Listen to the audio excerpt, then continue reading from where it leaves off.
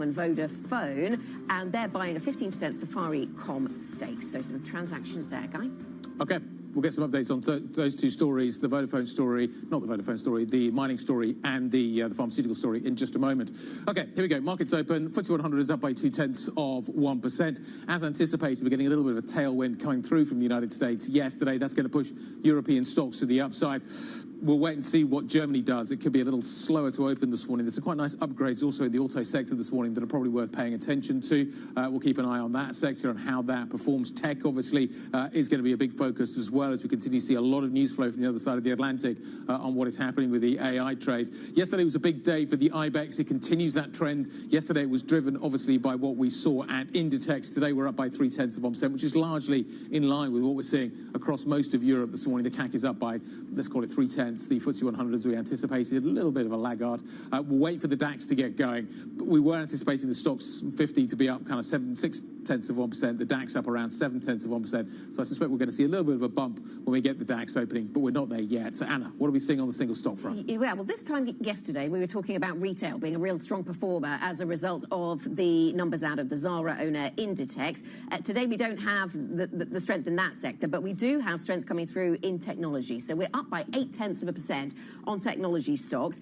ST Micro is one of the stocks that's doing well. Nordic Semiconductor, both of those up around 3%. So I wonder if there's a broad positivity around the tech space, putting aside the concerns around Microsoft in the market yesterday, Microsoft trying to push back against those concerns, a much more positive take coming out of some of the businesses that are trying to pitch AI to corporates in the States, so maybe that's having a positive impact. But that's where we're seeing a lot of the positivity coming through this morning. We've had lots of Chinese news flow around this as well. Autos and auto parts, also a fairly positive move, up by 0.7%. Renault is up by 3.6% in today's market, but 2/3 of sectors are higher, 1/3 down. Yeah, automotive upgrades, I think, having an effect. It's really interesting, actually. You've got a risk-on kind of narrative in terms of the sector breakdown and the single stocks that you're seeing moving this morning. So in terms of where we're seeing the points coming through, ASML up, Schneider up, SAP up, and you could kind of, understandably with the Salesforce numbers, see what's happening with SAP up by 1.21%. Siemens Energy is also climbing as well. Downside is very much the defensive names that are on the downside this morning. So Roche is down, AstraZeneca is a weight on the market, British American Tobacco, classic kind of defensive stock, Unilever, Nestle, Novartis. These are the kind of companies that are giving back a little bit of ground. So it does feel like the market is rotating just mildly towards that kind of risk-on tech story. Well, risk on tech story, and is it also the Fed story? I mean, we've talked for so long about whether the Fed is going to, cut in December, but it does seem as if every little bit of negative data we get around the labour market reinforces that view just a little bit. And if that was one of the narratives in yesterday's US session, maybe we shut up shop yesterday with a little more of that to run. It does seem as if we're in the sweet spot, though, where you do see a situation where you've got the data weakening enough for the Fed to cut, but not enough to people to be panicked about what is happening with a recession. And you can kind of see that in the stock breakdown story as well, in terms of kind of where we are. It's bad news is good news still. We're not at the bad news phase yet, and it doesn't feel like we're there.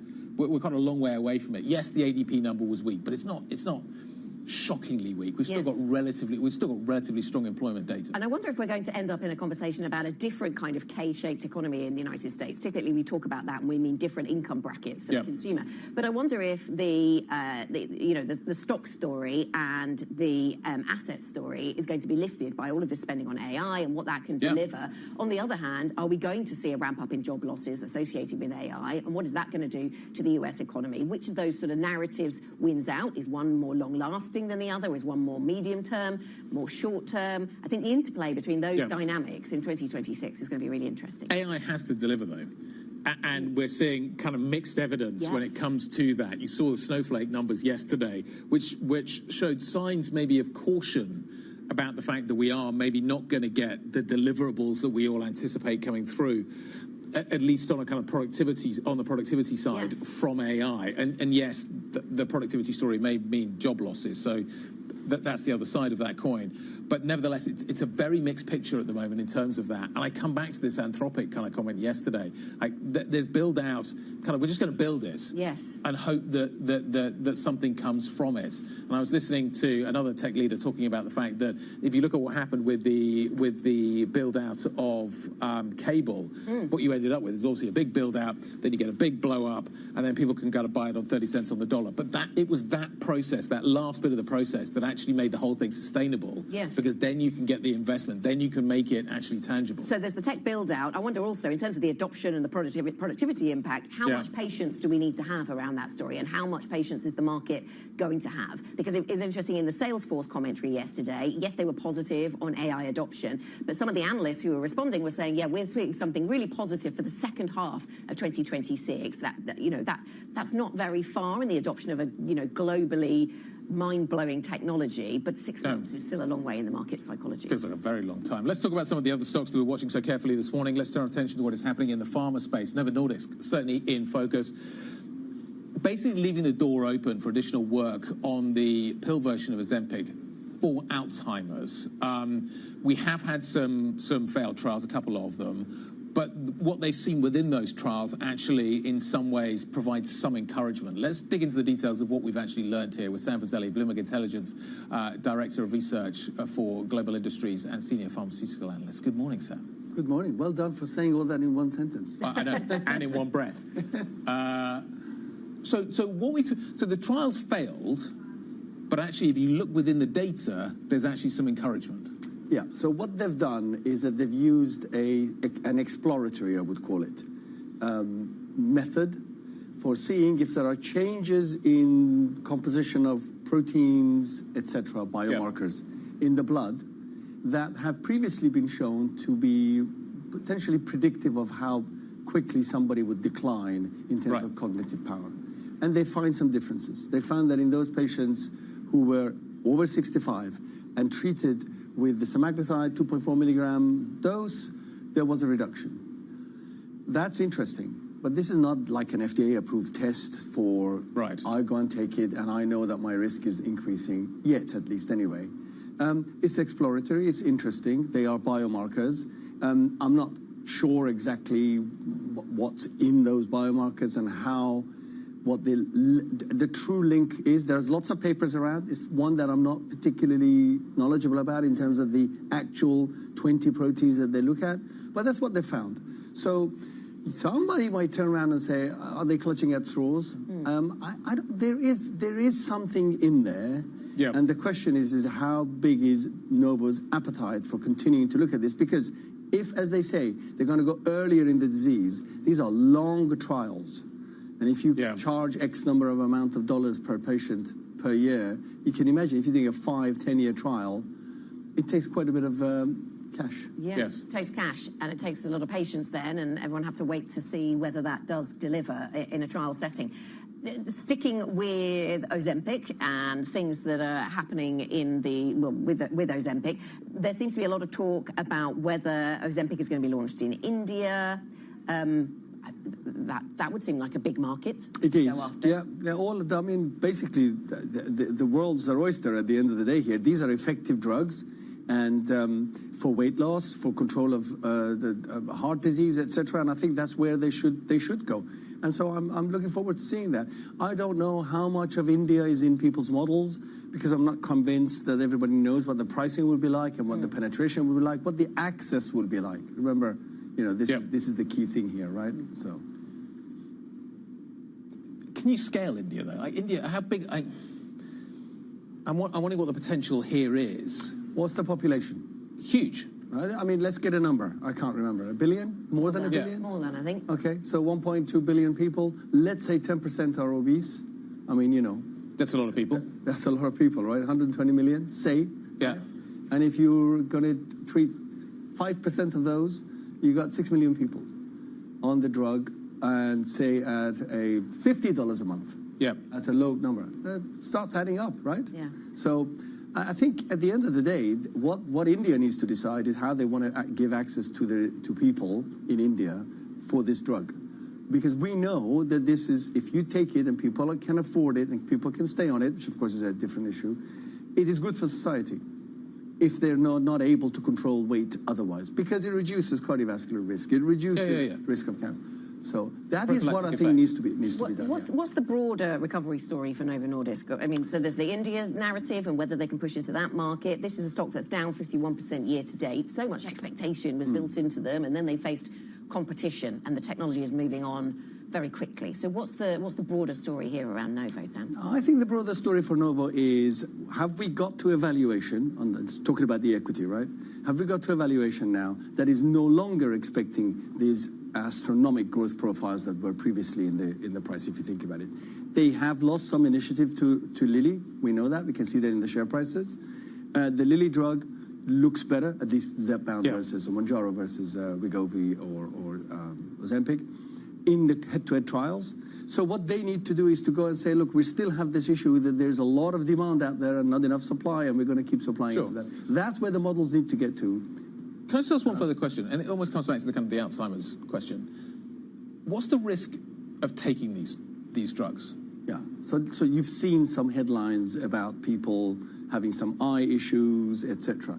Any drug, anything that we take, right, has, including the food we eat, has side effects. Sure. Right? So at the end of the day, when this kind of drug goes into a massive population, millions of people, you're going to find those. It's just like the vaccines, right? Sure. When you go to big, you're going to find those issues. So there are some risks. Nothing is without risk. But if you're in that Alzheimer's group, is there a risk to Alzheimer's group? But I don't know if it works or not. The science is reasonably speculative at this point. Is the risk of my sort of macular degeneration a concern? No, well, if I should? Isn't there an argument for just taking this stuff at this point? So they are going into an elderly population. Yeah. So that does have a potential increased risk, because you've got older people which do have already some retina damage, etc. Right. So that could be more prevalent there. But at the end of the day, what is the option? A 0.01%, I'm not saying that's the number, risk of eye disease or whatever it is, or halving your chance of your cognition going down. Yeah. That's the balance we have to take. Sam, thank you very much. Thanks for the analysis on this story. Sam Fuseli, Director of Research for Global Industries at Bloomberg Intelligence. Let's move on to the mining sector. We've had some news flow there. The Rio Tinto share price is a little stronger this morning, although the market, so the stock is up by 0.6% in a FTSE 100 that is pretty flat. The world's second largest miner announcing a string of cost cuts and planned productivity improvements this morning. Miners also gaining on copper, hitting a record amid supply squeeze fears. Joining us now for more, Bloomberg's metals and mining reporter Martin Ritchie. Martin, nice to have you with us. So what stood out from these announcements? We've heard a lot from a new CEO over at Rio Tinto. Yeah, that's right. Simon Trott, he's been in the job for 4 months, and this was his first big sort of public outing to outline what he plans to do with the company. And a few main takeaways. The first was up to between 5 and 10 billion of cash raising through asset sales, minority stake sales, or other measures. Also plans to cut unit costs by 4% every year on average up to 2030, seeing $650 million of productivity gains by the end of the first quarter next year. That's taking into account some of the measures the new CEO has already taken. And perhaps significantly, just becoming a bit more focused, saying we're not going to do any more on lithium beyond what we planned at the moment. That's lithium, the battery material, until the conditions in that market are better. Overall, the kind of broad message that he was trying to deliver was this is a kind of simpler, more focused company and a bit leaner. So the investor reaction so far is, as you said at the start, they're fairly modest. I think the share price is up only slightly today in a pretty good day for commodities markets. Let's talk about copper and figure out what we are seeing in copper. Copper's obviously been on something of a tear. What's pushing it? What's this kind of recent rally being driven by? And I'm reading a lot of analyst comments saying that actually there probably is there are significant question marks about sustainability. What are you hearing? I'll just zoom in on the one thing that everyone's talking about in the copper market, which is just the US tariff trade. So earlier this year, if you remember, there was a lot of metal being shipped over to the US ahead of tariffs, which never actually came. That decision was kicked into next year. But because we're already getting towards that point again, that kind of trade has started again. So the US copper prices are higher than they are in the rest of the world. There's hundreds of thousands of tons possibly heading over to the US, and that's leaving the rest of the market possibly much tighter. And that's why there's sort of people betting on the prices rising in the rest of the world. It's this idea there's going to be a shortage possibly in the next 3 to 6 months outside of the US. Martin, great stuff. Thanks very much indeed. Martin Ritchie joining us out of Shanghai on Rio and what's happening with the copper trade. A lot of copper going to be required for the AI trade, so let's turn our attention to what is happening there and figure out what we're seeing in the market this morning. Certainly the AI trade is front and center. You can see you've got ASML up, but critically you've also got Schneider up, and there's some positive commentary around what is happening in this space right now. So let's deal with the details of that. Chloe Melly standing by. Good morning, guys. So we've got Schneider Electric and Siemens Energy, as you say, up this morning after JP Morgan put out a note saying that it has a very bullish view on those European capital goods companies going into 2026. So those companies are major beneficiaries of the momentum that we see in power generation, in grid expansion, but of course in data centers and those AI data centers. And therefore, we are up quite strongly for both of those companies this morning. Moving on to ST Micro, which is also benefiting from some positive AI stories. So we had some of the read across from yesterday with upbeat commentary from Marvell and Microchip. Today we have got some read across from Cambricon saying it will triple its production of AI chips into 2026. So there seems to be optimism around that AI story, and that is benefiting ST Micro this morning, and we are up about 4% this morning. Moving on to the car makers, and they are also up. Those two have been upgraded at Bank of America. This seems to be that there is a belief in the recovery in that sector in 2026 after what has been quite a tough 2025 where those car makers were weighed down by tariffs and by competitive pressures in China, but maybe things are now looking up. And finally, banks are also up this morning. We are seeing Commerzbank and Société Générale up after being upgraded at Goldman. The analysts have said that the banking performance in Europe will continue to normalize with continued earnings growth and continued capital distribution, and therefore they have quite a constructive view going into next year for those banks, and those two in particular are expected to do quite well. Chloe, thank you. Chloe Melly with a look at some of those movers this morning. Coming up on the programme then, more market analysis. Karen Ward joins us, Chief EMEA Market Strategist at JP Morgan Asset Management. We'll think about the big themes in markets this morning with Karen. This is Bloomberg.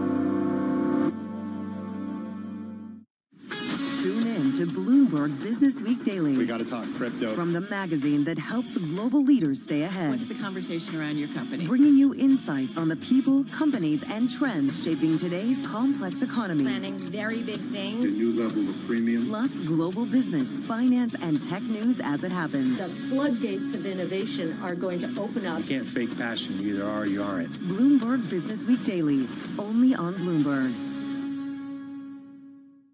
U.S. jobs numbers are released. Bloomberg has the report under surveillance with crucial data and expert analysis at terminal speed. Nobody covers Jobs Day like Bloomberg. Astonishing day for U.S. technology. It's shaping the region's technology ecosystem. Asia's biggest tech news and innovation.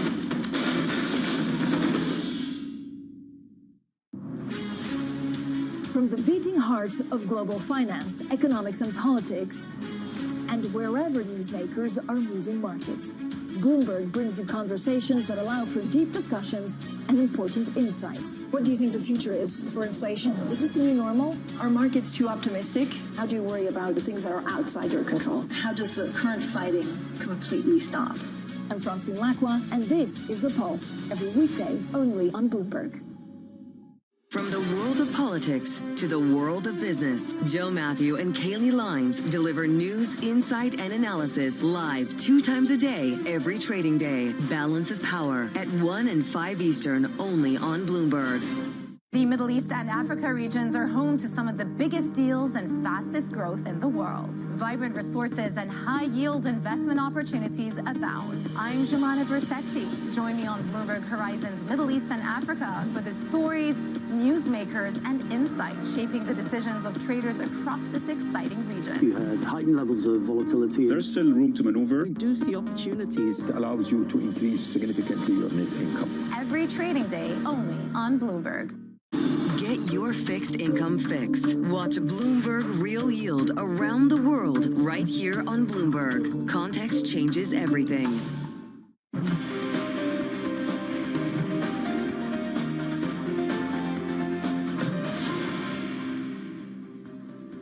Welcome back to the opening trade. 20 minutes into our European session, showing some buoyancy outside the FTSE 100, which is pretty flat. Let's talk about where we are in these markets and where we go in 2026. Karen Ward, EMEA Chief Market Strategist at JP Morgan Asset Management, joins us now. Karen, thank you so much for joining us. So you talk in your notes about a resilient market. We seem to be seeing that in Europe, at least this morning.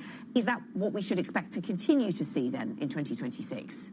Well, I think it's important to recognise why our market's so buoyant today, having had a pretty tumultuous year politically, economically. You know, the news flow hasn't been all good in 2025, but yet we've got these valuations where they are, credit spreads record tight. So what's going on? The reason markets are happy is because they recognise that through all of this political turmoil, government's going to respond by throwing money at their economies. We're going to keep having this fiscal stimulus. We've got unprecedented peacetime fiscal stimulus going on in the US. Whole load of new tax cuts are going to come in Q1. Germany is joining the party. I mean, that's some news. If Germany is abandoning its focus on fiscal prudence, we know we're in a new regime. So we've got governments everywhere showering the economies with money in various forms. And it's pretty clear the central banks are going to be under a lot of pressure to help out. Okay. And so for markets, I think it's, you know, we called our outlook fuel in the engine, because as far as I can see, that is what is going to be the theme for next year as well. Okay. More tax cuts to cope with all the politics. Too much fuel, though, maybe, is the question. I mean, are we talking about asset bubbles? Are we talking about inflation? So that's the risk, Anna. I mean, there is a way this turns out without tears.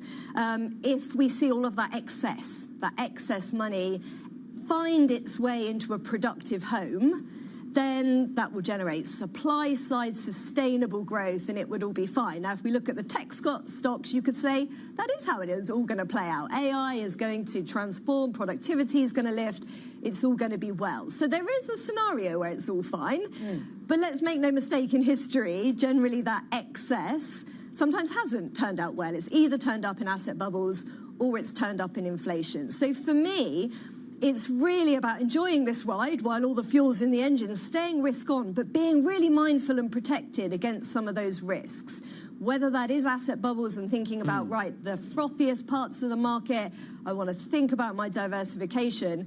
The inflation risk is the harder one, Anna, because as we know, neither stocks nor bonds, not a lot likes inflation. So how do we then protect all of the gains we've made from inflation risks?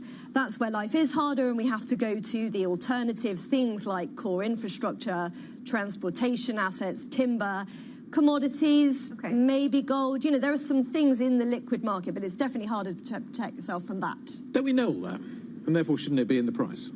Isn't the market, or the market knows that it's going to be getting all these tax cuts, the big beautiful bill's coming, we've known about it for a while, shouldn't it already be in the price?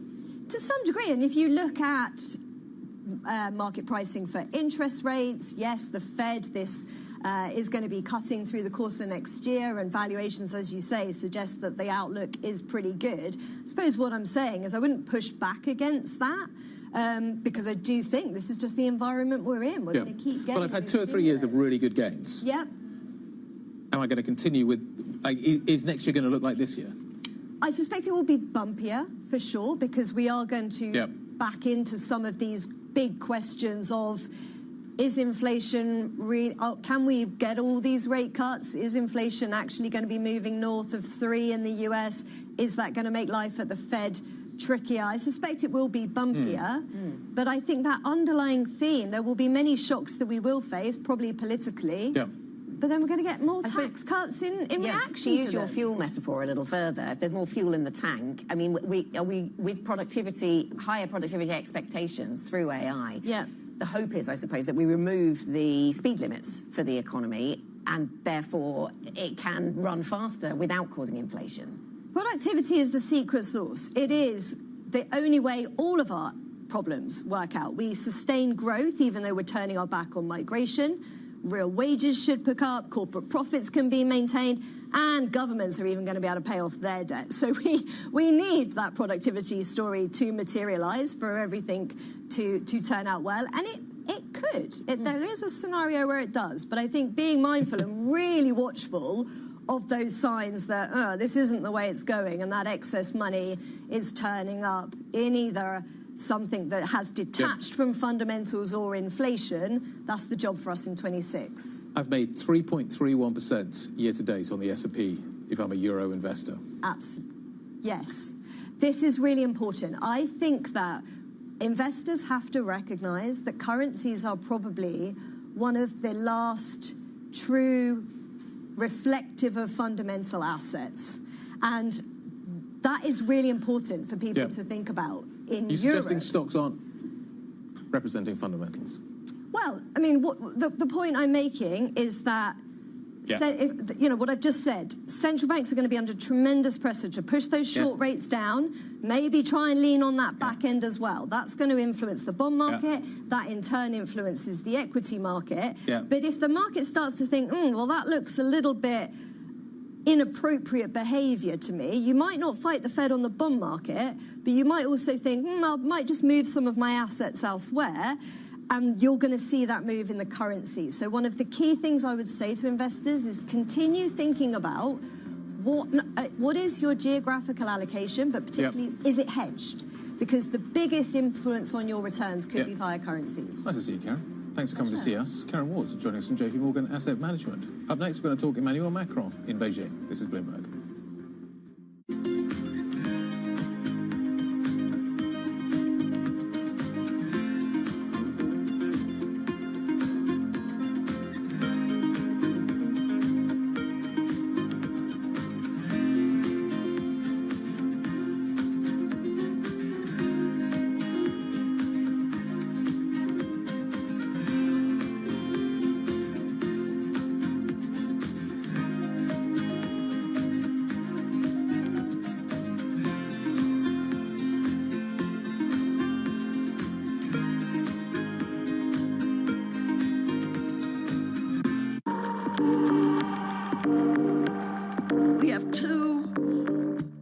Crises, 2 essential crises, and for both it's now or never: democracy and climate, and they are absolutely interlinked, and we have to solve them together. We're losing the democratic infrastructure and norms to deal with the climate, and we're losing the climate stability that is essential for a democracy.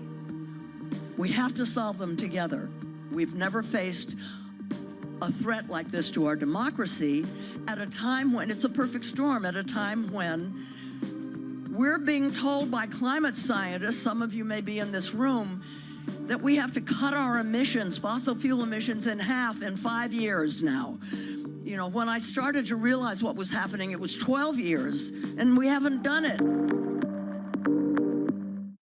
Africa, a region rife with potential for growth and opportunities, but not without its challenges. Bloomberg highlights the biggest stories, interviewing key players, and reporting on the issues impacting the region. Join us as we get to the heart of African business, politics, and economics, and ask the question, what's next?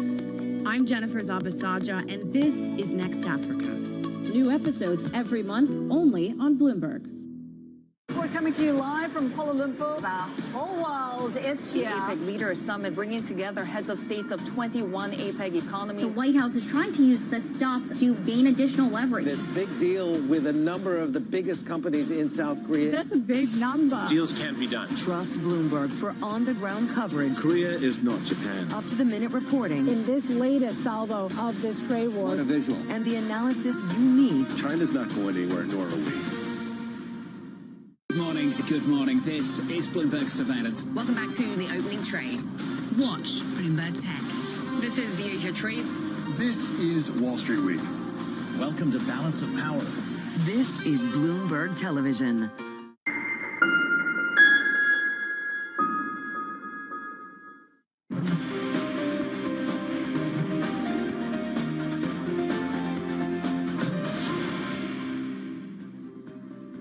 This is the opening trade. 30 minutes into our European session, and this is the picture across stocks. We're pretty flat on the FTSE 100. Underperformers coming through in the mining sector.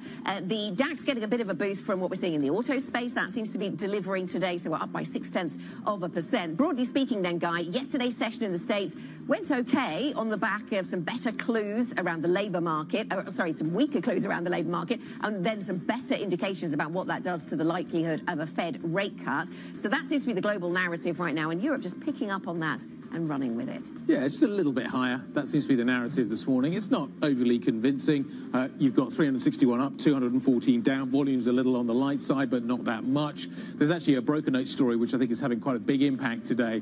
So we're kind of through earnings. You're kind of into the typical period when you start to see some revisions, maybe to outlooks. And that's what's being reflected in some of the leaders that we are seeing across Europe this morning. Take a look at what's happening with ASML, Schneider Electric, Siemens. These are the kind of companies that are on the move, A, because of what is happening in terms of the tech trade, but also just broadly as well. Some notes that are out this morning painting a positive picture for stocks like Schneider, which are up nicely on the back of that. Remember, this is a company that builds some of the circuitry, the kits that goes into these data centers. It has been a trade on that, but it's been a little bit volatile of late. Siemens is up by 1.2%. Downside, there's actually a kind of strong defensive kind of move this morning to the downside. So you've got some of the farmers' names that are off this morning. Astra's off. We were talking about Novo a little bit earlier on what's happening with the Alzheimer's story. Astra's a big weight on London, so that's maybe acting as a bit of a break on the London market. Novo's down by 0.7%. Unilever's also down by 0.9%. So the defensives, the more staple end of the market, you could argue, I'm not sure I'd include pharma within that, but the kind of defensive end of the market, certainly looking a little bit weaker, Anna. Here's a look at some of the other stories we're covering then this morning, Guy. The German Chancellor Friedrich Merz and his ruling alliance with the Social Democrats face another challenge as a group of around 800 CDU lawmakers rebelled against a pension bill due to go to a final vote in the Bundestag on Friday. If the vote fails, it would signal the Chancellor's lack of authority over his own caucus and could erase his ability to pass legislation. The co-chief investment officer at PGIM Fixed Income, Gregory Peters, says Kevin Hassett may not have the ability to deliver the rapid pace of rate cuts that Donald Trump would want from the next Federal Reserve chair. The comments come as the Financial Times reports bond investors have voiced concerns to the US Treasury about Hassett's possible potential appointment to the top job at the Fed. And China has set its daily reference rate for the yuan at a level significantly weaker than market analysts had predicted. The move suggests the PBOC is aiming to ease gains in the managed currency. The gap between the fixing, which limits the onshore yuan's move by 2% on either side, and a forecast on the weak side, was the largest since, the largest in almost 4 years. Guy. Anna, let's stay in China and talk about what is happening there right now.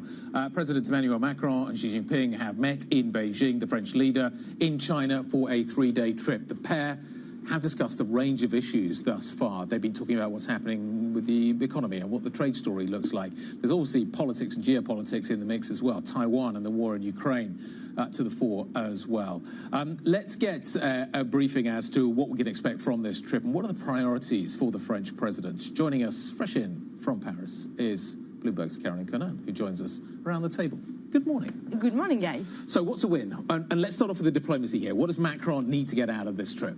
Well, according to Xi, they had very frank, very fruitful conversations. And on the diplomatic front, clearly what Macron is trying to do with Xi is to get some support for trying to find a peace deal and end this war in Ukraine, because both China and France are actually members of the Security Council of the UN. So Macron believes that China has a role to play in the finishing line of these peace negotiations. We know that Xi has maintained, of course, relationships with Vladimir Putin. We know that China has even been accused sometimes to kind of keep a lifeline to Russia by buying some Russian oil, by providing some components to make some Russian weapons. So clearly, Macron believes that Xi has a role to play there. And in exchange, of course, Xi wants to gain the support from Macron when it comes to Taiwan. Last time when Macron came in 2023 to China, he had some kind of comments that suggested maybe France would limit its support to China if there was an issue with Taiwan. So clearly, that created a backlash internationally. Yep. Macron has learned the lesson, and this time they kind of both together want to gain some support for status quo. Okay, so a lot of items on the agenda then between these two. Trade is one of them, and there have been areas of tension in the trade relationship between France and China. Talk us through some of these tensions. Yes, and in fact, we even saw that physically in Paris a few weeks ago when the Chinese online giant Shein decided to open this store, a physical store in this big department store in central Paris. That created a protest in the streets of Paris, lots of backlash in public opinion. So even though Macron is trying to calm things down by saying, yes, we want more Chinese direct investments in France, there is also these trade tensions because Macron was one of the big backers of the tariffs, the EU tariffs on Chinese EVs, and in retaliation, China put some tariffs on cognac makers. France has kind of solved at the moment the issue about cognac, but there are still issues with investigations, Chinese investigations into pork and dairy products. Macron has said this morning that there has been some progress about this agricultural issue, but the Danone CEO, for example, is also part of the big French delegation, and that's going to come back on the table. Okay, Caroline, thank you very much. Caroline Conan with a briefing on what to expect from that visit by Emmanuel Macron to China. Let's continue this conversation. We're joined now by Bruno Berzard, who is a managing partner at Cathay Capital Leadership. They're part of the delegation. The company is part of the delegation traveling with the French president on this state visit. Bruno, thank you very much for joining us. You've had many years working across French political roles in both China and in France. I wonder what you think success looks like when it comes to Emmanuel Macron's visit to China. What would a successful visit look like? Well, first of all, this kind of visit is always useful. I would even say, to make a joke, it's less useless than people think. It's useful because, first of all, leaderships have to talk. There are so many issues they can solve just by talking. Also, it's a way to speed up some partnerships between French companies and Chinese companies. And this is very important. You know, China has been a long-term partner of France and European companies, even though it has become a competitor as well. China is a partner, but also a competitor, so we should not be naive. Chinese people are not naive at all. They are very business-oriented, pragmatic, and we should be business-oriented and pragmatic. So we should work to rebalance the trade rebalance also investments, because we have been investing, European have been investing a lot of money in China, but China has not been investing a lot. So we should be open to Chinese investment in Europe, provided it's a win-win game, not a zero-sum game. Okay. That means you have to, you have to make it interesting for both parts. Yes, and Bruno, is there appetite for French businesses to invest more in China? I mean, geopolitical risks around that kind of investment and exposure, as we increasingly find ourselves in a world made up of a number of spheres of influence, not just one. Is that something that still French businesses have appetite for? And on the other side, Chinese businesses investing in Europe, there's been some hesitancy to accept that kind of investment.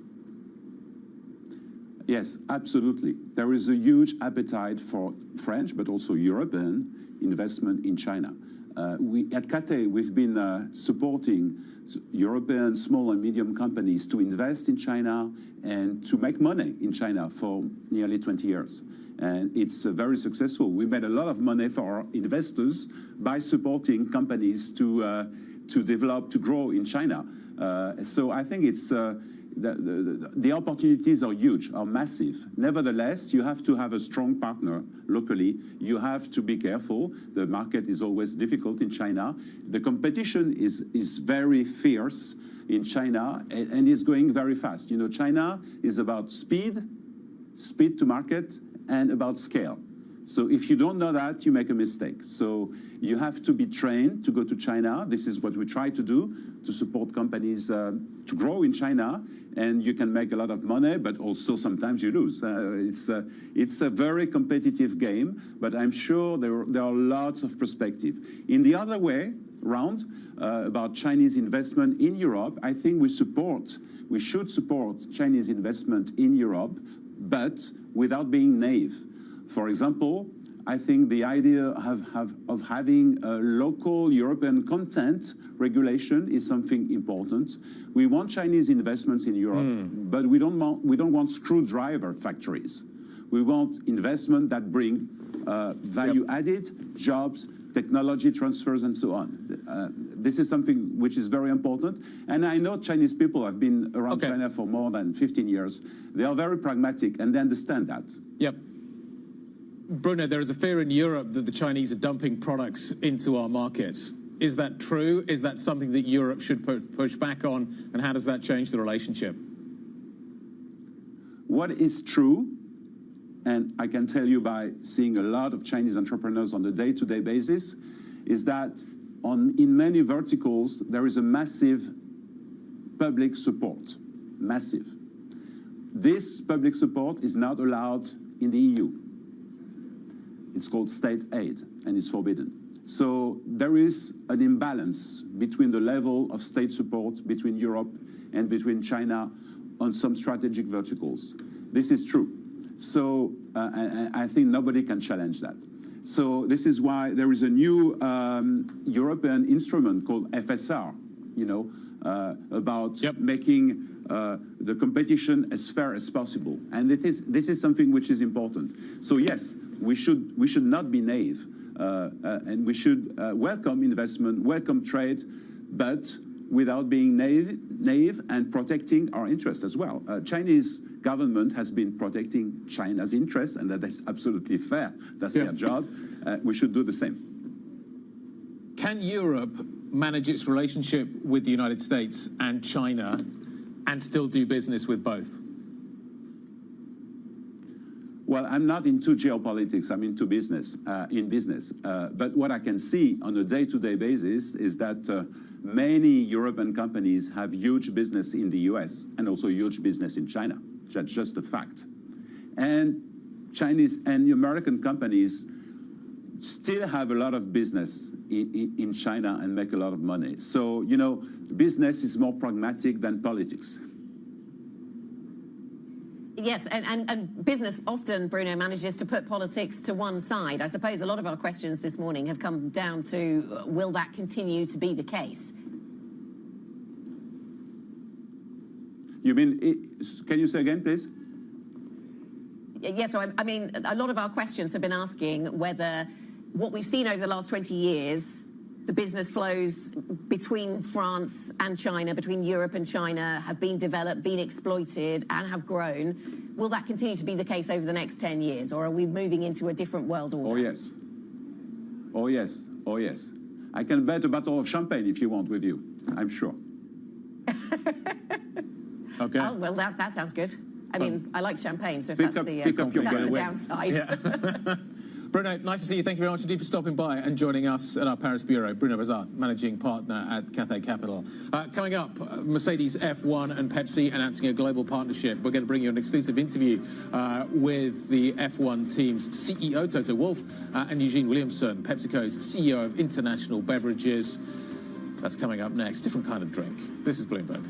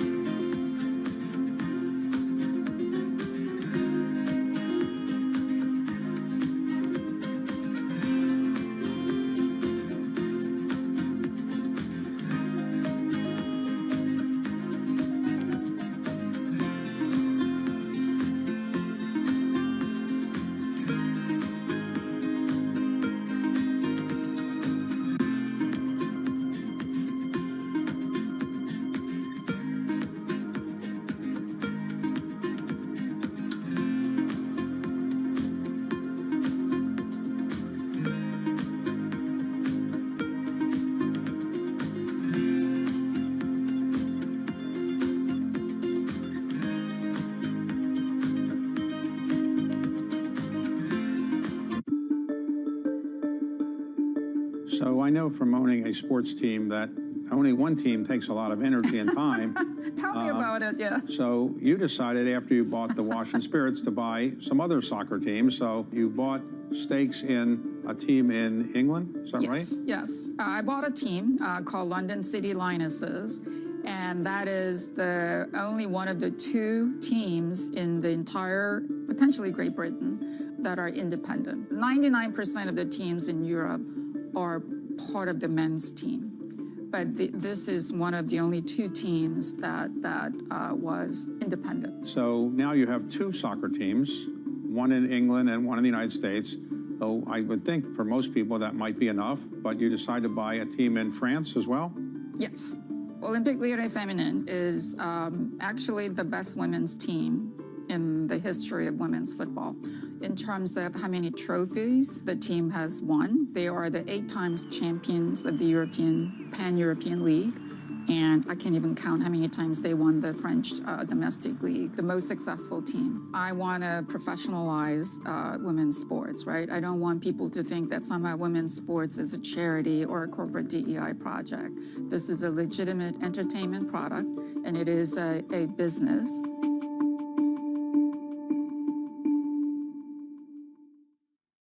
Investors, top executives, global innovators. Join me for in-depth conversations with the biggest newsmakers on the day's top stories. Insight with Haslinda Amin, only on Bloomberg. Bringing you up-to-the-minute political news whenever and wherever it happens. I'm Tyler Kendall in Washington, and this is Bloomberg.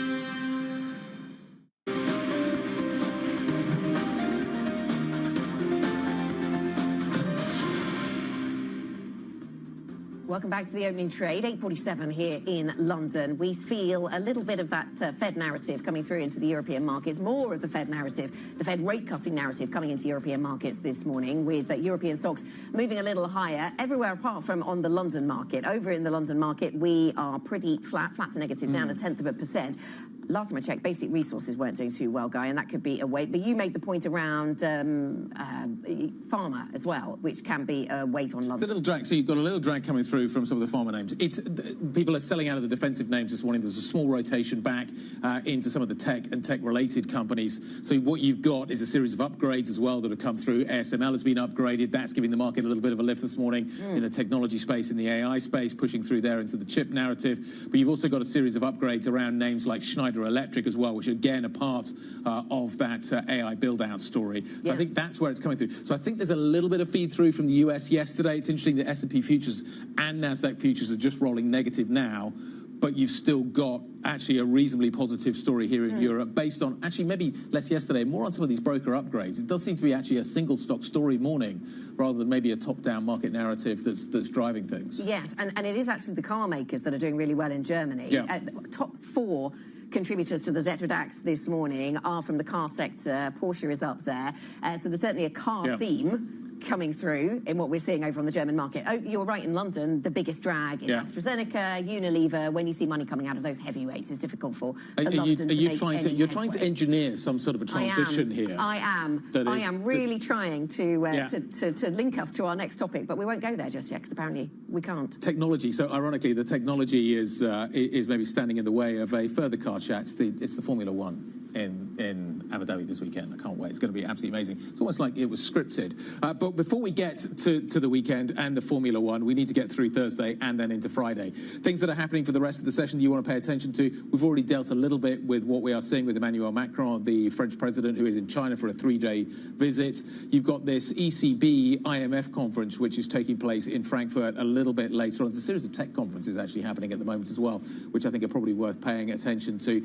If you want a clean read on what is happening with the US employment picture, you are going to get some of that a little bit later on. 1:30 p.m. UK time, US jobless claims are going to be out. A very firm focus on what is happening with this data right now, considering how messy some of the other data is around the payroll picture in the United States. And Vladimir Putin is in India. That's a fine balancing act, particularly for Narendra Modi, as he tries to kind of manage kind of his relationship with the US and his relationship with Moscow as well at the same time. Yeah, and energy part of that conversation, no doubt. Interesting with Macron in China, and we were hearing from our colleague Caroline Conan earlier on about the pressure that Europe is trying to apply, and in this case through Macron, around China's role in Ukraine and trying to bring them to the table with a little bit more pressure on the Russians, but we'll see if anything... You can do your car read now. ...of that. Yes, autos, stocks, best performing sector in Europe, which takes us nicely on to our next conversation. Mercedes, F1 and PepsiCo are teaming up to capitalise on the sport's increasingly young audience and their shifting consumption habits. The companies say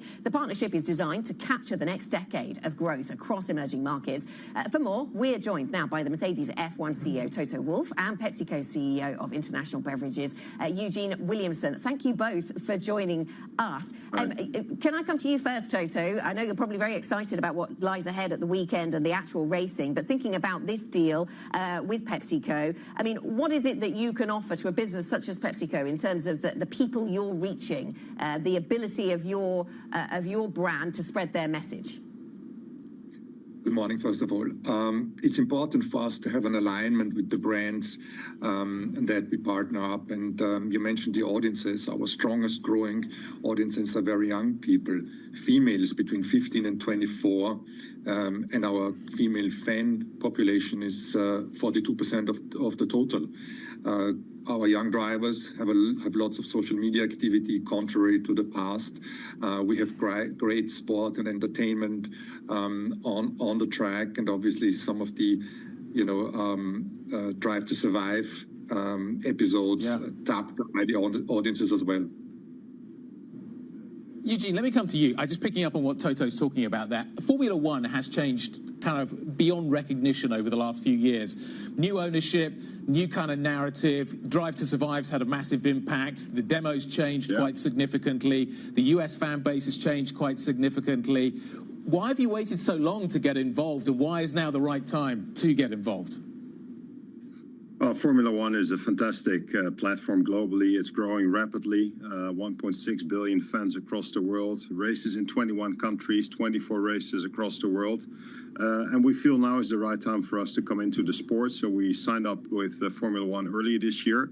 And then this week we're announcing an amazing partnership with Mercedes-AMG Petronas Formula One team, Toto and his team, and very much looking forward to tap into this growing fan base across the world and really leverage that fan base also with 3 of our brands, Gatorade, Sting and Doritos, 3 brands with distinctive audiences, and looking forward to an amazing couple of years in this partnership. Can I ask you then a bit more about that, Eugene? I mean, how does this help you secure demand from a new group of customers? I mean, what kind of customers does this put you in front of that you wouldn't have found anyway? Yeah, so I think there's a couple of ways to look at this. So first of all, as I said, Formula One is a truly global platform. So for us, we have an opportunity to expand some of these brands across the world, especially in developing and emerging markets where Formula One already has a lot of races, but also where the fan base is growing and growing rapidly. Formula One now is stepping into Gen Z, so a younger audience. It is also an audience that is almost 50-50 split between male and female consumers. So for us, a unique opportunity to expand the penetration for all these three brands, and then specifically with Gatorade, which is going to be the face of our partnership with the Mercedes-AMG Petronas team, as a unique opportunity to help fuel the drivers and help them perform at their peak. As you know, drivers lose a lot of body weight during the races. Gatorade has 60 years of sports science, started at the University of Florida, fueling the Gators and the football team in the US. And now we're looking forward also to bring that sports science to the world of Formula One, working with the team and helping them perform at their peak. Toto, let me come back to you. The situation around Formula One is kind of beyond recognition as to where it was even just a few years ago. The sport has changed massively. You've recently sold a stake in your part of the team, 15% stake in your holding, 5% stake of the team effectively. Can I ask kind of whether or not you think that there is further sales to come, whether or not you think some of your partners are going to be selling down as well? Are people looking now to crystallize the value that has been created over the last few years in this huge transformation that has taken place around some of these F1 teams? I think you need to split the question into Formula One continues to grow very strong. We have all races are sold out. When you consider Austin last year was the single largest event in the United States with 440,000 people. So it is growing. The good situation in terms of, let's say, our business side is that the contracts that we sign, be it sponsorship or promotion with racetracks or TV money, they're very predictable. They're between 3 and 10 years now. So that's why, let's say in the midterm, we have good visibility how the sport develops. But you also need to stay humble, and you need to look at things that function and other things that don't. The sport needs evolution and revolution, and we need to, handle it with great care. But Stefano Domenicali and Liberty do just that. When it comes to, monetization, my background is venture capital, but I don't see the team as this. This is our family holding. We have 3 shareholders with Mercedes, Ineos, and myself. But George Kurtz, the founder of CrowdStrike, is somebody that we've known since a long time. His company has been a partner since a long time. He's a racer, and he's going to leverage our network in the United States. And this is why we've partnered up in my investment holding. And I believe on the business side will help us to grow further. Toto, just give me a name. Who's going to win at the weekend? This is an amazing end to the season. Who's going to win? Well, I hope that Giorgio Kimi win the race, and beyond that, I will be just like a fan and getting my popcorn out and watching what happens to the other 3 guys. Okay, the other 3 guys. Oh yeah, it's going to be. You might have heard of them. It's going to be quite the weekend. Okay, guys, thank you very much indeed. Toto Wolff, Eugene Williamson, great to get their story. Okay, that wraps things up. This is Bloomberg.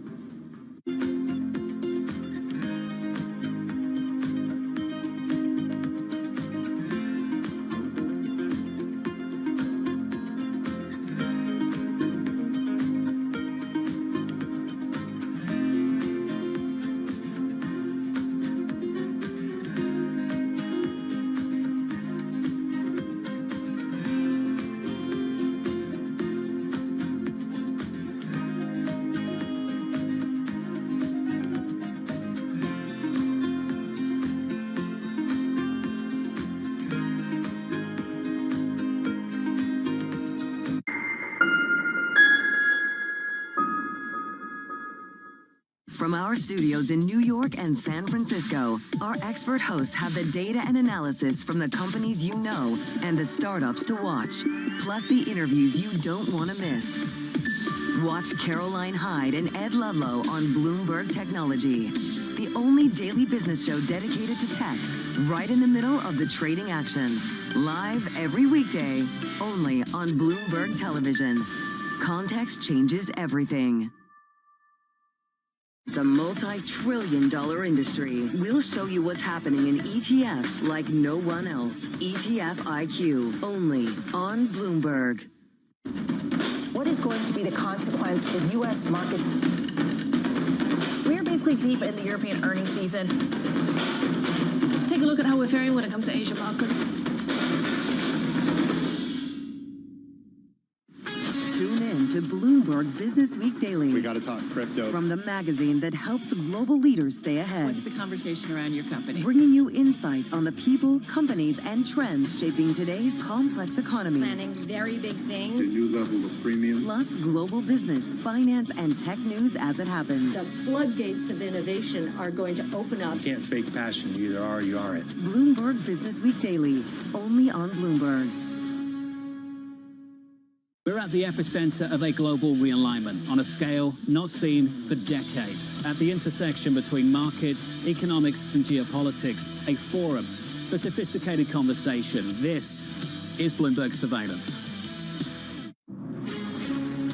From the beating heart of global finance, economics, and politics, and wherever newsmakers are moving markets, Bloomberg brings you conversations that allow for deep discussions and important insights. What do you think the future is for inflation? Is this new normal? Are markets too optimistic? How do you worry about the things that are outside your control? How does the current fighting completely stop? I'm Francine Lacroix, and this is The Pulse, every weekday only on Bloomberg.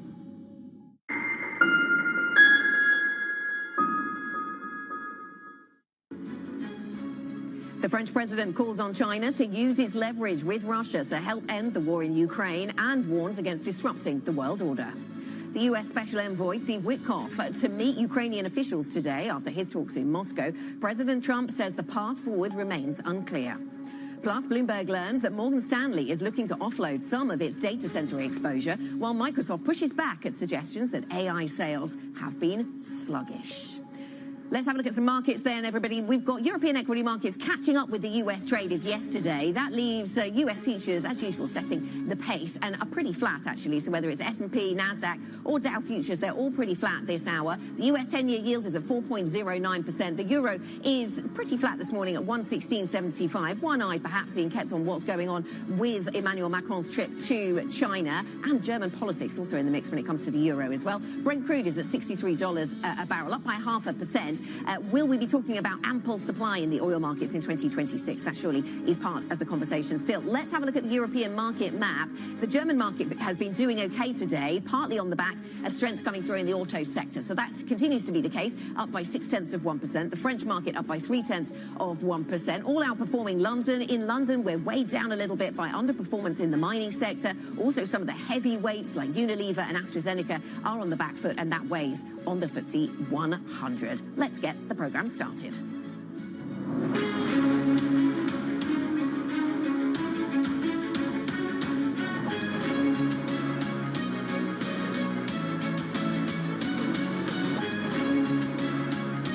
Newsmakers and market movers. This is The Pulse.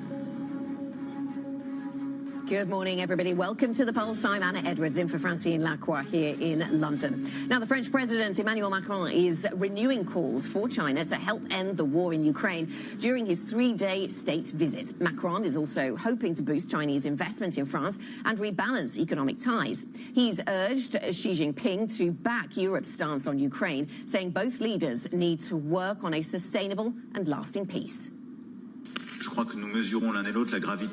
We both realize how serious the situation and the need to have a solid and sustainable peace. You know how much France has committed to that. I wish we can reinforce our cooperation on this. As members of the Security Council of the United Nations, we have a responsibility and we need to do everything we can to find compromises.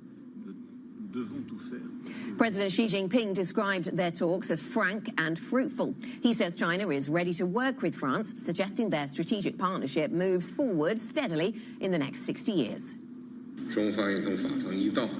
China is ready to work with France, always bearing in mind the fundamental interests of our peoples and the long-term interests of the international community, to overcome various disturbances, adhere to dialogue on an equal footing and open cooperation, ensure that the China-France comprehensive strategic partnership moves forward more steadily and effectively in the next 60 years.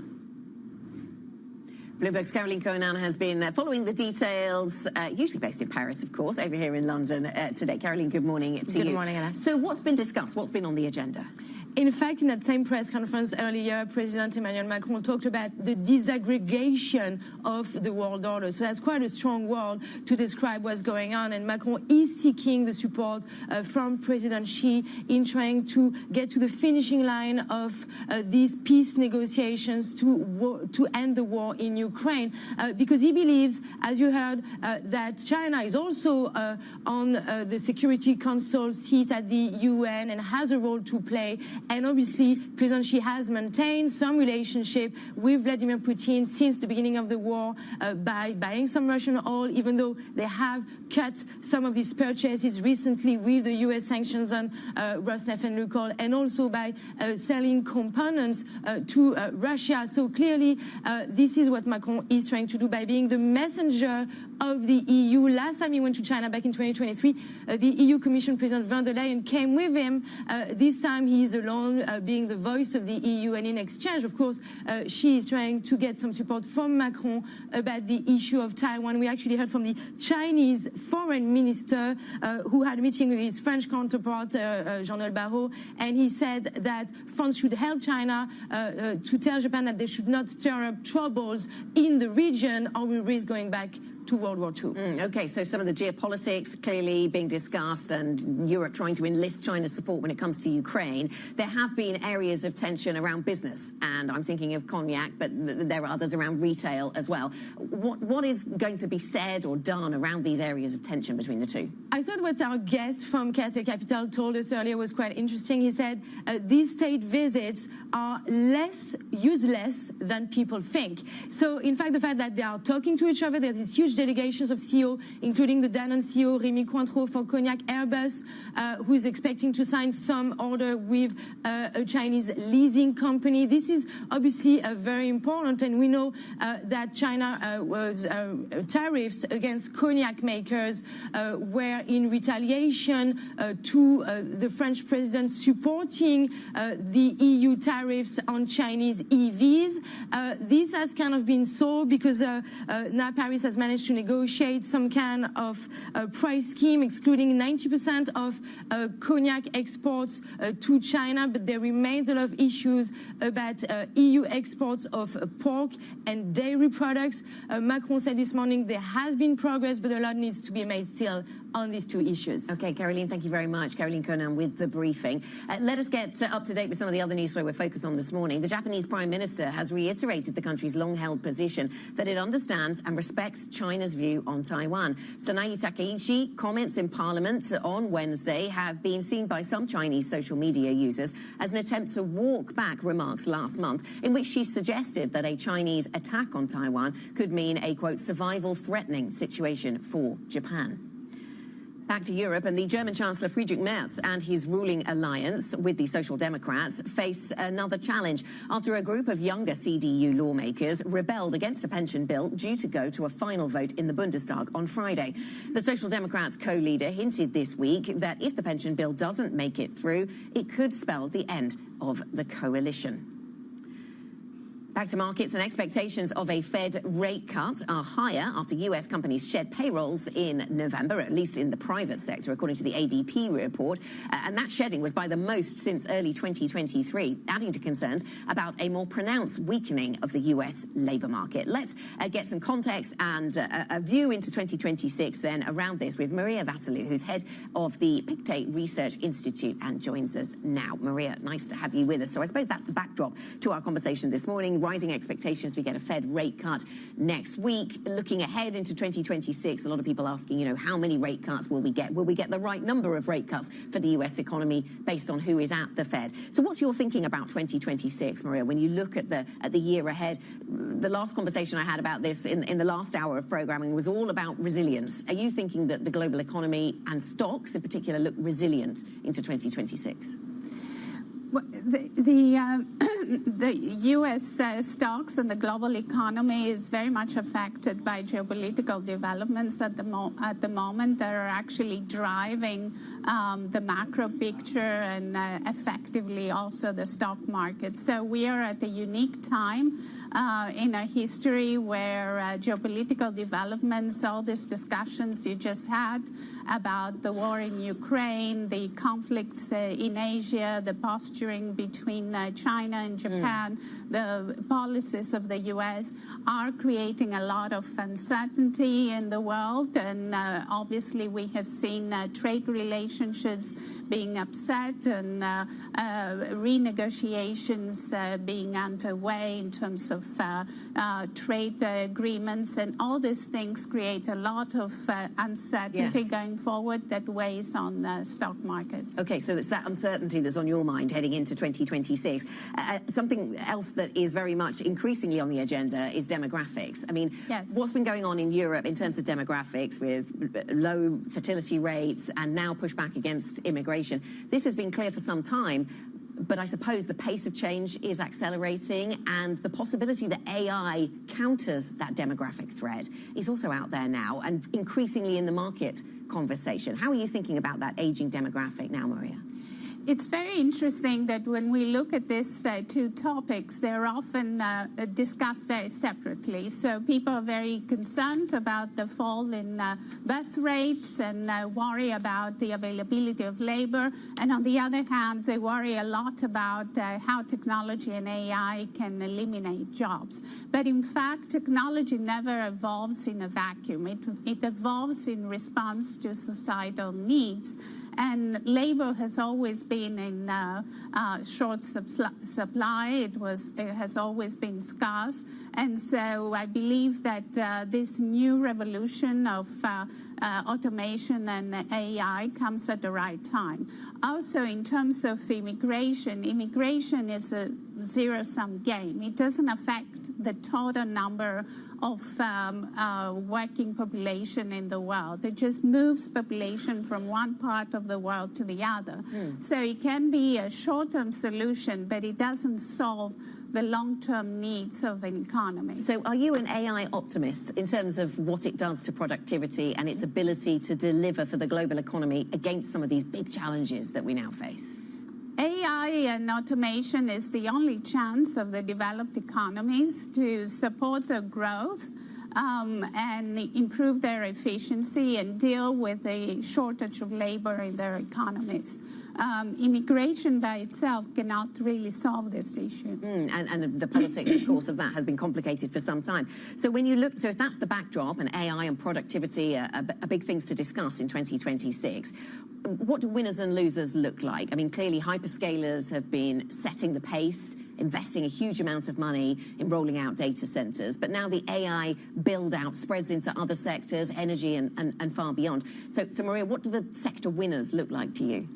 There is a lot of focus on tech itself, and of course that's the main driver behind this technological evolution. But I think focusing only on the tech sector is not necessarily the right thing. What we need to focus is on the different sectors of the economy that can benefit from automation and AI, and in a way that improves productivity.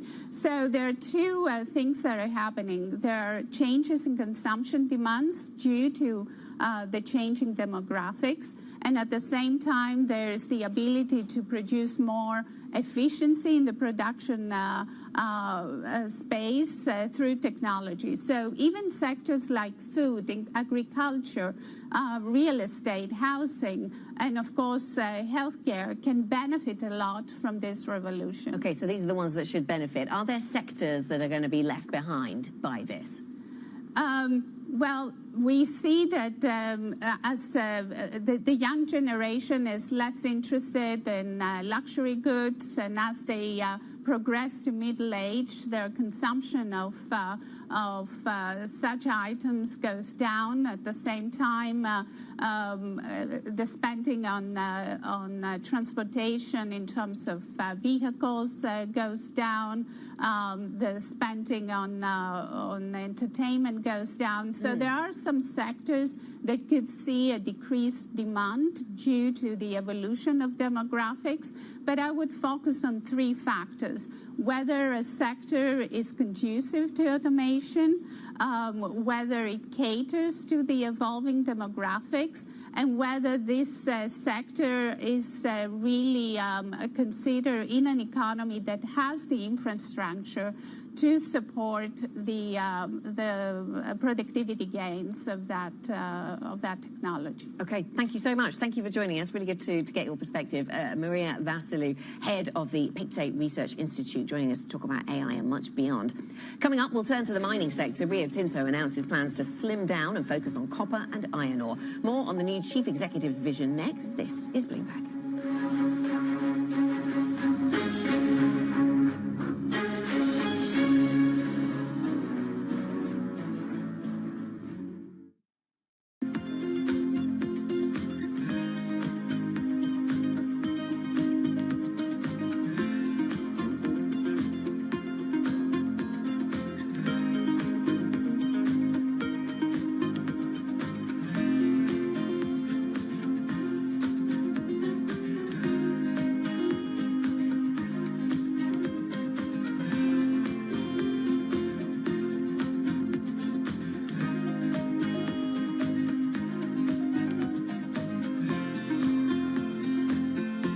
Join me each week on Wall Street Week for stories of capitalism from business, markets, economics, tech, and climate. More than what you need to know, it's what you need to think about.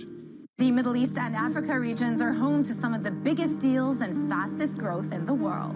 Vibrant resources and high-yield investment opportunities abound. I'm Jumana Versace. Join me on Bloomberg Horizon's Middle East and Africa for the stories, newsmakers, and insights shaping the decisions of traders across this exciting region. You had heightened levels of volatility. There's still room to maneuver. Reduce the opportunities. It allows you to increase significantly your net income. Every trading day, only on Bloomberg. Africa, a region rife with potential for growth and opportunities, but not without its challenges. Bloomberg highlights the biggest stories, interviewing key players, and reporting on the issues impacting the region. Join us as we get to the heart of African business, politics, and economics, and ask the question, what's next? I'm Jennifer Zabasaja, and this is Next Africa. New episodes every month, only on Bloomberg. Making money isn't about drowning in emotions. It's about understanding what's actually happening. Markets are the best way to glean signal from noise, and that is what we try to do every morning. This is Bloomberg Surveillance.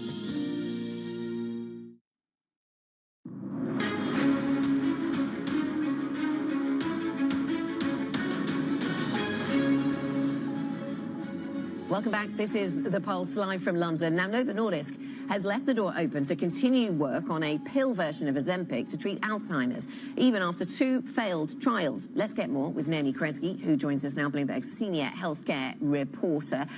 Good morning to you, Naomi. So clearly Novo is still hopeful that there's something to do here. The share price is down a little today, but maybe that's not linked to this. We've seen some failure in some trials, but still reasons to hope. What's the Novo story?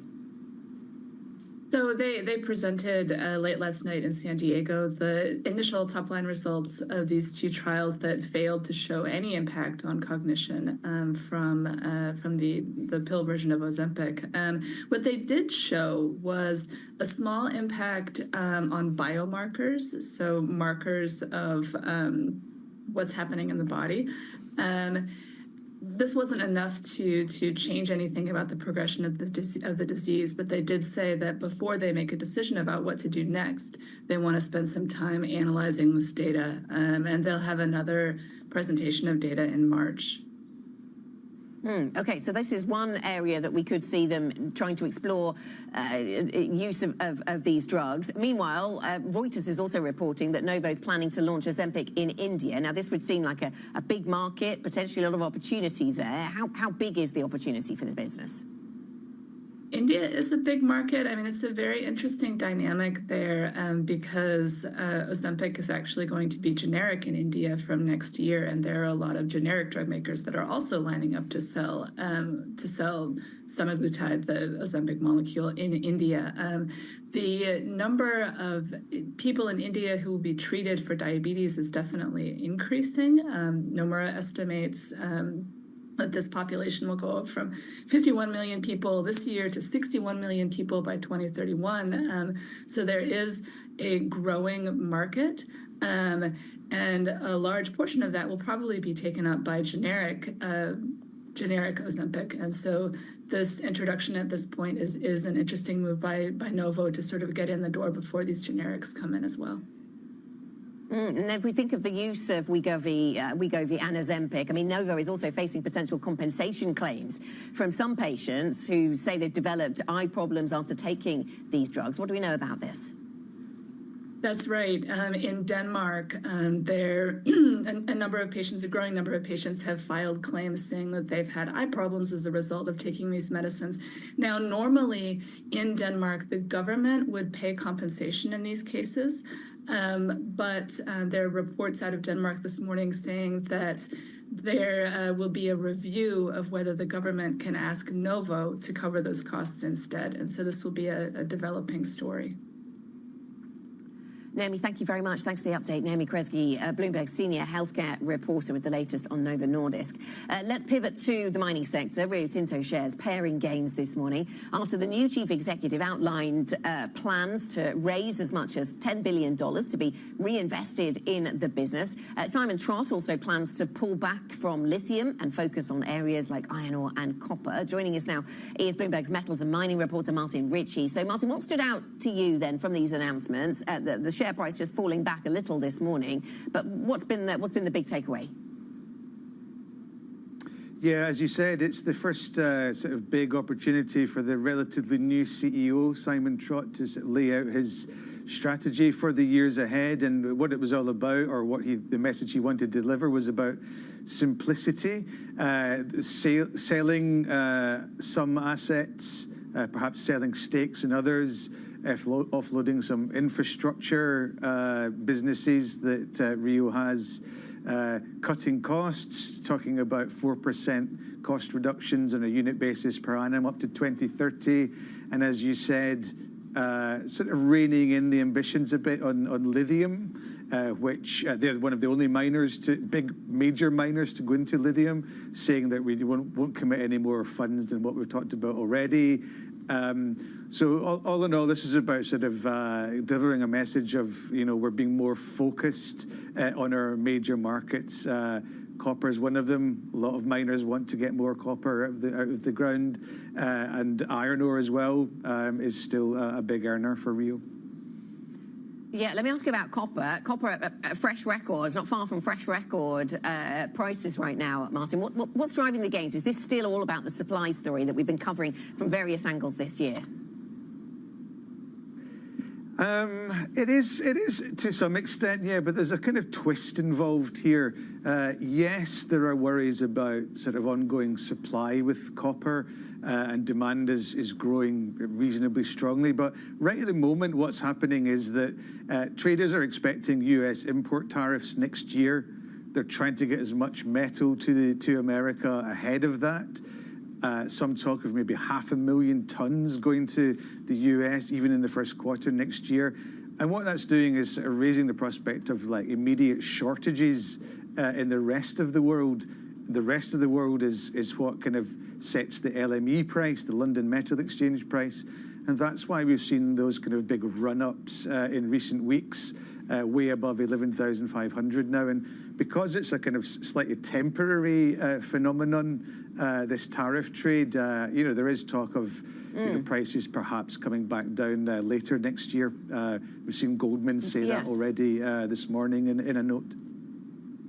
Martin, are we getting closer to an answer on what the tariff future is going to look like for copper? Do we have actual facts on that? I suppose this could remain volatile. It could remain volatile. It's uncertain what the timing is. You know, people are just guessing what's going to happen really at this point. But what happened this year was there was going to be a decision on copper tariffs for the most traded type of copper, the one that you get on the exchanges. Trump kicked that into next year for 2027. So at some point next year, you have to decide that. I would note that Goldman said their base case is that there will be a decision on that in the middle of the year, in June, which could be implemented pretty much straight away, so earlier than expected. So still a lot of surprises possible in store for copper next year. Martin, thank you very much. Martin Ritchie, Bloomberg's metals and mining reporter. We thank you for the briefing. Let's get some corporate news flow now. And Meta is facing a full-scale antitrust investigation by the European Union over whether its AI features in WhatsApp are harming competition. Sources say the European Commission is preparing to open the investigation, potentially over the coming days. Meta has not yet responded to a request for comment. NVIDIA is on the verge of securing a major lobbying win after US lawmakers kept a measure out of must-pass defense legislation. The so-called GAIN AI Act would require chip makers, including NVIDIA and AMD, to give American customers first dibs on their powerful AI chips before selling in China and other arms-embargoed countries. Sources say this measure is not included in the defense bill, though the situation could still change unexpectedly. The NVIDIA CEO has said he's not sure China would accept the company's H200 AI chips, even if US restrictions are relaxed. Jensen Huang also urged the United States not to give up on the Chinese market. Going toe-to-toe against anyone, the American technology industry has nothing to fear. We are mighty, we're fast, we're inventive, we'll take anybody on. In the case of China, we shouldn't concede the entire market to them. They're formidable, but conceding that entire market, we ought to go compete for it. Bloomberg has learned that Meta has poached Apple's most prominent design executive as the owner of Instagram, and WhatsApp accelerates a push towards AI-enabled consumer devices. Alan Dye had run Apple's user interface design team since 2015. Sources say he will be replaced by longtime designer Stephen LeMay. Now, the Trump administration will increase vetting of applicants for H-1B visas with a specific instruction to reject anyone who was involved in a, quote, censorship of free speech. The instructions were outlined in a State Department cable seen by Bloomberg and were sent to U.S. missions abroad on Tuesday. H-1B visas are designed to attract high-skilled workers and are widely used within the tech industry. Bloomberg understands Paramount Skydance has more than doubled the proposed breakup fee in its offer to acquire Warner Brothers Discovery to $5 billion. The sum would be paid to Warner Brothers if a deal is agreed to, but not consummated. Sources say it's a sign Paramount has confidence its proposed merger would pass muster with regulators. Warner Brothers, the parent of HBO and CNN, is weighing offers from Paramount, Netflix and Comcast and could choose a winner in the coming weeks. Bloomberg understands the Pentagon watchdog has concluded private messaging by U.S. Defense Secretary Pete Hegseth risks endangering American troops. A classified report by the acting Pentagon Inspector General says Hegseth violated government policies when he used the Signal messaging app on his personal phone to send secret information about the U.S. mission against Houthi rebels in Yemen. A Pentagon spokesman says the report proved no classified information was shared.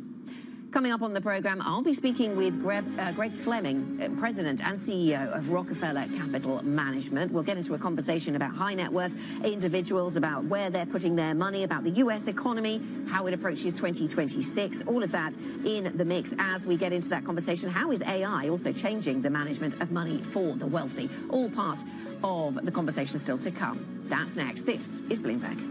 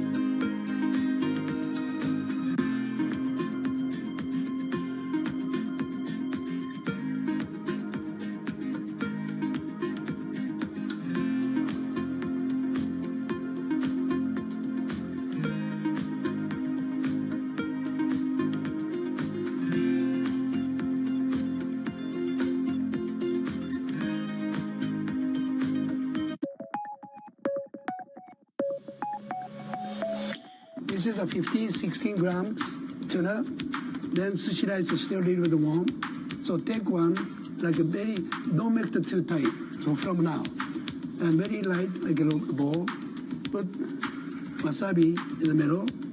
Then my process 1 to 6. 1. This is putting the between the rice air. Then make the 4 fingers curl. Make sushi shape. Then touch this. 2. Then turn. Now that these 2 fingers, top to the bottom, make the sushi shape more beautiful. 3. Then, I'm not, looks like pushing, not pushing.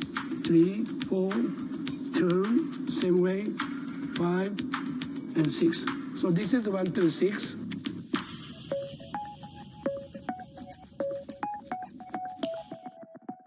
We're coming to you live from Kuala Lumpur. The whole world is here. The APEC Leaders Summit bringing together heads of states of 21 APEC economies. The White House is trying to use the stops to gain additional leverage. This big deal with a number of the biggest companies in South Korea. That's a big number. Deals can be done. Trust Bloomberg for on-the-ground coverage. Korea is not Japan. Up-to-the-minute reporting. In this latest salvo of this trade war. Not a visual. And the analysis you need. China's not going anywhere, nor are we.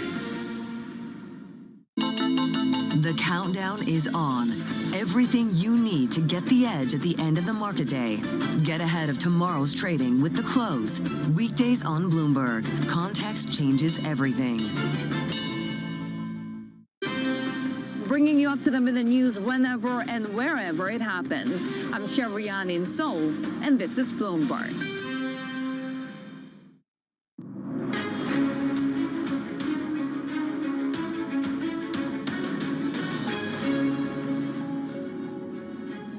Welcome back. This is The Pulse. I'm Anna Edwards, live in London. These are your top stories. The French president calls on China to use its leverage with Russia to help end the war in Ukraine and warns against disrupting the world order. The U.S. Special Envoy Steve Witkoff to meet Ukrainian officials today after his talks in Moscow. President Trump says the path forward remains unclear. Plus, Bloomberg learns that Morgan Stanley is looking to offload some of its data center exposure, while Microsoft pushes back against suggestions that AI sales have been sluggish. Welcome back to the program, 9:30 here in London. We've spoken a lot recently about how the US is perhaps a K-shaped economy where the highest earners are getting a boost from their investments, which in turn allows them to continue spending. But what exactly is driving the boost in investment returns? Maybe AI features in this conversation. Let's get to Greg Fleming, President and Chief Executive of Rockefeller Capital Management, which manages the investment portfolios of some high net worth clients. Greg, very nice to speak to you. Thank you so much Good to be here. for joining us. So let's look ahead to 2026 then, and I've had a lot of conversations about, on the one hand, resilience, on the other hand, geopolitical turmoil, and I wonder how that makes the US economy look to you in 2026. Well, Anna, I do think overall the resilience has continued to be there and the economy has hung in. But I do think in the last 6 or 12 months, there have been major pockets of the economy that have been more sluggish, rate-sensitive areas, manufacturing with the whole onshoring and everything going on tariffs. And you see that in the employment data. And yesterday there was an ADP report that was actually just flat out not good. So we'll see where it goes from here. I think there's a Department of Labor report in a week or two. But employment has been sluggish, and there are major parts of the economy that have been sluggish. However, overall, it's held in. And obviously, part of the reason it's held in is AI and all the investment in AI. We expect that to continue. Yeah. We also expect in 2026 there to be a significant amount of stimulus. You have midterm elections late in 2026. So, from a fiscal standpoint, the government's going to do what it can to keep the economy going. Yes. We think the Fed is focused, and this will impact their decision next week, on the employment data and the weakness in the labor markets. So I expect them to drop rates next week, and I expect them to be focused on that side of the equation, maybe slightly more than the inflation side of the equation in 2026. Okay, and is that a reason to be a little bit nervous? If we have a Fed that is very much focused on the downside, the labour market story, and not so focused on inflation, will, especially as you have so much capital expenditure around the AI theme and other things that could push inflation a little bit higher, are you nervous about inflation in 2026? Well, it's a great question. And look, they've been trying, and it's a difficult task, the last 12 or 18 months. They're toggling the two issues. They're trying to avoid the word that we haven't seen in a long time, really early in my career, stagflation. That's really what they want to avoid.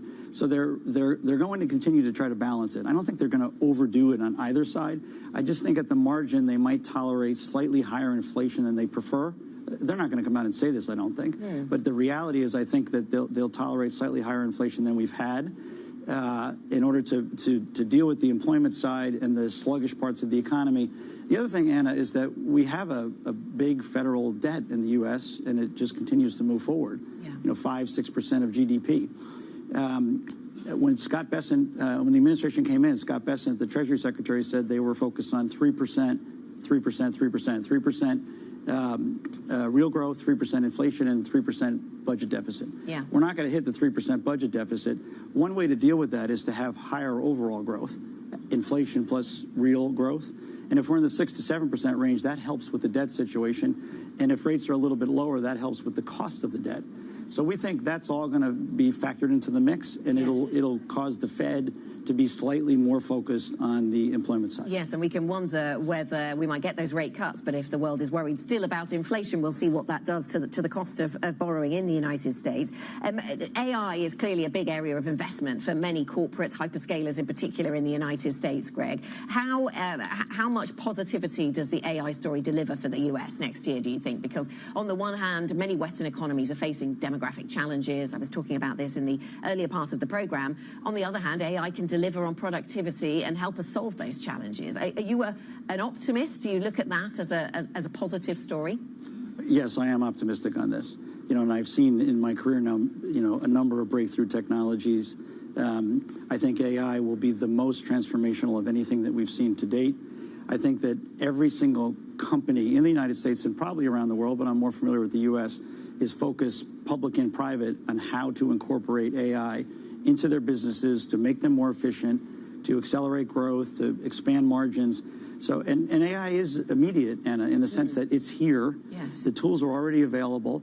They get better every week and month. So I am optimistic that AI is going to have a significant impact on the American and ultimately the global economy. And a few sectors will be spared, perhaps, including the management of people's money, the management of wealthy people's money, perhaps. I wonder what impact you think AI is going to have on your sector. And actually, before I go there, I think no sector spared. I think that every business will be reshaped by AI. In our business, the bulk of the work with clients, which is done by our, we call them elite private advisors, that will continue, the client interface. But the work of the team will be made more efficient by AI. So as an example, we may have a team of private advisors working with 20 families that have $50 million each. They might be able to have 40 families with $50 million each, in a couple of years as we integrate the tools into their business model and what they do every day. And that's the type of impact that I think AI could conceivably have across many industries, which is why there is the promise of greater productivity and greater economic growth as a result of AI. So you don't think necessarily it leads to reduced face time for individual clients with their money managers? It's more that those money managers can have more relationships. Well, definitely in our model. Our model is a high touch. We're focused only on high net worth and ultra high net worth families. And our services are intended to be comprehensive. We help them with investments, but we do generational work with them. We are focused on after-tax returns, financial education, philanthropic advisory, all of it.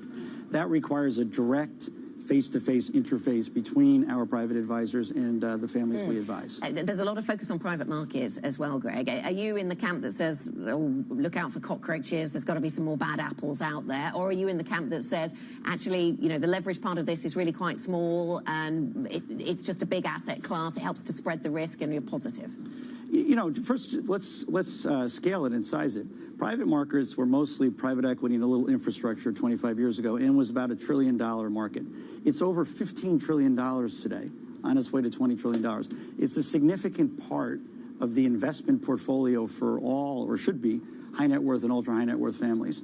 So it's not, a small little thing on the side. It's central to investing today. So, for us, it's an important part of our clients' investment diversification. Our clients, because they're high net worth and ultra high net worth, they can handle the illiquidity that comes with private investments. So we think it's here to stay across a wide range of asset classes. Yeah, maybe they have that long-term mindset. Greg, thank you very much for joining us. Very good to speak to you. Greg Fleming, President and Chief Executive of Rockefeller Capital Management. Let's pivot back to the UK economy briefly, because just around 8 minutes ago, we got an interesting headline that I thought was worth mentioning around the UK construction sector, just because of its weakness. Any number that's a PMI number that starts with a 3 certainly raises an eyebrow. So UK November construction PMI falling to 39.4. The forecast was 44.6. Now, of course, we've seen a lot of questions being asked about whether the UK economy was stalling slightly ahead of the budget. The budget came at the end of November. We will see whether December delivers something more positive, or whether we are still in that sort of stall speed around UK construction. Let's pivot to technology news flow now. Morgan Stanley, one of the key players in financing the artificial intelligence race, is considering offloading some of its data center exposure via a so-called transfer risk, SRT, a significant risk transfer. Bloomberg tech anchor Tom McKenzie is with us and has been looking at the details of this. Lots of talk about AI this morning then, Tom. So what do we know about the Morgan Stanley story, about the way that they're trying to offload some of their exposure to these data centers? Yeah, so the SRT, or significant risk transfer product or mechanism that they use, is part of their hedging of this risk around some of the lending that they've made, pretty significant lending around the AI data center and infrastructure build. And so they have, according to our reporting, been shopping these to investors. We don't know if an investor has taken this on board, but it would be part of a Morgan Stanley strategy to de-risk some of this lending and potentially open their balance sheet for more lending into the future. We don't know if that's what they plan, but they have been, to your point, Morgan Stanley, absolutely central to getting the financing to the build out around AI infrastructure. I can just think of one example recently in October, where they led the funding and lending about $27 billion worth of debt, $2.5 billion worth of equity for a Meta data center, a special purpose vehicle. And Morgan Stanley were a significant player in getting the liquidity and funding for that. So that's just one example. The Morgan Stanley team themselves, into the future, their estimates are that the spending by the cloud providers or the hyperscalers on data centers will top potentially $3 trillion through 2028. $3 trillion, half of which they say will have to be funded by debt. Yeah, so we'll see what they plan to do with that space on their balance sheet then.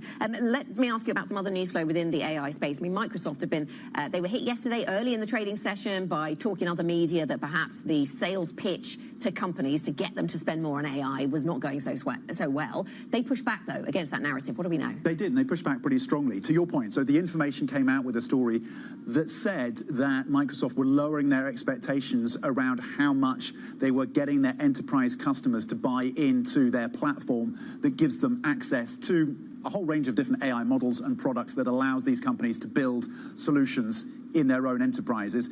And the information saying that that was after quotas for salespeople within the Microsoft team had been lowered after they missed some targets back in June. To your point, Microsoft put out a press release and a statement pushing back very strongly on this. They said that the story by the information inaccurately combines the concepts of growth and sales, and importantly, aggregate sales quotas for AI products have not been lowered. That was the statement from Microsoft on the back of that. The shares then did recover somewhat. They did end up a little lower, but not as much as the initial drop. Jefferies analysts, interestingly, did their own channel checks and spoke with management and Microsoft in reaction to this. And they say that their channel checks show that there is still robust adoption of Copilot AI assistance, which is a key product for Microsoft getting into the enterprise space with agentic AI. Okay, so we'll absorb any take we can get on how quickly businesses or otherwise are adopting these AI technologies. Tom, thank you very much. Tom McKenzie, then, tech anchor, Bloomberg tech anchor here in London with the latest on those tech themes. Back to geopolitics, and the US envoy Steve Witkoff is due to meet with the Ukrainians in Miami today. That is according to a US official. The talks follow his meeting with Vladimir Putin, but President Trump acknowledged he doesn't know what the outcome will be after successive rounds of talks over a deal to end the fighting in Ukraine. President Putin had a very good meeting yesterday with Jared Kushner and with Steve Witkoff.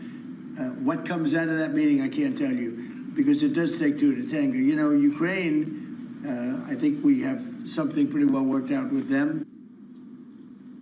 Let's bring in Bloomberg's chief Europe correspondent, Oliver Crook, who's been certainly following this story very intensely over the last few days with all of the meetings, NATO and otherwise, that we've seen taking place. Ollie, good morning. So what comes next here, then? We've seen meeting after meeting after meeting. What now? I think that really the big change here is the cadence at which this sort of peace proposal is actually going to get through and the expectations on negotiations. You heard it there from President Trump saying, you know, he's basically unclear on what the next steps are. He says the talks were reasonably good. Usually he's drenching these sort of comments in superlatives. That is not what we're hearing from the President of the United States. So I think at this stage, you have basically three options. Today, you have the discussions with the Ukrainians in Miami with the U.S. delegation. The two sort of first options hinge on who President Trump sees as the obstacle to peace. Is it Vladimir Putin? Is it Zelensky? As we know from that horrible meeting that began back in February between Zelensky and Trump, Zelensky has done everything in his power to basically say, yes, we're on board with whatever initiative you have. We are not the obstacles to peace. Trump goes, you know, back and forth on these two things. The third option is, of course, that he could just then tap out of these negotiations. We saw that happen where the United States basically withdraws from these, saying that this is a little bit too complicated for now. The issue for the Ukrainians right now is that these peace negotiations potentially are putting the brakes on some European allies. The Italians, for example, saying they're not going to contribute to some of the weapons programs to Ukraine because they want to see how this sort of plays out with the peace negotiations. So again, that could be a sort of a meaningful, you know, pain point for the Ukrainians. And meanwhile, the Ukraine topic finds its way onto the agenda at many geopolitical encounters. France and China, we've seen Macron meeting Xi, and clearly Ukraine was part of the conversation there. But perhaps there is a hope that India will say something to Russia when it comes to that meeting between President Putin and Modi. But we know that Putin is in India, and the two nations have just signed a deal around submarines. Yeah. What else is being talked about? Yeah, so what's interesting there is it's a $2 billion deal where the Indians would basically lease nuclear-powered submarines from the Russians. They'd lease them for about 10 years. This is theoretically not for combat operations, but for training exercises. But I think what it highlights very significantly is this sort of state of strategic autonomy that the Indians are taking in terms of the geopolitical order. The Trump administration obviously has put those tariffs on the Indians to get them to stop buying Russian crude oil. That has obviously not worked so far, those 50% tariffs. But I think the other thing it highlights for Vladimir Putin is to sort of demonstrate to the world stage, A, that he's not a pariah and that he's going to these nations, he's having these meetings with these leaders, but also he's not too stressed out about the Ukraine war situation. If this was a leader who thought he was going to get this peace deal over the line over the next few days, he probably wouldn't be leaving Moscow, but he's really trying to demonstrate that this is sort of a footnote for him, that everything is in hand over in Russia. Yeah, we will see whether we get a deal or not on Ukraine. Thank you very much, Ollie, for bringing us the latest. Bloomberg Chief Europe Correspondent Oliver Crook. Coming up on the programme, I'll be joined by the Goldman Sachs Vice Chairman, Robert Kaplan. We'll get his outlook on the US economy next. This is Bloomberg.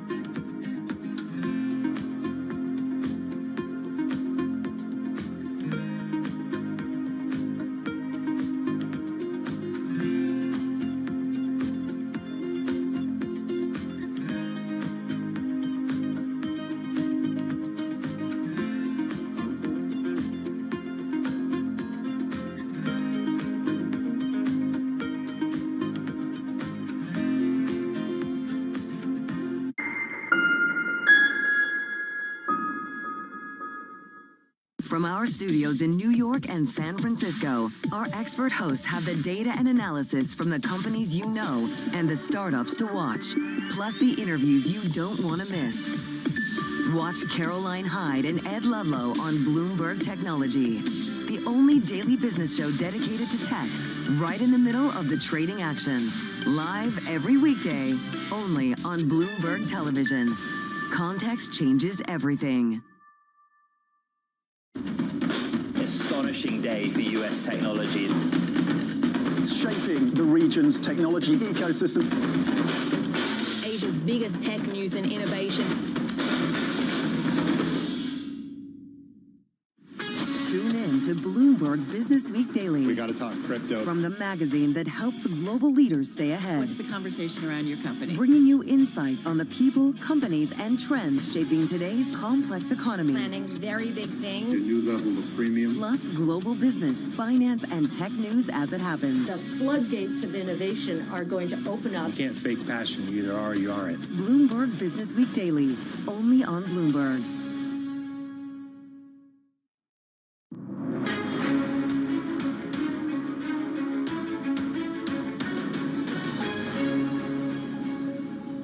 Welcome back. This is The Pulse at 9:47 here in London. Let's turn once again to the US economy. US companies shared payrolls in November by the most since early 2023, adding to concerns about a more pronounced weakening in the US labour market. I'm very pleased to say joining us now is Robert Kaplan, Vice Chairman at Goldman Sachs, previously, of course, served as the President of the Federal Reserve Bank of Dallas.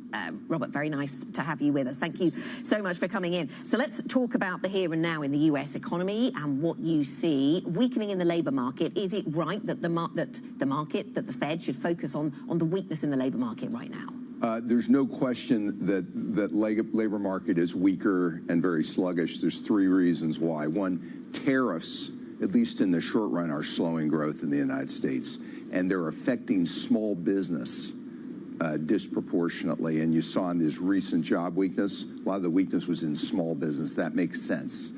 Second, there's been constraints on labor force growth, which reduces supply, but also there's a multiplier effect when jobs go unfilled. It creates other jobs that would have been created. You know, there's another half a job that would be created for every job goes unfilled. And then the shutdown has been a headwind for growth. So it's not surprising you're seeing some weakness. The trick for the Fed is as you head into 26, we've got a few tailwinds that may come to the fore. Tax incentives, tax on tips, tax on overtime, accelerated depreciation, regulatory relief getting further along, and then still the AI data center power boom, I think, is underway. So that's why they're balancing what's the here and now versus the headwinds likely in 26. And of course, there's a lot of focus on who's going to lead the Fed and who is going to be leading those conversations about the balance between inflation risks and joblessness risks in the United States. What's your thinking on the extent to which the market is concerned about the person themselves? I mean, this is, in the end, setting policy as a group activity, but the chair clearly has a big voice at the table. What should we know about the way these decisions are made and how much it matters who leads? So the Fed is focused on full employment and meeting a 2% inflation target. And the reason they're sticking with the 2% inflation target is there's still 85 million workers in the United States that make 50 or 55 grand a year who are struggling to make ends meet. So affordability is a big issue in the U.S. I think any of the candidates mentioned have the intellectual capability and leadership capability to balance those issues. I think whoever's in the job, and I won't go through individual names, they will need to show that while they may be from the administration or other sources, they're going to be intellectually willing to balance those issues and have that debate without regard to political pressure or political considerations. And that's, I think, what the market wants to see. Yes. I mean, how nervous are you about political pressure to get rates lower in the United States? Is this something that should preoccupy market participants? Well, it is natural for administrations to want lower rates. Lower rates mean higher real GDP growth, higher nominal growth. But that's why the Fed is a little bit, has to be independent, and when necessary, push against that. So I think any of the candidates have the capability of doing it. And my advice to any candidate would be, if you're in the job, you want to reiterate that you're going to respect and try to preserve the independence of the Fed, at least on setting the Fed funds rate. If the White House, if the Fed wants lower interest rates in the States, and if that's what they deliver, if the market then worries about inflation, does that mean that the lower rates the Fed sets don't necessarily get passed on to the real economy? So could lower rates actually be self-defeating? So the Fed only controls the front end of the curve. And so what you've seen, the Fed has cut 150 basis points since September of 24. The 10-year has hardly budged. Okay, it's down just a touch. And so the curve has gotten steeper. So yeah, the market sets rates along the curve, and the further out the curve, the more their market determined. And so the Fed's got to be aware of that, has to have credibility for its actions. And are you concerned about overheating at all in the U.S. economy around the AI theme? Is that, you talked about how that there are going to be some tailwinds around fiscal stimulus in the States, tax cuts, also the AI build-out. There is going to be a firming, we believe, at Goldman Sachs. We believe that in 26, GDP growth is likely to firm. I think there's clearly enormous infrastructure spending for AI, data centers, power. we're in the early stages of AI adoption. I think there's a lot of worry, gee, is the AI infrastructure build overdone? I don't think it's overdone yet. We'll get to the point where we will think it's overdone, but we're in the early stage of downstream adoption. And so I think we see firming growth. I don't see an overheating. But when you have firming growth, you got to be worried inflation is running 2 3/4, 3%. Yes. And so the Fed just got to be very mindful of that. And at the coalface of the sort of news flow around corporate adoption of AI, we get drip-fed little nuggets of information about these businesses adopting quickly. Here, there's some pushback. What's your big picture expectation about how quickly this can change the productivity narrative for the U.S. economy? When we're sitting here talking 5 years from now, I would guess that you're going to see productivity growth in the United States and globally. But let's take the United States as that could be a 0.5 percentage point, we believe, higher. Corporate margins could be better. That's on the one hand. On the other hand, businesses are more likely to get disrupted.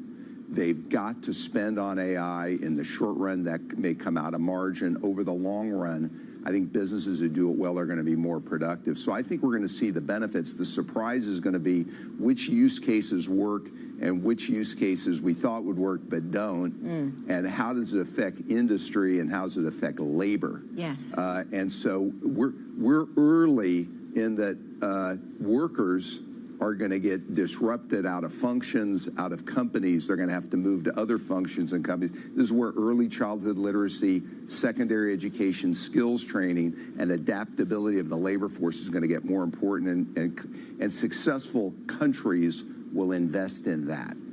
So labor markets will need to adapt, and policy. What should policymakers, I suppose, keep in mind when it comes to labor markets and how quickly we might see the effects of AI on redundancies? I think the thing about AI, unlike other technological and other structural change, is how fast it's going to happen. So policies need to be, makers need to be aware. You're going to have mismatches. You're going to have lots of people looking for jobs. You know, computer programmers who used to have plentiful jobs now will need to find other types of work, but there's lots of open jobs also. Window installers, automotive technicians, electricians, and we've got mismatches. I would guess in the next 2 or 3 years, you'll see that continue. Those will get solved with the passage of time. But I think we're going to have to help people make the adjustment. So there's cyclical issues where lack of demand creates labor slowing, and then these structural mismatches.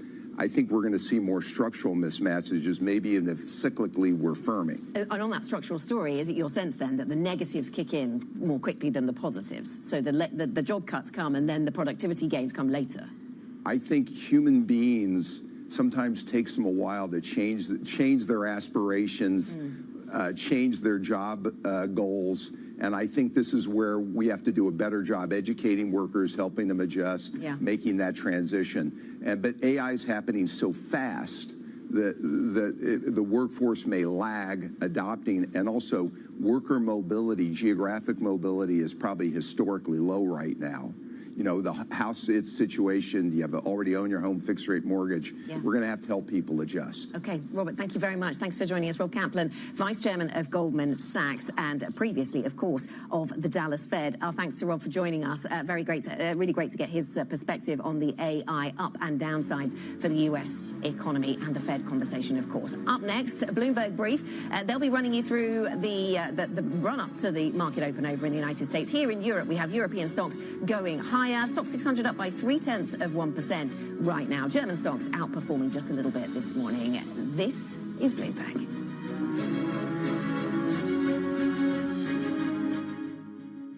From the world of politics to the world of business, Joe Matthew and Kaylee Lines deliver news, insight, and analysis live 2 times a day, every trading day. Balance of Power at 1 and 5 Eastern, only on Bloomberg.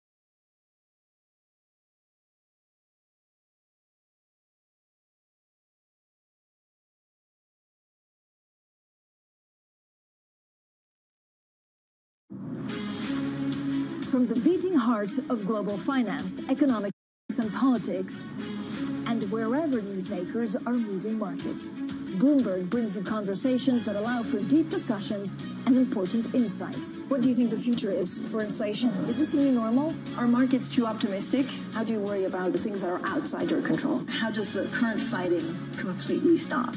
I'm Francine Lacqua, and this is The Pulse, every weekday only on Bloomberg. Good morning, good morning. This is Bloomberg Surveillance. Welcome back to the opening trade. Watch Bloomberg Tech. This is the Asia Trade. This is Wall Street Week. Welcome to Balance of Power. This is Bloomberg Television.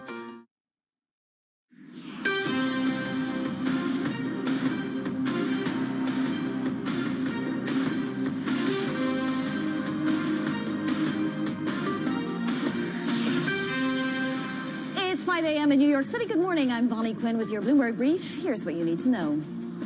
Labor market in focus. Markets eyeing more employment data today with challenger job cuts and initial jobless claims on deck. Setting up the chessboard, Treasury Secretary Scott Bessent under consideration to add NEC director to his list of responsibilities if Kevin Hassett is nominated for Fed chair.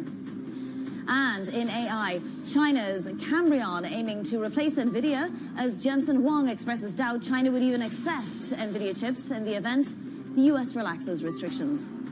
So let's have a look at these markets as we head into the Thursday session. Fractional gains for the S&P 500 and NASDAQ 100 futures.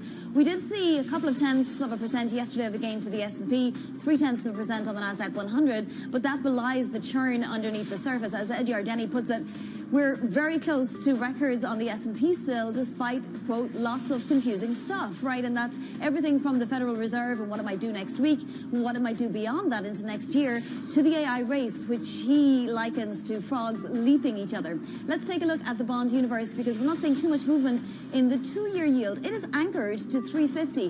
That's even as we saw the 10-year yield dip pretty well below 410. It's now back above 408. And that 30-year yield holding on to almost 4.75%. We also have Bitcoin still above 93,000 today. All right, let's get to some individual movers over to London and Valerie Teitel. Valerie. Good morning, Ivani. Let's start with a check on Salesforce. This is the largest maker of CRM software, higher in pre-market trading by nearly 2.5% as it touts AI adoption. It came in strong with a revenue forecast for the current quarter, making analysts rethink whether the adoption of their AI tool called Agentforce is going to be better than expected. The company was touting a near 300% rise of the use of its AI tools on its platform. They also announced a tie-up with Anthropic, so Salesforce up 2.4% on the back of that news. Next, let's move to Snowflake. This is a cloud-based software company. It's not all positive when it comes to AI trade. Bonnie, Snowflake is in the red, down 9%. Their margin outlook has been fueling some concerns that their AI tools might not be as profitable as hoped.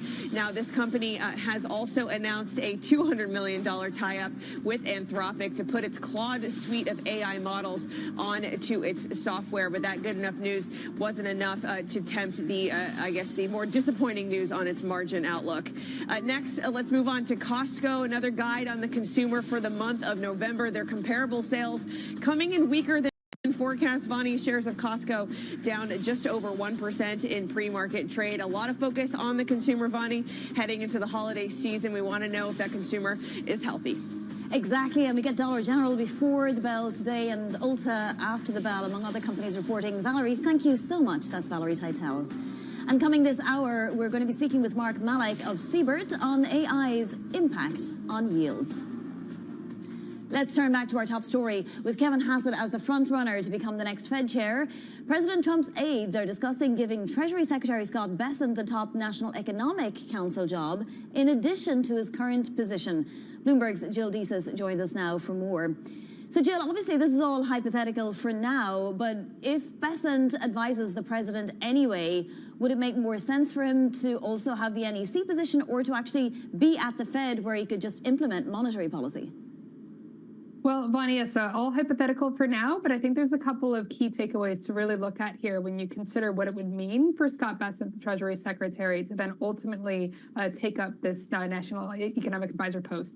I think the key part of this is really that this would effectively give him an office in the West Wing. So, I mean, really positioning him closer to that center of power, really giving him the opportunity to have the president's ear in that, really sort of critical way. So if you're looking at this as a way for Bessent to really kind of consolidate his power and influence within the administration, I mean, it's hard to, go much further than saying, you basically get an office in the West Wing. So I think that would be a really, really, critical piece of this to think about. I think, the other thing too, when you're looking at the Trump administration sort of more holistically, is that it's really not uncommon within the Trump administration, particularly Trump 2.0, since he came into office this year, for a lot of these, really key level advisors or cabinet officials or some such to hold multiple positions within the administration. You look at Marco Rubio, for example, Secretary of State. He's also running the National Security Council. So Trump does seem to be fairly comfortable with the idea of, multiple of his key people kind of holding these key positions sort of throughout the administration. And I think really in Bessent's case, it really does kind of show you that if this does end up becoming a reality, which again,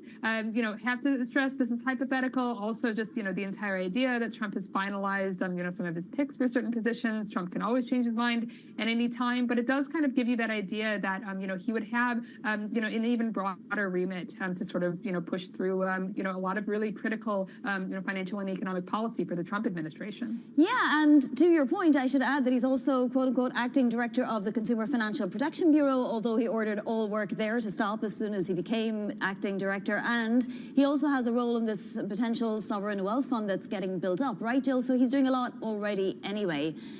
What is the NEC director responsible for beyond just advising the president? Yeah, well, I think, it's kind of diminished a little bit or sort of shifted, I'd rather say, under, the second administration. Obviously, Kevin Hassett fills that position now. I think historically you're looking at a position that really did have quite a lot of say and sway over economic policy within the administration.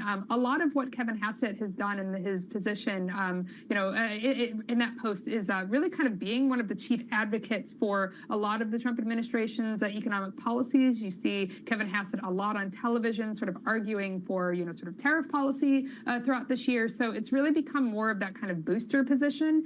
What it would mean for Bessent, who again is already Treasury Secretary, to also hold that post, I think you can argue that maybe, there's a little bit of a difference there, or maybe you sort of, bring that into a different perspective. But I would say, generally you are looking at something that, does have, presumably considerable influence over economic policy. Jill, thank you so much for joining us this morning. That's Jill Desus there. Well, the bond market staying cautious on this potential pick. PGIM's Greg Peters joins the chorus doubting Hassett as the best next Fed chair. Take a listen. Does he have the credibility within the committee to drive consensus?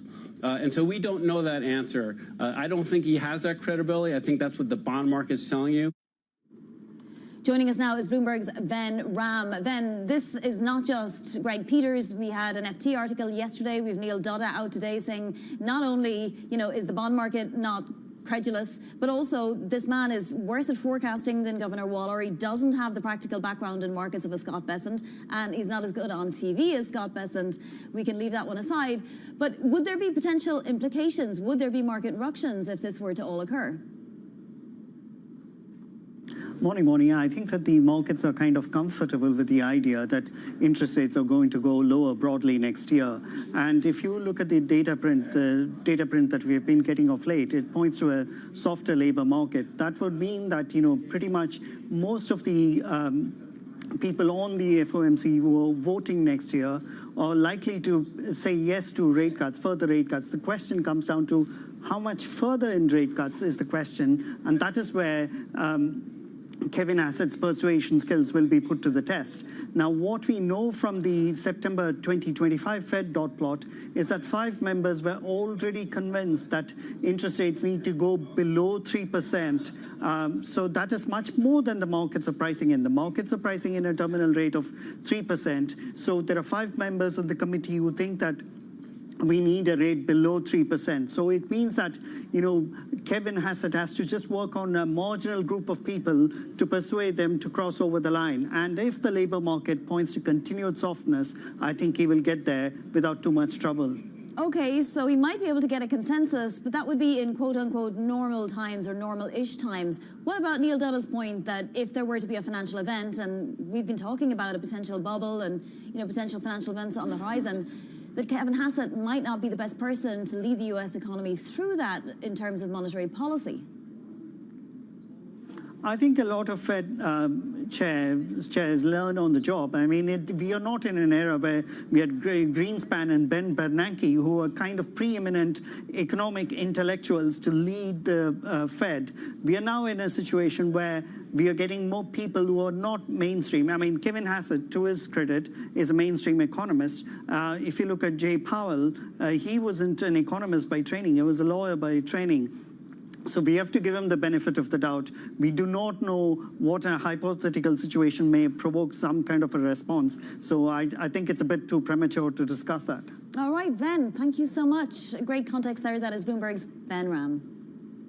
In China, the yuan weakening against the dollar after the PBOC set its daily reference rate at a level significantly weaker than estimates. It's really trying to slow the currency's gains, which we've been seeing for a long time now. So how and why is China pushing back against a stronger yuan? Joining us now to discuss this, we have Paul Dobson. So Paul, China obviously came out with a big signal to the market today. Look, we are not going to let this appreciation continue indefinitely. But does it have the financial firepower to continue setting the reference rate weaker should it need to? Yeah, hi there, Bonnie. Good morning. So exactly as you said, this move seems to be to slow the yuan's gains rather than to completely force a turnaround. And yeah, I mean, China can keep going at this for as long as it likes. But what it seems like it wanted to do is really tap on the brakes a little bit here and send a signal to the market. And it does that by using the reference rate, which controls the sort of levels at which the onshore yuan is allowed to trade. We've also seen some evidence of pushback against the currency's gains becoming too rapid in other ways as well. For example, state-owned banks have been out there, taking a position in the market that's counter to that underlying trend in order to, again, slow it down. So it's fairly normal tactics from the PBOC, but it's something that we haven't seen in this direction for quite a while. Quite a lot of what they've been doing recently has actually been propping up the yuan. So the idea now that they're starting to slow down its gains, on the other hand, is a sort of different direction for us than what we've been used to over the past few years. Now, China would like for there to be better sentiment towards its assets, right? And that's another reason it's doing this. It would also be quite happy if the dollar were to continue to stay weaker. I mean, can China engineer those two things, or is that really in the market's hands? The market will tell China what it's happy with.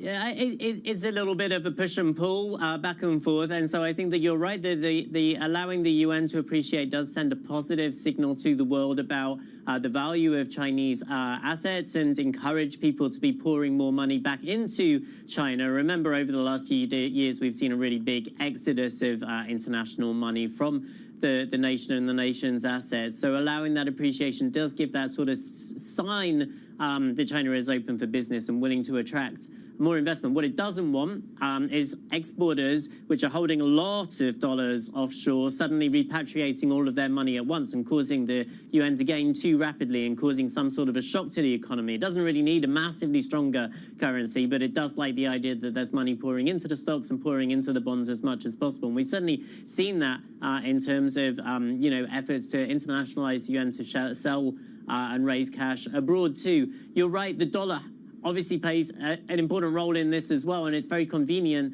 that it's generally been weakening this year, not strengthening. That means that it makes it easier for China to sort of ride that kind of wave. We've got most likely a Fed cut coming up later on this month, and maybe some more into the next year as well. So if that does continue to keep the dollar under a little bit of weakening, then China, all things being equal, would be able to allow the yuan to keep gaining steadily, but not at a runaway pace. All right, Paul, thank you so much. That is Bloomberg's Paul Dobson. Now to other top stories trending on the terminal this morning. German Chancellor Friedrich Merz and his ruling alliance with the Social Democrats face another challenge after a group of younger CDU lawmakers rebelled against a pension bill due to go to a final vote in the Bundestag Friday. The Social Democrats co-leader hinted this week that if the pension bill doesn't make it, it could spell the end of the coalition. French President Emmanuel Macron pushed for more Chinese investment during a meeting with Chinese leader Xi Jinping. Macron said Europe, including France, needs a clearer framework to attract more Chinese direct investment. He further warned that China's growing trade surplus is becoming unsustainable. And key members of Japan Prime Minister Sanae Takaichi's government would go along with the Bank of Japan if it decides to raise interest rates this month. The comments come amid heightened speculation that the BOJ will increase the benchmark rate to 75 basis points at its next meeting, December 19th. Coming up, Meta facing a full-scale antitrust investigation by the European Union over tools it's using in WhatsApp. More on that next. This is Bloomberg.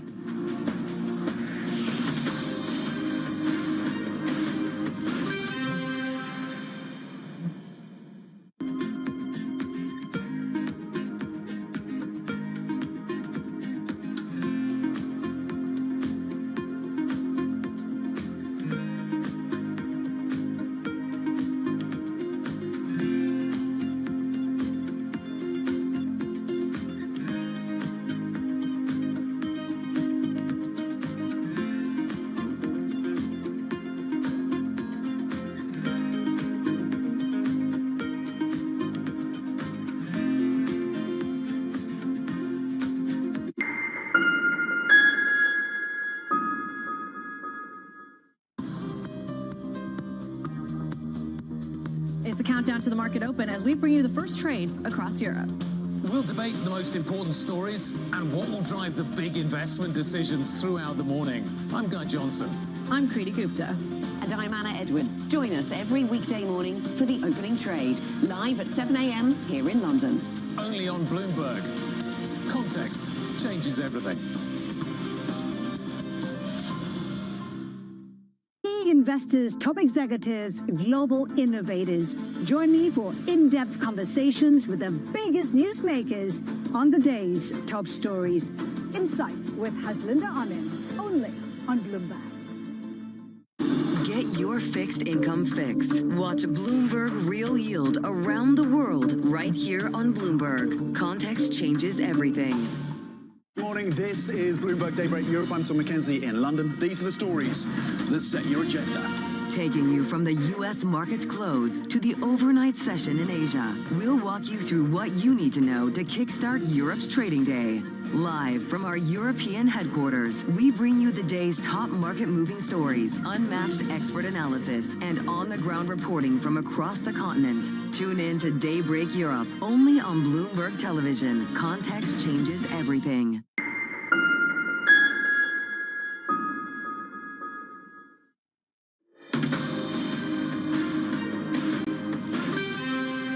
This is Bloomberg Brief. I'm Bonnie Quinn in New York. Meta has now been hit with a full-scale EU antitrust investigation over its use of AI features in WhatsApp.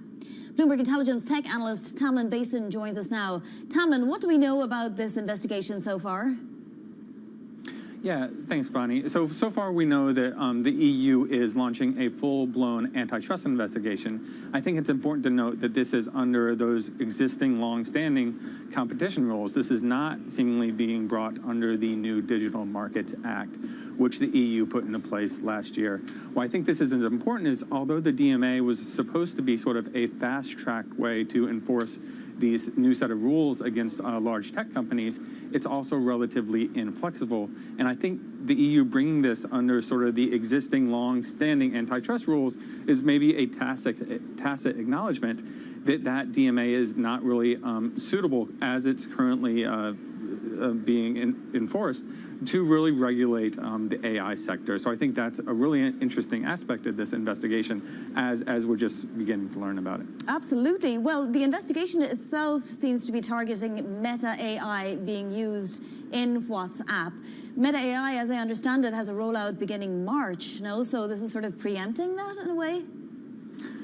Yeah, so Meta had already sort of been slowly rolling out those AI features, at least in Europe, and part of that was because uncertainty over these overlapping regulatory burdens that the EU has placed on large tech companies. Now, this goes back to sort of the privacy rules, general data protection regulations that make it sort of awkward for Meta to combine data across its various platforms. So I think what the EU is doing right now is preemptively looking to thwart Meta from using its dominant position in WhatsApp. And again, WhatsApp in Europe it is the dominant messaging platform. It has much larger market share than it does in the US.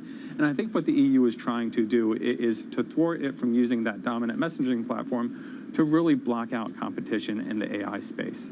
Yeah, I mean, twice already the EU has come for Meta just this year alone, right? And Meta's had to pay in the order of, almost €1 billion, it looks like, for various infringements of EU rules.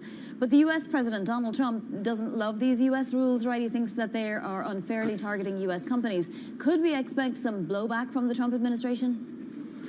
Yeah, certainly. Sort of the EU enforcement of their rules against big tech companies has been an issue for the Trump administration, and it keeps popping up in these sort of delicate trade discussions.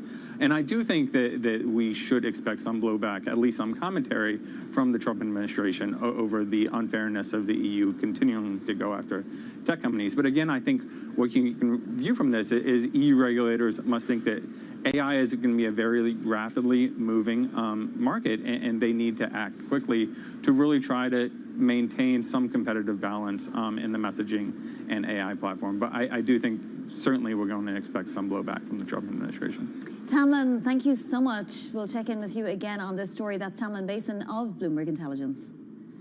Coming up, President Trump to ease Biden-era fuel economy rules. That and what else is making your headlines in your front page news next? This is Bloomberg.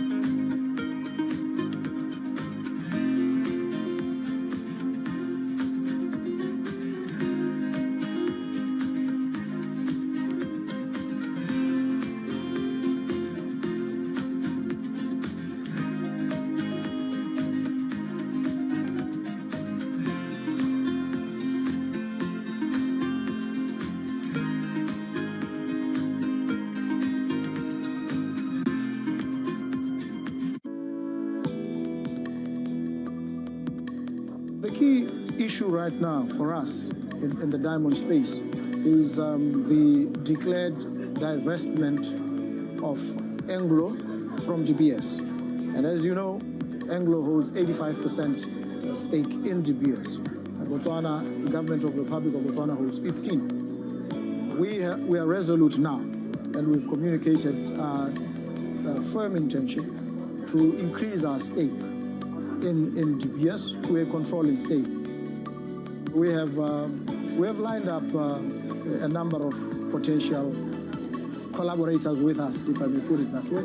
We have targeted funders, we have parties, we have the Oman Sovereign Wealth Fund, we have others who are willing and ready.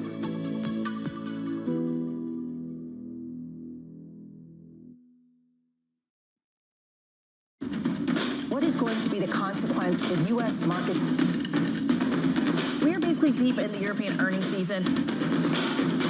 Take a look at how we're faring when it comes to Asian markets.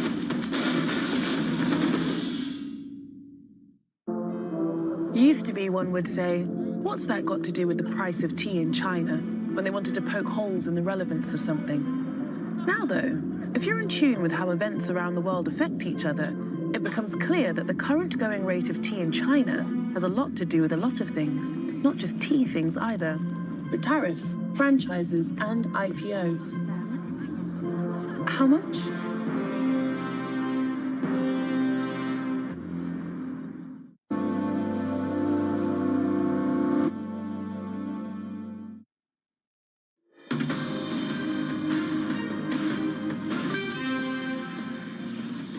going toe-to-toe against anyone, the American technology industry has nothing to fear.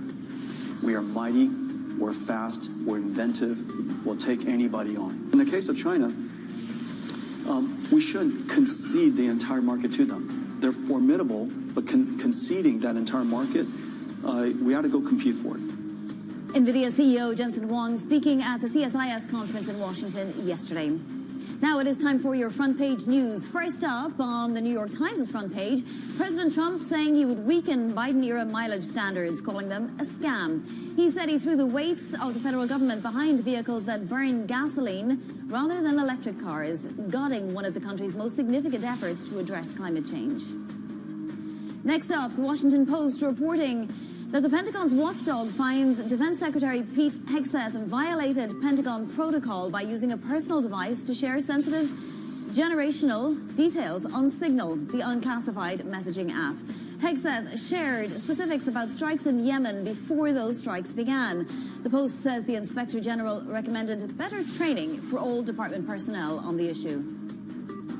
And finally, on the front page of the Wall Street Journal, a report that Sam Altman explored a deal to build a competitor to Elon Musk's SpaceX. The Journal says Altman reached out to at least one rocket maker, Stoke Space, and the discussions included a proposal for OpenAI to make a series of equity investments and end up with a controlling stake. According to Journal sources, the talks are no longer active. Let's take a look at these markets now, a few hours before the open. So we are fractionally higher for S&P 500 futures. Remember, we had fractional gains yesterday, but there were some big moves beneath the surface, not least chip companies and energy companies, with nat gas well above $5 at one point. The Bloomberg Dollar Index unchanged, and we have the 10-year yield still under 410. The 2-year yield, by the way, hanging out at 450, so that curve steepener trade obviously still in place. Coming up, the AI race heating up. We're going to be speaking with Seabird's Mark Malik. This is Bloomberg.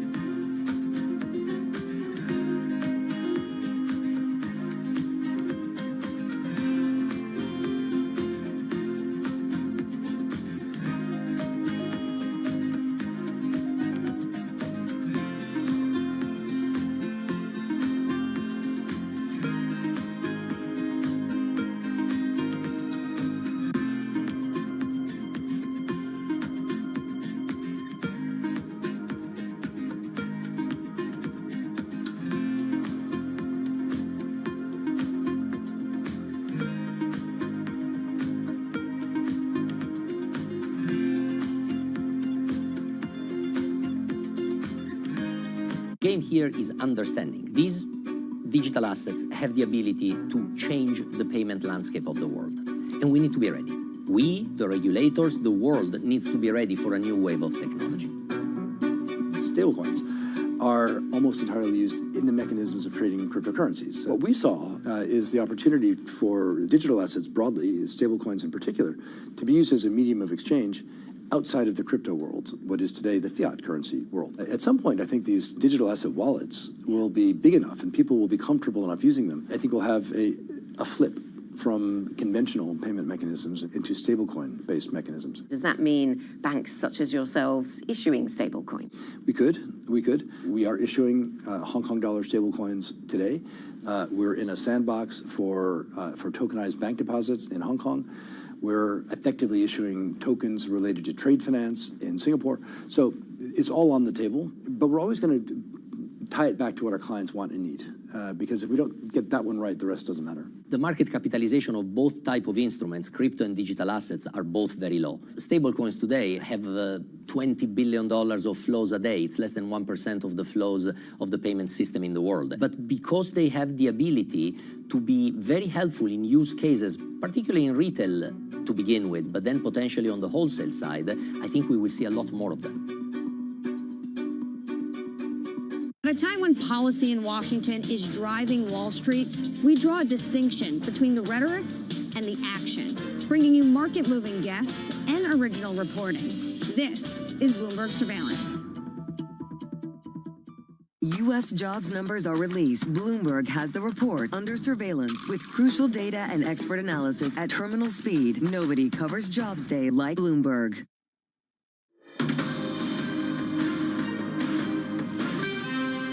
It's 5:30 a.m. in New York City. Good morning. I'm Bonnie Quinn with your Bloomberg Brief. Here's what you need to know.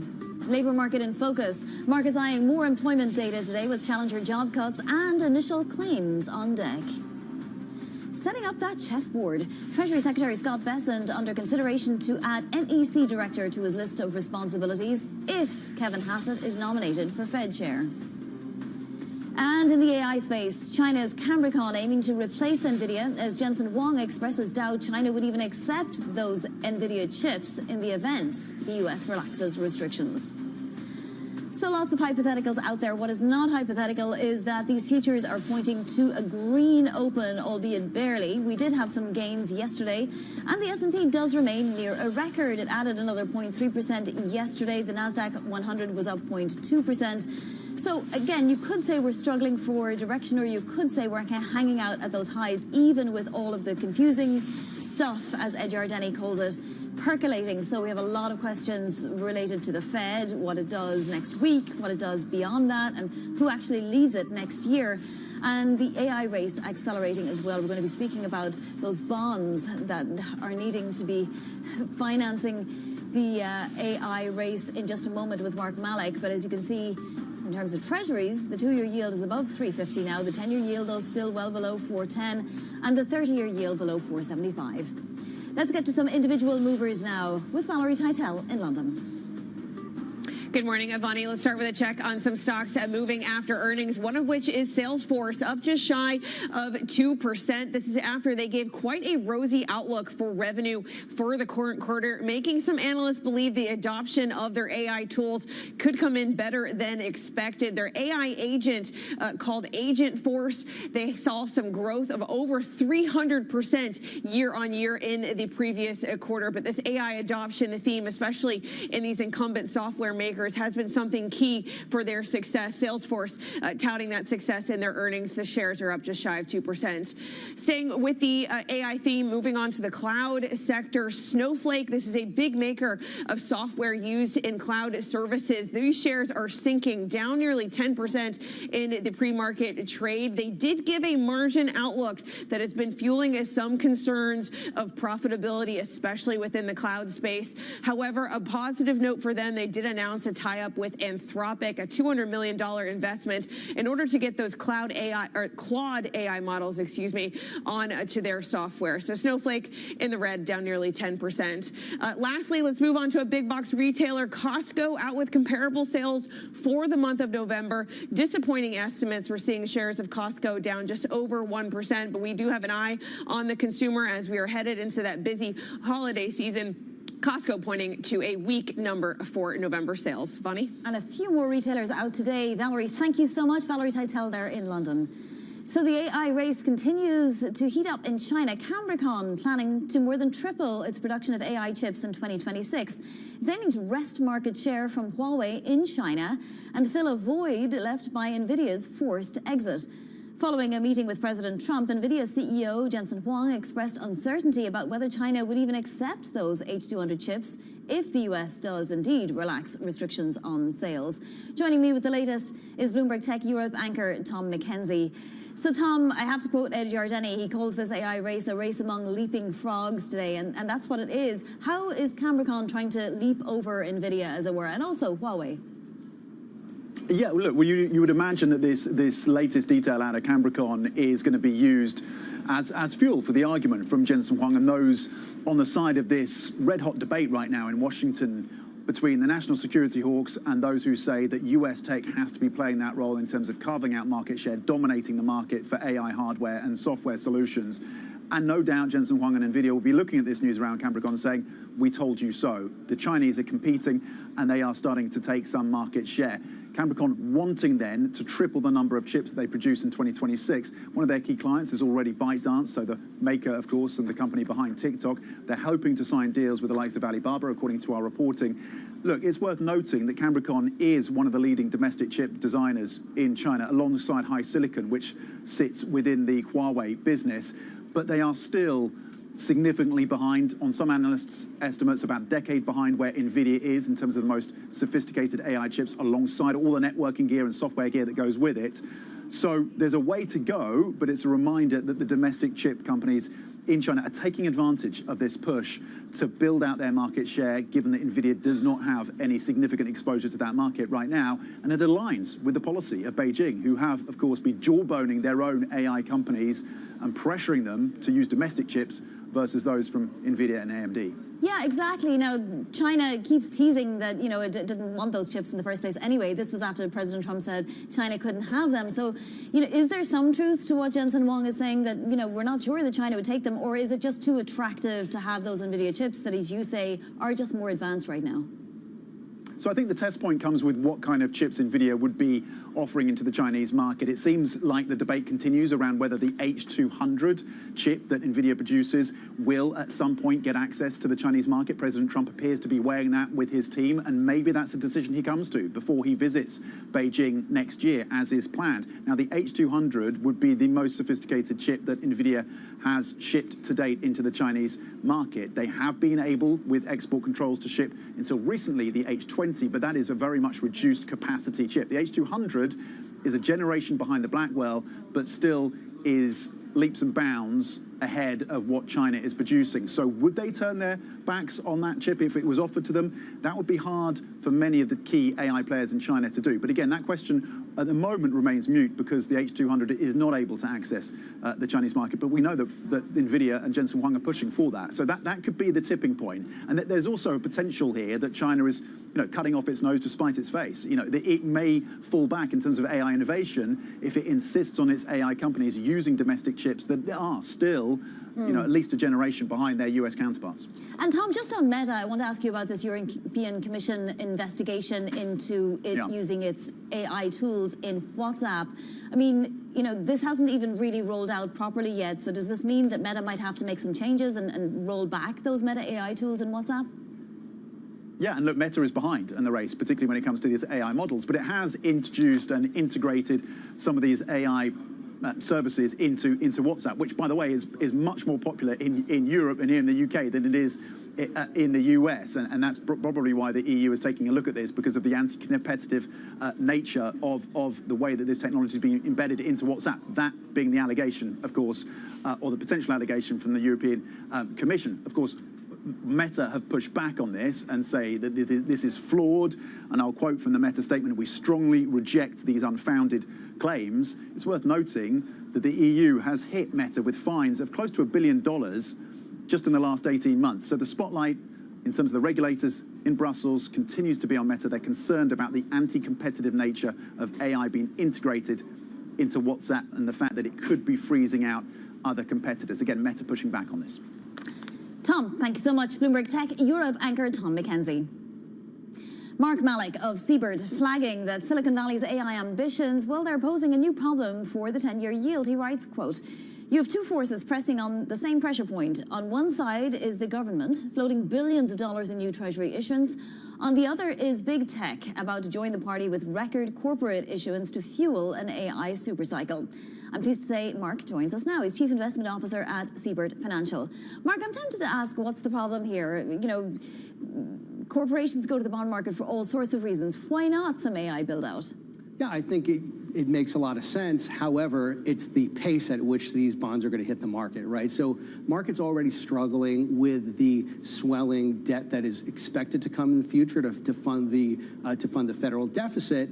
But now you have corporations coming into the same market, essentially hitting with a big amount of supply. So it's not necessarily the amount, but it's the surge that's expected to possibly come in the next few years. So there'll be a surge of supply. We'll see if there's appetite for that supply and risk premia as well will reflect what the market thinks the risk is. So in a way, it might be a healthy sign, right? We will know what the market thinks these corporations are taking on in terms of risk. Yeah, the challenge is not so much the risk in this case, right? Because the companies that we're talking about are largely very healthy companies. You're talking about the hyperscalers that have probably better balance sheets than many governments. The challenge is really plainly and boringly just the supply. So it's not necessarily a risk challenge, it's about the supply challenge. Now, there are companies that are on the fringes of the AI ecosystem that are floating bonds that are a little bit riskier. And of course, we have to make sure that we get the premia associated with taking those additional risks. But the overall challenge is the high level macro pressure that's going to be on the prices and pushing yields higher. And then, of course, there's government issuance, as you say. The supply of bonds from the Treasury is just going to keep coming as that deficit just swells and swells. The market seems to have sort of put that on the back foot at the moment because there's so many concerns about the Federal Reserve. When do we start seeing that as a concern in the bond market again? Well, I mean, you are not necessarily concerned, but you are seeing a sticky 10-year yield, right? Everyone's expecting 10-year yields to keep, to come in a little bit more, and it hasn't. It's been sort of stubbornly right around that 4% range, plus or minus, 10 to 20 basis points on the upside, and that really is the bond market sort of putting in its assessment on where it thinks things are going. So if the bond market were to ease up on that, we would certainly see 10-year yields come in a little bit. Of course, we have a little bit of sticky inflation, also putting a little bit of pressure on the back end of the yield curve. But it's largely all about the supply that's expected to come and the continued issuance that the government is going to have to be out there in order to fund the federal deficit. Do you think it's going to come to a head at some point then? Because, we do frequently get these warnings, and yet the bond vigilantes don't seem to sort of act up all that often. Yeah, it's an interesting question. I mean, we did see the bond vigilantes rear their heads earlier in the year, and most of us nerds who like to follow the bond market are expecting the bond vigilantes to show up any day now, and they haven't showed up in full force. However, again, you still are seeing that sort of magical floor that seems to be under the longer end yields. And of course, we have a better idea now at this point of, at least we think, the path of rate cuts on the front end of the yield curve. And so as that maybe changes over the next, let's say, 6 months, we'll have to see if 10-year yields ease up a little bit as well. Sentiment around Kevin Hassett. We do seem to have some negative calls out there that this would not be the right pick for the Fed chair, that maybe like a Scott Bessent or maybe a Governor Waller or somebody would be better.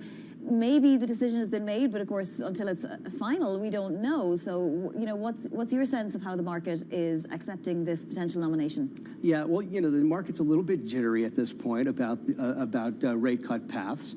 So naturally, the market is going to try to assess whether it's going to be good or bad for rate cuts in the future. I mean, last time I checked the WERP function on Bloomberg just earlier today, I saw that maybe there's a 97% chance of a rate cut. I think the handwriting is on the wall. I don't think whoever's sitting at the top of the Fed is going to impact that so much. I mean, the handwriting really is coming from the labor market that's showing clear signs of exhaust, right? The ADP number that we got earlier this week and the ADP NER pulse numbers that we saw leading up to this, even in this lack of government data, we're seeing signs that hopefully the Fed is seeing as well. And so no matter who's sitting in the corner office over at the Fed, I think at the end of the day, you're going to see, rates are not going to change their path all that much. You obviously think there's great value to be had then in the bond market. Where? Yeah, that's a challenge, right? Because there are only so many people who like to buy, who can buy these types of bonds, right? So there's so much demand out there for bonds. Everyone's going to be excited to see a lot of bond issuance come out of these exciting companies, because in the bond world, there are very few exciting, corporate-based stories. So when you start to see these hyperscalers come out with bonds, people might be tempted, average folks might be tempted to jump in on those bonds. But as we suggest, that there might be some pressure on those yields. So while they might be getting yields, and again, remember, these are pretty high credit, so you're not going to get that much of a yield pickup over treasuries. So, retail investors might be putting themselves a little bit at risk because they risk seeing the bonds themselves go down. So stay away from the AI bonds. But what about treasuries? Where on the curve would you be looking at? So treasuries, I think there's still some value sort of in the front end of the curve at this point. I think you're seeing some pretty good yields relative to where they were historically. And if we continue to see this downward move as the Fed, even though, like I said, the warp function may be 2 to 3 cuts next year, you have some potential upside over there too, because you will see some of those, some price increases, let's say 2 to 5 year range at this point. And as you say, growth stocks should pray the 10-year doesn't start reacting to AI bond supply. Because that affects valuations of the growth stocks, and that's the tail wagging the dog right there. Mark, thank you so much to chew on there. That is Mark Malik of Siebert Financial. Now, 2 other top stories trending on the terminal this morning. UBS Group's billionaire clients are planning to curb allocations to private equity funds amid a global slowdown in the market. Almost a third of 87 individuals commanding 10-figure fortunes surveyed by UBS are looking to cut contributions to private equity vehicles over the next 12 months. BlackRock is halting plans to launch an infrastructure fund targeting wealthy Europeans. This marks a setback for the Wall Street giant's efforts to get more individuals to invest in its newly acquired private markets offerings. KKR has picked Abu Dhabi as the location for its 3rd Middle East office, spotlighting the growing significance of the oil-rich Gulf. The firm has deployed about $2 billion over the past 10 months in the Gulf, buying a slice of Abu Dhabi's national oil gas pipeline network and a stake in one of the largest Gulf data center firms. Coming up, another possible job for Bessent. The Treasury Secretary could be soon adding National Economic Council Director to his resume. More on that next. This is Bloomberg.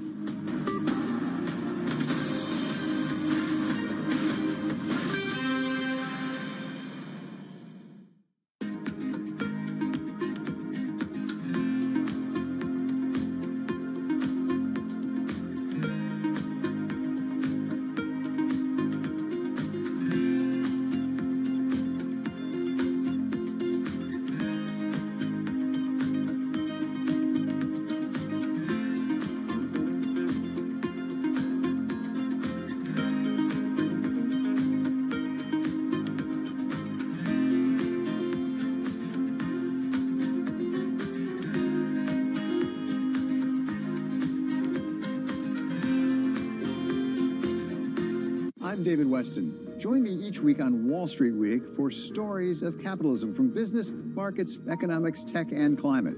We go on the road for a look at what lies behind the headlines of today and what will likely be the headlines tomorrow. We need more transparency. Oil and gas is still important. They said every citizen should be investing in the market. Accelerate progress in all fields of science. Watch Wall Street Week right here on Bloomberg. More than what you need to know, it's what you need to think about. We have 2 crises, 2 essential crises, and for both it's now or never: democracy and climate, and they are absolutely interlinked, and we have to solve them together. We're losing the democratic infrastructure and norms to deal with the climate, and we're losing the climate stability that is essential for a democracy. We have to solve them together.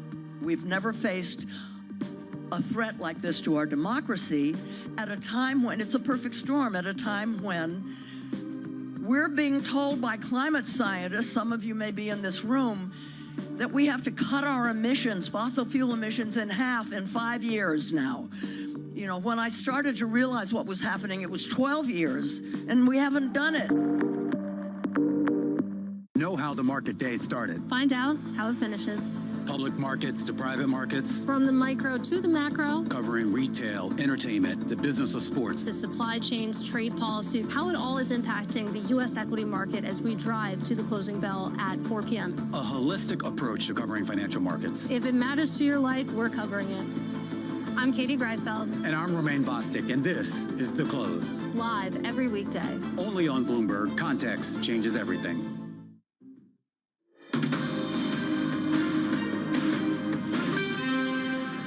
Does he have the credibility within the committee to drive consensus? And so we don't know that answer. I don't think he has that credibility. I think that's what the bond market is telling you. PGIM's Greg Peters there, casting doubt on National Economic Council Director Kevin Hassett as possible Fed chair, and that's following the latest note from Renmark's Neil Dutta echoing that sentiment. Neil Dutta has 3 reasons why he doesn't think that Kevin Hassett would be best for the job, and the bond market maybe doesn't believe so either. Joining us for more is Bloomberg's Jill Deesis. So Jill, I mean, these are some market participants now voicing their concerns. At the same time, we're not seeing too many bond jitters.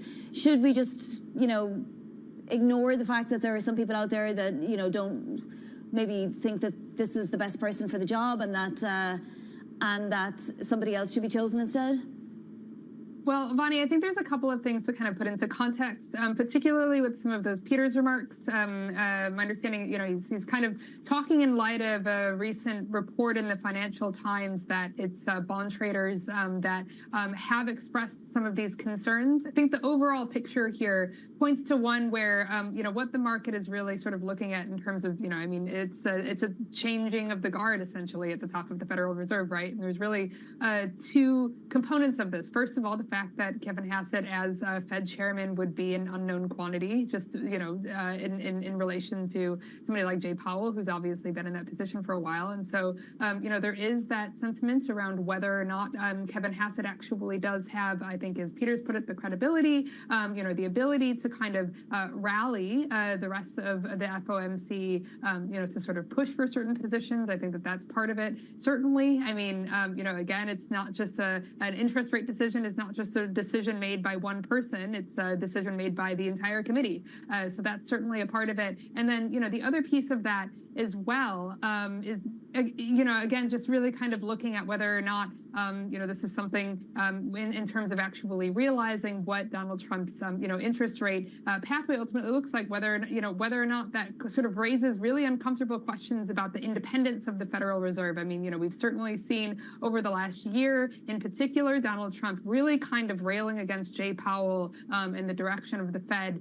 If you are installing somebody who has, been pretty explicit about, sort of tracking with a lot of the president's views, does that raise questions about independence? So those are certainly some things that I think, we're hearing from Peters and others, but again, a lot of this is currently in the hypothetical because we don't have a Fed chair nominee at this point. And I do think that it's worth raising the point that Trump could change his mind still. Yeah, I was literally just going to say that. I mean, it's not over until he actually announces his nominee, right?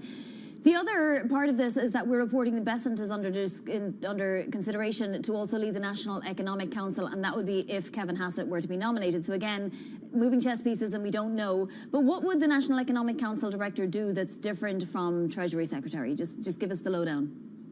Yeah, well, I think, first of all, you have to think about it in terms of a dual appointment, right? It's not just instead of Treasury Secretary, it's in addition to Treasury Secretary. And I think the key thing here is, look, I mean, the head of the National Economic Council is somebody that historically has a really big say in terms of guiding economic policy for the administration, whether that's tax policy, eco policy, that kind of thing. Under, Trump 2.0, Kevin Hassett has kind of used it as a position to really advocate for the president's positions, particularly on television. But to me, I keep coming back to the critical piece of this, particular appointment, were this actually to go forward, is that it would give Scott Bessent an office in the West Wing. So, I mean, if you're looking to get even closer to the president and really kind of bend his ear, you can really get not that much closer than actually having an office in the West Wing. And so I think that raises some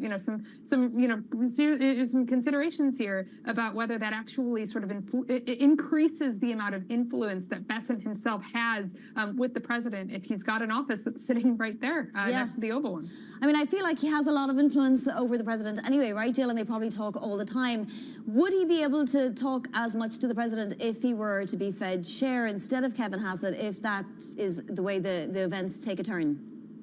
Yeah, I mean, that's, the different consideration, right? And I think, when we're looking, in light of, all of this, I mean, Scott Bessent himself leading the, sort of leading the charge, looking for that Fed chair replacement, what if it actually is him? I think that kind of brings things into a different calculus. Again, I think the dynamic with the Fed chairmanship is different in that obviously it's not just that person, right? It's the entire FOMC that makes those decisions. So it is all about sort of persuading and sort of consolidating.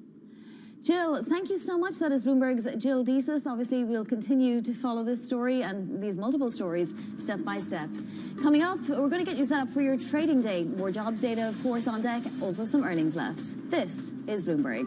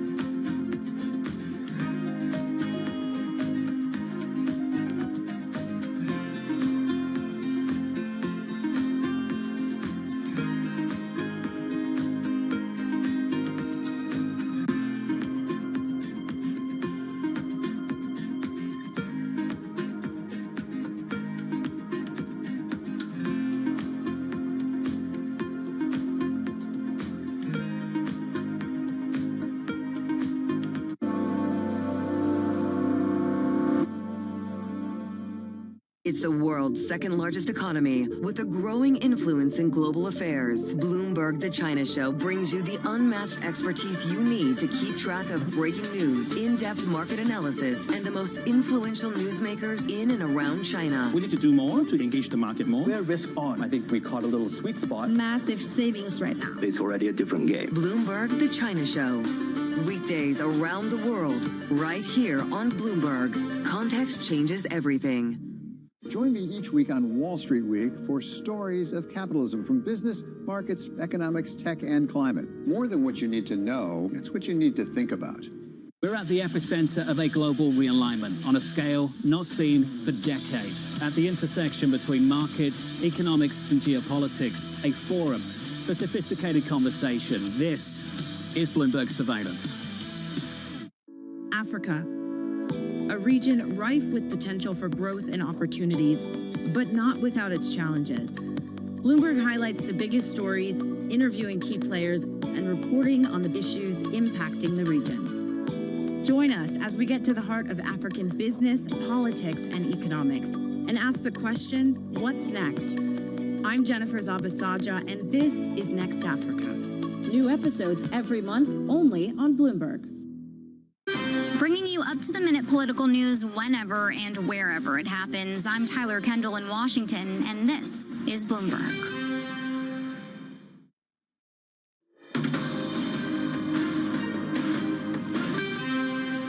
This is Bloomberg Brief. I'm Bonnie Quinn in New York. Now, a look at what's ahead for your Thursday trading session. More jobs data with challenger job cuts at 7:30 Eastern and jobless claims at 8:15. And earnings coming from Dollar General before the bell. We also get Kroger and HP Enterprise after the market close. Plus, President Trump is going to be greeting the presidents of Rwanda and also the Democratic Republic of Congo at the White House today. Some earnings movers before the bell. Salesforce up more than 1%. It gave a strong revenue outlook and touted AI adoption. Different story for Snowflake. It is suffering. And Costco down about 1% after sales missed. This is Bloomberg.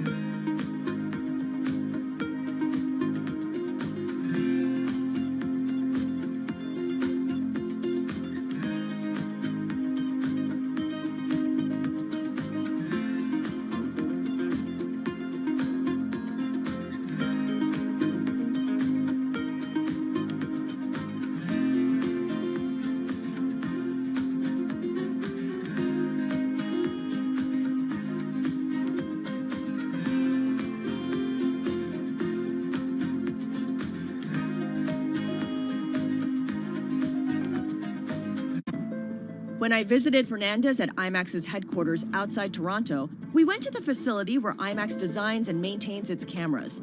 The latest next-gen equipment was out with directors on filmed for IMAX sets, but there was still plenty of cool gear on view. As the head of the finance department, do you look at all the things in this room and think, this costs that amount of money, this costs that amount of money? Thankfully, no, I don't. When I think about cameras in general and what we, when we first, I'll give you a really prime example, the film cameras. When you thought about it, okay, are we building 2? Are we building 4? Are you building 8, right? And that's where I start to think about, well, what makes the most sense from a return perspective? Because yes, Nolan wants the cameras, but how many other filmmakers out there use the film cameras? The lens that I look at it through is essentially, how many do we build and in what way? Because the one thing is we are going to invest to build it right and to build it for longevity. But do you need 10 of them? No. Building 4, that was the right number. And do we potentially want to build a couple more? Maybe a couple more, but I don't think we need 10 because they won't always be in use all the time. I imagine that at different points you need to tell people no. What's that process like for you? Oh yeah, it's a key role in the CFO position. It is a word that most people are used to, and yet they still think you're not going to say it. Good morning. Good morning. This is Bloomberg Surveillance. Welcome back to the opening trade. Watch Bloomberg Tech. This is the Asia Trade. This is Wall Street Week. Welcome to Balance of Power. This is Bloomberg Television. Bringing you up-to-the-minute geoeconomic news whenever and wherever it happens. I'm Bonnie Quinn in Sao Paulo, Brazil, and this is Bloomberg.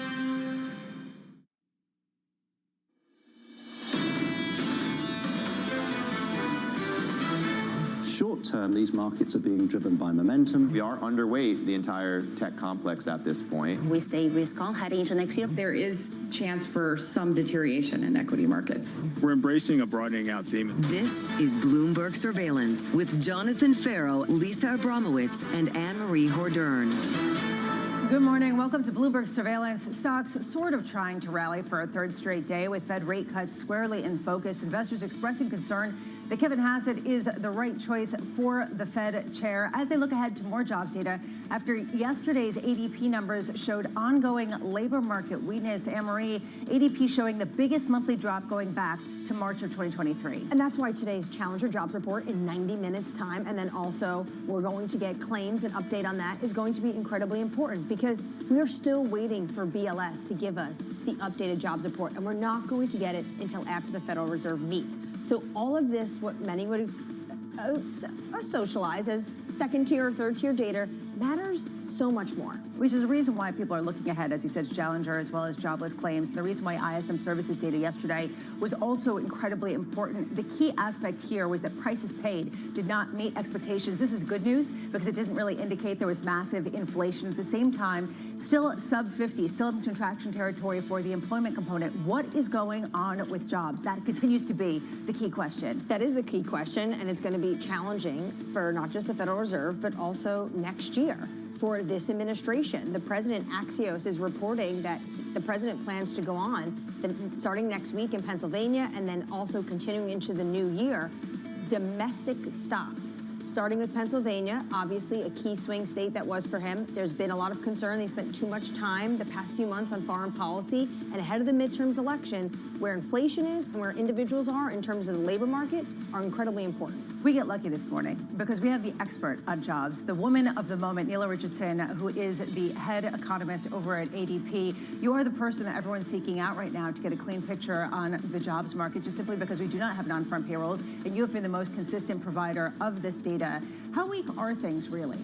Well, first of all, it's a team. Thank you to those at ADP who are providing this data, this payroll data at this moment. It's weak. The weakening is happening, but the overall structure of the labor market, we can't forget, is pretty sound. At an unemployment rate, the last rate of 4.4%, this is not where we were coming out of the Great Recession. So let's bring it back and anchor it in the fact that we have unemployment under 5%. But going forward, hiring has slowed in its momentum, and small firms particularly are vulnerable to the macro environment right now. Which is what you're hearing and what the commentary was coming out of ADP. Neela's going to be sticking with us for the entire hour. We're so glad to say. Right now, what we're seeing in markets is pretty much a fluctuation across the board, sort of moving between gains and losses. NASDAQ just slightly lower in futures this morning as we look ahead to potential news after the bell. We get Hewlett-Packard Enterprises as well as DocuSign. Everyone parsing through all of these third-tier earnings to try to get a sense of what's going on. For the day ahead, we get also jobless claims, as Anne-Marie was saying, at 8:30 a.m. and the Challenger job cuts in about 90 minutes time. Coming up this hour, we've got Aaron Kennan of Clear Harbor Asset Management as stocks look for a third day of gains. Angelo Zeno of CFRA Research as NVIDIA nears a big win on Capitol Hill, and Terry Wiseman of Macquarie as Wall Street pushes back on the potential next Fed chair. We begin this hour with stocks little change as markets shake off a recent slump. Aaron Kennan of Clear Harbor Asset Management writing, at this stage of the cycle, we believe it is prudent to counterbalance mega cap exposure. Aaron joins us now. Aaron, this goes to the heart of the question of the moment. We've seen a real outperformance from the Russell 2000. At the same time that, as Neela was just mentioning, we see real caution in the labor market. How do you get optimistic about the rest of the 493 if you don't see green shoots in the underlying economy? Well, thanks, Lisa. Yeah, good morning. I think it's quite interesting to see, you look at Q3 earnings here in the United States, and the mega cap sector grew nicely at about a 22% rate. to your point, 493 other names grew less, but they did accelerate relative to Q2 and Q1. They're up about 11% annualized. So we sort of applaud that. And I would also argue we're entering this phase of AI application. We heard from Jensen Huang this week with also the CEO of Synopsys by his side, talking about how AI penetration is really going to start impacting the industrial sector, the healthcare sector, the biotech sector. And we think that's going to accrue nicely, not just to mega cap and the hyperscaler narrative that we've been talking about all year, but to the broader economy going forward. November, we saw outperformance of equal weight. And just over the last couple of days, it's been about steady as she goes, equal weight versus market cap. Are you saying, Aaron, just to sort of dig a little deeper and develop on this, that it isn't a contradiction to not see labor market expansion right now at the same time that corporate profitability is hanging in there? I think there are a couple of things going on, and Neela can probably speak to this as well. The ADP report yesterday indicated some significant softening in the small business sector. Where have we seen job growth coming out of COVID? Small businesses. That's been the predominant area of job growth. So if that were to continue to accelerate in the wrong direction, we think that would augur poorly for the idea that, you know, consumer consumption's ready to accelerate. It could have real implications for certain sectors of the economy. On the other hand, we think over the next couple of years, the penetration, the application of AI across the economy is going to disintermediate some workers from some important key sectors in the economy. But, you know, just like that horse and buggy worker who at the birth of the automobile had to decide what to do, they didn't all just join Ford Motor Company, right? There will be a skills shift that's required. There will be a speed bump in the employment transition. And so we would anticipate that in the years ahead. Aaron, I'm curious in your thoughts about how critical the small business, the Main Street economy is to your projections of the asset market going forward, especially in 2026. If, and that's a big if, question mark right now, if the labor market continues to weaken, do you still see the kind of stock market performance we've seen to date going into the new year? You know, I think it's been this K-shaped recovery. It's been the tale of two consumers. Anila, you know, you look at almost half, maybe 45% or so of working adults here in this country have no financial assets, yet they are consumers. But were they consuming in the non-discretionary areas? So we would want to be mindful of that as it pertains to the market in 2026. But as we look forward, we think about 2026, and Anne-Marie started the show at the top talking about the midterm elections. So, you know, hard to believe we're going to have fiscal tightening going into 26. In fact, we know we're not going to, because the big beautiful bill is going to be stimulative. And we also anticipate further rate cuts, not just next month, but also in the coming year. And so for us, that bodes well. We're starting to see some disinflationary trends. We know AI, like most technologies, will most likely prove to be disinflationary, so that's good. And we're starting to see rents come down as well. That's always with a lag, and we're starting to see that play out in the data. So I'm not sure we see the 2% target in 26 that the Fed would like to see, but probably we'll see some core areas of CPI moderate. Aaron, when you look at Fed rate cuts next year, there's this Financial Times story that bond investors are telling the Treasury Department that they are concerned about what Kevin Hassett would mean for the bond market, potentially wanting to really run a very dovish monetary policy. Are you concerned about a Kevin Hassett chair? Well, my sense is that the market is of the view that there are other candidates that are perhaps more qualified and more independent than Kevin Hassett. And I think that's the prevailing view.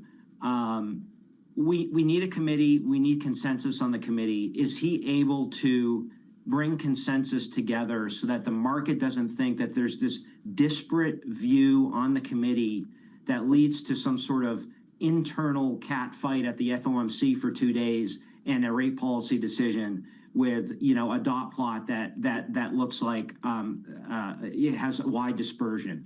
I don't think that would be healthy for the market, and I think that's one of the fears that I would have with a Hassett. Perhaps with other candidates that are on the list, I'd feel significantly more comfortable with that. I think the market would.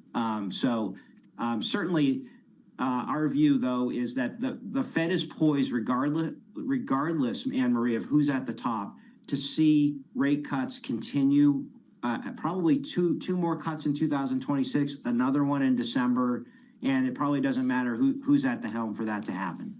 You're being very diplomatic, but do you think that he is credible to run the central bank? I mean, he's certainly competent. I just, we all have observed him. He's competent.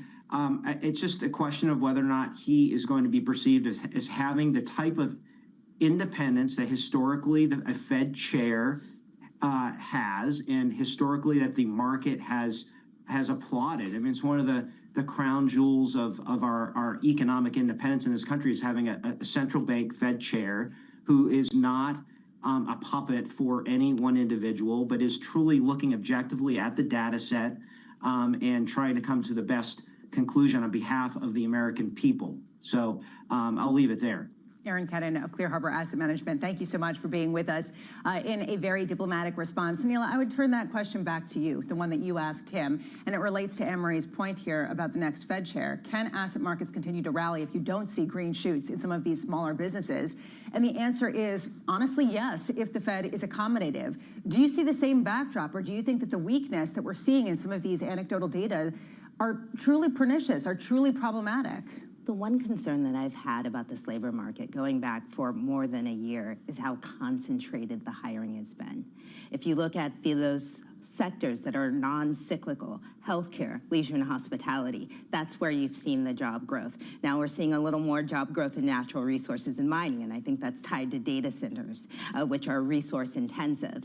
But if we have this very concentrated U.S. economy, it makes us more vulnerable to cyclical shocks. And so I'd like to see a more broad-based asset environment and a more broad-based labor market. We're not seeing that right now. As long as it stays concentrated, even if growth is solid, it's still vulnerable to these kinds of shocks. Which is the reason why you hear the White House talking about this so much, because clearly this is front and focus. The recent news is that Scott Bessent, currently Treasury Secretary, is going to take another hat and be the National Economic Council Director as well if Kevin Hassett is named to the Fed, as you were mentioning, Anne-Marie. I just wonder, what would the goal be in consolidating economic policy in Scott Bessent? Do we have a sense of what that looks like? I think it's already happening. It's just not official. The Treasury Secretary is basically running the economic policy. He's in and out of the White House every single day. Very different than the Biden administration set up with how they would use the NEC director versus how they would use Janet Yellen, the Treasury Secretary. What Kevin Hassett has become, and Jonathan has said this before, how the Trump administration used NEC, not what it's supposed to be in terms of coordinating across different agencies. It's the president's marketing department for his economic policy. This is someone he wants to go out there and sell his agenda. Well, the Treasury Secretary is really the one that is driving what the policy is. So I think it's a distinction, but it's not actually going to mean a difference of what is happening every single day. Distinction without a difference, a good way of framing it. Right now, you are seeing stocks fluctuate between gains and losses. The Russell 2000 outperforming. Right now, let's get you an update on stories elsewhere this morning. Here is your Bloomberg Brief with Yahira on it. Yahira. Hi, Lisa. French President Emmanuel Macron pushing for more Chinese investment during a meeting with Chinese President Xi Jinping. Macron said Europe, including France, needs a clear framework to attract more Chinese direct investment. He also warned that China's growing trade surplus with the world is becoming unsustainable. Meanwhile, as you all were just discussing, Treasury Secretary Scott Bessent could be the next National Economic Council Director. Sources telling us here at Bloomberg that President Trump's top aides are considering Bessent for the dual role. Bessent would replace Kevin Hassett, who Trump has hinted could be named the next chair of the Federal Reserve. And Amazon is considering ending its partnership with the U.S. Postal Service due to rising prices. The Washington Post reporting the e-commerce giant is preparing to expand its own nationwide delivery network if it's unable to reach a deal with USPS. Nothing has been finalized yet, but the loss of Amazon's business risks multi-billion-dollar losses for the U.S. Postal Service. That's your Bloomberg Brief. Lisa? Thank you so much, Yahira. Yeah, the USPS doesn't break out exactly who its customers are and what volumes, but it is believed that Amazon is the biggest by far in terms of customer base. Up next, President Trump's cost concerns. Just about everything is down. You know, this whole thing is, they use the word affordability. It's a Democrat hoax. They're the ones that drove the prices up. Ed Mills of Raymond James joining us next from New York. This is Bloomberg Surveillance.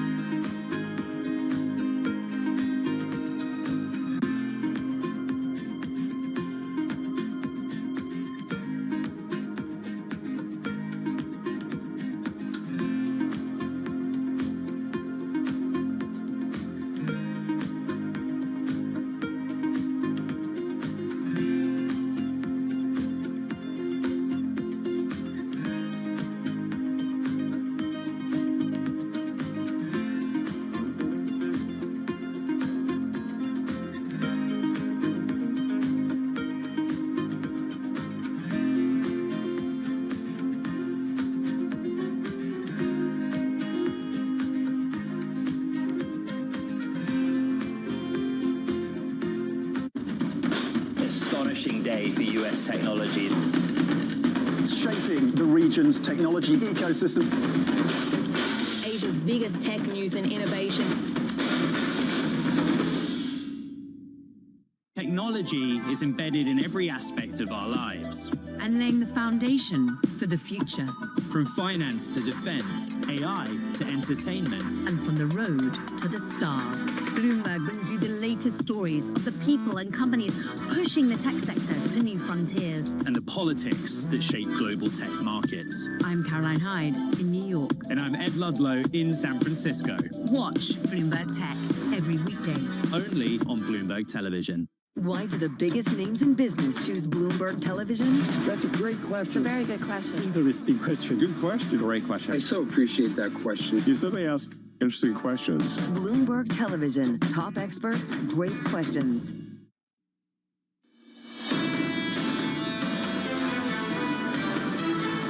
Good morning. We are seeing stocks fluctuate between gains and losses after the Russell 2000 really has posted the outperformance over the past 3 days, fueled by bets on rate cuts. Right now, basically flat on the S&P futures. NASDAQ just inflecting lower just a touch. You are seeing a reversal of some of the yield gains, price up, yields down that we saw yesterday, up about 2 basis points pretty much across the board as people reassess just how likely it is that the Fed is going to cut rates aggressively. Under surveillance this morning, President Trump's cost concerns.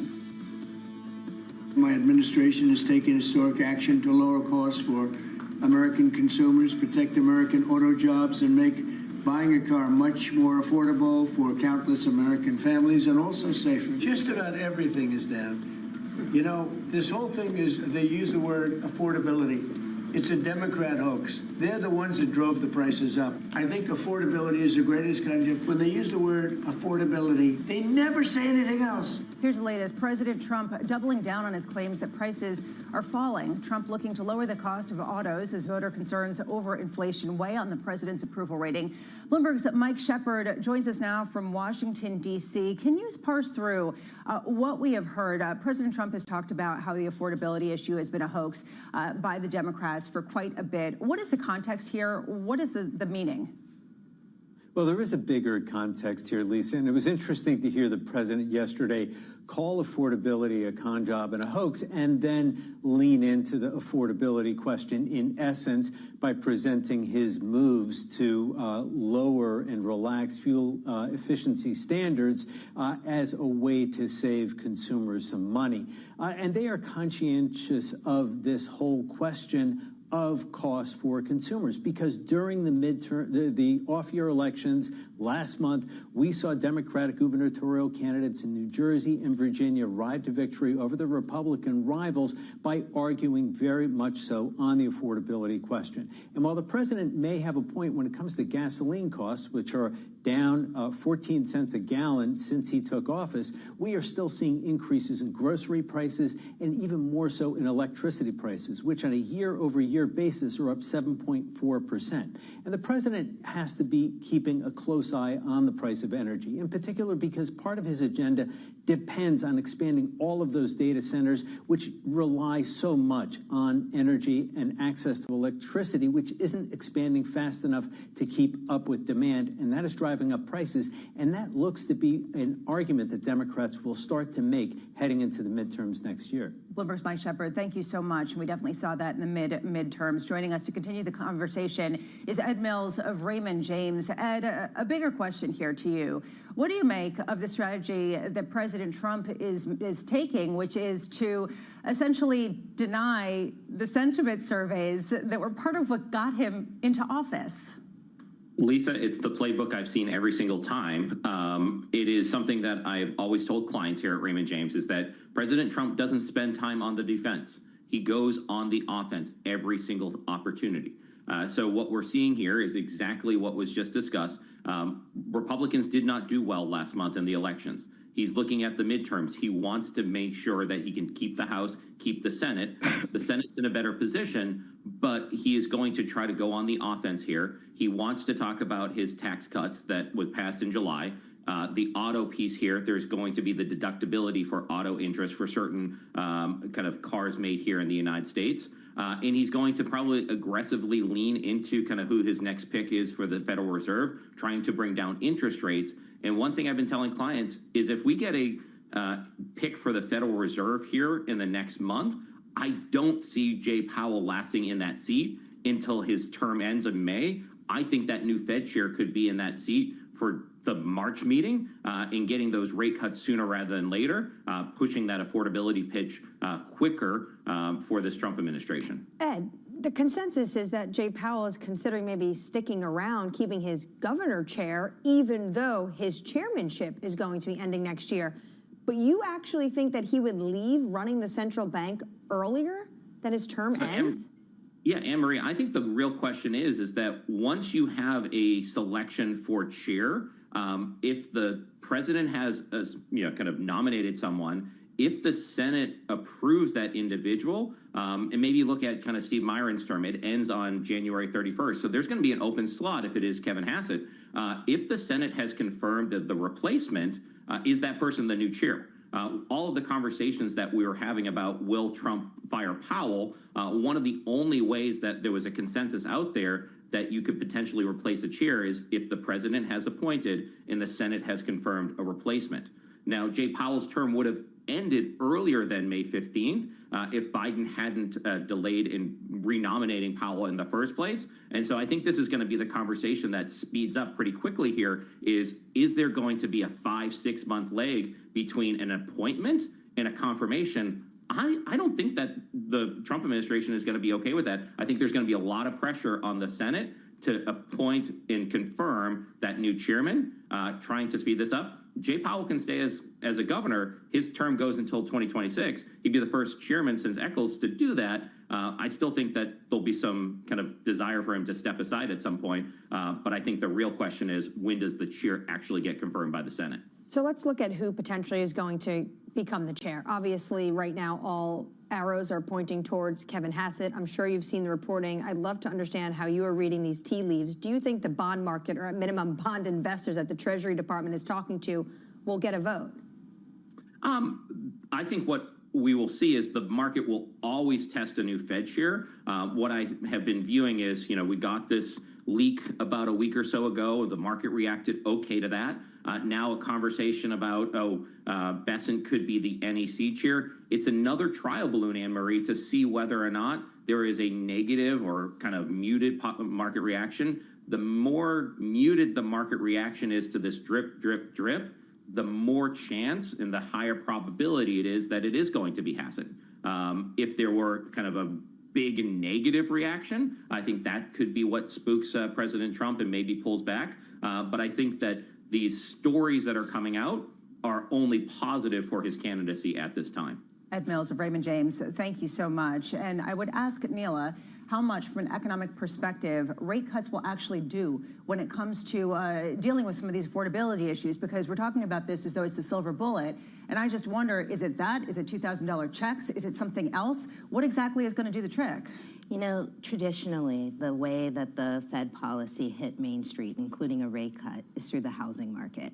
And that, I think, it's agreeable. Housing has become expensive in the United States, and that channel for low-income households isn't there in the same way, especially for young people. We're seeing the average ages of a homeowner creep up because it takes much more equity to put down on a house now than it used to. And rates are higher than we enjoyed in the early part of, or the late part of the 2000s. So we're having this conflation of demographics. There's a lot of people who want to buy and not enough housing stock. This is a chronic problem. So that channel is shut down. So to your question, one of the key channels of Fed policy into Main Street isn't really working that well. Now, there are other channels. There are other ways to get to that low-income, middle-income consumer, but it has to be much more deliberate than it has been in the past because we don't have the housing answer that is an easy story for wealth creation in the United States the way it was perhaps in the 90s. But because there's such an emphasis on this from the Trump administration, this is what the Financial Times report was talking about. Kevin Hassett will do what Trump wants him to do. I know that Ed Mills thinks that some of this trial balloon, the rhetoric hasn't been too bad for Kevin Hassett. I would disagree. No one wants to get trust, said one market participant who was asked about this. Another one said, I think the market sees him as a Trump stooge, which erodes the Fed's credibility at the margin. This is not the rhetoric you want from Wall Street going into one of the most important jobs in the entire financial industry in the world. Which is the reason why I think people are watching the market response in a significant way. Right now, what we are seeing is yields just creeping higher, but they have been inflecting lower on the heels of some of the discussion. Yesterday was the worst day for the dollar. Dollar weakening going back 7 weeks. Currently, the Bloomberg Dollar Spot Index, the lowest levels going back to October. Coming up, Angela Zeno of CFRA, as with NVIDIA, faces big questions around China.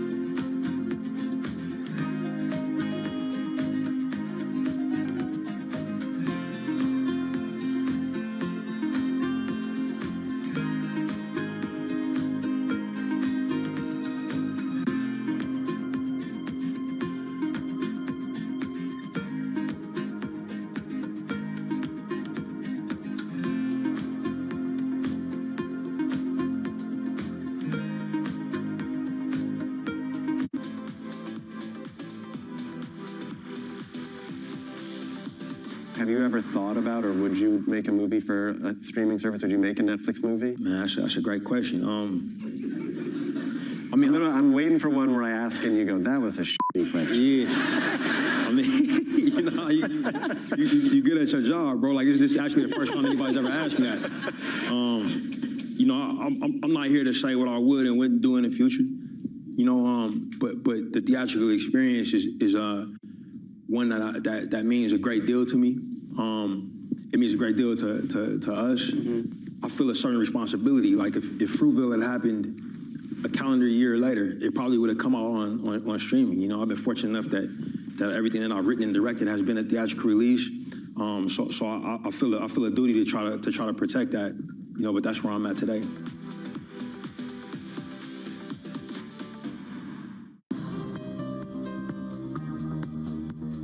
It's the countdown to the market open as we bring you the first trades across Europe.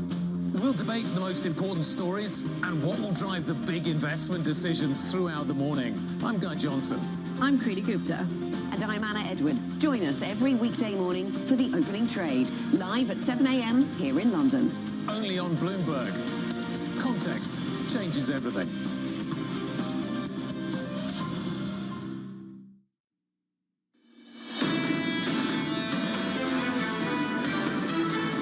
Futures rolling over as the session grows older, and it is across the board. In fact, even the Russell 2000, which had been outperforming over the past 3 sessions, seeing a dip of about 0.1% in pre-market trading. You could see the NASDAQ also lower. S&P futures basically flat. The Y can be found in the bond space. Yields creeping higher with now the price of an expected rate cut next week coming in now at 92%. Sounds like it's pretty high, but it was up 98% yesterday. This is where we're at. Meanwhile, the dollar building on its weakening trend, the euro gaining 116 versus the dollar. After yesterday, we saw the biggest day of dollar weakening going back 7 weeks to the lowest level versus the euro, going back to October 28th, 3 hours away from the cash open. Here are your morning movers with Danny Berger. Danny.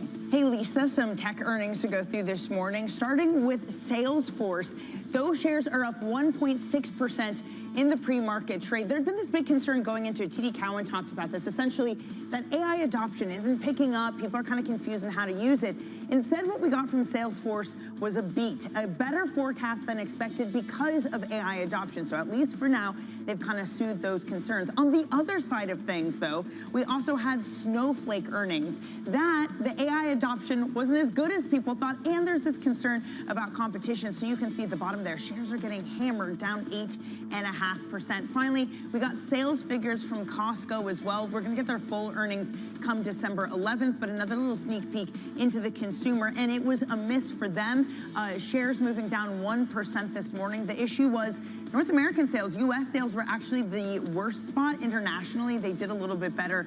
So what does that mean for a company that, you know, is a bargain hunting company, not having people go to it? And for what it's worth, Costco has underperformed all year, basically flat year to date, Lisa. Thank you so much, Danny. And yeah, coming up later this hour, we do get Dollar General earnings. So I'm sure we'll parse through, is it good news, is it bad news? Is bad news bad news? Is good news bad news? We'll be all discussing that, which I'm sure you're very excited about. On our radar this morning, concerns mounting over Kevin Hass's potential appointment as Fed chair. PGIM's Gregory Peters suggesting that even if approved, Hass lacks the credibility needed to deliver the rapid rate cuts desired by President Donald Trump. Anne-Marie, you've been talking about this story, and I have to wonder how much this is exactly what President Trump wants, for us to focus on this and not some of the other questions that are sort of swirling about affordability and policy. Well, he definitely does love to talk about the Federal Reserve, and even when it came to the Treasury Secretary, this is very similar to potential trial balloons. Everyone is obsessed with looking at what's going on in poly market and some of the betting markets of who's maybe rising in the ranks. The issue the administration does have is there is an issue with affordability, which is why they themselves made U-turns when it comes to tariffs on certain agricultural products. It is why this morning Axios is talking about the fact that the president is going to be hitting states, a domestic tour starting next week in Pennsylvania, because ahead of the midterm elections, Americans are not feeling it. And what they risk doing is talking about affordability, saying, no, no, no, you're fine, the way the Biden administration did when inflation was sky high and it wasn't resonating with the American public. Neela, we've seen negative job creation. We see the lowest print that we saw in the ADP yesterday going back to March of 2023. At the same time that yesterday, Nancy Lazar of Piper Sandler was saying that it's a lagging indicator, that actually when you look forward early next year, we're going to look at this as the trough and actually going to start to see some job creation. Are you seeing any signs of that? And is it predicated on the idea that the Fed will cut rates more aggressively? Let me break that down a little bit, and I wanted to return to this question of affordability. First of all, we put in a weekly employment poll, so we hope to be at least concurrent with what's going on in real time. This is as real time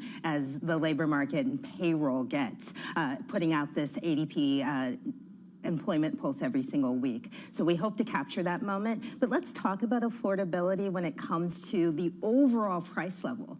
Because while the politicians are concerned with the inflation rate, the people on Main Street are concerned with the fact that inflation has gone up about 25% over the last 5 years. In a normal 5-year period, inflation cumulative is under 10%.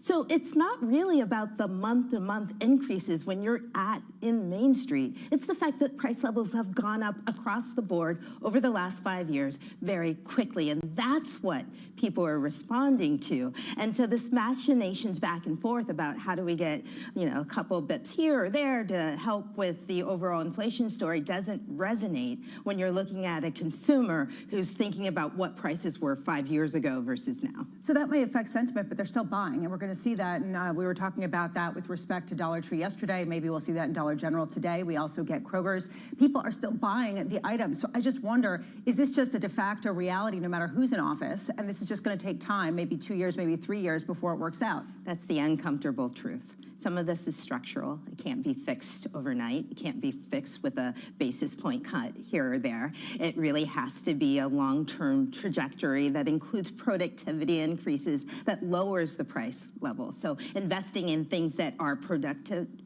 and stimulative will eventually help the American consumer, but it's going to take a while. We're all leveraged to AI and the hopes and dreams of productivity. Treasury Secretary Scott Bessent, meanwhile, could be taking on a dual role as NEC director. Sources telling us here at Bloomberg that top Trump aides are weighing the move as the president continues hinting that Kevin Hassett may become the next Fed chair. Meanwhile, Meta poaching one of Apple's top design executives. Sources telling us here at Bloomberg that Alan Dye, who has served as the head of Apple's user interface team since 2015, will take over Meta's AI integration. This, to me, is really interesting, and we can get into that in just 1 second. But just quickly here, the race for AI talent, just off the charts. It's unbelievable, and Meta keeps winning. It's an absolute coup for them, and it's an exodus, almost, it feels like, out of Apple into Meta. And what this individual did at Apple basically says that Meta is very interested in getting more deeper integration with AI and into hardware. Yeah, and the idea of maybe the glasses that we're all going to be wearing that will tell us what to say. NVIDIA, meanwhile, nearing a congressional win. Going toe-to-toe against anyone, the American technology industry has nothing to fear. As you know, at the moment, NVIDIA has been banned from going to China, not to mention China has banned NVIDIA going to China. In the case of China, we should concede the entire market to them. They're formidable, but conceding that entire market, we ought to go compete for it. U.S. lawmakers rejecting a bid to curb chip exports, clearing a hurdle for the chip makers looking to sell in China. Joining us now is Matt Bloxham of Bloomberg Intelligence. Matt, if you build it, will they come? If some of the U.S. tech providers can sell the more advanced chips into China, will they buy them? I think they will, yeah. And whether it's through the front door or the back door, I think there's going to be a lot of that technology going to the market, because the reality is that even though Huawei, one of their big local suppliers, has been making big improvements in their technology, it's still a long way behind where NVIDIA is. And yeah, as much as some of the local technology companies like Alibaba are kind of leveraging the technology they have, I think they would love to get their hands on the most advanced kit to accelerate what they're doing. Going forward, just how intense is this race getting? We were talking about Apple losing one of its senior members to Meta. We've talked about the idea that Amazon's trying to expedite their chip production. Is this a new phase of the AI race where it's all about competition and less about just investing as much as you possibly can? Yeah, I think it's a new phase. I don't think the competition for investing in as much as you can has stopped either, so it's just an extra layer on top of that. But yeah, for sure, as Anne-Marie was saying, Meta's been getting the checkbook out for quite some time now to bring in the biggest talent. So far, Apple's kind of held firm on its kind of compensation policy, so it's been limited to kind of compete back, and I think he's confident that the Apple brand can bring in the right kind of talent they need. But yeah, we're starting to see AI extend into kind of new areas, this hardware integration. That's not just a US thing, it's also a China thing. And that's going to, there's only so many AI experts out there and engineers out there. So I think that's a big opportunity for younger people out there watching that, if you want to kind of have a really good career, you want to think hard about having AI engineering and software skills on your CV for sure. Matt, thanks so much for being with us, and I'm sure the PSA was heard very loudly across schools in America, certainly, and globally. Matt LeBloxam of Bloomberg Intelligence, thank you. Joining us now, Angelo Zeno of CFRA. Angelo, to just sort of build on the discussion of the new phase of the AI build-out, do you think that we're going to start to see a period of not only winners, but also true losers, both when it comes to prospects as well as stock valuation? I think when you look at how this market is reacting right now, and it's one where it's really interesting because you've got these narratives that continue to change, where everyone's looking to see who that winner is. I do think ultimately you're going to see a list of winners and a list of non-winners, potentially losers within the overall tech space and AI ecosystem. And I think we're still trying to sort out exactly who those winners and losers are. We've got a really good understanding of what that looks like on the infrastructure side. And I think we've got less of an understanding of what that looks like still on the software side of things. But as far as kind of this next phase that we're building out on, I mean, we do think we're kind of moving from a phase over the last 3 years where it was one where, listen, all you had to do was announce maybe some large, partnership or deal with an OpenAI or an NVIDIA or what have you, and your stock kind of, really just popped. Whereas we're now moving to this new phase where it is more based on execution. On the infrastructure side, it is, who can build, those data centers out and actually execute. On the devices side, it's who's going to come out with the best devices. And on the software side of things, it's who's going to come out with those best capabilities that the enterprise space is actually going to want and can actually be monetized. Angelo, though, is the appetite there? I'm thinking about the information report yesterday on Microsoft talking about now there's lower expectation for getting businesses to sign up for some of these AI tools and things like agents. I think there's an appetite. I think the way we're looking at things right now is, listen, the consumer has really adopted AI at this point in time. You look at numbers from the Alphabets of the world, and they're probably the best indication of how much the consumer has really adopted AI. And you're talking about, tokens generated of 1.3 quadrillion, the most recent numbers out there in October. And it's really been kind of this hockey stick parabolic move in terms of tokens generated on the consumer side. It's been really a slog on the enterprise side of things, and not necessarily a surprise, because when we see these new technology inflections, the consumer always adopts first, and on the enterprise side of things, it really takes a while. When you look at, for instance, Salesforce's results last night, I thought they were actually really good, and I think the momentum we saw on Agentforce just on a sequential basis was phenomenal. But the issue is you can win these bookings, but by the time these actual enterprises go into pilot production and then actually start ramping and adopting these AI agents, it can take several more quarters, and we may not see that till later in 2026 into 27. Angela, I'd like to go back to the consumer, because I'm always struck with the adoption rate with the consumer, but there is a difference between what the consumer will use and what the consumer will pay for. Do you see that difference showing up in terms of what the next steps are in terms of the digital adoption versus the hardware? Yeah, I mean, listen, I think that's a great point. And again, when we start thinking about the whole monetization debate and what have you, I mean, the reason consumers adopt this stuff early on is because it's free, right? I mean, they're willing to kind of go out there, try these new offerings, these AI tools, because it is free to them. As far as paid services is concerned, again, we're not seeing the type of monetization level that maybe I think some on the street would hope to have seen. There are definitely power users on the consumer front, but in terms of scaling and actually monetizing the AI services on a consumer front, we're still not quite there at this point. Right. So what would be the pricing model that gets the consumer engaged with their pocketbooks, especially a consumer that's used to getting digital goods for free? How do you change that and monetize that? I think that's a great question, and I think it depends on the actual platform we're talking about, and how this all adopts. I think right now, when you look at the monetization, at least on the consumer side of things, maybe how maybe not the consumer itself, but how the consumer we're actually monetizing the consumer is still in terms of digital advertising, right? And that's how the Alphabets and Metas of the world are really benefiting from all of this. But as far as the consumer themselves and shelling out the dollars at this point in time, I think it's all about continuing to find new use cases for AI and finding something that really is game-changing for them where they're willing to pay for it. But at this point in time, again, it becomes difficult, especially in a more challenging macro outlook, to really get the consumer to really pay up for these services. I think it gets interesting as we start thinking about new devices, especially as Apple starts rolling out on their, in terms of their AI ambitions, what some of these developers are going to be able to do with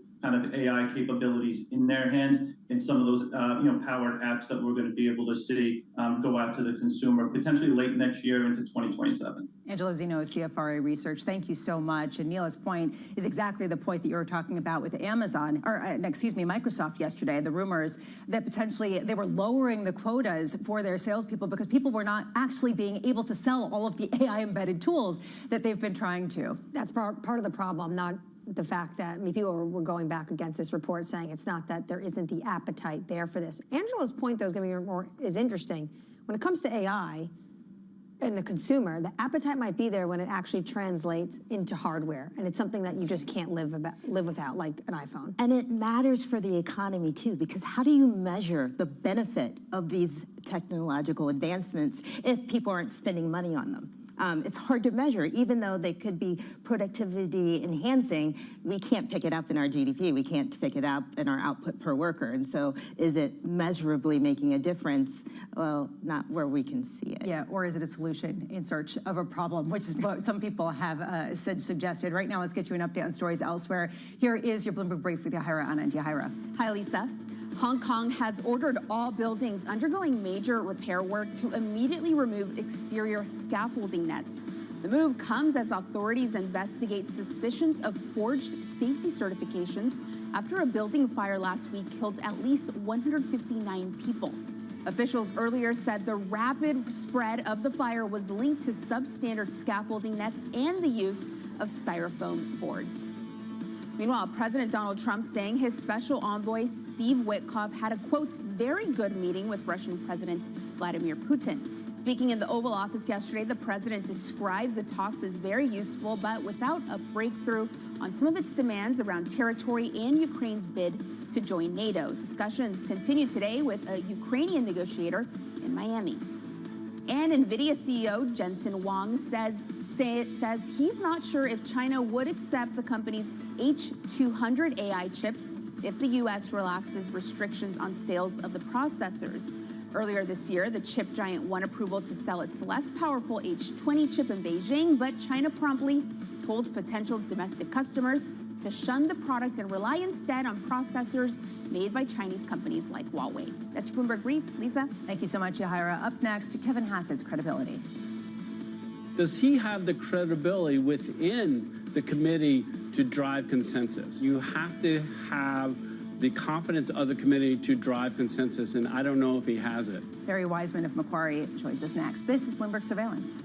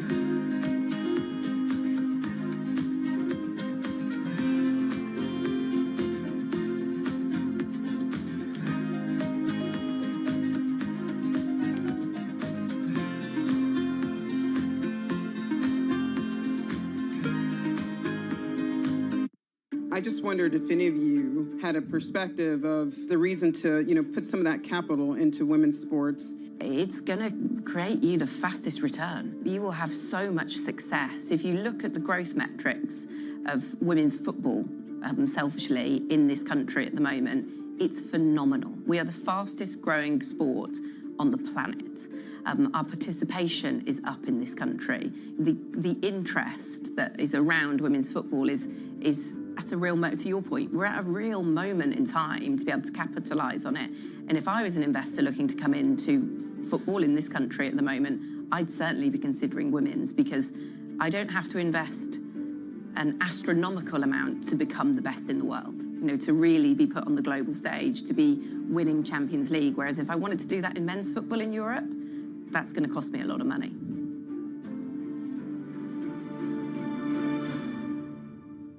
Good morning, this is Bloomberg Daybreak Europe. I'm Tom McKenzie in London. These are the stories that set your agenda.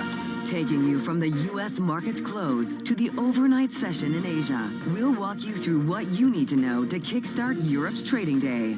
Live from our European headquarters, we bring you the day's top market-moving stories, unmatched expert analysis, and on-the-ground reporting from across the continent. Tune in to Daybreak Europe, only on Bloomberg Television. Context changes everything. From the world of politics to the world of business, Joe Matthew and Kaylee Lines deliver news, insight, and analysis live 2 times a day, every trading day. Balance of Power at 1 and 5 Eastern, only on Bloomberg. It's a multi-trillion-dollar industry. We'll show you what's happening in ETFs like no one else. ETF IQ, only on Bloomberg.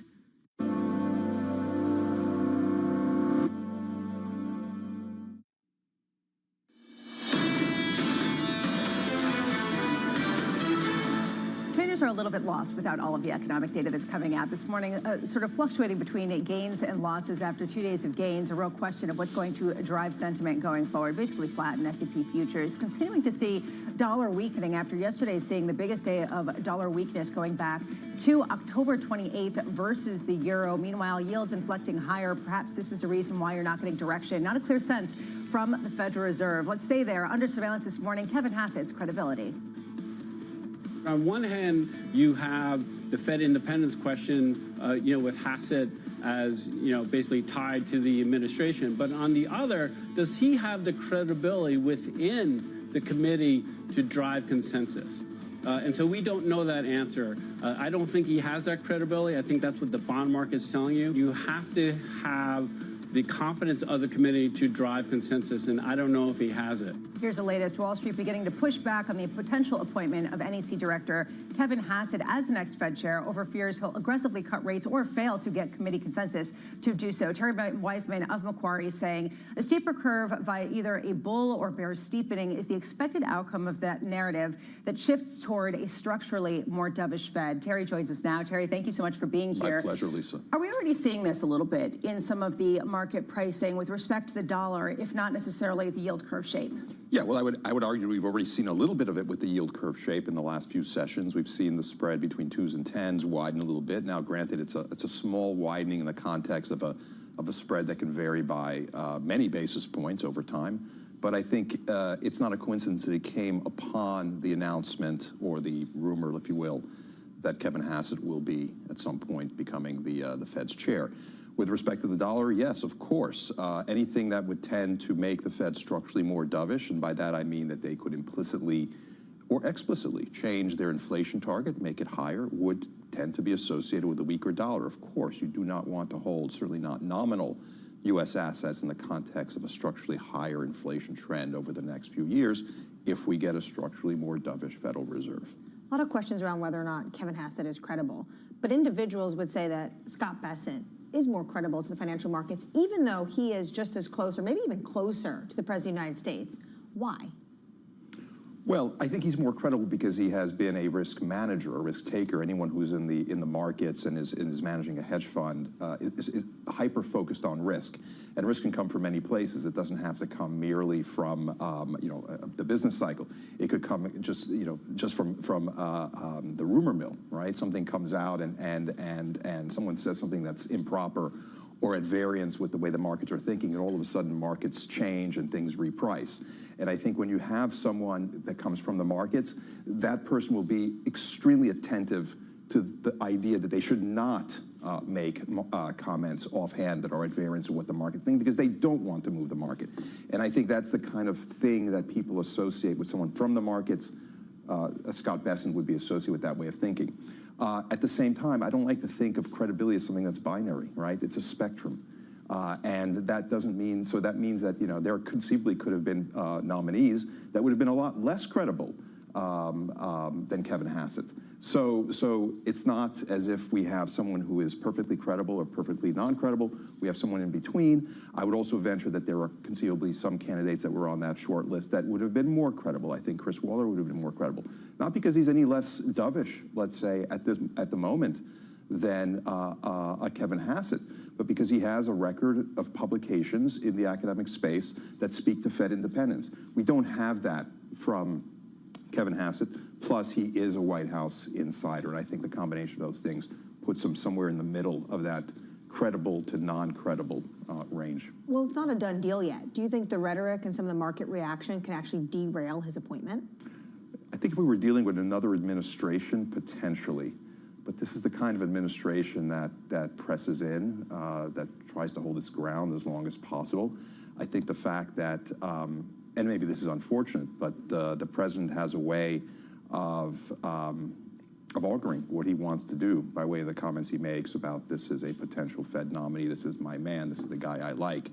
And once that happens, it's a little bit harder to turn back without that loss of credibility for the administration.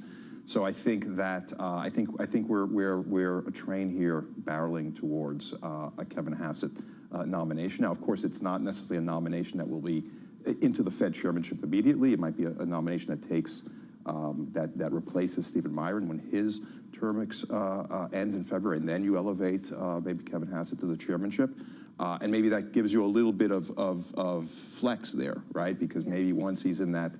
Sitting on the board, he doesn't, and something goes wrong, let's say, or he loses more credibility, then maybe the president doesn't have to elevate him and maybe has that out. But look, it looks like things are moving in the direction of him being the chair ultimately. Terry Wiseman, thank you so much. My pleasure. Macquarie, great to be here. Neela, do you think the Fed should cut rates based on what we're seeing from economic data and some of the earnings that are coming out? Dollar General, the latest, performed better than expected. I think we're in a muddled middle. And that's why the consensus building at the Fed is so important. Look, you have an inflation rate that is not close to target. It's come down a lot, but it's been above target for 4 years, and by the Fed's own projections, it's likely to stay above target for the next 2 years. And then you have a labor market that is weakening, but not weak. During the Great Recession, I always say this, unemployment rate was above 7% for 3 years. So what we need is for experts to come together and form a consensus and a leader that can drive that. Neela Richardson, thank you so much. Wonderful to have you today on set. Coming up next hour, we've got Lisa Shallot of Morgan Stanley, Ed Mills of Raymond James, Binky Chadha of Deutsche Bank, and Sanal Desai of Franklin Templeton Fixed Income from New York. You're watching Bloomberg Surveillance.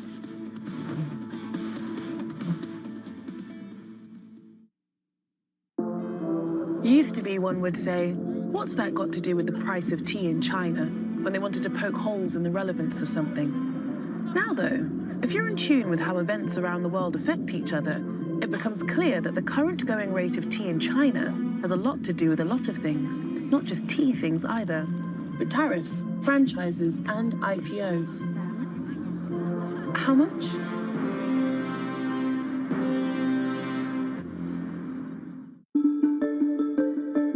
Now, you've written that younger people today are not as happy as their parents were. That's in part because of social media and things like that makes people isolated. So it's a complicated thing, but there's basically a climate and weather problem that we find, and I don't mean that literally. The climate of happiness is all about faith and philosophy in life, about family life, about friendship, and about seeing your life as a calling, your work as a calling that is meaningful and serves other people. And all of those have been in a decline. That's the climate of happiness has been ticking down since about 1990. Then the weather, the hurricanes in happiness have been really threefold. Number one was the advent of social media and screens in everybody's lives in 2008, 2009, 2010, which has just raised absolute havoc in the brains of everybody under 35 years old. That's what my new mini book is about how we use our brains differently, and it's vacating the parts of our brain that we need to assess questions of meaning. The second is polarization, where baby boomers have tried to conscript young adults into their culture war, particularly on campuses. You should feel aggrieved. You're a victim. Everybody's trying to ruin the world. You need to be angry and afraid. And last but not least, of course, is what happened with the really misbegotten reaction to the coronavirus epidemic, which is to send everybody home, make sure that people don't interact socially, and that was catastrophic for happiness.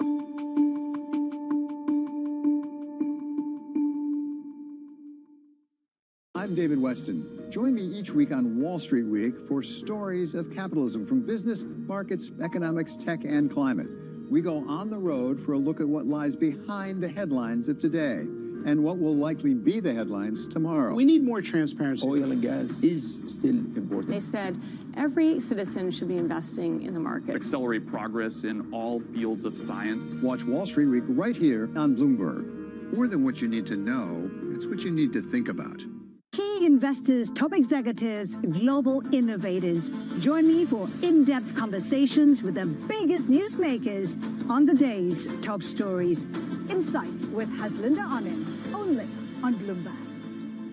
Know how the market day started. Find out how it finishes. Public markets to private markets. From the micro to the macro. Covering retail, entertainment, the business of sports. The supply chains, trade policy, how it all is impacting the U.S. equity market as we drive to the closing bell at 4 p.m. A holistic approach to covering financial markets. If it matters to your life, we're covering it. I'm Katie Greifeld. And I'm Romaine Bostic, and this is The Close. Live every weekday. Only on Bloomberg. Context changes everything.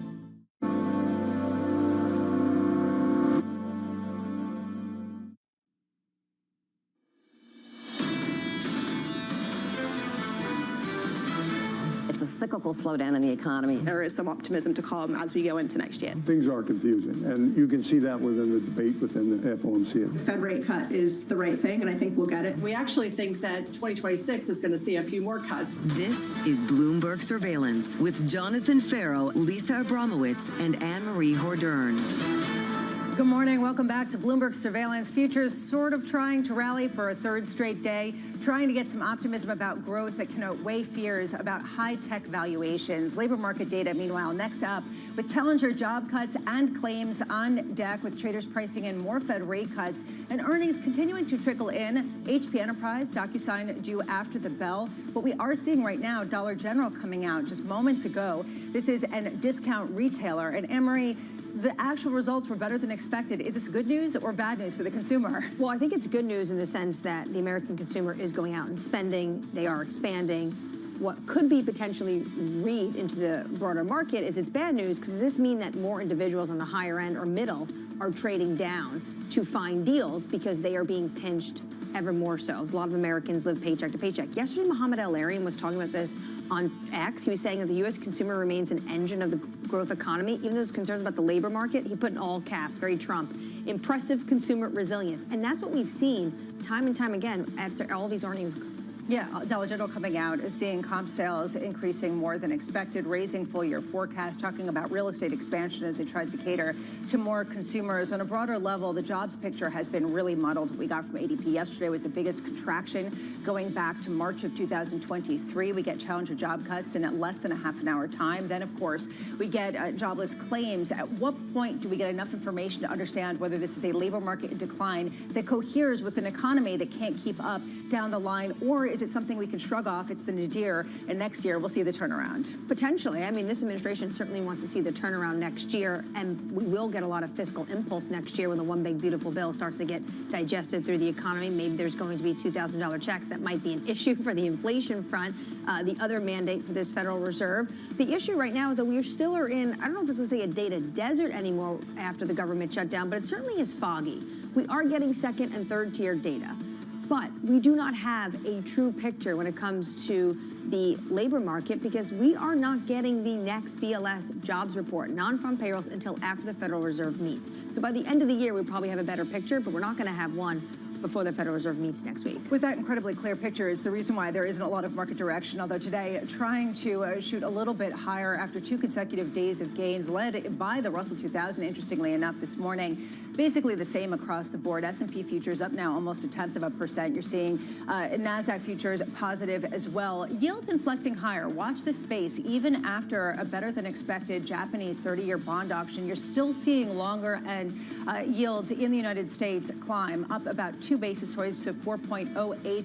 and dollar weakness. This has been the market aspect of market activity, getting to its weakest level going back to October and building on that this morning with the euro higher, 116.79. Coming up this hour, we are so pleased to say Lisa Shallot of Morgan Stanley Wealth Management as Wall Street presses pause. Vicky Chadha of Deutsche Bank with a 2026 S&P target of 8,000. And Sonal Desai of Franklin Templeton as the Fed eyes a fresh read on the labor market. We begin this hour with stocks really looking for direction as the potential for a year-end rally is kind of hanging out there. Lisa Shallot of Morgan Stanley Wealth Management writing, 2026 is apt to be a bumpier ride where idiosyncratic navigation and execution produce winners and losers and demand a much higher degree of picking and choosing. Lisa joins us now for more. Lisa, wonderful to see you. Thank you so much for being here. Absolutely. Always great to see you. I want to go back to the point that Jim Zelter of Apollo made earlier this week, where he said the bond markets and stock markets are in conflict right now. You can't have your cake and eat it too. You can't have bond markets expecting Fed rate cuts and stock markets pricing in robust and accelerating growth. Do you agree? I absolutely agree. And you know, our sense is, as is very often the case, the bond market may have it right here.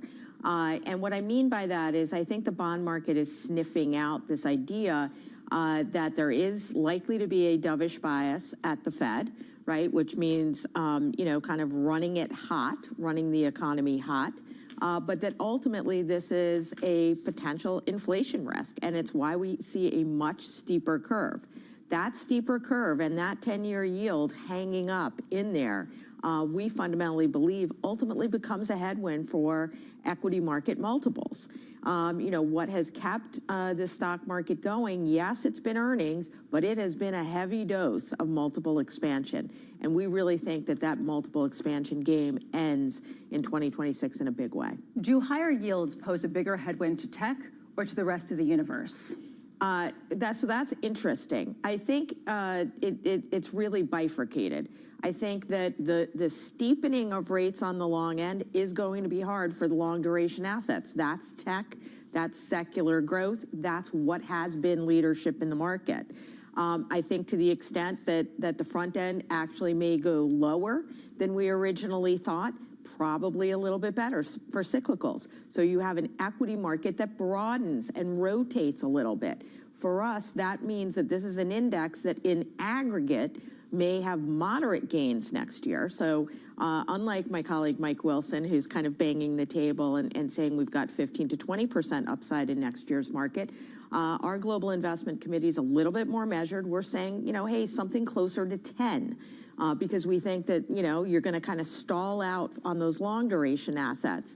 Maybe those short cycle cyclicals and small caps, you know, kind of, you know, balance it out, but it's about rotation. And so the aggregate index struggles a little bit. So this will be good for potentially the housing market and potentially for smaller businesses? So absolutely not the housing market, right? Housing market, remember, that's all about the mortgage rate. And our best guess is with that steepening, those mortgage rates are going to hang in there. I mean, one of the things that's been pretty provocative is if you look at it, really in the last month, in the month of November, the 2s 30s has actually steepened by about 25 basis points. Since the beginning of the year, that 2s 30s is 125 basis points steeper. And so that 30 is hanging out there. And that's all about debts and deficits. It's all about the longer term financing dynamics around the U.S. debt. And the crowding out. And so we really are not ready to dive into housing. So what would this spell for the U.S. consumer? So the U.S. consumer, I also think is going to struggle a little bit. We've been in the camp that says one of the reasons you're seeing this resilience is people are spending their tax cut. Yes, are they going to get the refund check from February to April? Yes, they've known about that since July. The actual savings rates are now well below 5%. We've seen credit cards growing at 8%, right? That's 2 times nominal income growth, right? So people are taking on credit. One of the most interesting stats over the weekend while folks were talking about, you know, a resilient, you know, Christmas season is how much is buy now, pay later. Right, so you know the aggregate retail sales looking up 4 to 5%. Buy now, pay later is growing at 10.5%. What I'm struck by is that you sound somewhat negative. You think that there is going to be some sort of comeuppance of this rapid growth without really participation from the consumer in a more meaningful way, and that there will be a greater degree of inflation. You still see 10% gains on the S&P 500. What gives? Why? Because fundamentally, if you look at the composition of the S&P 500 index, the earnings power next year is probably going to be able to deliver 10 to 12% earnings growth. Even if you just look at some of the tech companies and what some of the leadership has been. That's a below consensus forecast, right? So that's why I may sound a bit more moderate, but there is earnings power in this market. Our fundamental thought, though, is that you're going to have rotation and where that comes from. Do you think that we're seeing the start of that right now? There's been a lot of concern about tech and what we're seeing in terms of the competitive landscape. We saw the report yesterday get a lot of attention from Microsoft that some of the salespeople are having a tough time selling AI at the prices that they previously had put on. Are you seeing this as being a real headwind in a way of potential potholes in big players, at least this year, in the rally? 100%. I mean, we've been talking about this. The last 90 days, that Mag 7 Gen AI CapEx story has fundamentally changed. It's fundamentally shifted from a simple story where you had cash and cash flow from operations funding hyperscaler investment in data center capacity. And now you've got a much broader ecosystem. It's being debt financed. You've got a whole host of reasonably complicated funding models, some of which smack of vendor financing. You have Google and the success of Gemini 3 really raising the question: do you need GPUs for everything? Do you need, NVIDIA GPUs, or are we going to move very quickly, as Google is suggesting, potentially, to much more of an app-specific implementation, in which case you can use other ASIC chips, other semiconductors, and this TPU architecture that Google is talking about. And it raises the whole question of what is the revenue model, right, for some of these large language model providers. OpenAI likes to talk about 800 million subscribers or users. They have 11 million of those 800 are subscribing. That's a challenged revenue model. You already hear this week Sam Altman talking about advertising. That didn't take long. And as we know, the minute you start changing the experience for users, there are implications. So we think we're at a real juncture here, and that the Gen AI story gets a lot more complicated in terms of the stock market. We've said from the beginning, in terms of the economy, we're probably in the first inning of diffusion of the technology. But in terms of the market's pricing, the revolution, we're in the 6th or 7th. So would you want to be less exposed to that story in 2026? Yes, we want to be much, much, much more selective, and the market's starting to get it, right? I mean, the dispersion you're seeing within the Mag 7 is pretty provocative, right? So you've got only 2 of the Mag 7 are actually technically outperforming the S&P 500 cap-weighted index year to date.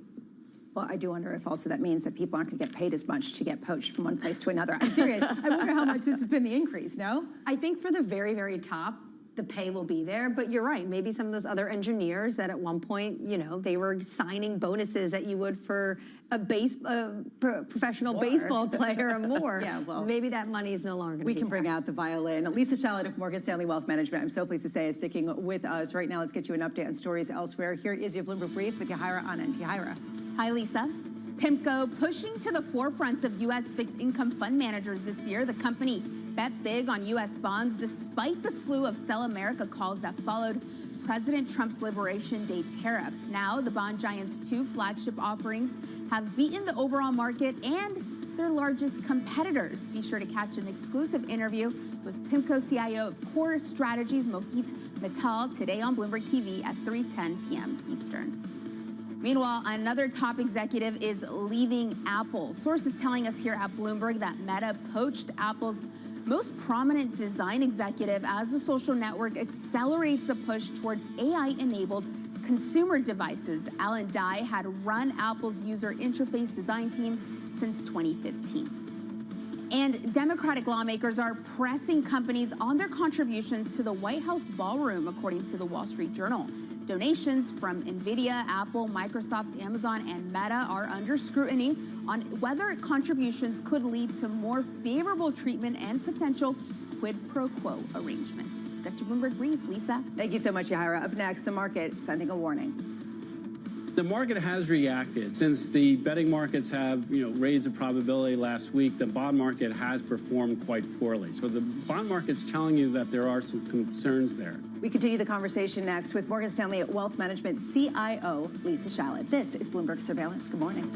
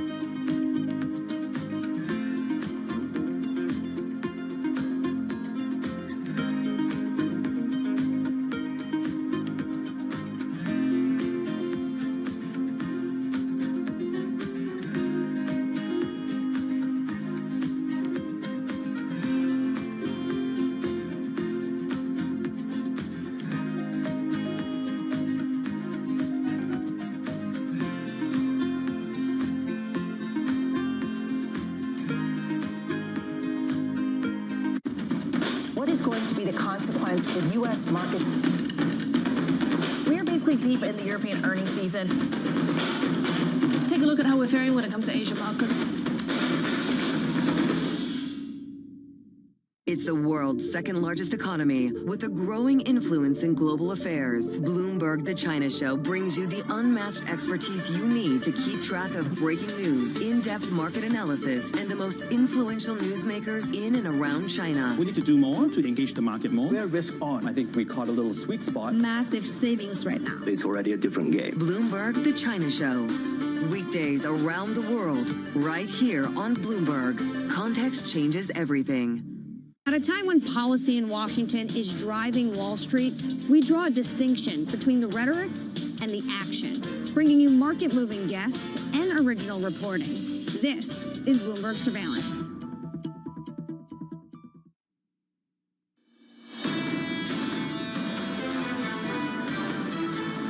Trying to stage a third consecutive bounce. Can we get that Santa Claus rally that people expect for December? Right now, inflecting upward, but really kind of range bound, fluctuating between gains and losses pretty much across the board. Interesting that the Russell 2000 is lagging behind this morning, with futures just slightly negative after leading over the past 3 sessions, a departure from what we had seen over the first 6 months of the year. In the bond space, this is a reason why there have been so many fluctuations. How much can you get a rally without bonds participating, without the idea that the Fed is on deck, ready to send some sort of bazooka into the market as soon as it can? On the front end, questions about the Fed rate cut up about 2 basis points, 350 on the 2-year. On the long end, 30-year yields rising in the U.S., even though they declined significantly in Japan, based on a highly successful 30-year bond auction. A real question about a decoupling, perhaps, in direction of those two markets. And when you bleed it into the currency space, dollar weakness continues. The euro mounting some gains despite some political uncertainty over in Germany, despite us waiting a vote in France. You're still seeing 116.78 on the euro versus the dollar at the weakest level since October. Under surveillance this morning, the market sending a warning. The market has reacted since the betting markets have raised the probability last week. The bond market has performed quite poorly. So the bond market's telling you that there are some concerns there. It's important to remember that it's a full committee. I think the Fed chair is just one aspect. I look for some other structural changes on the come from the Fed that actually whittles the independence even more. Here's the latest. Wall Street warning the U.S. Treasury about possibility nominating Fed Chair Kevin Hassett as the next leader of the U.S. Central Bank. The Financial Times reporting executives, asset managers, and members of the Treasury Borrowing Advisory Committee have expressed concerns over Fed independence while vouching for other candidates. Bloomberg's Mike Shepard joins us now. Mike, is the concern that the new Fed chair couldn't necessarily wrangle the votes necessary, or that the new Fed chair could potentially erode credibility in the international and domestic sphere of independence between the Fed and the executive branch?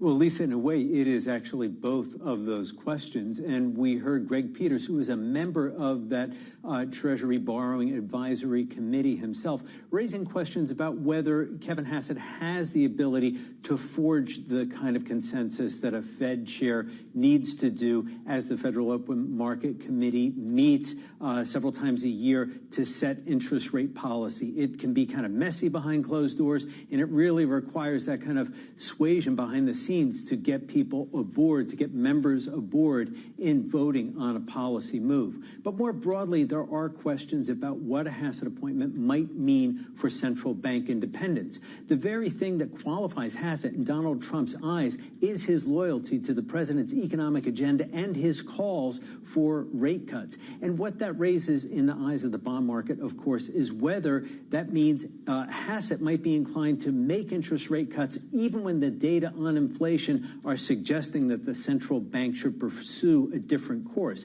Now, central bank independence is a fundamental piece of Fed credibility, and it is something that underpins what keeps rate premiums so low across the market. And that is something else that investors are looking at too. And this is interesting because we are also seeing not only Hassett as the front runner, but we are seeing a somewhat long lead time between Trump indicating that he may be down to one candidate and yet waiting until early next year to actually make an announcement. So there may be time for the administration to kind of weigh the impact of this of the possibility of a Hassett pick on the market and perhaps change course. There's no indication that he is doing so, but it is something that we will have to watch to see how this reaction from investors is playing with the president and across the administration. Mike Shepard, thank you so much for that of Bloomberg. Emery, we hear from Neil Dutta on a daily basis. The longer this drags on, the more likely it is that Scott Bessent ends up taking the helm of the Federal Reserve. Yeah, potentially at some point. The president just says, I continuously ask you, I'm not happy with any of the choices in front of me. I'm going to need you to do this. Neil Dutta had a scathing review of what a chair Kevin Hassett would look like yesterday, and basically saying, not as good as Waller, not as good as Bessent. And he doesn't think, ultimately, that Trump will end up picking his NEC director. Morgan Stanley Wealth Management CIO Lisa Shallett is still with us. And Lisa, how much is this discussion really setting up 2026 as a reminiscent year of 2025 in terms of fears of some sort of loss of independence of the Federal Reserve, leading to weakening dollar, potential fears of U.S. dominance, and maybe some outflows, at least in the currency side of things?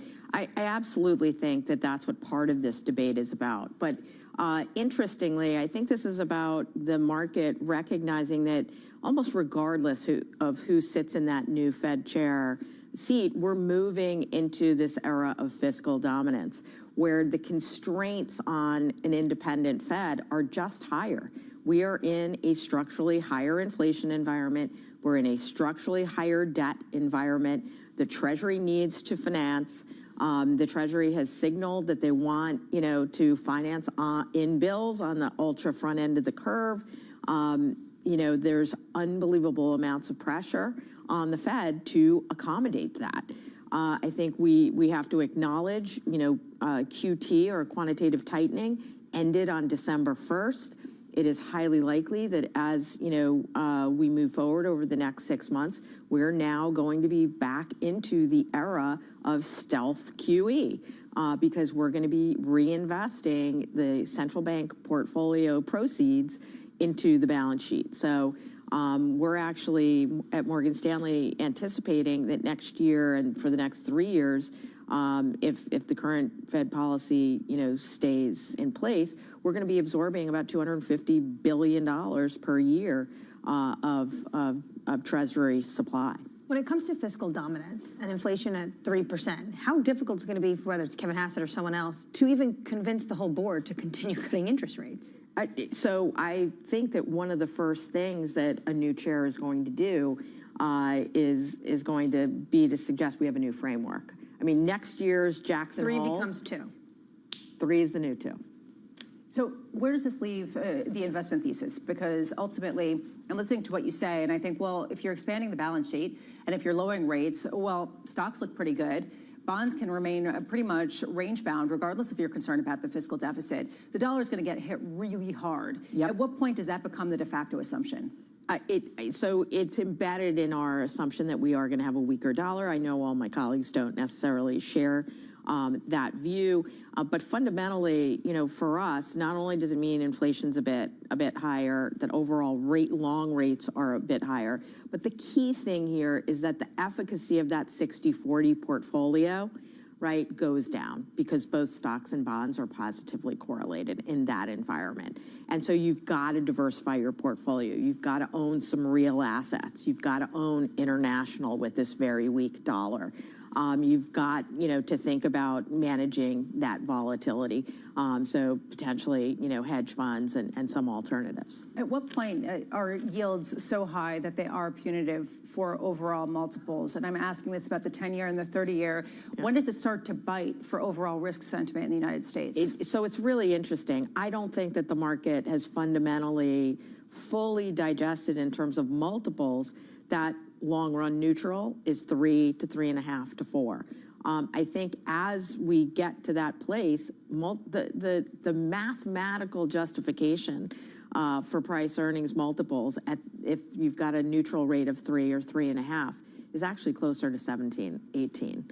We're 22.5, right? So I don't know when that gets catalyzed, but if the market really, starts aggregating around that view, that is the new neutral, we're going to see pressure on multiples. Lisa Shallot, wonderful to see you. Thank you so much for being with us. Absolutely. Lisa Shallot of Morgan Stanley Wealth Management. And this really is the key debate. And I think it is important to keep pointing out, actually, what Lisa said, Anne-Marie, which is that regardless of the administration, we're moving increasingly to this kind of fiscal dominance just because of the amount of deficit and questions structurally about the unemployment and just the overall economic diversion. Right. Next year, fiscal, we get the one big beautiful bill coming through, no tax on tips, refunds. The administration is talking about $2,000 checks going out to individuals.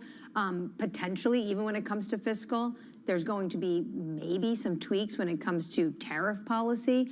And you're head of a midterm election. They're going to do everything in their power, why they still have control of the House, the Senate, and the White House to make sure that the economy and the consumer is feeling some sort of economic optimism. And from the market standpoint, is this good news or bad news for risk assets? And ultimately, that's where the debate comes in. Coming up, someone who thinks it's very much good news. Vicky Chadha of Deutsche Bank with a bullish 2026 outlook for the S&P 500. Plus, Jenny Berger with your morning movers. Dollar General shares rising almost 5% after topping third quarter expectations. You're watching Bloomberg Surveillance. Good morning.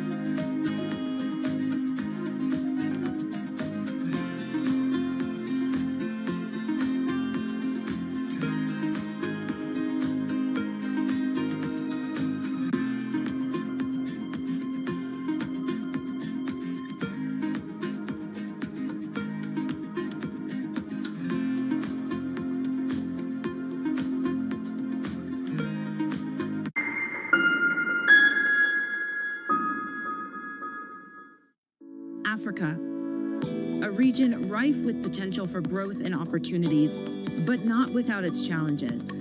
Bloomberg highlights the biggest stories, interviewing key players, and reporting on the issues impacting the region. Join us as we get to the heart of African business, politics, and economics, and ask the question, what's next? I'm Jennifer Zabasaja, and this is Next Africa.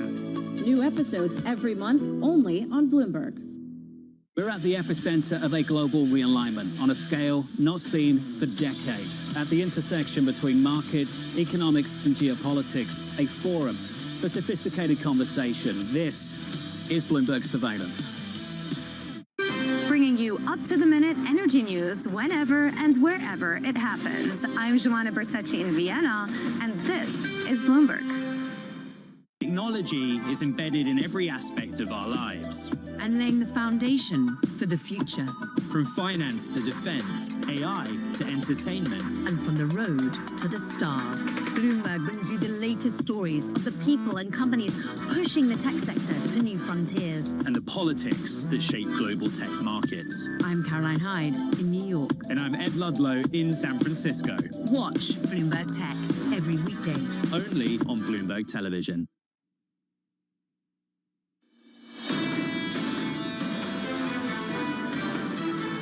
Stocks finding their ground a little bit with some gains early in trading, building on the previous 2 days of gains pretty much across the board. S&P futures up now about 0.1%. You're seeing a similar gain on the NASDAQ 100. Dollar weakness pervades after yesterday seeing the biggest bout of dollar weakening going back to October. 116.77 yields slightly higher, but off their earlier highs, 4.0768 rounded up to the nearest fourth decimal plane. Right now, we are getting some economic data, and this to me really is going to be telling. Challenger coming out with their latest job cuts announcement, announcing more than 71,000 job cuts in November, bringing the year-to-date total to nearly 1.2 million in total. Just to give you a sense of what the commentary is, look, this is good news and this is bad news. On one hand, these are fewer layoffs than we saw in the prior reading. On the other hand, job cuts in November have risen above 70,000 only twice since 2008, in 2022 and in 2008. That is according to Andy Challenger, who is the chief revenue officer for this company. This, to me, is the concern. When you start talking, Anne-Marie, about analogs to 2008 and 2022, not a great look. Not a great look, and also this comes after the ADP report yesterday. It'll be interesting what we get from jobless claims in the next hour. But all of this basically cementing how the market feels the Federal Reserve is going to act next week, even without the non-farm payrolls report. The direction of travel right now is showing some weakness in the labor market. And so we'll be checking how much markets are responding. These data points didn't necessarily have that much gravitas in the months before. Now that we're not getting the grand marquee type of data like non-farm payrolls, it has a different kind of meaning. 2 hours away from the cash open, here are your morning movers with Danny Berger. Danny. Hey, Lisa, maybe continuing on the same thing of trying to get a read of the healthy economy. It's another discount store that has another positive set of results. Yesterday it was Dollar Tree. Today it is Dollar General. Shares are up nearly 5% with a boost to their outlook. It's everything from groceries to consumables to non-consumables. They also, because groceries is a bigger part, they don't face as much when it comes to tariff costs. So overall, a really positive set of results. You can't say the same for another consumer-exposed brands, and that's Hormel. They make foods like Skippy, like Spam, so a lot of prepackaged type foods. The issue for them is that their profitability has been really hurt. Cost inflation has really been eating into them, but the CEO laying out plans to try to improve some of that. And their fourth quarter, all those fears were basically baked in. And the fourth quarter beat, so that's why you are seeing such a big rally. Shares are up 6%. Finally, after the bell yesterday, we also got earnings from Salesforce. The concern with Salesforce had been, are people actually using and paying for their AI agents? On the call and during the earnings, the CEO did lay out that that part of the business is growing very, very rapidly. So assuaging those fears for now, shares rally 1.6%, Lisa. Thank you so much, Danny. On our radar this morning, U.S. envoy Steve Witkoff set to meet with the top Ukrainian negotiator in Miami today to continue peace talks. The president's saying a meeting between Witkoff and Russian leader Vladimir Putin was, quote, reasonably good, but the outcome still isn't clear. Meanwhile, the Wall Street Journal reporting that Amazon is preparing to expand its own delivery network and cut ties with the U.S. Postal Service. Amazon serving as the top customer for USPS, bringing in more than $6 billion in revenue this year. And NVIDIA looking for a win on Capitol Hill. People familiar with the matter telling Bloomberg a bill limiting the company's ability to sell advanced AI chips to China will not be part of upcoming defense legislation, a huge win potentially for NVIDIA. Absolutely. They've been lobbying about this. They really don't like any constraints. They understand that potentially there needs to be something like export controls, but they don't like any constraints when it comes to how they could export their chips outside of the United States. Yesterday, also, Jensen Huang in Washington, D.C. said state-by-state AI regulation would drag this industry into a halt and it would create a national security concern, as we need to make sure that the U.S. advances AI technology as quickly as possible. And he takes what he says about artificial intelligence. It was under Biden, it was the diffusion rule that was a problem for him. And all of this, he is talking to the President of the United States about, and probably is the most important person in terms of export controls or national security issues when it comes to AI. He's constantly talking his book. Well, this to me is the ultimate question. At what point is security concern equal to not getting enough chips out into the rest of the world and being dominant in the technology? And how much is security concern allowing China and other nations that potentially are adversaries access to some of the highest tech chips that the United States is producing? Well, the Financial Times also has a scoop that basically this administration wants to make sure that there are no other issues hindering, especially when it comes to national security space, even sanctions that they were supposed to have on some Chinese entities.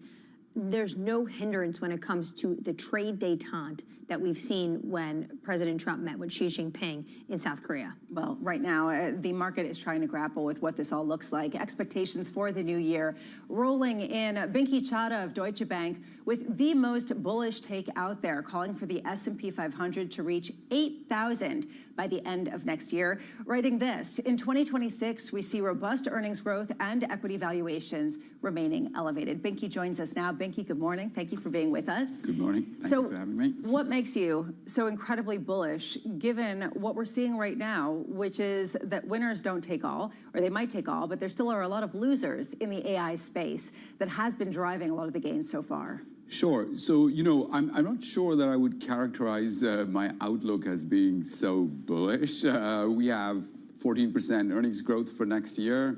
We had 14% earnings growth in the third quarter. We're looking for about 14% in the fourth quarter. So from an earnings point of view, it's not unreasonable.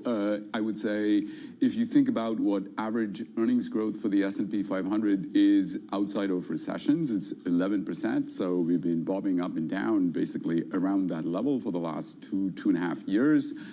So moving up just a little bit, we were just a little bit lower. So I would argue it's just a little bit higher.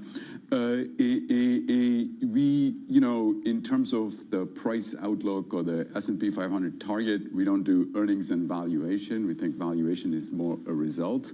We do our price target on the basis of our demand-supply framework. Has three elements. Basically, what is existing equity money doing? Is there new money coming in? And what's happening on the supply side, which is the buybacks. So the buybacks are tied to earnings. So you're going to have 14% earnings growth.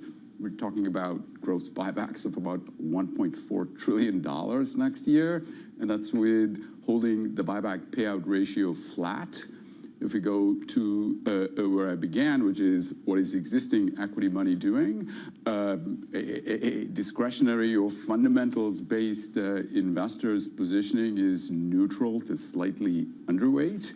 So in terms of the risks that everybody is talking about, I would say the fundamentals-based equity investors are actually focused and positioned for those risks. So I would say that the wall of worry is really high, yeah? You haven't mentioned the U.S. economy or the growth backdrop once.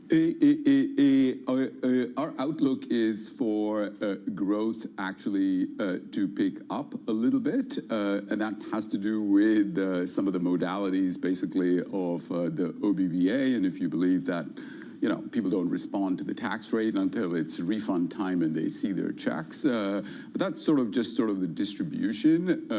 I would say, if I look at the last 2.5 years, we're talking about median GDP growth of 2.9%. So let's call it 3%. So that's pretty robust.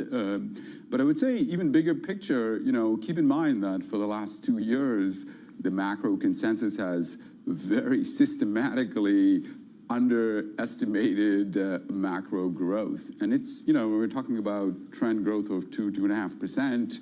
If you underestimate by 1% point for 2.5 years, that's kind of a big number, is the way I would put it. So I would say the market, the macro consensus, our economists a little bit less so, are still very much focused on the risks. So the equity market has to climb, basically, the traditional wall of worry. And I think it's actually positioned for that. And so, I mean, if you look at our positioning measures, we are sort of in the middle, just going to the top and the market actually getting bullish and positioning in a bullish way. I mean, it's 9% just from here to the top. I mean, if I look at basically the buybacks, they're going to give you around 10 or 11% by themselves. So you put those two things together in a world where the new money, basically all asset classes are benefiting from this big boom that has its basically roots back in the pandemic, when households ended up with basically way too much cash, about $2.5 trillion in excess of trend holdings. And so the new, from new income and new savings, if you're already too overweight cash, it is going to go into financial assets as long as the economy is okay. And that's exactly what's been happening. But it's been happening for 2 years. And so the question is, you can look at a chart of household cash holdings relative to the trend line. And it's sort of at 2028 levels already. So it's got some room to run. I feel like you're trying to convince us, even though you have a very high price target compared to your peers, that you're actually not that bullish. You keep talking about this wall of worries. What's top of mind for risks of 2026? So, like I said, 11% earnings growth is typical. I would say S&P 500, price returns on average historically are 11%. So 14% is not much higher than 11% is the first point that I would make. And I think that, one of the things about that average sort of 11% return, this is not the way we do it. I'm just talking about, a few aspects of historical returns. I think the thing to note is that basically, if you take all the years of positive returns and you say, I'm going to take the years where the market was really positive, not sort of 0.1 or 1%. So we have a cutoff of 2%. If you break the 2% threshold, the average price return is actually 20%. So you could argue, that I'm rather bearish. Okay. And what I would say is, in terms of thinking about next year, the first known catalyst is Q4 earnings. They start in the middle of January. So I think Q4 earnings are extremely important, and we should focus on it for a second, because Q3 earnings came in well better than expected, and it's left actual Q3 earnings above what the consensus is for Q4. I think the consensus is simply stale, because it implies we're going to have a severe sequential contraction in earnings. So we're going to get either buybacks or big beats. Here's the issue that I'm having. Right now, the argument that you're making is liquidity one.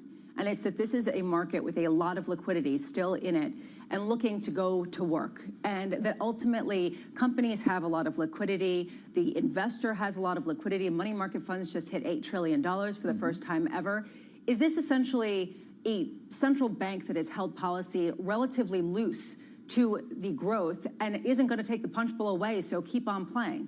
I don't attribute much of it basically to the Fed or central bank policies. I would say it's really been about, the resilience of the U.S. economy, which owes its roots back basically to the global financial crisis and the great deleveraging that happened then, and then, of course, the pandemic. So, we're dealing with the world where balance sheets are just much, much stronger. So the capacity is much stronger. So the ability to, absorb and withstand shocks is just much better.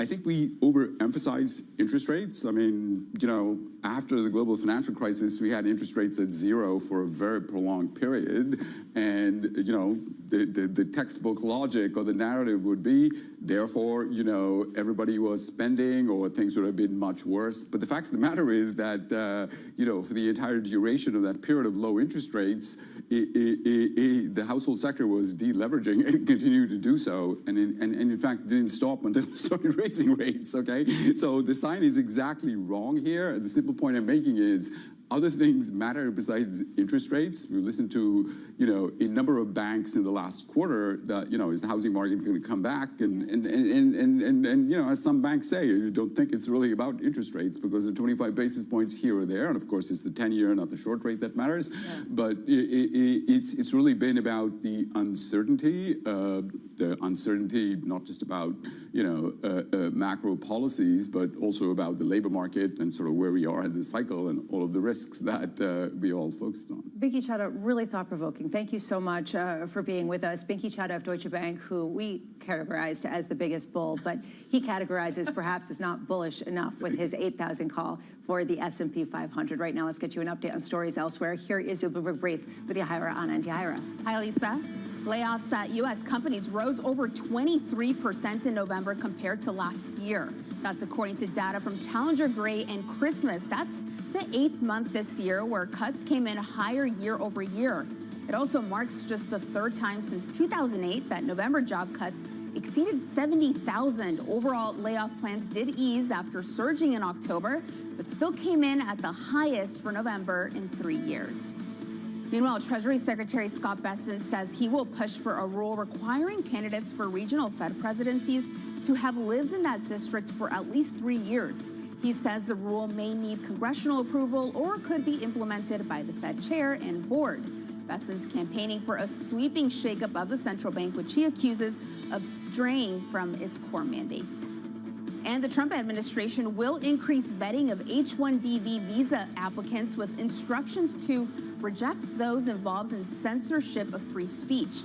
Consular officers will review applicants' resumes, LinkedIn pages, and trade publications for issues, including complying with content moderation or censorship demands from a foreign entity. That's your Bloomberg Brief, Lisa. Thank you so much, Yahaira. Up next, the labor market in focus.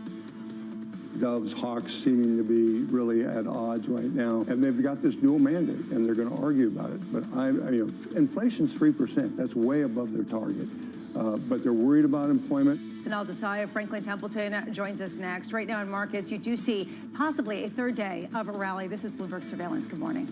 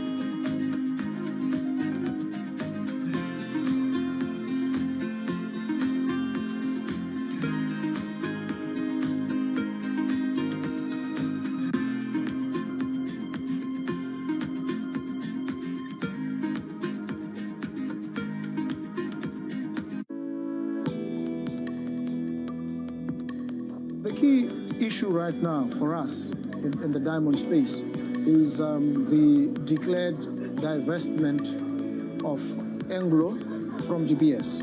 And as you know, Anglo holds 85% stake in GBS. Botswana, the government of the Republic of Botswana holds 15. We are resolute now, and we've communicated a firm intention to increase our stake in GBS to a controlling stake.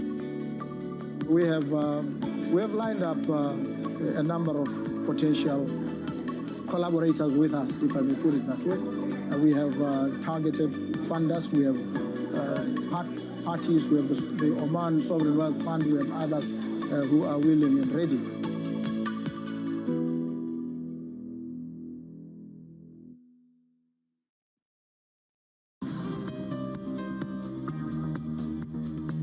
countdown to the market open as we bring you the first trades across Europe. We'll debate the most important stories and what will drive the big investment decisions throughout the morning. I'm Guy Johnson. I'm Kriti Gupta. And I'm Anna Edwards. Join us every weekday morning for the opening trade, live at 7 a.m. here in London. Only on Bloomberg. Context changes everything. Good morning. This is Bloomberg Surveillance. Welcome back to the opening trade. Watch Bloomberg Tech. This is the Asia Trade. This is Wall Street Week. Welcome to Balance of Power. This is Bloomberg Television. Bringing you up-to-the-minute geopolitical news whenever and wherever it happens. I'm Stephen Engel at Japan's Akasaka Palace in Tokyo, and this is Bloomberg.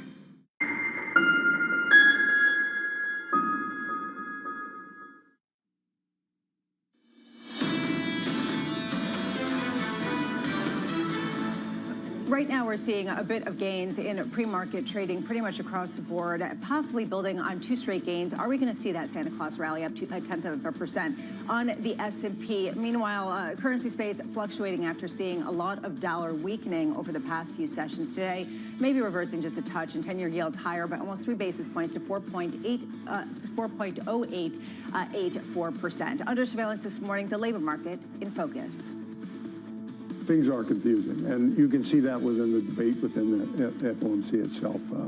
Doves, hawks seeming to be really at odds right now, and they've got this dual mandate, and they're going to argue about it. But inflation's 3%. That's way above their target. But they're worried about employment. That's all going to be in next week's meeting. Here's the latest. Investors eyeing jobless claims out in less than an hour.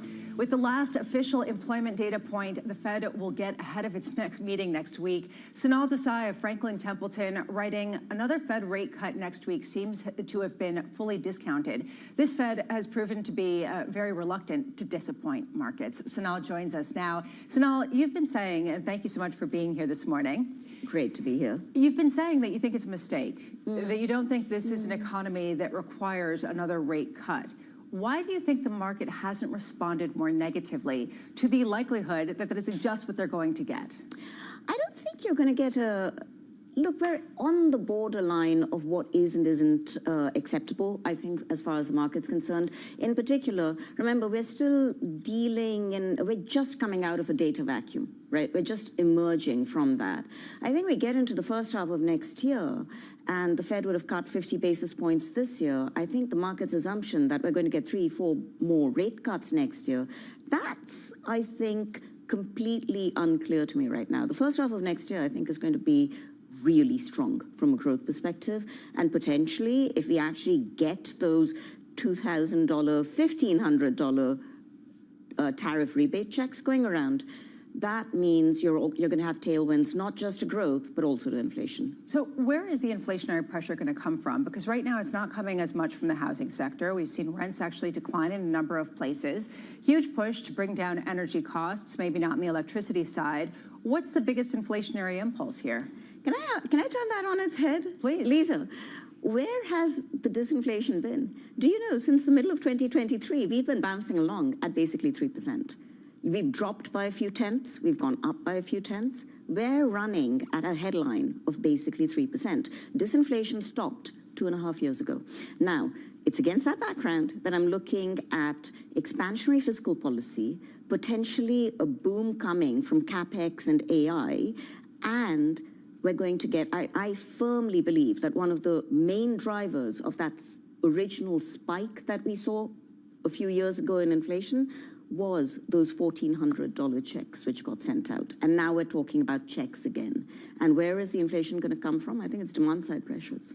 Do you agree with what Lisa Shallett told us last hour, which is basically if we get a new Fed chair, actually it was earlier this hour, if we get a new Fed chair, potentially one of the first things they're going to do is ink the policy towards 3% inflation target instead of 2, basically accepting 3 as the new 2. Haven't we already?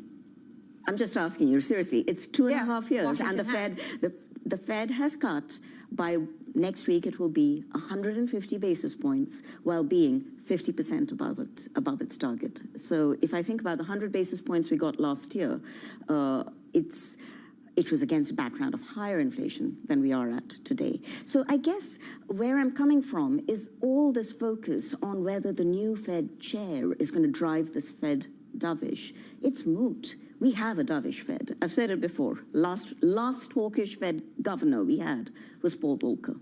And that's maybe okay. But I'm just saying that if we are running around, bouncing along 3, and then you get some drive, you could get a pickup, not to 6, 7, but maybe to 3.5, 4.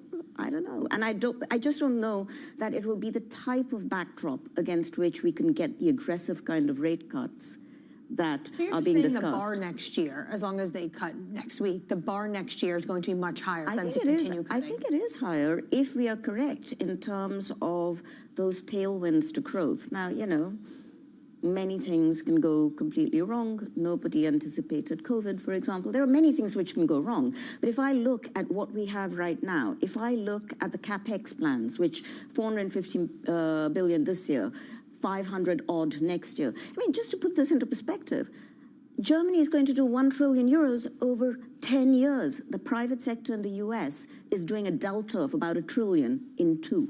Of course, it's going to have a growth impact. So why not just go wholeheartedly into risk assets and to go into speculative grade bonds? Because ultimately, it's either a Fed put if things deteriorate, or it's an acceleration of growth that will make these companies more able to repay their debts. I think valuations. Valuations, there is a certain question of absolute risk. I don't think you buy the entire market. I still believe in being aggressively neutral. I think the curve is going to steepen, without a doubt. In terms of the risks to the scenario, I don't think the risks are going to be coming from a massive uptake in defaults until the bottom drops out of the economy. That's what I'd be looking for. Maybe not even the bottom dropping out, but significant weakness, which we are not currently anticipating.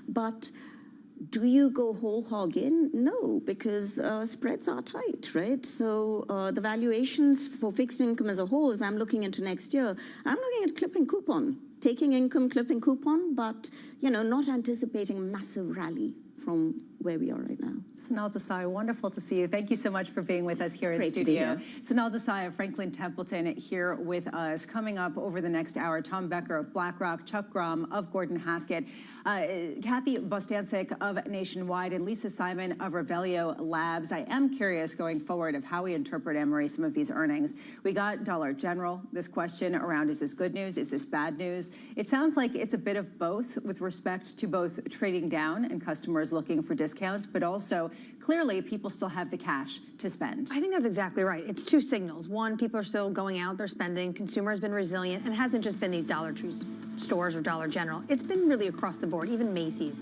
had a very good quarter. But then at the same time, because it's so good, when it comes to the lower retail stores, you have a high-end consumer looking for deals, could spell trouble. Yeah, we'll be looking at Dollar General, Dollar Tree. One is green, one is yellow. Right now, markets looking for a third straight day of gains from New York City. This is Bloomberg Surveillance.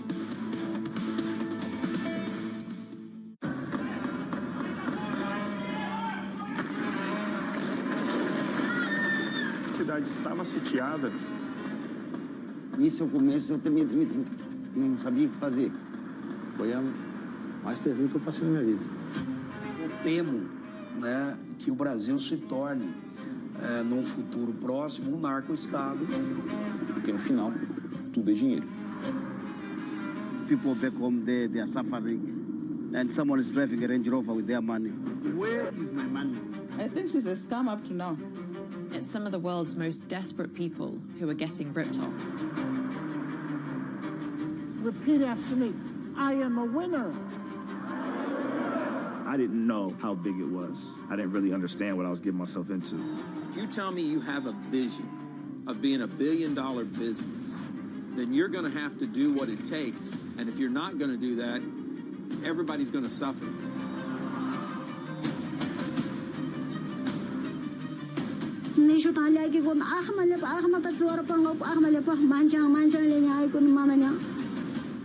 Una batalla a muerte. Money can do a lot of good. It can really transform people's lives, but it can also hurt them.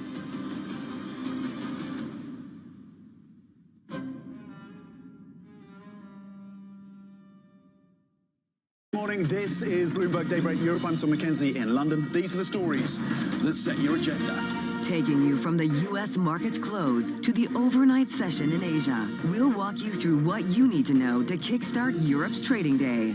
Live from our European headquarters, we bring you the day's top market-moving stories, unmatched expert analysis, and on-the-ground reporting from across the continent. Tune in to Daybreak Europe, only on Bloomberg Television. Context changes everything.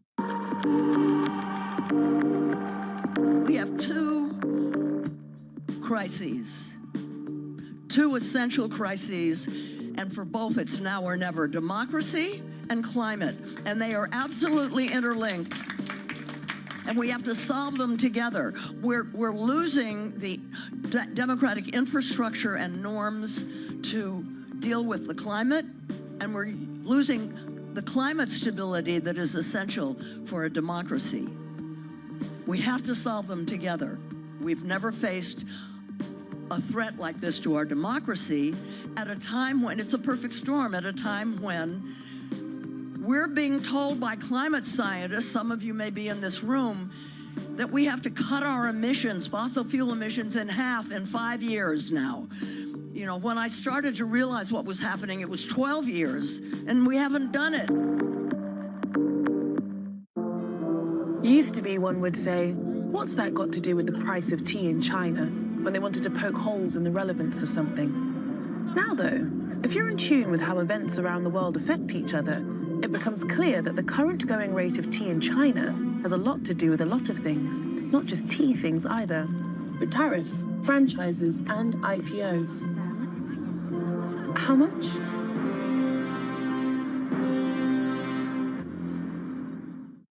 Get your fixed income fix. Watch Bloomberg Real Yield around the world right here on Bloomberg. Context changes everything.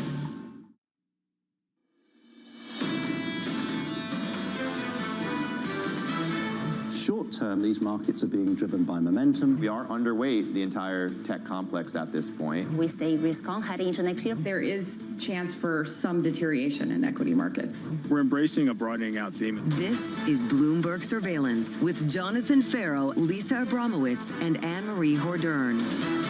Good morning. Welcome back to Bloomberg Surveillance. As stocks look to push a third straight day of gains, just edging higher in pre-market trading. Questions swirling over the economy as corporate America posts some positive returns. Now onto jobless claims in just about a half an hour time.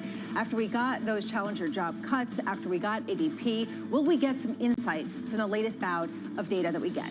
Well, jobless claims going to be interesting, especially given the fact that we had, as you said, ADP yesterday, which was really downbeat when it comes to private sector, when it comes to small businesses, and then, of course, the challenger cuts this morning. All of this as we head into a Fed meeting where they do not have the gold standard, the top tier when it comes to non-farm payrolls because of the government shutdown. Neil Dutta yesterday, besides his scathing review of Kevin Hassett as Fed chair, talked about the bad labor anecdotes and how they just keep continuing, whether it's Omnicom, whether it's HP, even if it's not a ton of mass announcements, the direction of travel does seem to be seen that there has been some weakness when it comes to labor market. The ongoing debate right now on Wall Street and in corporate America is, can you see gains on the corporate side without the job market participating? We see this question around artificial intelligence time and again, and whether people have maybe overplayed the valuations. Lisa Shallett in the last hour saying that she thinks that actually the story for the economy related to AI is in the first inning, but the story related to valuations on the tech stock side is probably in the 6th or 7th valuation. And Morgan Stanley strategists are talking about how all these companies are basically spending some $3 trillion on the build out of data centers through 2028. That's only in 3 years' time. It is a mass amount of money, when yet we don't really see the full use case. And maybe individuals are starting to get concerned. Lisa was also talking about the fact that there has been a lot of circular financing in this space. So 2026, incredibly challenging, as a lot of this is being financed by the debt market. So as we were just talking about, in about 28 minutes time, we do get the jobless claims, the weekly gauge of just how many people are looking for benefits, as well as continuing claims. Watch this space. Then, of course, after the bell, we get a host of earnings. Just they've been trickling out, Kroger's in particular, in front and focus for the grocery store outlook, given the fact that people are wondering about the consumer. Right now in markets, you are seeing equities, futures inflect higher. They have have built on some of that momentum throughout the morning. A real question of what's driving that, given the fact that you're seeing yields higher as well in the bond space, even though you did see a successful bond auction in Japan on the long end. 10-year yields in the United States almost reaching that 4.10 level, 4.0923, up 3 basis points. Coming up this hour, Tom Becker of BlackRock, with stocks seeing a third straight day of gains. Chuck Grom of Gordon Haskett recapping the latest round of retail earnings, and Kathy Postancic of Nationwide as we break down those weekly jobless claims that we were just talking about. We begin this hour, stocks holding steady, with traders betting that Fed rate cuts will help drive a global rally into year-end. Tom Becker of BlackRock joins us now. Tom, great to see you. I'm curious to see whether you've shaved. You have gotten rid of the mustache that was for Halloween, Tom. I am curious about how you're seeing right now the deck stacked for next year, given the fact that a lot of people are betting that rate cuts can fuel a lot of the multiple expansion that they're looking for. Morning, Lisa. Yeah, I think the kind of pricing of the Fed is a little kind of at odds with what Anne-Marie was just saying, which is there still is the fog that Jay Powell mentioned at the last press conference. They're not going to have enough data to kind of guide the markets. And I think they started to do that at the last meeting. It seems like the weaker data over the last few weeks will kind of solidify a cut next week. Jay didn't push back against that earlier this week when he could have. But from there, I think that they're going to be a little bit less okay with kind of pricing and meeting by meeting, and that's, the bond market's adjusted to that. Do you think that this market more broadly has gotten away with the idea that the Fed is going to cut rates significantly, that either they're going to cut because of benign disinflation even with growth, or they're going to aggressively cut in the face of potentially some sort of disruption? Do you think that people have gotten a little bit over-enthusiastic relying on that for some of their pretty positive expectations for next year? So the Fed has a different mandate than other central banks, and I think the dual mandate really gives them a lot of leeway. We've seen this in past cycles. Janet Yellen kind of leaned heavily on her spider web of kind of labor market indicators. And so as kind of the AI maybe takes some of the pressure off the high end of the labor market, as the low end of the labor market is maybe struggling with the low end of the consumer not doing quite as well, I think the labor market in the U.S. Just keeps the Fed more in play than foreign central banks. And so we've shifted portfolios more into U.S. Treasuries versus foreign government bonds because the fiscal policy has moved more stimulatory in other countries. So the U.S. kind of led this fiscal dominance policy mix a few years ago. It was very geared toward crowding in private sector investment. You've got kind of the AI super cycle and the hyperscalers kind of toward the tail end of kind of the acceleration from their CapEx. And so foreign countries have taken on that playbook, and you're seeing much more crowd in fiscal policy in Europe. You're seeing it in Canada. You're seeing it in Australia. So these foreign markets are kind of taking that U.S. playbook from a few years ago, deploying it. And that makes treasuries a little bit more attractive relative to those foreign bonds at this point in our portfolios. Tom, though, we're going to have a huge fiscal impulse next year. A lot of laws that were passed this year with the One Big Beautiful Bill, tax rebates. This administration is still talking about $2,000 tariff dividend checks going out to the American people, all ahead of a midterm election where you know that they have control of Congress and the White House. Don't you think there's going to be more fiscal dominance in 2026 in this country as well? For sure. So fiscal dominance, I think, is the DM playbook. We remain short the long end of government bond markets globally. So 30-year bonds to us don't offer attractive risk return because exactly what you're talking about, Anne-Marie. I think the question of how much is in the price, OBBA was passed back in July.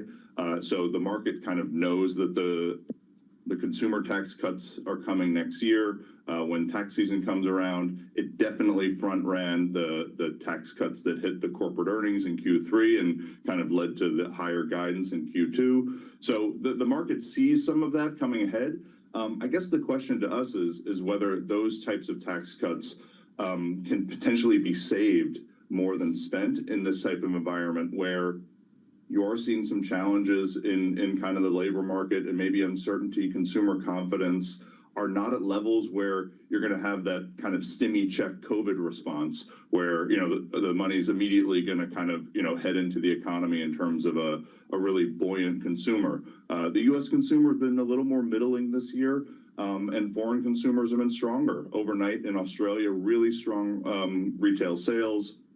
European retail sales all year have kind of quietly continued to trend higher despite being hit by the tariffs and having some industrial challenges there. So I think, the question of the psychology of how those additional tax cuts that hit kind of consumers next year feed into the economy is a big open question. It's an interesting point because Lisa Shallett in the last hour was talking about how the resilience we're seeing in the consumer right now ahead of the holidays is them banking on getting their refunds next year. Do you think they're front-loading the fiscal impulse out of Washington right now, so then basically next year there's not going to be a whole lot of spending?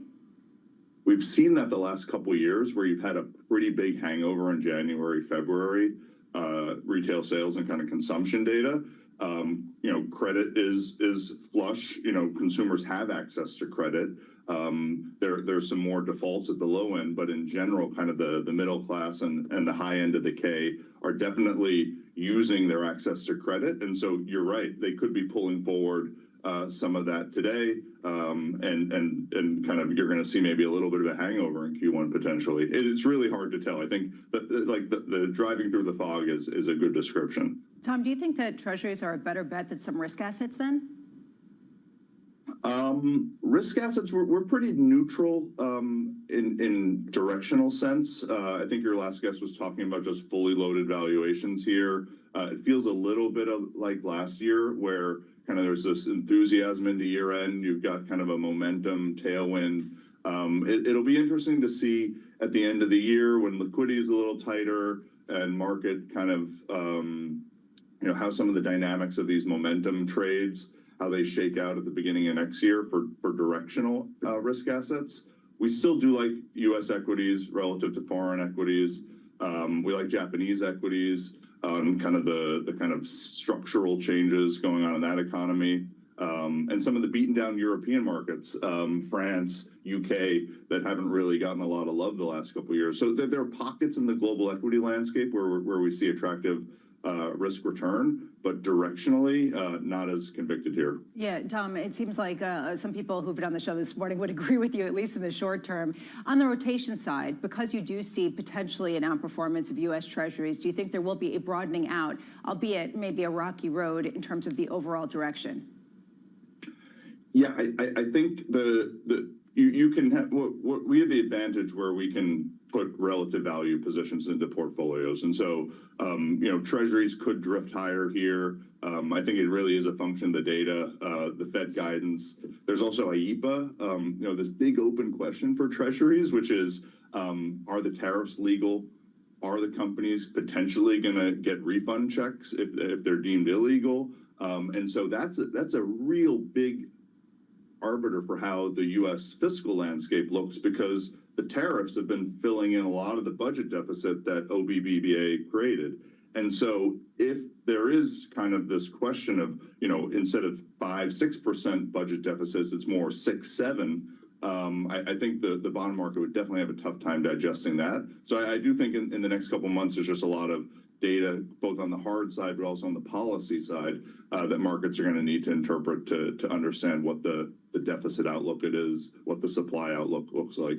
Tom, yesterday the Treasury Secretary exuded a lot of confidence that regardless of what the Supreme Court does on IEEPA, they will use other avenues that they have to enact the same level of tariffs on countries. So when you're concerned about IEEPA, what is it exactly that makes you a little bit nervous? I guess the politics of tariffs might be a little bit different given the November election outturns and the cost of living. Whether you want to keep going hard to the hoop in terms of goods price inflation remaining stickier and higher is kind of an open question from where we sit. That's definitely been a challenge. It's politically unpopular. And it has been politically unpopular in America for decades. People don't like high inflation. They don't like the salience of high price levels. And so, yeah, I think if you have to kind of re-underwrite it over and over again, not that there wouldn't be ways potentially. It's not my specialty, but just in terms of how you would legislate at this point feels a little bit trickier. Tom Becker of BlackRock, thank you so much for being with us this morning. And just to sort of build on that, Kroger is actually coming out, lowering the top end of its full year's forecast because of some of the selectiveness of consumers, speaking exactly to that point. Selectiveness of consumers, potentially some of the costs going up, that even the administration had to do a U-turn on tariff levels, and also the SNAP benefits. What was going on with the government shutdown? It has been very challenging for some of these grocery stores to basically consistently amend themselves to what is going on in policy in Washington. Yeah, we'll get more on Kroger and that story more broadly in a bit. Right now, let's get you an update on stories elsewhere. Here is your Bloomberg Brief with Yahira Anand. Yahira. Hi, Lisa. Treasury Secretary Scott Bessent could be the next National Economic Council director. Sources telling us here at Bloomberg that President Trump's top aides are considering Bessent for the dual role. Bessent would replace Kevin Hassett, who Trump has hinted could be named the next chair of the Federal Reserve. Meanwhile, U.S. Trade Representative Jamieson Greer suggesting that President Donald Trump is considering withdrawing from the United States-Mexico-Canada agreement within the next year. Greer telling Politico that the deal's built-in review period exists, quote, in case we needed to revise it, review it, or exit it. This coming despite the deal encouraging members to remain in the agreement until 2036.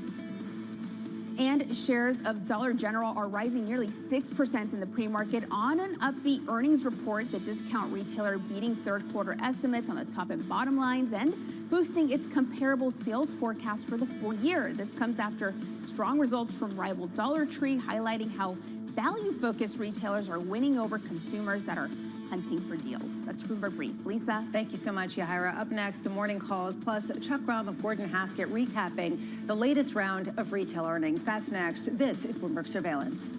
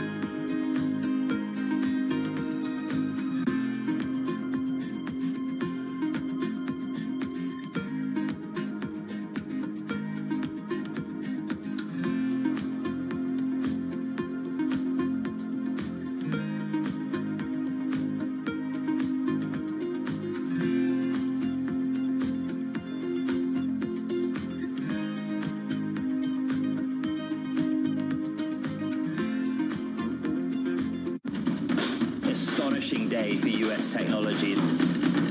It's shaping the region's technology ecosystem. Asia's biggest tech news and innovation. I'm David Weston. Join me each week on Wall Street Week for stories of capitalism from business, markets, economics, tech, and climate. We go on the road for a look at what lies behind the headlines of today and what will likely be the headlines tomorrow. We need more transparency. Oil and gas is still important. They said every citizen should be investing in the market. Accelerate progress in all fields of science. Watch Wall Street Week right here on Bloomberg. More than what you need to know, it's what you need to think about.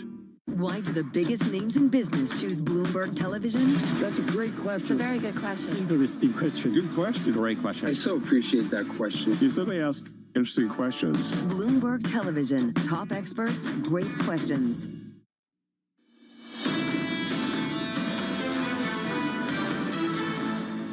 For the last 2 years, the macro consensus has very systematically underestimated macro growth. The market, the macro consensus, Our economists, a little bit less so, are still very much focused on the risks. So the equity market has to climb, basically, the traditional wall of worry.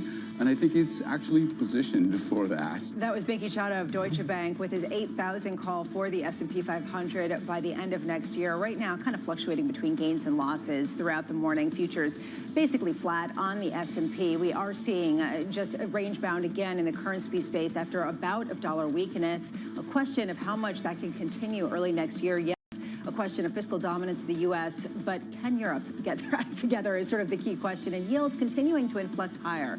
Watch this space up about 3 basis points to 4.09%. Also take a look at Kroger shares pre-market. We did get some earnings from the likes of Dollar General and Kroger. Kroger down 1.5%. Anne-Marie, a little concerning, kind of the opposite story in terms of consumer choicefulness or pickiness. The idea that people really are being particular about what they can buy. And basically consumers searching to stretch their budget. Maybe they're buying the store brand, maybe they're buying the sale items, finding any way to make sure they can stretch their budget when they're out grocery shopping. And it's groceries that have been key to this affordability issue. Politico this morning, Lisa, has a brutal poll for this administration. Half, basically, 46% in their poll say the cost of living in the U.S. is the worst they can ever remember it being. And that is a view held by 37% of Trump voters. So this is the challenge the administration has. This is what the polling is showing. Some corporate America is showing strains, especially a lower income cohort. And the President of the United States is saying it's an affordability hoax. That's going to be incredibly challenging and probably why he's going to a state like Pennsylvania next week, according to Axios. Yeah, and certainly people watching the retailers in particular. Time now for the morning calls. First up, Barclays raising its price target on TJX to $172, noting its strong start to the holiday season. Those shares just up about 0.2%. Next up, Citi raising its target on Five Below to $175, seeing near-term positive momentum. And finally, Wells Fargo raising its target on Dollar Tree to $125, citing potential for a good holiday season. Sticking with retail, Dollar General shares rising after earnings. The budget retailer boosting its full-year outlook as more consumers turn to discount options. Chuck Grom of Gordon Haskett has an accumulate on the stock with a price target of $115. Chuck joins us now for more. Chuck, just taking a step back. Good morning. What's your overall view of whether the consumer is in a good place and can spend or not based on diverging reports from different retailers? A lot of moving parts, right, over the past couple of weeks. I think the consumer is going to show up this holiday season, but they're going to be choiceful. We're definitely going to see a lull over the next couple of weeks. But as we've seen during back to school and other holiday periods throughout the year, people are going to show up. I do think that the hangover in January is going to be real, like we've seen over the past couple of years. But there's a lot of moving parts. We'll continue to monitor things, and some of the numbers that we saw over the past 24 hours have been actually pretty good, like you said, on Dollar General, Five Below last night. So we'll see how things shake out. Chuck, Anne-Marie was talking about this earlier. Is it good news or bad news that consumers are going to the discounters more significantly? Dollar General in particular, Dollar Tree, tends to indicate that people are trading down. Is this time different? I think, everybody's talking about this K-shaped economy, and I think it's real. You saw Bloomingdale's last night at Macy's have really good numbers. And like you said, some of these dollar stores doing a little bit better tend to be an indicator of consumer stress. And I think we'll see that play out. The big thing that we're focused on is companies that can drive traffic. And the big difference between some of these low-end dollar stores is DG's traffic was up 2.5%. Dollar Tree's was actually down. Five Below last night was up 7%. So traffic is always an important barometer for a retailer's health, and that's what we're going to continue to be focused on. Chuck, you're talking about this K-shaped consumer. So, okay, Blue Mercury and Bloomingdale's doing really well. Dollar Tree, Dollar General doing really well. What about those retailers in the middle? Are they doing well? I think it's a jump ball. I think it's companies that are isolated on taking share individually, like a Kohl's or a Macy's. We're going to continue to monitor it. I think there's a lot of market share up for grabs, and at some point it's a zero-sum game. You see in off-price, right? You see TJX doing really well, Ross Stores doing really well, but Burl's struggling. So there's no really one-size-fits-all. It's all market share opportunities within each of these verticals. When you talk about the hangover in January, what does that look like? Well, that's an interesting question. That could be a lot of things. But I think it's going to be a slowdown in spending in January and into February. People are going to spend, they're going to build up their credit, and then they're going to have to pay that credit down. We've seen that. That's a historical pattern, and I think most retailers will take a really strong holiday for softness in the month of January. It's not a surprise to us. You are going to see some fiscal stimulus come in the form of better tax refunds as we move into the first quarter. That's going to be a very big impact in the front half of 2026. That should be a big tailwind for a lot of companies in our coverage universe. Chuck, we're about 7 minutes away from getting jobless claims, and there's been this divergence where the consumer is held in. It's been a mixed season, but there has been some sign that they are absorbing costs and continuing to shop. And we've seen increasing weakness on the labor front from the retailers that you speak to and analyze. How much are they looking for efficiencies on cutting costs, possibly augmenting with technology in order to maintain their margins, maintain their profitability? No doubt. I mean, if you look at what we're seeing across price increases this year and how all these companies across the board have been able to really minimize the price increases that we're seeing at the consumer level, you're seeing a lot of efficiencies. And that's something that a lot of these companies learned 5 or 6 years ago coming out of COVID, how to think on their feet, how to be more efficient. And now we're starting to lay in artificial intelligence. You know, we're seeing companies just being smarter across the board, whether it be how they're allocating labor in stores, how they're allocating supply chain costs, just across the board. They're just getting smarter and being able to do it better. But to your point, there are some signs of consumer stress out there. You just referenced Kroger lowering their ID sale guide.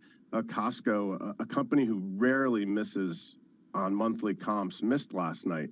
And traffic was the issue. So it is tricky out there right now. It's not rosy. I think our survey work, macro survey work, shows consumer is still very concerned about pricing. I mean, food prices are still up 25 to 30% year over year. It's going to be a very cold winter. We're going to start to hear about higher heating bills coming in, and that's going to be another factor that'll impact that hangover effect in January. So we think you have to be very selective. We're barbelled in our approach in terms of stock ratings. We'll continue to monitor things over the next few weeks. Chuck Grom, and hopefully we can continue to check in with you over the next few weeks. Chuck Grom of Gordon Haskett, thanks so much for being with us. Right now, you are seeing that bifurcation. Dollar General shares on one hand doing better, and what you see coming out of Kroger is not so much. Speaking to the story about groceries. Speaking to the story about groceries, that they are up, they are much higher. We saw the administration has this impulse to try to fix that, reviewing some of the tariff policy and some key groceries, things like bananas. They're supposed to be inflation-proof. You're seeing higher prices for coffee, everyday items for consumers, and then they're just being stretched. That's what Kroger's feeling. But to his point, then you look at how Walmart's been able to mitigate some of this. Some companies have been able to mitigate some of the uncertainty in the environment, and others just haven't been able to do it as well. And how much has come with the increase in labor or not? Up just shortly, we do get those jobless claims from New York City. Good morning.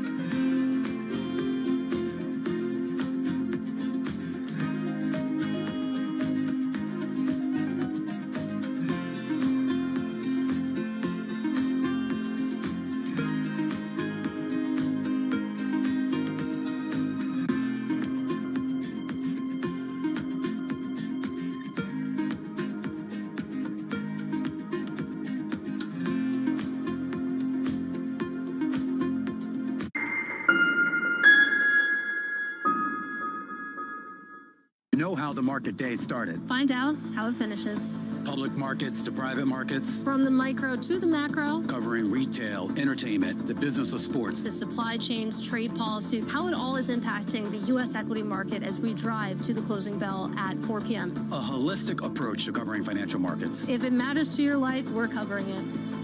I'm Katie Greifeld. And I'm Romaine Bostic, and this is The Close. Live every weekday. Only on Bloomberg. Context changes everything.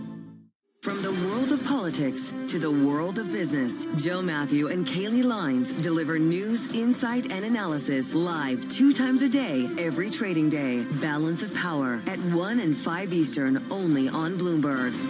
U.S. jobs numbers are released. Bloomberg has the report under surveillance with crucial data and expert analysis at terminal speed. Nobody covers Jobs Day like Bloomberg. It's the world's second largest economy with a growing influence in global affairs. Bloomberg The China Show brings you the unmatched expertise you need to keep track of breaking news, in-depth market analysis, and the most influential newsmakers in and around China. We need to do more to engage the market more. We're risk on. I think we caught a little sweet spot. Massive savings right now. It's already a different game. Bloomberg The China Show.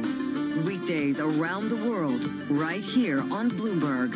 Context changes everything.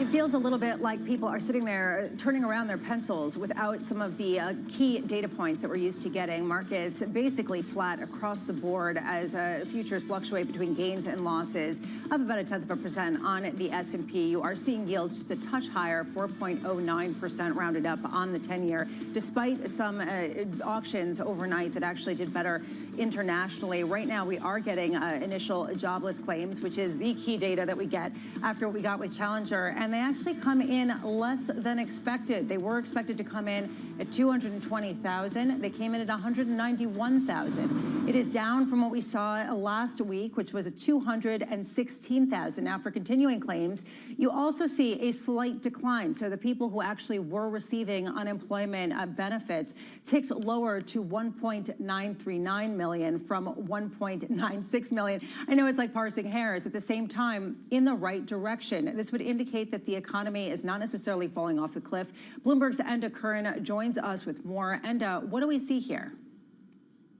Well, it was a holiday-shortened week, Lisa, worth bearing in mind. But I think it's interesting to your point that the continuing claims also dipped a little bit. I mean, you can have the volatility in the headline number, but a lot of people have been arguing that the ongoing increase in the continuing claims suggests a weakening labour market. Nonetheless, the headline figures, taken with the Challenger data earlier on this morning, suggesting that layoffs, the pace of layoffs has maybe slowed, perhaps suggests maybe the jobs market isn't as bad as thought, or perhaps is even stabilising. But really, Lisa, the bigger picture, though, we have to remember here, even without the official data, of course, is that we've had the ADP, we've had those warnings from the Beige Book, and of course we have rolling headlines from companies that at the very least the labour market is softening. The question now is just how weak it is, and of course until we get a good run of official data, it's very hard to make that judgment. When you look at markets and how they're responding to this, it's kind of, as you would expect, a mixed picture. On one hand, it does seem like the Fed can cut rates come next week. At the same time, the degree to which they are able to cut rates going forward in question. You could see this. S&P futures now almost flat. NASDAQ futures down now 0.1%. Russell 2000 down 0.3%. The Y is in the bond space. 2s, 10s, and 30s. Yields higher, price down across the board, up 3 basis points at the front end, 3.51%. 10-year yields, similar type of move. It does seem like when you bleed this through the currency space, this is actually going to be a stronger dollar, at least for the moment, pausing some of the weakness that we have been seeing. And it does seem like this does put the Fed in a position maybe to cut next week. But after that, a lot of questions of how far they can go. Well, that is a big question, Lisa, as you say. The markets have clearly decided the Fed will cut next week. We had some strong dovish signals towards the start of the blackout period, in particular the head of New York Fed, John Williams, of course, suggesting that perhaps there is enough there to get the Fed over the line for a rate cut. We don't know that. We know it's going to be somewhat of a close call. But to your point, whatever comes out of that decision next week, and especially if they do cut, clearly the indications will be that it's going to be a complicated story heading into next year. We know that inflation remains well above the target. We get PCE tomorrow. tomorrow. That will give us some indication as to where PCE is headed. But when you consider the backdrop of a weakening labour market, but we don't know by how much it's weakening, inflation still above target, but we don't quite yet know what direction it is headed. It's going to take a few more months to get a final handle on the tariff story. There's a lot up in the air right now. So even if the Fed do cut next week, early next year already looks quite complicated. Hedda Curran, thank you so much for being with us and breaking that down. Kathy Bostancic of Nationwide joining us now for her take on this. Kathy, is this an all-clear read that maybe the worst is behind us and we're not seeing those jobless claims pick up in a material way that would really raise a red flag?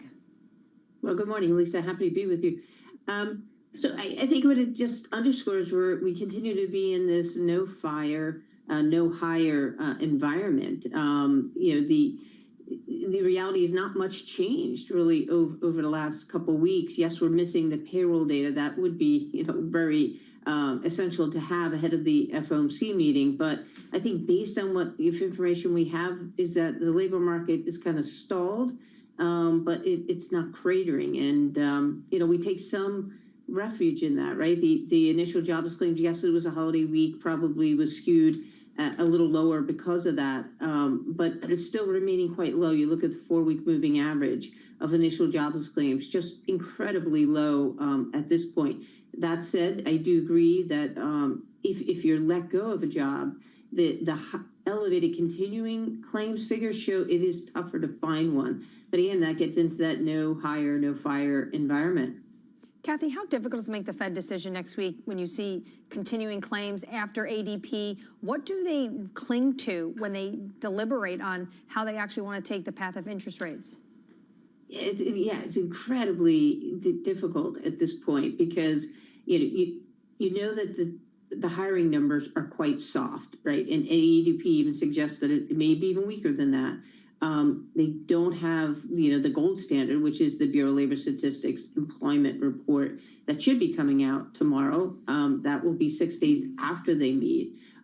But I think they still see the risks on the downside. So even though it's not showing up again in these layoff numbers, if you look at the employment figures, even the latest, BLS official data we have, you can see the cyclical sectors of the economy are just not hiring. And they went on pause really for much of this year.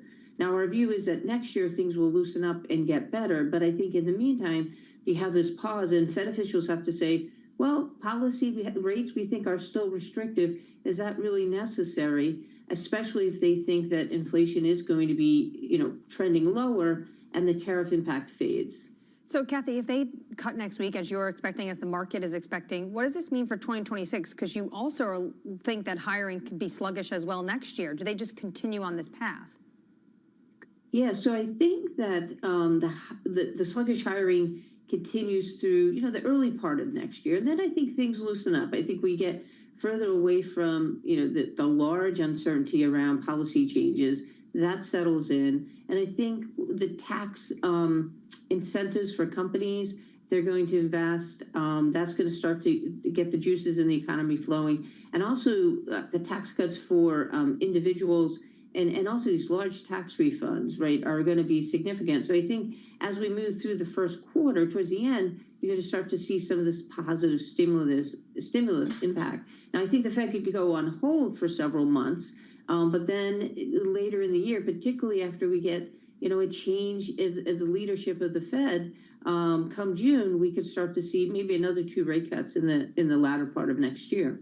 Kathy Bostancic of Nationwide, thank you so much for your insights after we did get those jobless claims. If you are just joining us, it was 191,000 in terms of the total headline jobless claims in the past week. That is the lowest going back to September of 2022. So really highlighting that this is not exactly an economy that's falling off a cliff. Nonetheless, difficult to really get a read on it, which is the reason why people keep focusing on the fact that we're not getting non-farm payrolls. And also, Enda had a great point. Last week was a shortened week. So if you take that into account, is this really that great of a report? Is it enough to sway the Federal Reserve next week? Probably not. Which is the reason why people are looking to alternative data sources. A new report out from Revelio of Public Labor Statistics showing the economy shed 9,000 jobs in November. Elisa Simon of Revelio Labs writing, the labor market is becoming increasingly bifurcated again, and the K-shaped economy shows up clearly in job postings. Lisa joins us now. Lisa, thank you so much for being with us. It seems like there is an increasing focus on looking to other sources to try to offset the dearth of other data.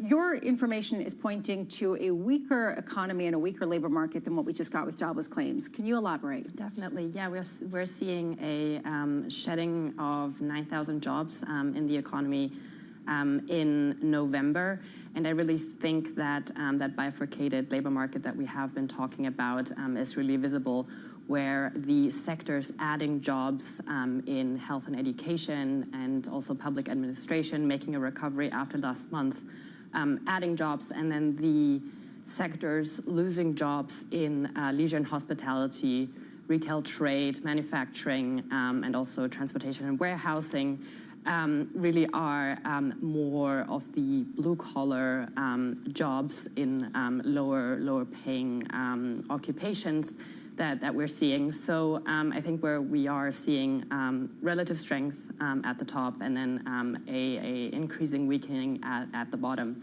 And I do think that especially looking at the largest employers driving some of these losses, we are seeing that making that point even clearer, the employers losing most jobs in November in the leisure and hospitality sector, where McDonald's and Starbucks, and then also in manufacturing, biggest losses for Intel and AstraZeneca. Not so much maybe that blue-collar point, but pointing to the fact what manufacturing employment really means in the U.S., right? Do you have any sense of whether this is demand side or supply side, right? I mean, some of these jobs you could say are probably disproportionately affected by immigration and the fact that it really has been a negative outflow of individuals from this country for a variety of reasons. How much does that end up factoring as much as just a lack of demand, especially given some of the positive earnings we've seen? I do think it's a lack of demand. We are seeing job postings down basically for 12 consecutive months.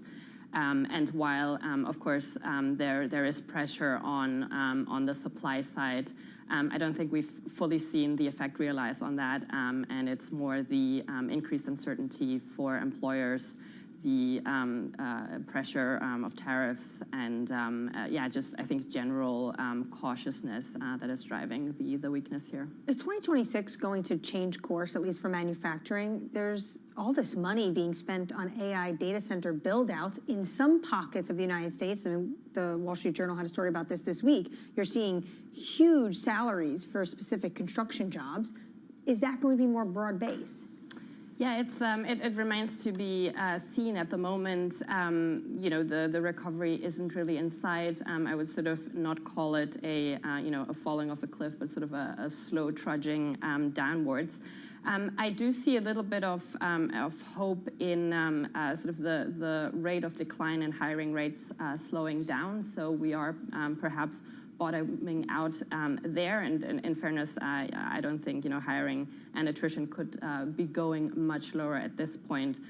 So potentially for 2026, we will be seeing a recovery, especially if we're expecting further rate cuts as well. Have you seen any instances and examples where AI is making this so much more challenging? Yeah, we do see that entry-level employment has particularly suffered.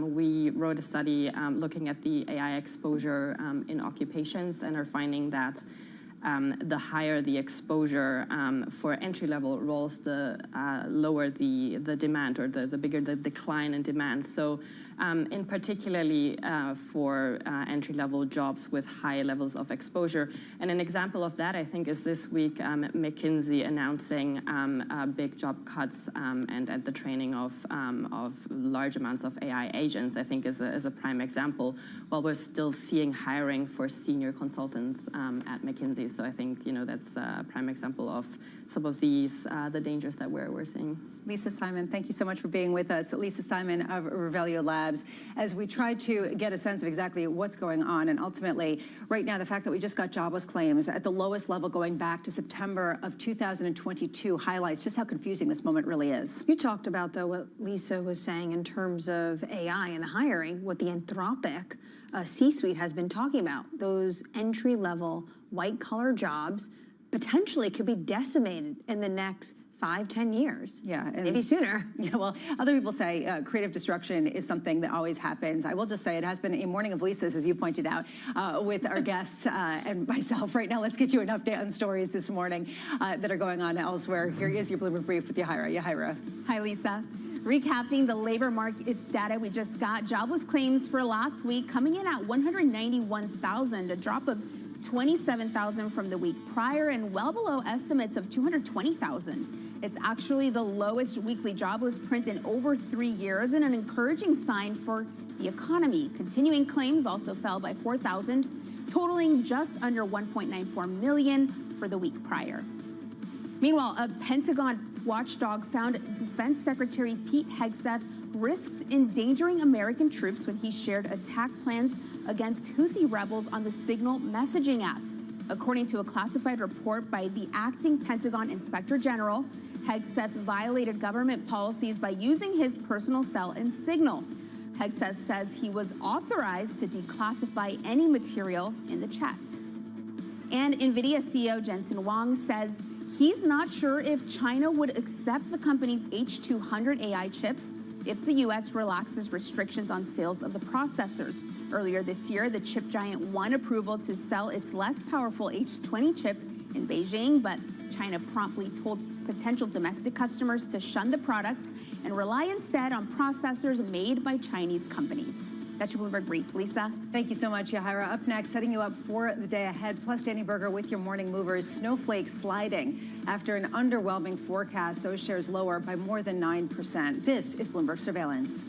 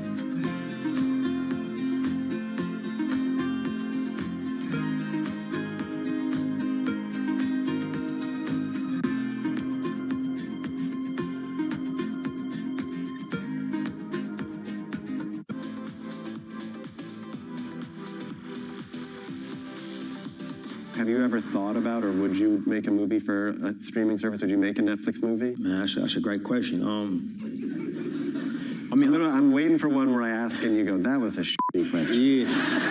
I mean, you know, you good at your job, bro. Like, this is actually the first time anybody's ever asked me that. You know, I'm not here to say what I would and wouldn't do in the future. You know, but the theatrical experience is one that means a great deal to me. It means a great deal to us. Mm-hmm. I feel a certain responsibility. Like if Fruitville had happened a calendar year later, it probably would have come out on streaming. You know, I've been fortunate enough that everything that I've written and directed has been a theatrical release. So I feel a duty to try to protect that. You know, but that's where I'm at today.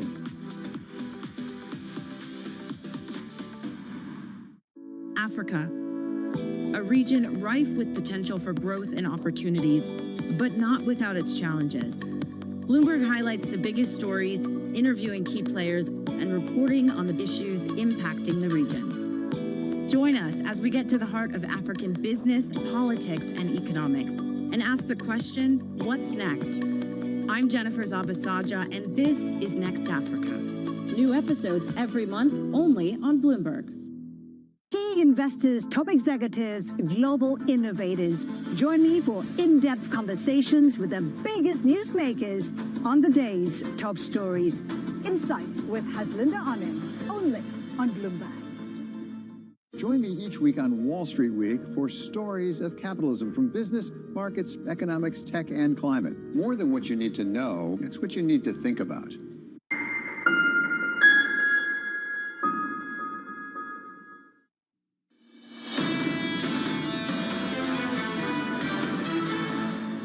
In terms of scaling and actually monetizing the AI services on a consumer front, we're still not quite there at this point. It becomes difficult, especially in a more challenging macro outlook, to really get the consumer to really pay up for these services. I think it gets interesting as we start thinking about new devices. It's all about continuing to find new use cases for AI and finding something that really is game-changing for them where they're willing to pay for it. That was Angela Zeno of CFRA. As questions mount about the use cases and the ability for people to use them, there was a story yesterday about how executives were paying employees bonuses for finding new creative ways to use artificial intelligence. Right now, in markets, you are seeing a bit of a pop in the S&P, although really flat, essentially. Earlier this morning was much more. You're seeing the NASDAQ and Russell futures both lower after bond yields rose. You see actually Russell 2000 underperforming, down 0.4%, 2s, 10s, and 30s yields higher across the board after the jobless claims came in at the lowest pace going back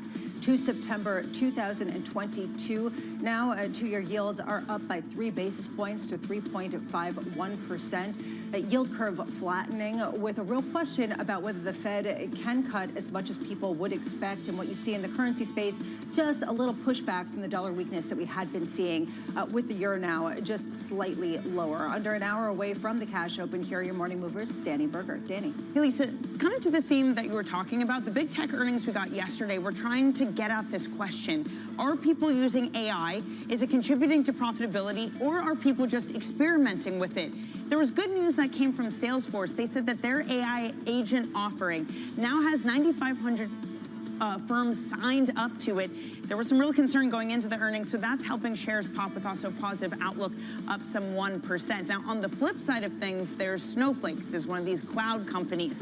For them, the concern is maybe AI isn't contributing as much, or at least not giving them the profitability that people would like to see. Their adjusted margins were something like 7%. The expectation was above 8%. You can see that fear injected into the share price now. They're now down 9.2%. The other flavor of earnings we've been getting are retailers, specifically the discount one. Yesterday was Dollar Tree. Today, it's Dollar General. Another positive set of results. A boost to the outlook that exceeded expectations for them. Costs, they're also able to keep them low because they have all the groceries not exposed to tariffs. So those shares up 4% in the pre-market. Lisa. Thank you so much, Danny. Right now, let's turn to tech. NVIDIA CEO Jensen Huang meeting with President Trump and lawmakers on Capitol Hill. People familiar with the matter telling Bloomberg a bill limiting the company's ability to sell advanced AI chips to China will not be part of upcoming legislation. Bloomberg's Ed Ludlow joins us now. Ed, do you see this as a signal that the mood is changing and that national security is now the United States not having its technology sold internationally,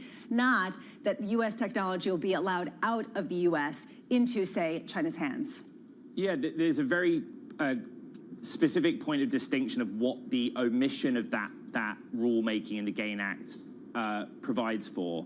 The original proposal was that NVIDIA would have to prioritize American customers for the lead edge chips over a potential export customer, which would have, of course, caught China within that. You know, the pieces of news that came out of Jensen Huang's visits to DC yesterday were export controls have been discussed with the president, and we know because Jensen Huang went on a 2.5-hour Joe Rogan podcast that they talk regularly about this issue. They're also, and I'm interested in AMH's take on this, you know, there is very much a consciousness, particularly among Republican lawmakers, that they want, NVIDIA wants to be able to export to China, right? But the baseline assumption of this company is zero revenues from that market. The more interesting point here is, what does China want? You know, Jensen, in speaking to reporters, kind of acknowledged, we don't even know that if we were permitted to export the technology, would China take it? And if you look at some of the Bloomberg reporting overnight, there is a clear signal that China isn't necessarily that interested in a deprecated American chip at this moment in time. Well, yes, he's saying that China will not accept a degraded chip, Ed, but will they accept a high advanced chip, which basically would mean the administration, to Lisa's point, having to do a little bit of reverse course when it comes to national security. Do you think Jensen Huang was able to get that point across in Washington, D.C.? This is his view that he's been lobbying. Yeah, you know, clearly Jensen and NVIDIA are staying in close proximity to the administration, not just the administration, right, Congress, because that's going to be a factor, you know, but Jensen is also not foolish. You know, he literally said, we do not know what the state of play is and whether we'll be able to or not. We've talked a lot, AMH, about this spectrum of China hawkishness.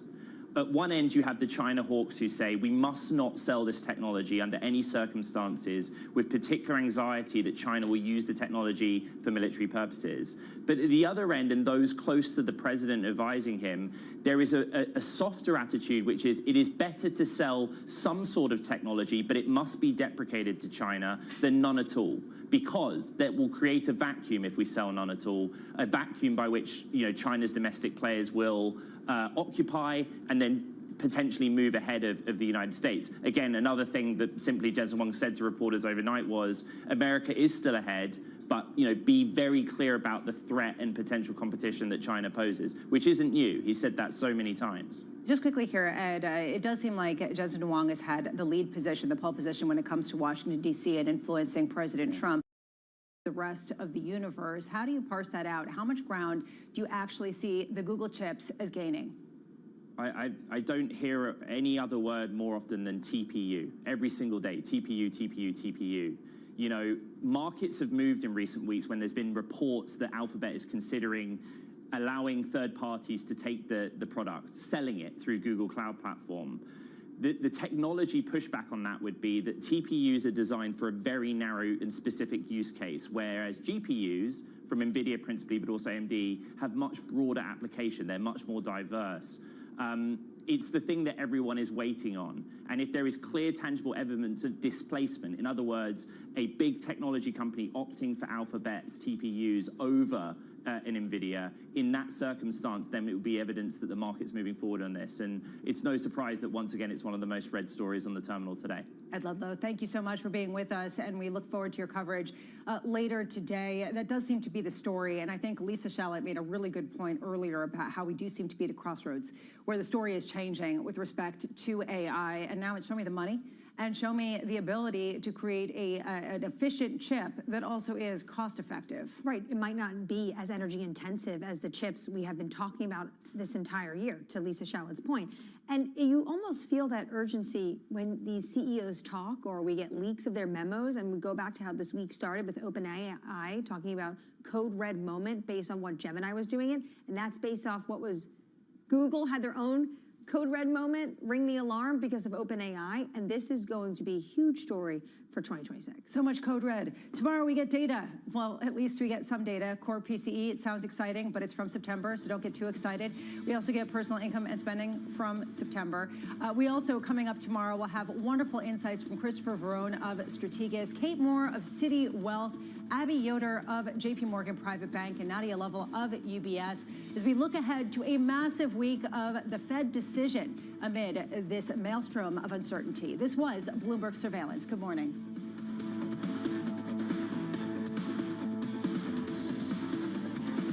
Technology is embedded in every aspect of our lives. And laying the foundation for the future. From finance to defense, AI to entertainment. And from the road to the stars. Bloomberg brings you the latest stories of the people and companies pushing the tech sector to new frontiers. And the politics that shape global tech markets. I'm Caroline Hyde in New York. And I'm Ed Ludlow in San Francisco. Watch Bloomberg Tech every weekday. Only on Bloomberg Television. The game here is understanding. These digital assets have the ability to change the payment landscape of the world. And we need to be ready. We, the regulators, the world needs to be ready for a new wave of technology. Stablecoins are almost entirely used in the mechanisms of trading cryptocurrencies. What we saw is the opportunity for digital assets broadly, stablecoins in particular, to be used as a medium of exchange outside of the crypto world, what is today the fiat currency world. At some point, I think these digital asset wallets will be big enough and people will be comfortable enough using them. I think we'll have a flip from conventional payment mechanisms into stablecoin-based mechanisms. Does that mean banks such as yourselves issuing stablecoins? We could. We are issuing Hong Kong dollar stablecoins today. We're in a sandbox for tokenized bank deposits in Hong Kong. We're effectively issuing tokens related to trade finance in Singapore. So it's all on the table, but we're always going to tie it back to what our clients want and need. Because if we don't get that one right, the rest doesn't matter. The market capitalization of both type of instruments, crypto and digital assets, are both very low. Stablecoins today have $20 billion of flows a day. It's less than 1% of the flows of the payment system in the world. But because they have the ability to be very helpful in use cases, particularly in retail to begin with, but then potentially on the wholesale side, I think we will see a lot more of them. I just wondered if any of you had a perspective of the reason to, put some of that capital into women's sports. It's going to create you the fastest return. You will have so much success. If you look at the growth metrics of women's football, selfishly, in this country at the moment, it's phenomenal. We are the fastest growing sport on the planet. Our participation is up in this country. The interest that is around women's football is at a real, to your point, we're at a real moment in time to be able to capitalize on it.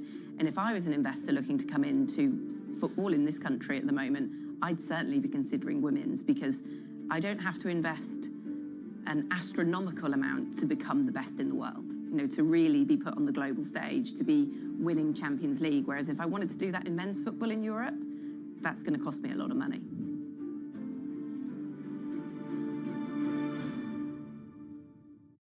Bringing you up-to-the-minute political news whenever and wherever it happens. I'm Tyler Kendall in Washington, and this is Bloomberg. We are less than 1% away from all-time highs, but can we get there? A very tepid start to your morning. About 30 minutes to go until the start of cash equity trading after 2 days of gains. I'm Danny Berger. Matt Miller, he's off today. Bloomberg Open Interest starts right now.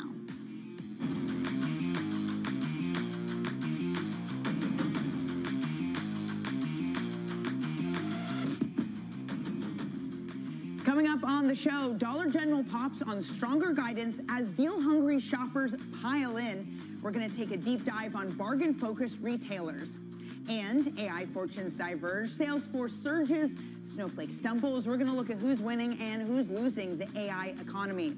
And breaking news, now just crossing the terminal. Meta planning to slash its metaverse workforce by 30%.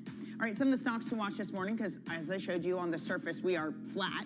Dollar General, though, certainly not flat. It is surging up more than 4.5% this morning. It hiked its earnings guidance. Those pressured shoppers, they're searching for deals this holiday season.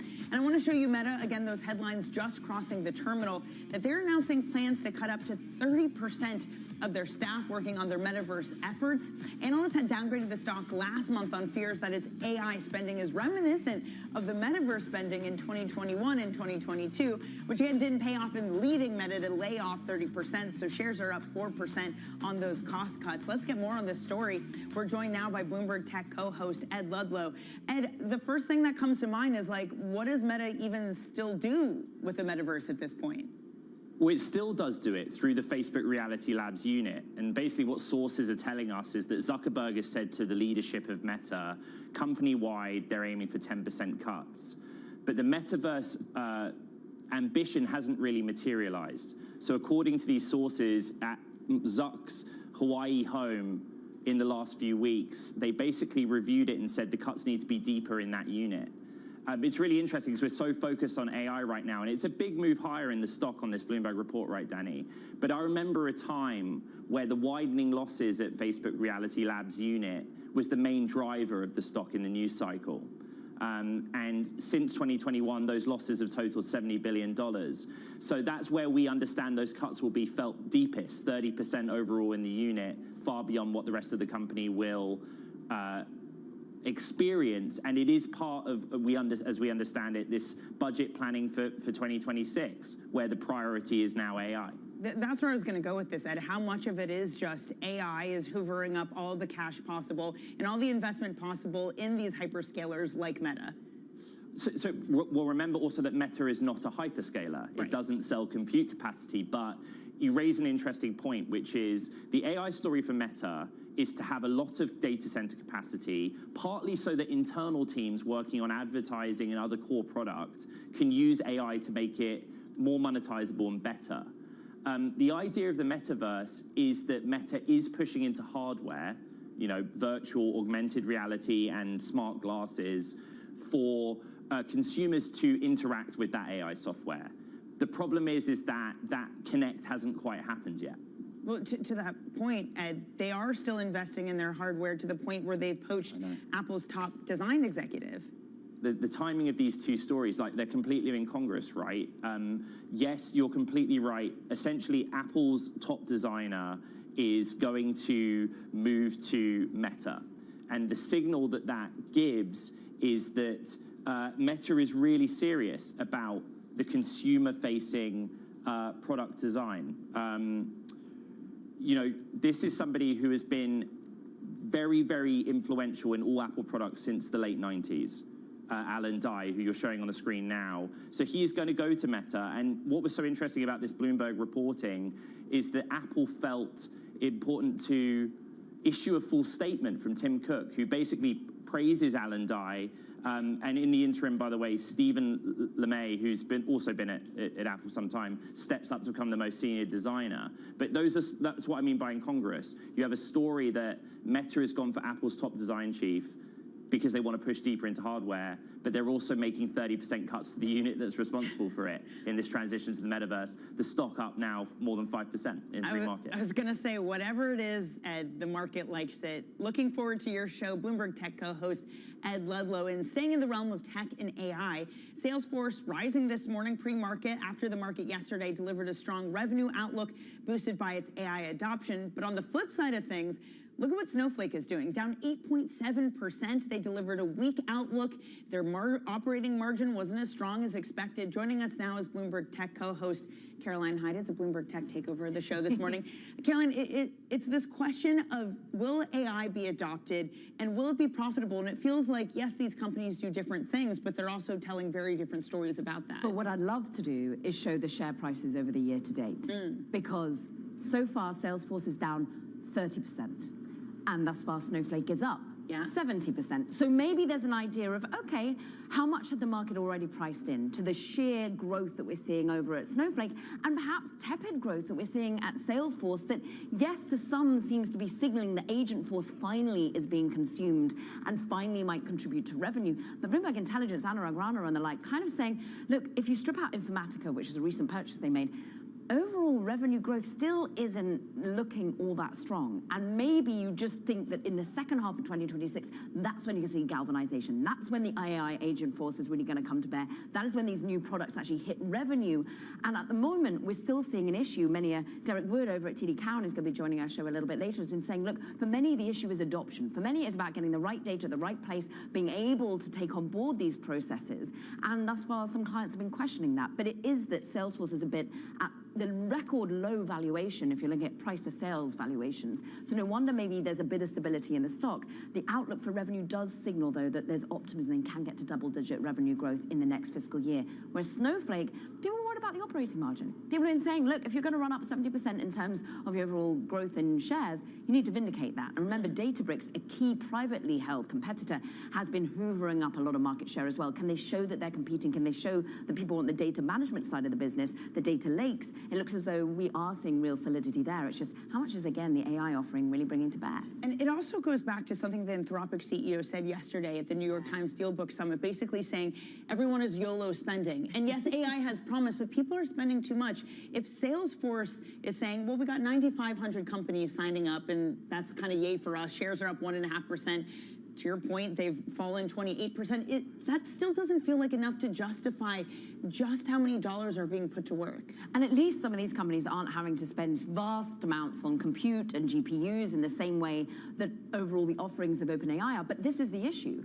Is OpenAI, are the large language model companies going to come and eat software's lunch? That is what we wanted to understand throughout this earnings season. Yesterday, of course, we heard from Okta and really the CEO there saying it's not eating our lunch yet. We can see applications working. Software we're trying trying to see vindication from Mark Benioff that he can fend off this new AI at its heart competition, and he can build it for the real time. Snowflake, I mean, they got a new CEO from a company that was taking on Google with search that was deep within AI. So he's been there purely for the fact of putting AI and agents within his business model. UiPath is another one that just put its earnings out last night. We're going to have the CEO on the show a little bit later. He's been building AI agents for robots for 2 decades.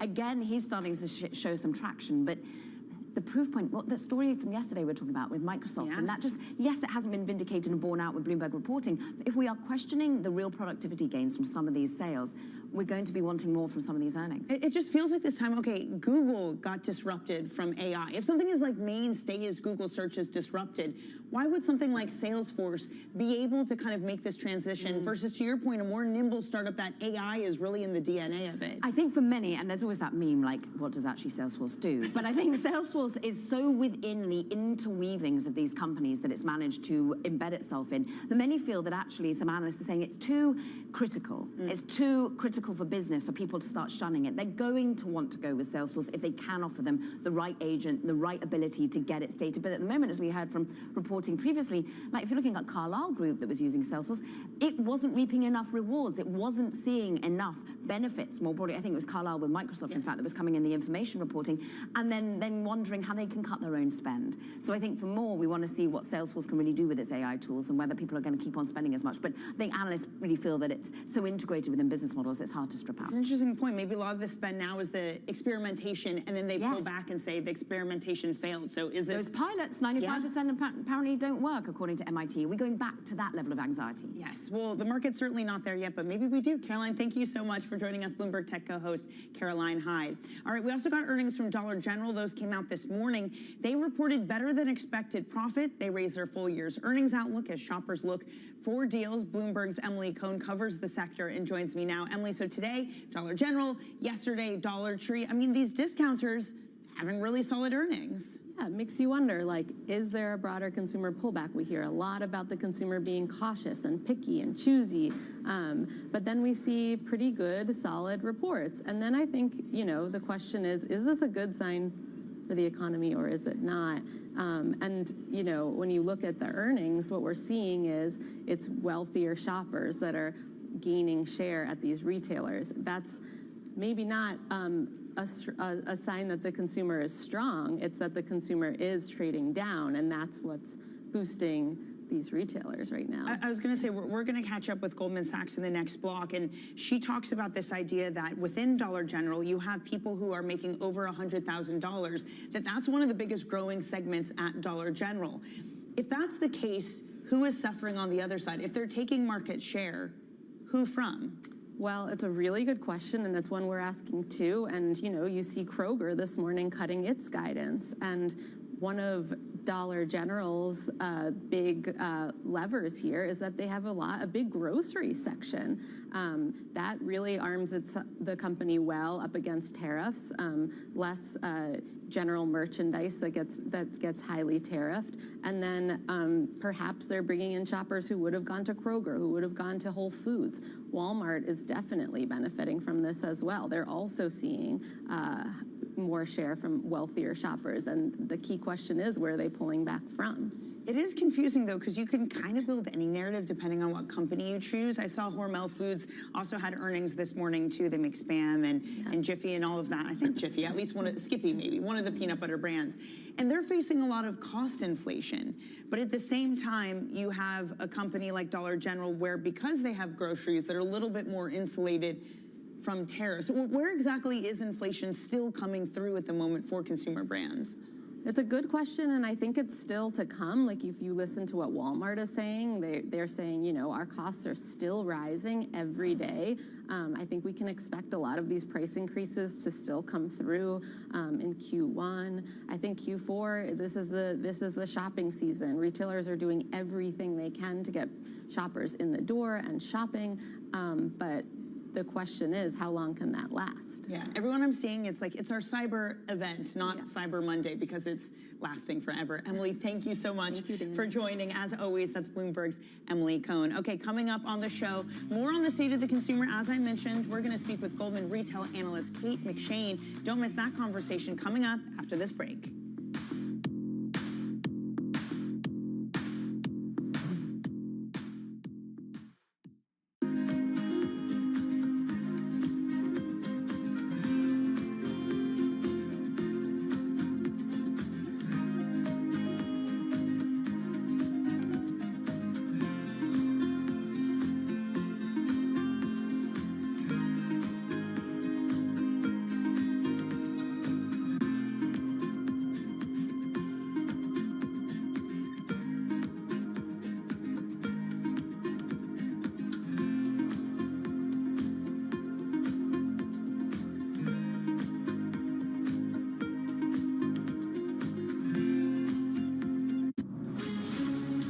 From the beating heart of global finance, economics, and politics, and wherever newsmakers are moving markets, Bloomberg brings you conversations that allow for deep discussions and important insights. What do you think the future is for inflation? Is this a new normal? Are markets too optimistic? How do you worry about the things that are outside your control? How does the current fighting completely stop?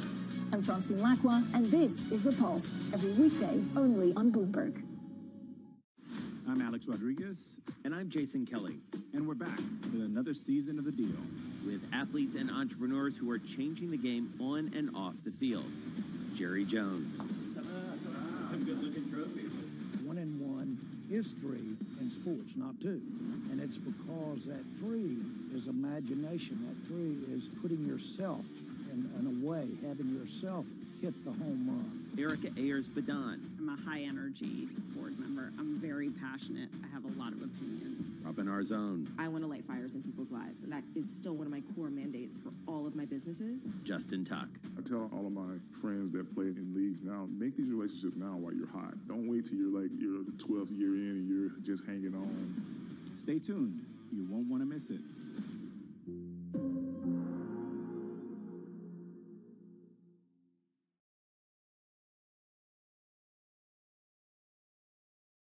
It's a multi-trillion-dollar industry. We'll show you what's happening in ETFs like no one else. ETF IQ, only on Bloomberg. At a time when policy in Washington is driving Wall Street, we draw a distinction between the rhetoric and the action, bringing you market-moving guests and original reporting. This is Bloomberg Surveillance.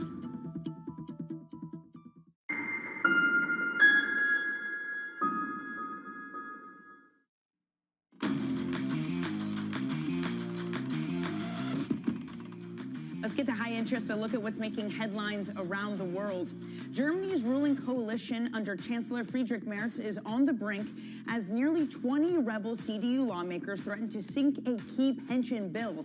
With only 12 seat majorities, a failed vote could collapse the 7-month-old government and trigger new elections, just as the far-right AfD leads polls. The showdown hits as Germany's economy stalls and pressure for reforms mounts. Paramount Skydance is boosting its breakup fee to $5 billion in its push to acquire Warner Brothers Discovery. That's more than double its earlier offer. It's battling rival bids from Netflix and Comcast. Warner Brothers, they are reviewing second-round proposals that could decide its future within weeks. Netflix is said to have the higher bid, but Paramount argues its full company takeover avoids a costly cable network spinoff. Any deal, though, would be facing a tough regulatory scrutiny, but maybe it is less scrutiny because we are in the Trump administration. PIMCO pulled off a major comeback this year. Despite spring turmoil from tariffs and a Sell America panic, the firm doubled down on 5 to 10-year treasuries and mortgages. It's a bet that's paid off. Its flagship income fund is now leading all major active bond funds with a 10.4% return. That's its best in a decade. Rate cuts, savvy positioning that helped push PIMCO back to the top of U.S. fixed income managers. Elsewhere, discount shops are capitalizing on the strained consumer. Five Below and Dollar General both hiked their earnings forecasts as Americans hunt for deals this holiday season. I'm pleased to say, joining me now is Goldman Sachs analyst Kate McShane. She has a sell rating on Dollar Tree and buy rating on Five Below. Kate, I'd first like to start with you on that sell rating on Dollar General and what it would take for you to change it, and if you're reconsidering, just given how strong the earnings are in this narrative build of consumers trading down. Yes, we actually just downgraded Dollar Tree to a sell rating about a month ago. Part of the reason for the sell rating was that survey work that we've seen show that the price perception and value perception at Dollar Tree is declining. Now, we are seeing that pressure across a lot of retail because, as was just mentioned in the last segment, tariffs are putting pressure on price. Prices are going up. And so retailers are seeing their price perception and value perception decline a little bit. But for Dollar Tree, we've seen the biggest decline. And that was really the crux of our sell call. There's no question that they reported a good quarter yesterday. Their comps were up 4.2%. But I think the issue is with regards to the comp and what investors are trying to figure out is that same-store sales number was driven all by ticket, so by price. So that 4.2% was driven by 4.5% ticket, and traffic was down 0.3%.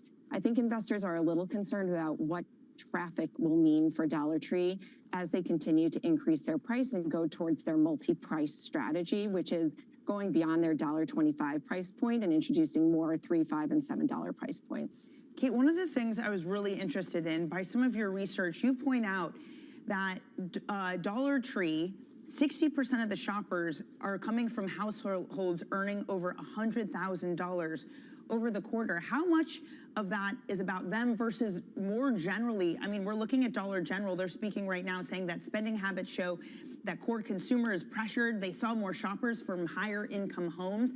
How much of what we're seeing in these results is indeed trading down versus existing customers still spending? Yes, so I do think, with Dollar Tree, Dollar General, with Walmart, they have seen the biggest growth come from these higher income cohorts. And it is some dimension, I think, of trading down and looking for value. I think since we've been in this period of inflation, whether it be just post-COVID or after tariffs, that the customer does feel their wallet stretched, even at the higher income demographic, and they're looking for more value. So I do think that it is a testament to how shoppers are shopping and the fact that they are looking for value. But at the same time, as we go into 2026, this middle income demographic is going to be getting some form of stimulus with the tax cuts that are coming down the pike. And we do question if there will be the need to trade down or if there will be this feeling of looking for as much value if you have some kind of tax cut for that middle income consumer in 2026. I was going to say, how much of that trading down is sticky, that once people get used to going to these dollar stores that they stay there? I don't know if I have a good quantifiable metric for that. I mean, I do think that the more value and the more convenience that you're offering as a retailer, the stickier the customer is going to be. I think where we've seen the biggest share gains and the most sustainable, consistent share gains has been in Walmart, and that has exclusively been because of their value and their convenience. Kate, I mean, with this, you can get kind of a muddled picture that you have Walmart doing well, you have Lowe's, Home Depot not doing well. Maybe that's some of the pain coming from the housing sector. There have been some retailers who've done just fine, though. They've changed their brands. Places like American Eagle, for example, their earnings were pretty good. Well, actually, they were very good. Kate, when you take all these together, sentiment surveys have been bad. Some of the retail spending has been okay. What is the picture you come away with the consumer right now? It is a very muddied picture, and I do feel like it's very noisy with all of the different data points and thoughts out there. But I think at the end of the day, the consumer is still holding in there. We have a proprietary discretionary cash flow here at Goldman Sachs that looks at the health of the cash flow for the consumer. And as, again, we look into 26 and our estimates for 25 too, you have seen, 3 to 4% growth in discretionary cash flow. That is, your disposable income after your expenses, where you can spend on discretionary goods. And it's been healthy. And so I think, the dichotomy is, and the differences are just how people are shopping, where people are shopping.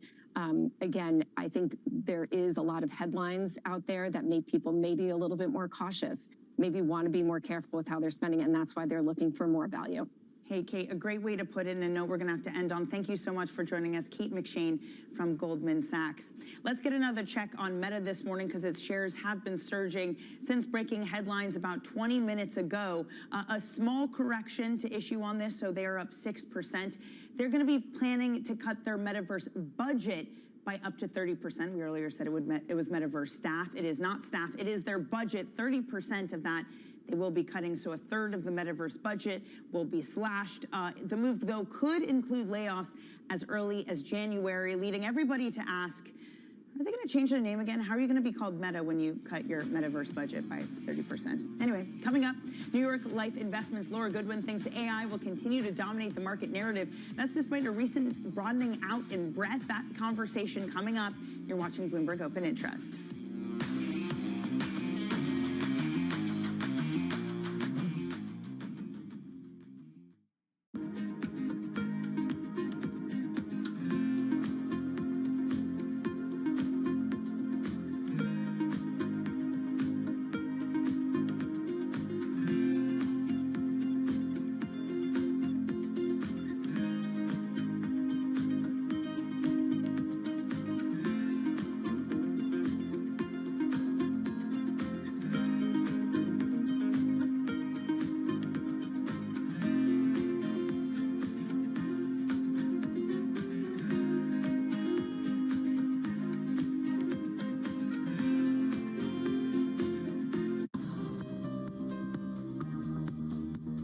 It's the countdown to the market open as we bring you the first trades across Europe.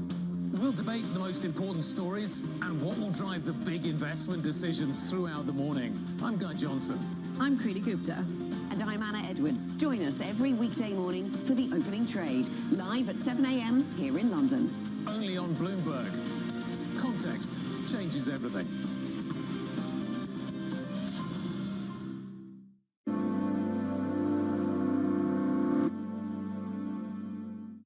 Bringing you up-to-the-minute geopolitical news whenever and wherever it happens. I'm Stephen Engel at Japan's Akasaka Palace in Tokyo, and this is Bloomberg.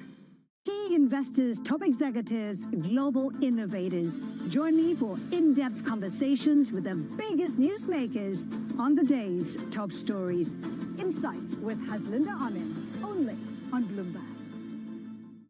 Africa, a region rife with potential for growth and opportunities, but not without its challenges.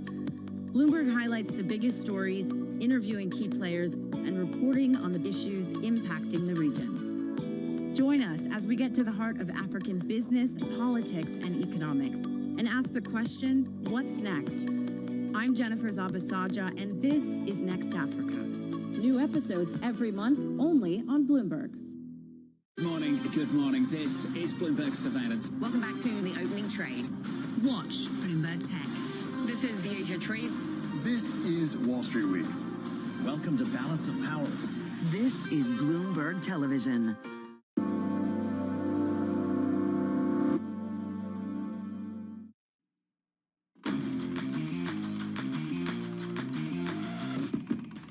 Futures at the highs of the pre-market session just 5 minutes ago into the start of cash equity trading. Thanks to Meta. Meta shares surging this morning after a plan coming out from them to reduce their budget for the metaverse by 30%. That's helping to lift NASDAQ futures and S&P 500 futures up by 0.2%. At the close yesterday, we were about 1% away from all-time highs. So can we get anything closer to that this morning? A quick move through some of the movers on our radar this morning. Kroger lowering the top end of its full-year sales forecast. Those shares down 2.8%. Also some pain for Costco. Their reported total comparable sales for November missed analyst estimates. There was a notable slowdown in U.S. traffic. Those shares down 1.5%. Meanwhile, robotic stocks in all directions, they were surging, though yesterday there was a report that U.S. Commerce Secretary Howard Lutnick has been meeting with CEOs in the industry to accelerate the sector's development. Coming up, it's your opening bell.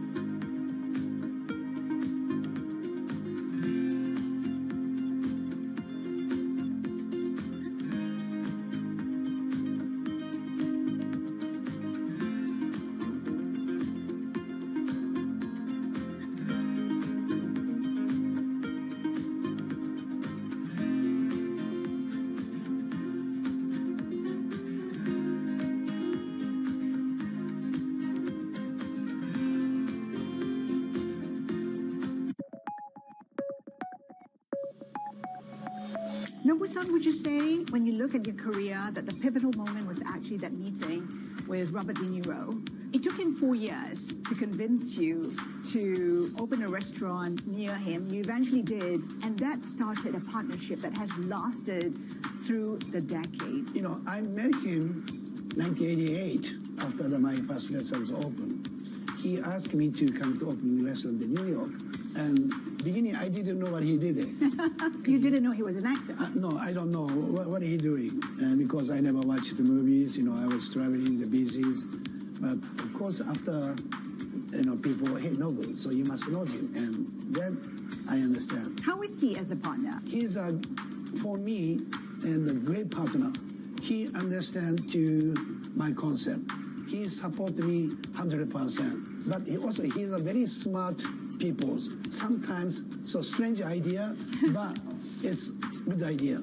So, example, Nobu Hotels, idea come from him. He said, hey, Nobu, so we have a lot of new restaurants coming in somebody's hotel.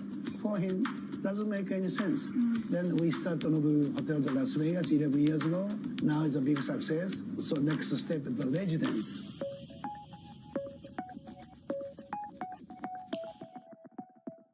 Middle East and Africa. Vibrant resources and high-yield investment opportunities abound. Join me on Horizons Middle East and Africa for the stories, newsmakers, and insight from this exciting region. Now weekdays, only on Bloomberg. U.S. jobs numbers are released. Bloomberg has the report under surveillance with crucial data and expert analysis at terminal speed. Nobody covers Jobs Day like Bloomberg.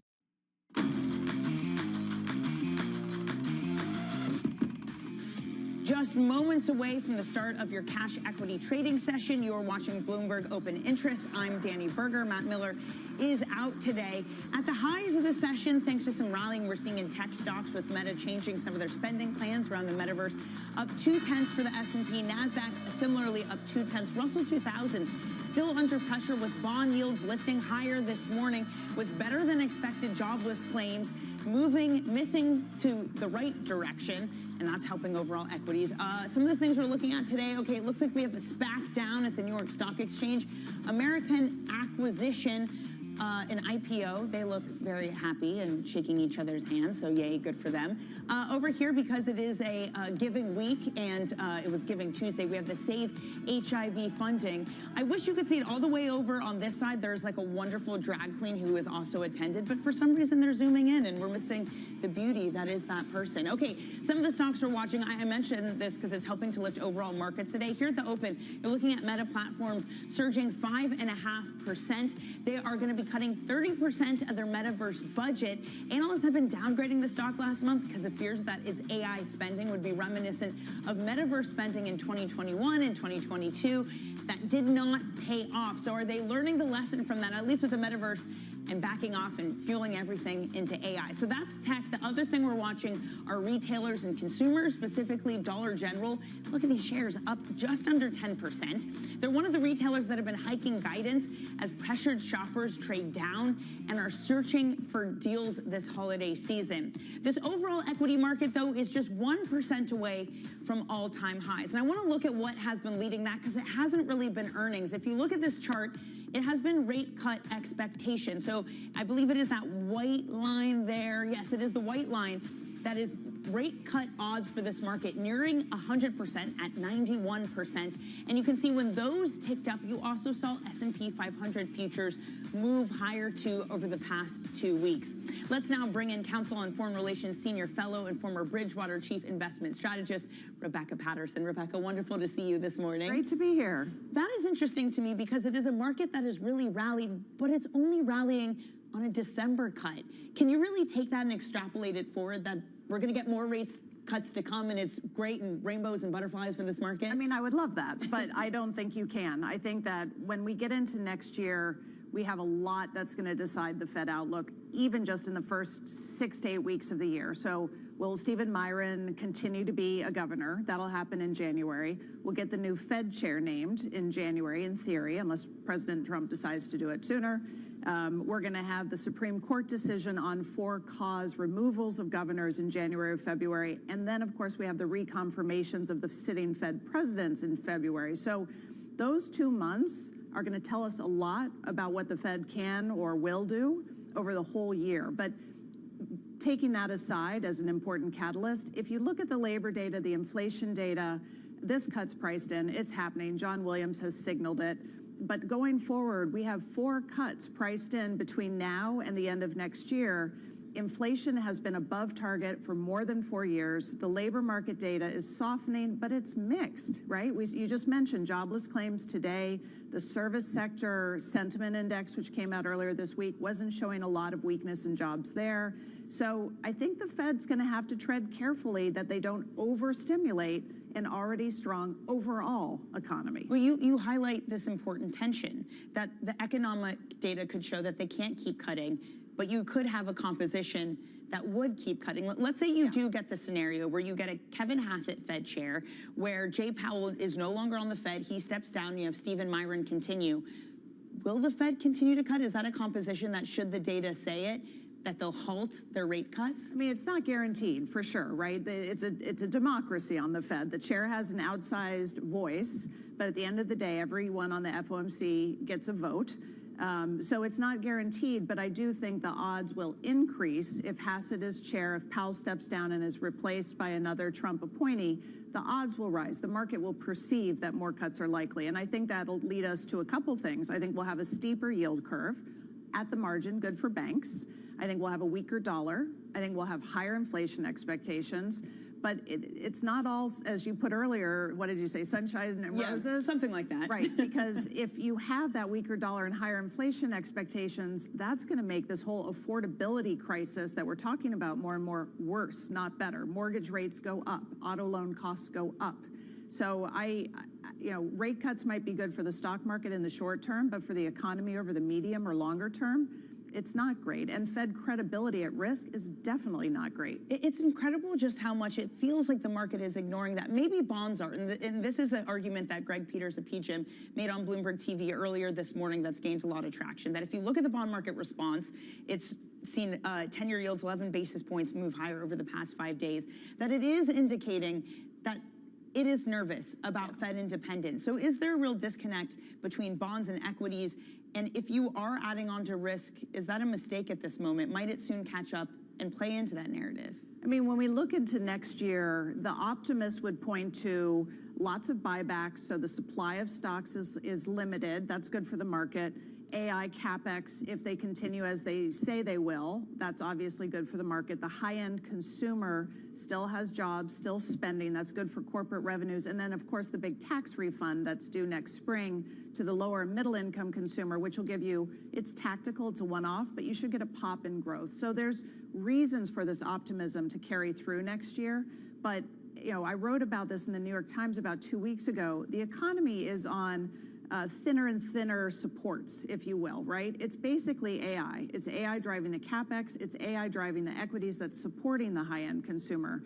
If you have a disappointment there, or a disappointment with the Fed, or some new catalyst that pulls down equities or confidence, it doesn't take much for the Jenga tower to fall. Yeah, and on that point, some of the ADP numbers we got yesterday, it was really small businesses that were suffering. The large businesses, 500 employees more, they were fine. They continued to hire. It was those that are kind of in that 80 below range. Yeah. At what point does that start to show up in a consumer that really pulls back on spending? Because at the moment, it feels like it's trading down. And if you have a good strategy, if you're American Eagle and hire Sydney Sweeney, you can do well. At what point does it start to demonstrate real weakness that, especially for staples, for discretionary stocks, makes that a hard sector to pile into? Yeah, I mean, I don't think people really appreciate the importance of the small business in America, right? It's almost half of all employees, but for trade, it is 1/3 of total trade value, and it is 97% of all importing companies in America are small businesses. So the tariffs have really taken a toll on these companies. They are cutting their sales forecasts much more than large company peers. They're cutting staff, as we saw in ADP, much more than large company peers.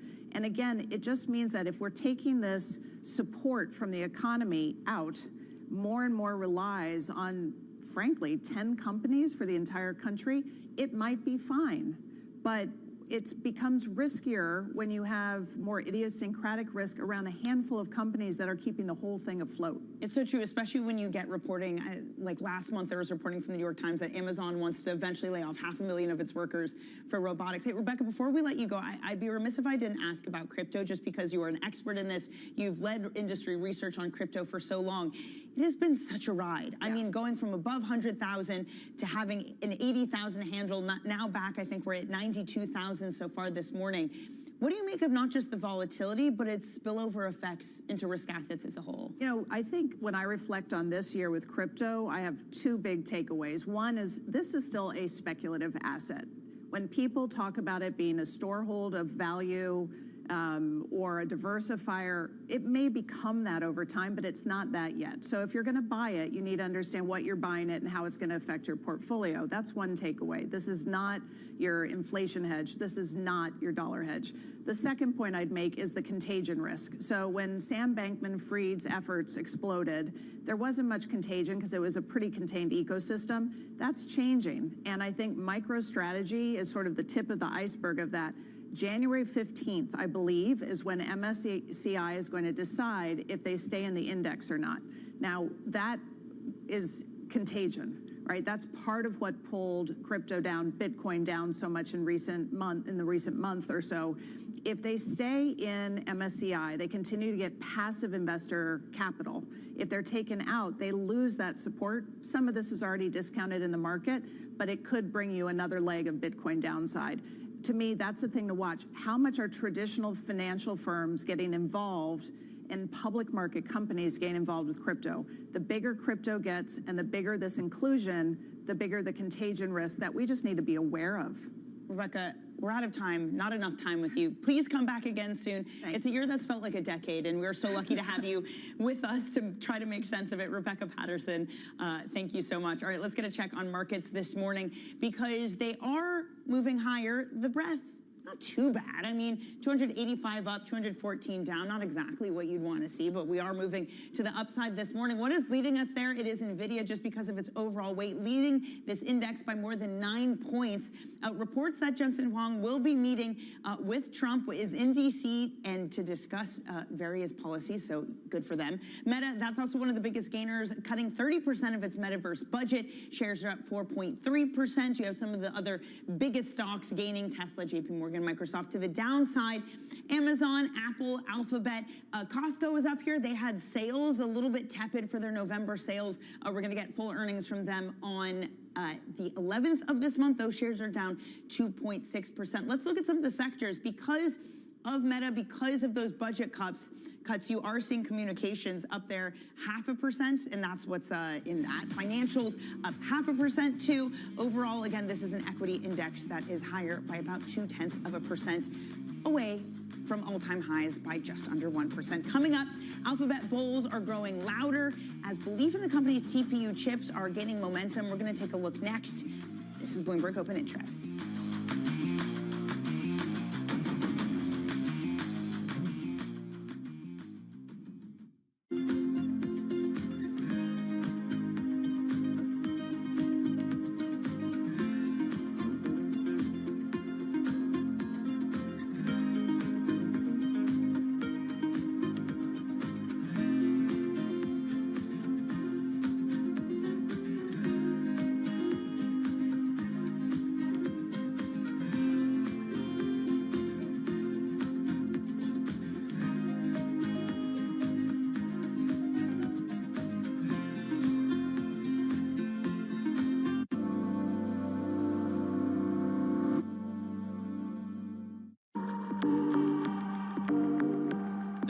Climate change is going down right now. It's going down. And we've tried everything to shame people and blame people and put them in their place and tell them that they're doing things wrong and that they're killing everybody. But if we keep telling them that, then we are going to kill everybody. So we got to figure this out. And we're not going to do it by blaming people who are just trying to wake up and make ends meet every day, especially when a lot of those people have the same connection to nature and the environment that we all share here. I hike and I ski and I love the environment just as much as anybody else, but so does somebody who works in an oil field. The Cabela's shopper and the REI shopper want the same things. They want clean air, and they want clean water, and they want to be able to recreate outdoors. So until we figure out how to get on the same page, we will continue to lose. We cannot afford to lose anymore. We need to build a winning coalition of people across the political spectrum, or we will never create the solutions that we need. Technology is embedded in every aspect of our lives. And laying the foundation for the future. From finance to defense, AI to entertainment. And from the road to the stars. Bloomberg brings you the latest stories of the people and companies pushing the tech sector to new frontiers. And the politics that shape global tech markets. I'm Caroline Hyde in New York. And I'm Ed Ludlow in San Francisco. Watch Bloomberg Tech every weekday. Only on Bloomberg Television. Bringing you up-to-the-minute geopolitical news whenever and wherever it happens. I'm Lizzie Burden outside Windsor Castle, England, and this is Bloomberg. From the world of politics to the world of business, Joe Matthew and Kaylee Lines deliver news, insight, and analysis live 2 times a day, every trading day. Balance of Power at 1 and 5 Eastern, only on Bloomberg. Used to be, one would say, what's that got to do with the price of tea in China? When they wanted to poke holes in the relevance of something. Now though, if you're in tune with how events around the world affect each other, it becomes clear that the current going rate of tea in China has a lot to do with a lot of things, not just tea things either, but tariffs, franchises, and IPOs. How much?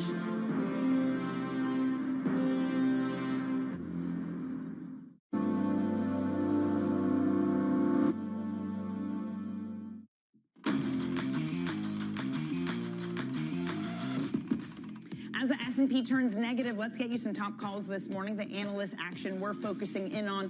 First up, JP Morgan, they upgrade Toll Brothers, saying that the builder's strong margins make its valuation appealing, even as the firm stays cautious on home builders for 2026. They're higher by 0.4%. Next up, JP Morgan is upgrading the restaurant technology company Toast, thanks to what it calls standout software-led growth.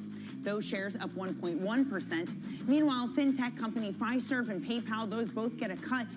Analysts there saying that the ops to watch from the sidelines, stay on the sidelines rather, until results start to firm up. PayPal down 0.1%. Finally, Wall Street, they are praising a stronger outlook from Salesforce, Barclays, RBC, Morgan Stanley, JP Morgan, all of them emphasizing healthier growth, improving sales momentum, rising customer appetite for AI products. Barclays calls the report healthy, so Salesforce has lost a lot of its steam this morning, up just 0.2% after a very, very bad year. I think it's lost like a quarter of its value so far this year. By the way, another AI story that we're watching this morning and that we have been watching for weeks, for months, it's Alphabet, because investors are growing increasingly confident that the company's semiconductors could represent significant growth drivers for the Google's parent. Look at what the stock has done. After slumping for a lot of this year, it continues to rise. It's up now nearly 70% on the year. Joining us now is Bloomberg Tech reporter Ryan Vlastelica.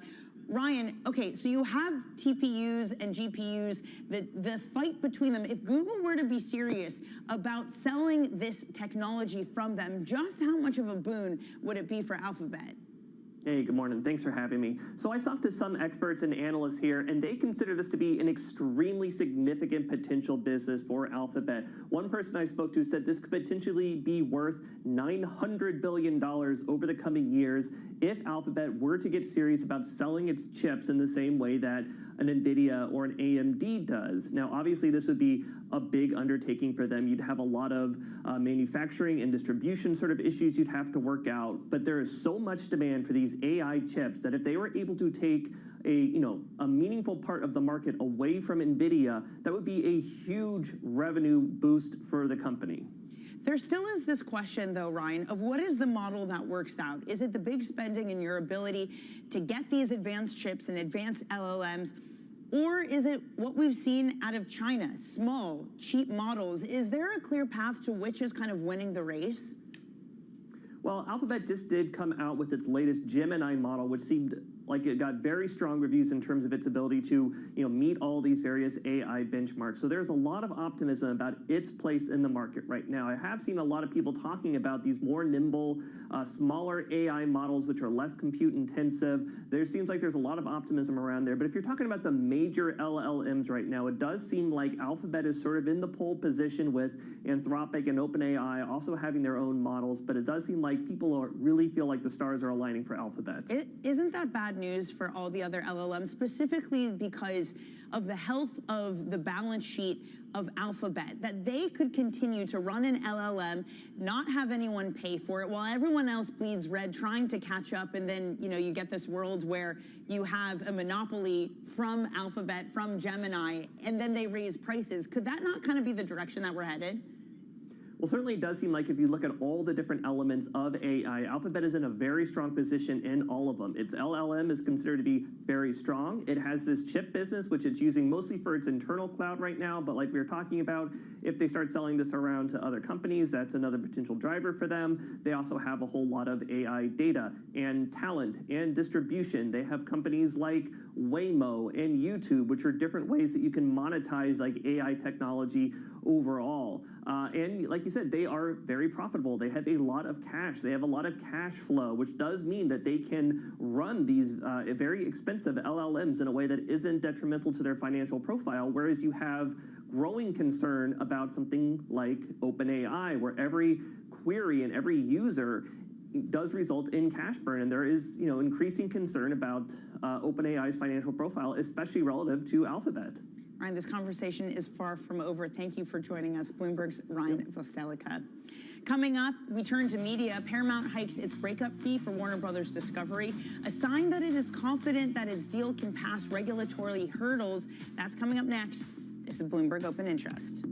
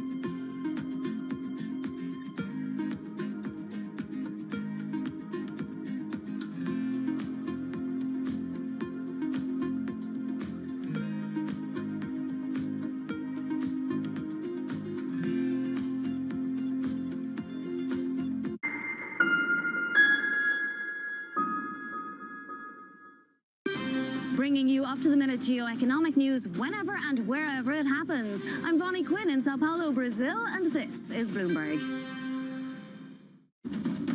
Astonishing day for US technology. It's shaping the region's technology ecosystem. Asia's biggest tech news and innovation.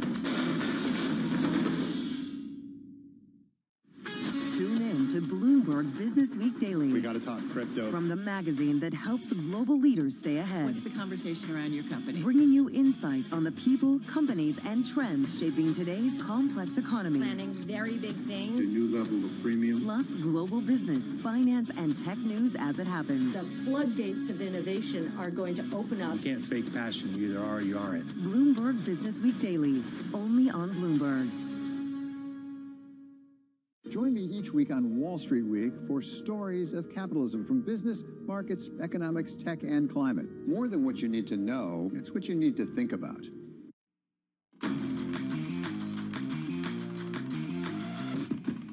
Welcome back to Bloomberg Open Interest. We couldn't make it a day 3. We still have the whole trading day to go, so maybe we will. But after 2 days of consecutive gains, we are flat to a bit down. NASDAQ 100, that underperforms, down 0.3%, as is the Russell 2000. Probably the reason for that is what's going on over here. Bonds, yields on the 10-year yield up 2.5 basis points.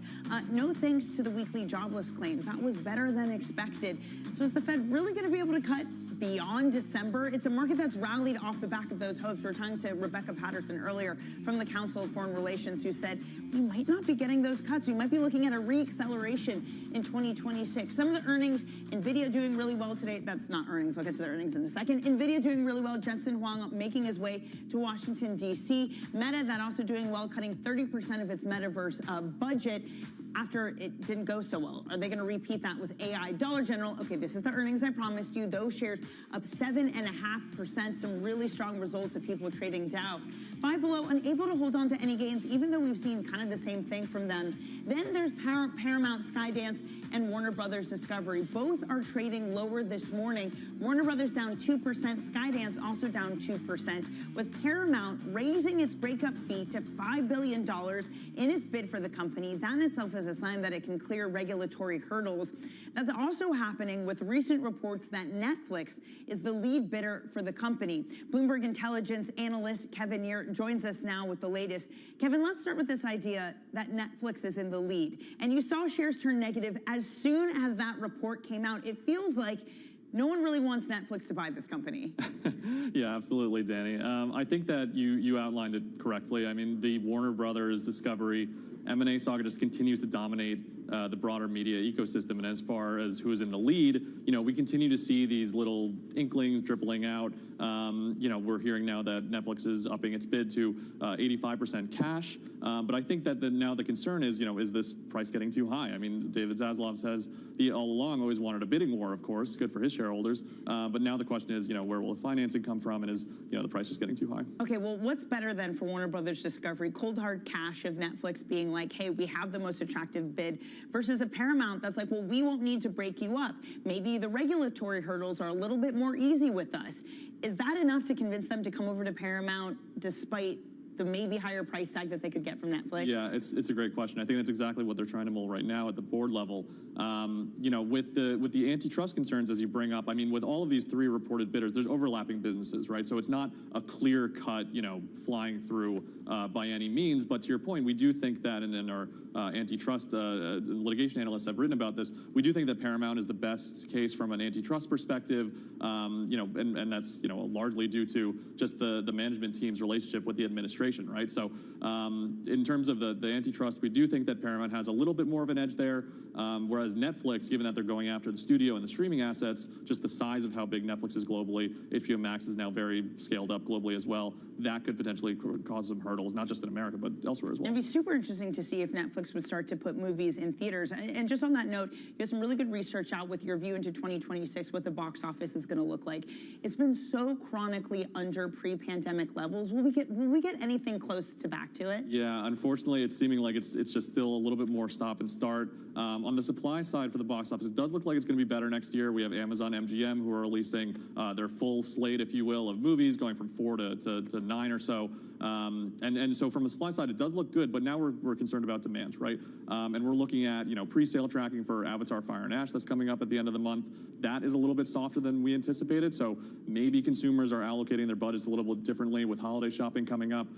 We don't know, right? So it's going to depend on the health of the economy. There are some big movies coming up next year. Are any of them not sequels? Are any of them new movies? It's a very IP-heavy slate. I will say we're seeing a rebound in animation, which we think is a positive. But ultimately, we would like to see maybe a little bit more of a mix in original titles and in different sizes of budgets. Because ultimately, going back to the theaters, which you've seen a lot of pressure on that, taking it back to this whole Warner Brothers question.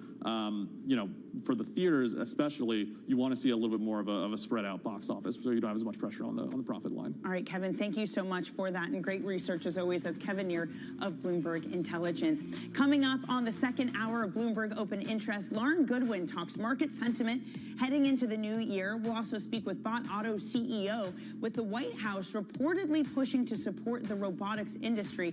Plus, Kayla Cedar of State Street discusses Wall Street doubts around Kevin Hassett as the next Fed chair. You're watching Bloomberg.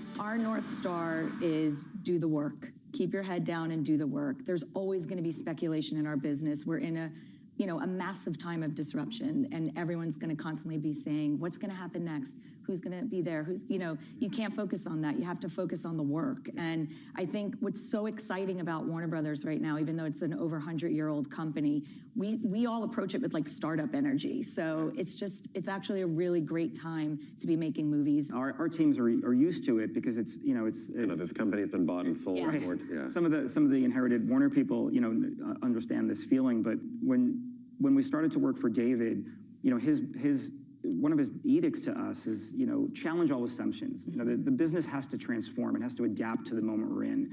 And we talked about Moneyball a lot, because Billy Beane in that movie and in the book was all about adapt or die. The company right now has been battle tested and has been challenging assumptions for 2 years. As far as the day-to-day, we're heading for that split. That's the course that David has charted. And people trust David because this whole slate strategy, this whole diversified slate, the label strategy, getting DC up on its feet, getting New Line pumping, getting animation, which comes online for us next year, pumping, we still think it's the winning strategy.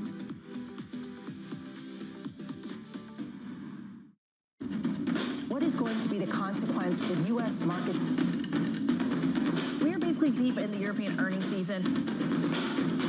Take a look at how we're faring when it comes to Asian markets. Get your fixed income fix. Watch Bloomberg Real Yield around the world right here on Bloomberg. Context changes everything.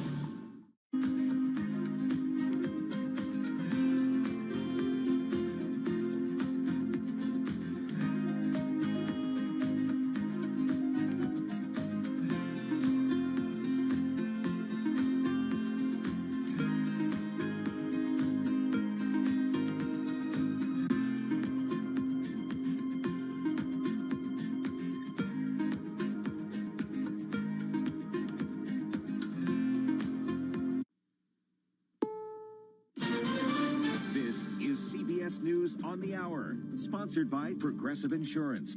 I'm Deborah Rodriguez. Sources tell CBS News the FBI has made its first arrest in its nearly 5-year investigation into 2 pipe bombs placed outside Democratic and Republican headquarters in the nation's capital the night before the January 6th riot. Correspondent Scott McFarland. There's been a high volume of uncredible, non-credible, and sometimes hyperbolic conspiracy theories that have saturated social media and saturated some of the political discourse in Washington ever since these bombs were discovered. Perhaps today we get some answers as to what the real reason was for this uncommon, if not historic, attack. We may also get the name of the suspect who could be charged today. The homemade explosives did not detonate, but the FBI said they were viable and could have killed or injured people if they had. A top Navy admiral has arrived on Capitol Hill for a briefing on controversial boat strikes in the Caribbean. General, what's your message to the American people? Reporters peppered Frank Bradley with questions about why the U.S. hit an alleged drug vessel a second time to reportedly kill 2 survivors of a first strike.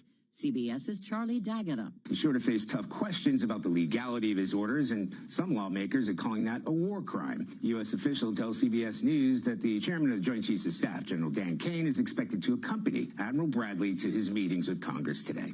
Job layoffs in the U.S. are climbing. CBS's Michael Wallace. The consulting firm Challenger Gray & Christmas says companies announced more than 71,000 layoffs last month, pushing the total for the year above 1.1 million, the most since 2020. That marked the beginning of the pandemic. This time, both tariffs and AI share some of the blame.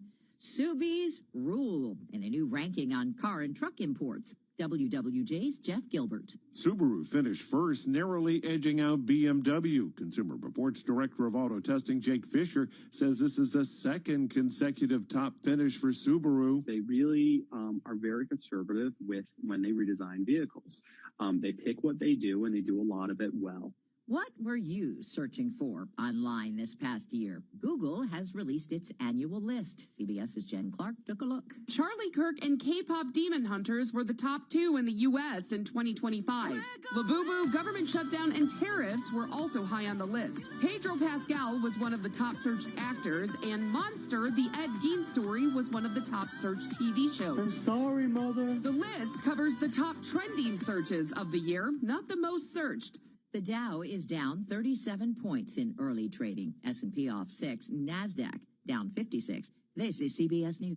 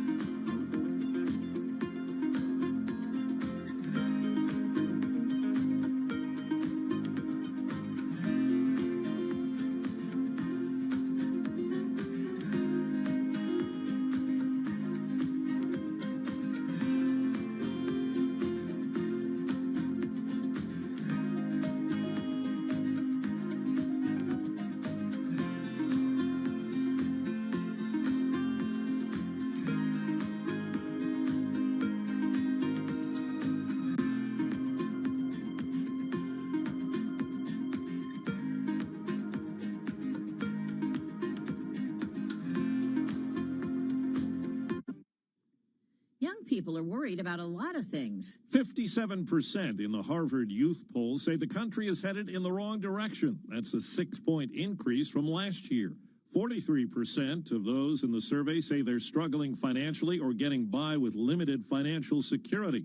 The numbers are higher for Black and Hispanic respondents and those without a college degree. Inflation was the most urgent economic issue for 18 to 29-year-olds in both political parties. 59% see AI as a threat to their job prospects. Steve Kathan, CBS News. Hope to bask in the wintry wonderland of the Grand Canyon South Rim for a couple of days. You'll have to wait. Park 7 hotels closed Saturday to fix a 12.5-mile water line. Visitor Mike Wills got lucky. When we were notified on the drive up here that there was a pipe problem, we called the lodge, and we were very fortunate to learn that we had a night here and it wasn't going to be interrupted. Deborah Rodriguez, CBS News.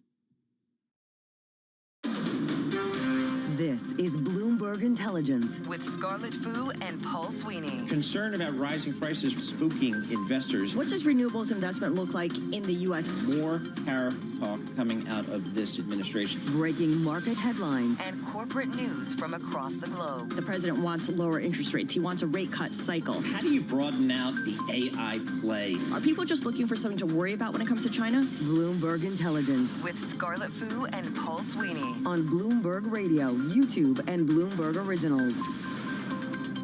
Good Thursday morning from the Bloomberg Interactive Broker Studio in New York City to our worldwide audience. We are streaming live on YouTube as well. Head over to youtube.com and search Bloomberg Podcast, and that's where you'll find us. Norma Lynn sitting in for Scarlett Fu again. Thank you so much, Nora. We appreciate that. For the next couple hours, we got a lot going on out there in the marketplace. A little bit of selling out there in the marketplace. We're going to chase down this Meta story, cutting maybe up to 30% of the metaverse workforce. That is a big story there for Meta. We're checking with Caroline Hyde, Bloomberg Tech co-anchor. We'll get her thoughts on that, and we'll also check in with Anurag Rana, Bloomberg Intelligence Senior Technology Analyst. We'll talk to him about the Meta news, as well as Salesforce. They reported some results last night. Steve Sosnick, Chief Market Strategist at Interactive Brokers, is going to join us here in studio. We'll get his thoughts about these markets as we look ahead to 2026. And we're also going to check in with Lindsay Dutch, Bloomberg Intelligence Consumer Hardlines Analyst. Dick's Sporting Goods reported some numbers. We'll get the latest there. So a lot of earnings coming up, a lot of company news coming up, and we'll stay on top of these markets, which we will do with Lisa Mateo and a Bloomberg Business Flash. And this Bloomberg Business Flash brought to you by Interactive Brokers. Trade over 10,000 U.S. stocks and ETFs, U.S. equity index options, U.S. treasuries, and more on your timetable. Learn more at ibkr.com/around-the-clock. We've got futures mostly lower, yields on the rise. This is after more economic data. U.S. jobless claims fell to the lowest level more than 3 years over the Thanksgiving week. They decreased by 27,000 to 191,000. Now you have separate data from Challenger, Gray, and Christmas. It showed that announced layoffs at companies fell last month, but they were still the highest for any November in 3 years. We go to the NASDAQ. It's down about 0.1%, 42 points. The Dow down about 0.1%, 44 points. The S&P 500 little changed, off about 5 points. The 2-year yield, 3.51%. That's up 2 basis points. The yield on the 10-year, 4.09%, and that's up 2 basis points. Let's take a look at Meta shares. They are up more than 4%. That's after that report that Mark Zuckerberg planning to cut resources up to 30% for building the metaverse, and sources saying cuts that high, well, it could most likely include layoffs as early as January. The battle for Warner Brothers Discovery continues. Paramount Skydance sweetening its offers. Sources telling Bloomberg it more than doubled its breakup fee to $5 billion. Then you have CNBC reporting Netflix's bid is now in the lead. It's also reporting Paramount Skydance questioning the fairness of Warner Brothers' sale process. The saga continues. Warner Brothers Discovery down 1%, Netflix off 1%, Paramount Skydance down about 2.5%. And finally, the Washington Post reporting Amazon considering cutting ties with the U.S. Postal Service and building its own delivery network. For on-demand news 24 hours a day, subscribe to Bloomberg News Now. Wherever you get your podcasts, I'm Lisa Mateo. That is your Bloomberg Business Flash. Nora and Paul. All right, Lisa Mateo, thank you so much. We appreciate that. Norma Linda sitting in for Scarlet Food today. I'm Paul Sweeney. We're live here in our Bloomberg Interactive Broker Studio in New York City. We're streaming live on YouTube as well. Let's get a look at some of the stocks on the move today. We can do that with Bloomberg's Carmen Reinecke, Deputy Team Leader for U.S. Equities. Carmen, what are you looking at today? Yeah, so the first one I think we're all looking at is Meta, ticker META. So the stock is up about 4.5% right now. This is the best day since July, end of July, and the highest since October 31st. So obviously this is happening because Zuckerberg said they're going to cut resources for building the metaverse. I think investors have, for sort of a long time, been critical of the metaverse and the spending there. So this being met with some buying, and also, you know, a really nice day for Meta. It's had a pretty significant drawdown. I was looking, and it was, you know, earlier this month down 25% from its peak. So seeing some nice green on the screen. And this is a green B, which means that is exclusive. Bloomberg That we exclusive. broke the news. Kurt Wagner, Bloomberg News, breaking this news, moving the stock here with some big news. Which I think people, if you're a Facebook/Meta investor, you're like, I'm just not sure about the return on investment on this metaverse. So to the extent you can scale it back, that's a good thing. And we're seeing that with the move in the stock today. I think that's what the stock's telling us. What else you got for us? Yeah, so also looking at some earnings here. So looking at Snowflake, this is ticker SNOW. Shares are down almost 10% right now. This is actually the worst day since April 4th. So, you know, our Liberation Day sell-off. The software company gave an outlook for operating margin that was short of analysts' expectations. And I mean, this has actually been a big sort of point in a lot of these tech stocks. You know, profitability is important. Investors want to make sure these companies aren't overspending and that it's not eating into the profits. So we're seeing this a little bit with Snowflake. Companies still up really strongly, though, 55% year to date. Yeah, really seeing some interesting moves there, but we are seeing double-digit losses, as you called out, as we speak. What else do you have your eyes on, Carmen? Yeah, so looking a little bit at the health of the consumer, we're looking at Dollar General. So that's ticker DG. Shares are up almost 9% right now. This is the best day since June and the highest since the end of August. So they boosted their outlook on their own earnings, and basically they say that, you know, value-focused retailers are winning over consumers. So we're seeing sort of the consumer trade down, look for more value in their shopping. And so companies like Dollar General are really benefiting from that. And it's interesting how we've really been seeing that higher end consumers trading down. So, I mean, but we are still also seeing that consumer resilience, whether it's Macy's or Dollar General. Really interesting story right now. But a really important, you know, point on the health of the consumer and the economy. Looking at Dollar General, you know, the stocks had a nice run here, up about 56% year to date. So Dollar Tree is another one. I mean, all these dollar stores, the dollar stores are doing very well this year. Yeah, they're really outperforming. Walmart, I think, as well, has done really well. All right.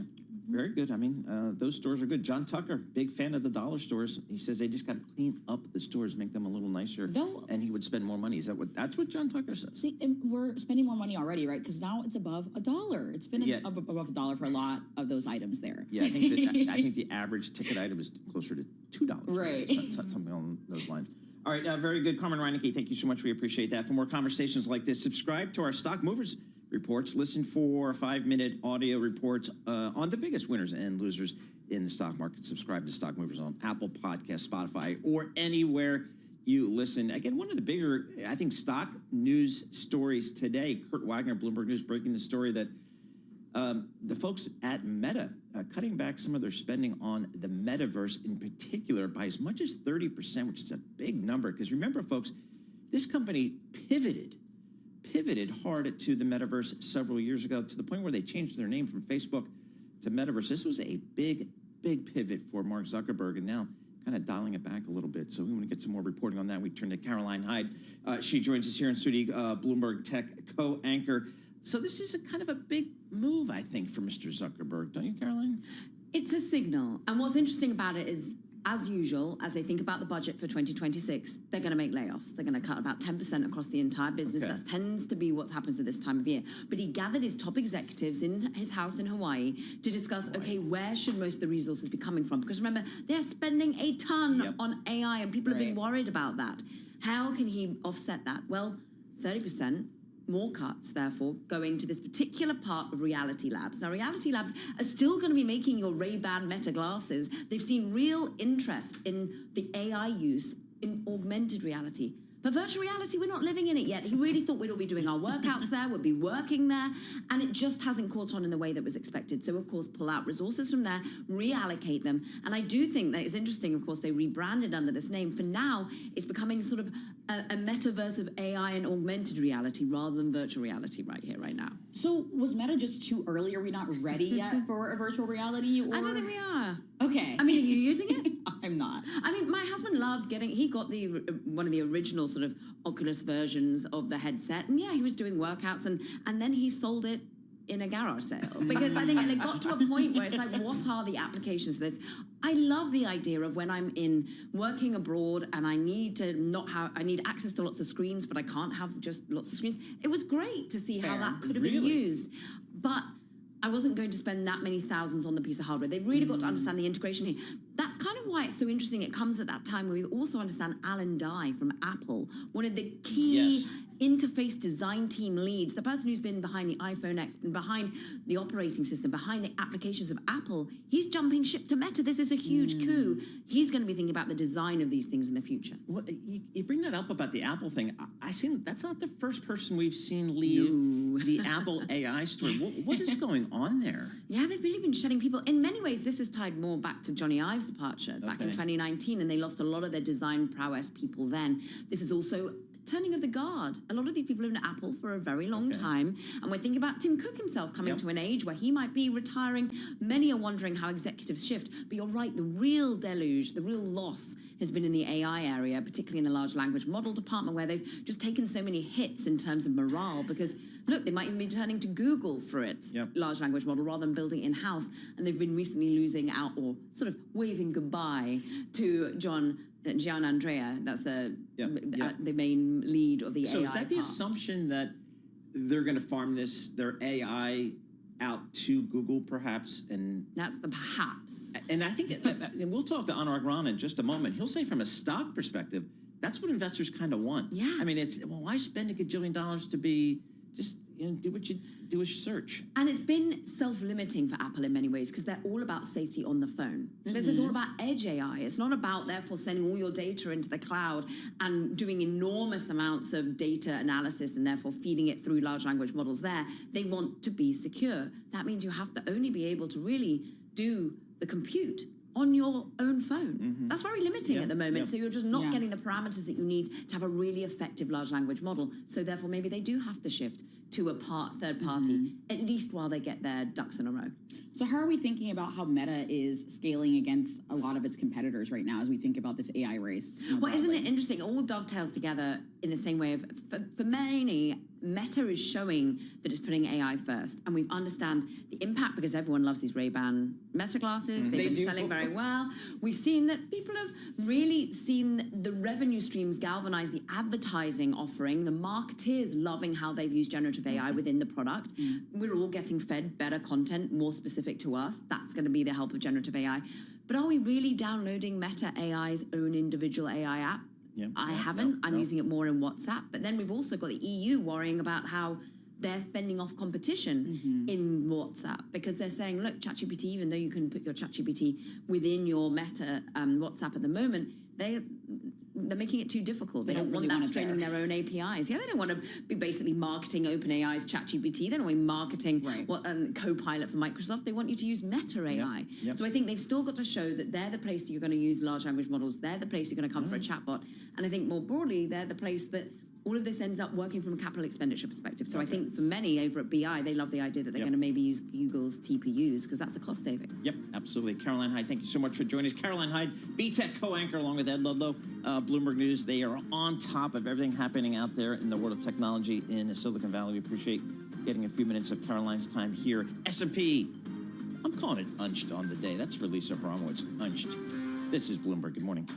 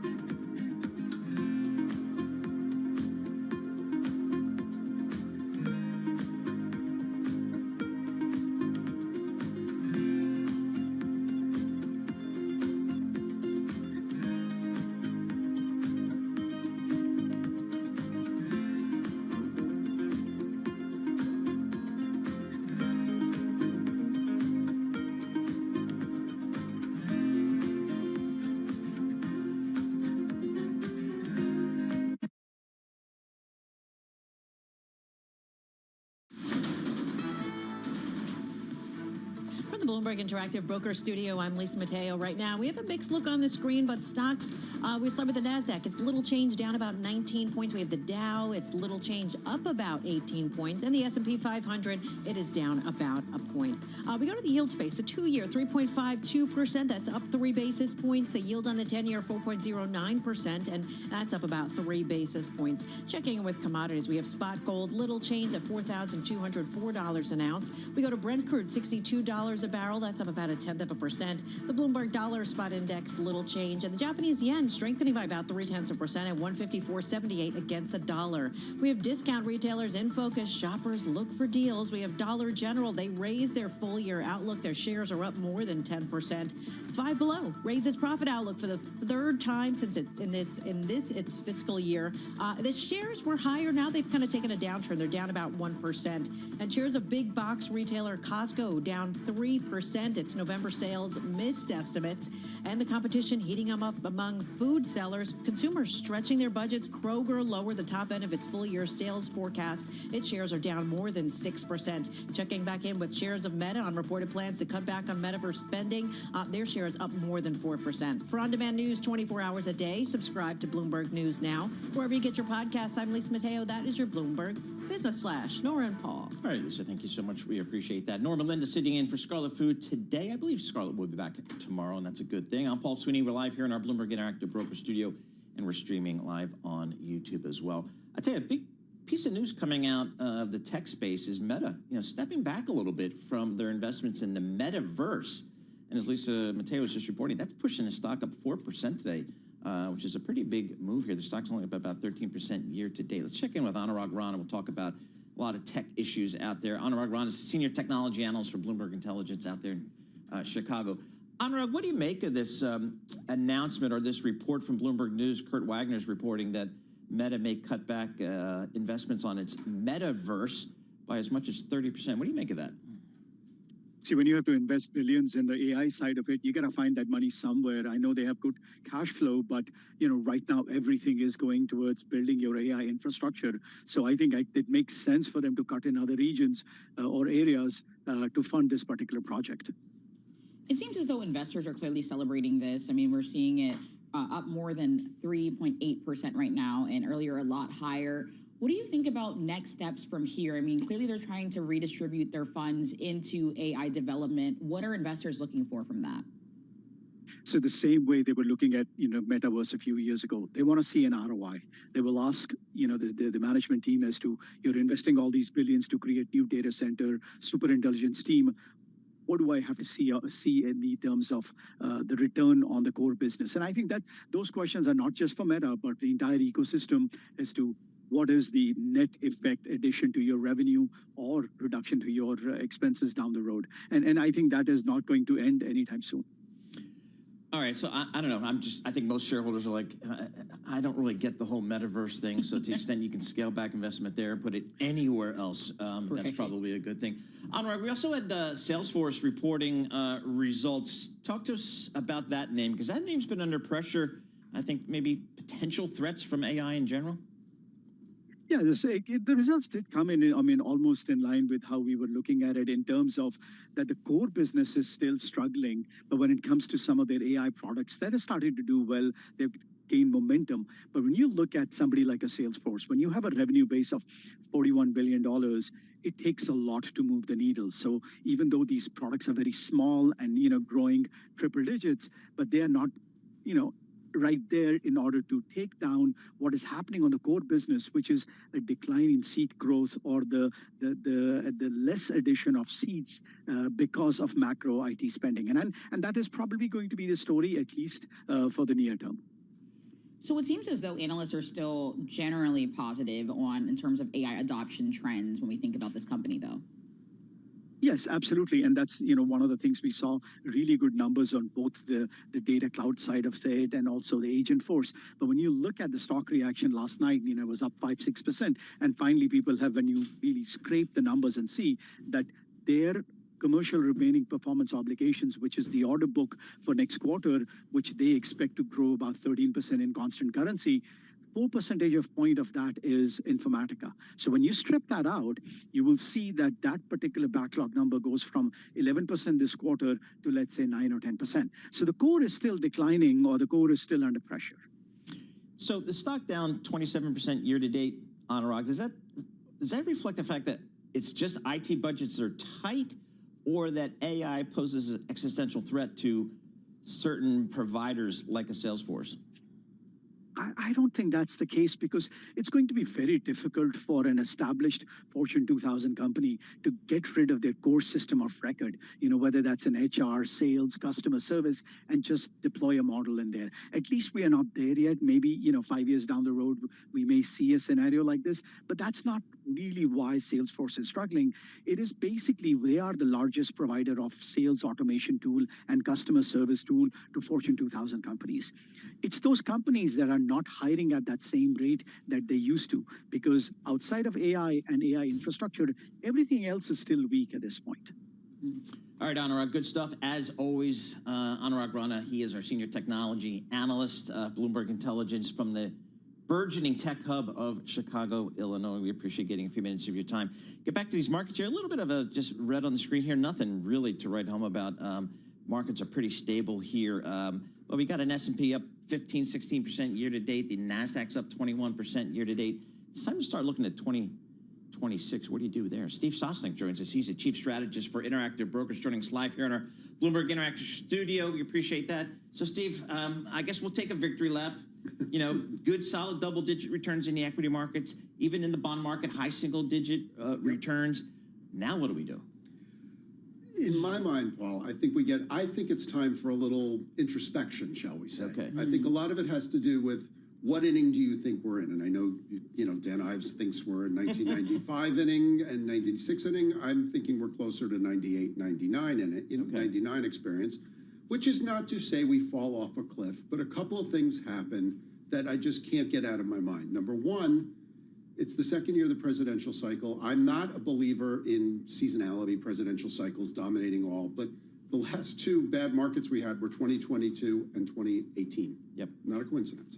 Second thing that I can't get out of my mind is, more often than not, new Fed chair gets a real world test in near the start of their terms. Doesn't always happen, but certainly Powell got one in 2018 when he started. There've been other instances in history. So I put the two together and sort of have to think, let me be a little more cautious. And the market is displaying a sort of lack of caution when it's at 16. It's telling us that we don't really, VIX is at 16. We don't really care that much. So that's why I think, maybe it's time to be a little fearful when others are greedy.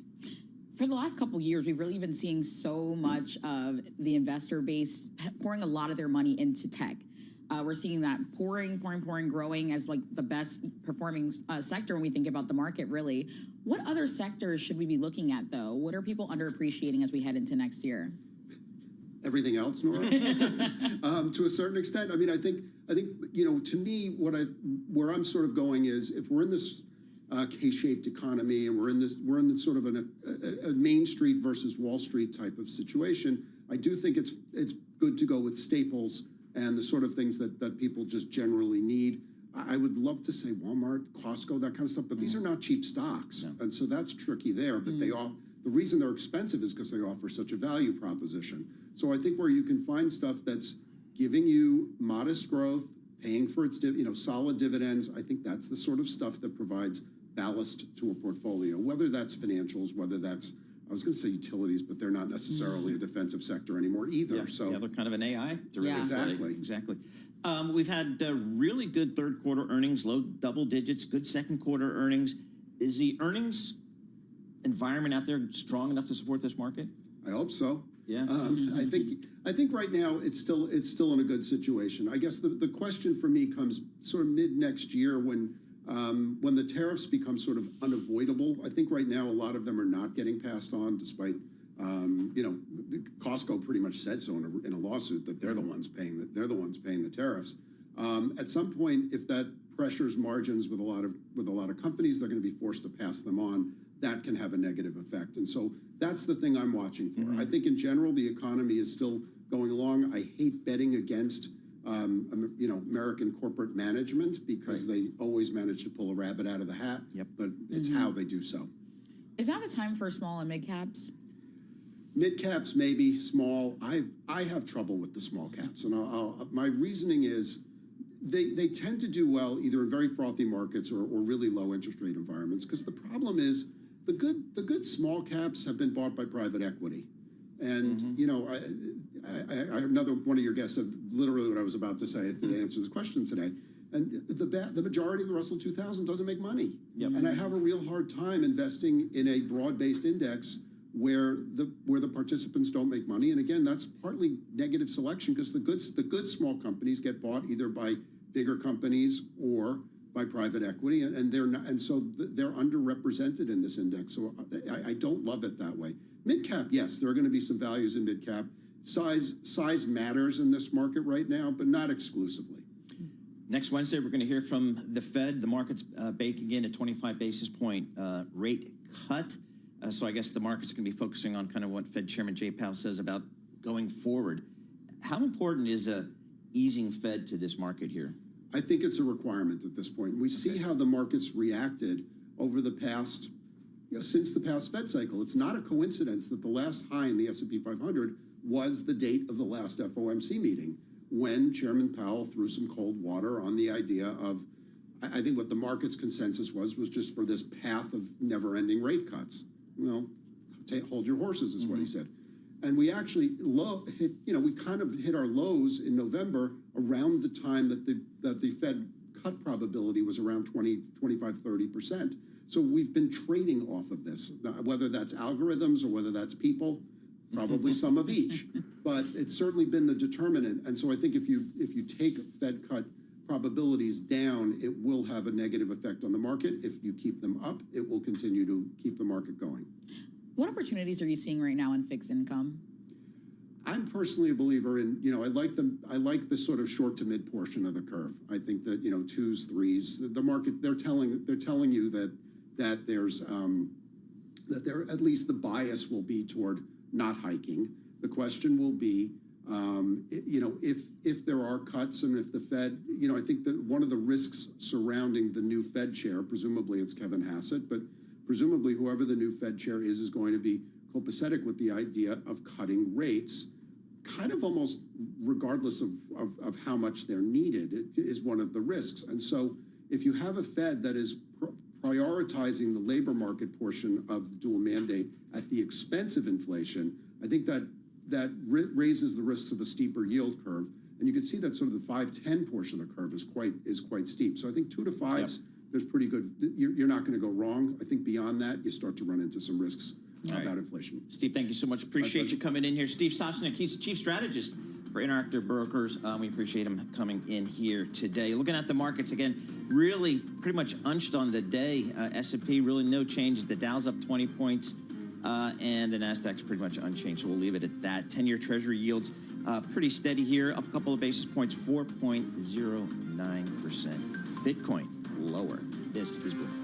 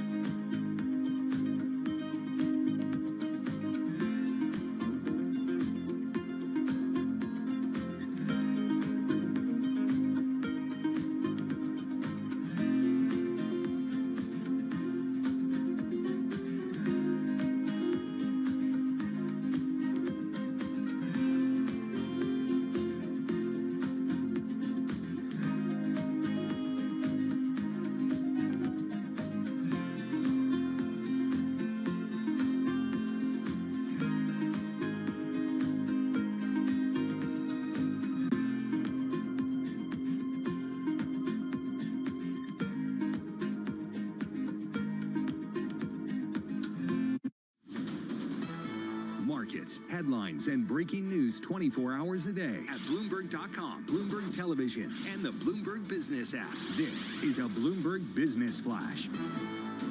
From the Bloomberg Interactive Broker Studio, I'm Lisa Mateo. We have stocks, well, now advancing, and we have yields on the rise. Right now, let's start with the NASDAQ. Little change, but up 22 points. The Dow up 46 points, and the S&P 500 up about 6 points. The level, 6,856. The two-year yield, 3.52%. That's up 3 basis points. The yield on the 10-year, 4.09%, and that's up 2 basis points. We have spot gold up 0.1%, $4,207 an ounce. WTI crude, $59 a barrel. Brent crude, $63 a barrel. The Bloomberg Dollar Spot Index, that's weakening by about 0.1%. Two different stories from two software companies. You have Salesforce, shares up more than 2%. That's after its revenue outlook topped estimates. Then we start to look at Snowflake. Its shares down nearly 10%. That's after operating margin guidance missed. In other news, Novo Nordisk, well, it isn't giving up on the pill version of Ozempic, even after it failed to slow Alzheimer's in trials. Patients showed small reductions in some disease markers, and that's leaving the door open for more research. And finally, checking in back with shares of Meta. They're up 4% after that report that Mark Zuckerberg plans to cut the Metaverse Group's budget by up to 30%. For on-demand news 24 hours a day, subscribe to Bloomberg News Now. Wherever you get your podcasts, I'm Lisa Mateo. That is your Bloomberg Business Flash. Nora and Paul. All right, Lisa Mateo, thank you so much. We appreciate that. Norma Lynn is sitting in for Scarlett Fu and Paul Sweeney. We're live here in our Bloomberg Interactive Broker Studio in New York City. We are streaming live on YouTube as well, so check us out there. Dick's Sporting Goods reported some numbers here. The stock's off about 1%, but boy, they put up some, I thought they were some pretty decent numbers, but what do I know about this stuff? Lindsay Dutch, Consumer Hardline Senior Analyst. She's the expert, and she's at Bloomberg Intelligence. She joins us here. Lindsay, talk to us about Dick's Sporting Goods. What did you learn with their earnings release?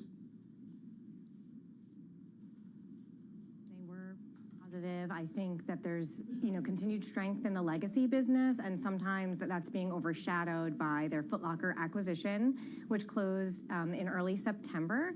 But there's certainly pressure on this retailer to execute a very quick turnaround at Foot Locker, and they are already planning to aggressively offload some stale inventory and close some stores. And we even saw some of that changes already over the Black Friday and Cyber Monday shopping weekend. What's really been the focus there with Foot Locker? What have been the issues at play? So Foot Locker is a little bit of a different animal for Dick's. They have a lifestyle focus. They also have to be more on trend with their assortment, and they really have to carry sort of the top of the line items, across a variety of brands. Running shoes have been in lately. Dick's does have expertise sort of in that more sports-focused arena, and so Dick's is looking to bring its strong partnerships with a Nike, for example, and other brands like that to elevate the assortment, which should help. They're also looking to bring in more apparel to the stores, and I saw that when I was out on Black Friday. My Foot Locker had a lot more apparel this year. They also had lots of other brands that were being highlighted, Crocs, Timberland, so doing a lot more than just Nike. Dick's calls the World Cup, quote, the biggest sports moment the U.S. has ever had. What are they telling us about the World Cup and maybe how it might impact their company? Yeah, so they mentioned that at the Morgan Stanley conference yesterday. All of these sports moments have been really big for their legacy business. People are really leaning into sport. They saw over the shopping weekend, interest in their products that were marketed for the World Cup, and that could be a key event to drive sales going forward. But they touch lots of aspects of sport. Their golf business is doing excellent this year.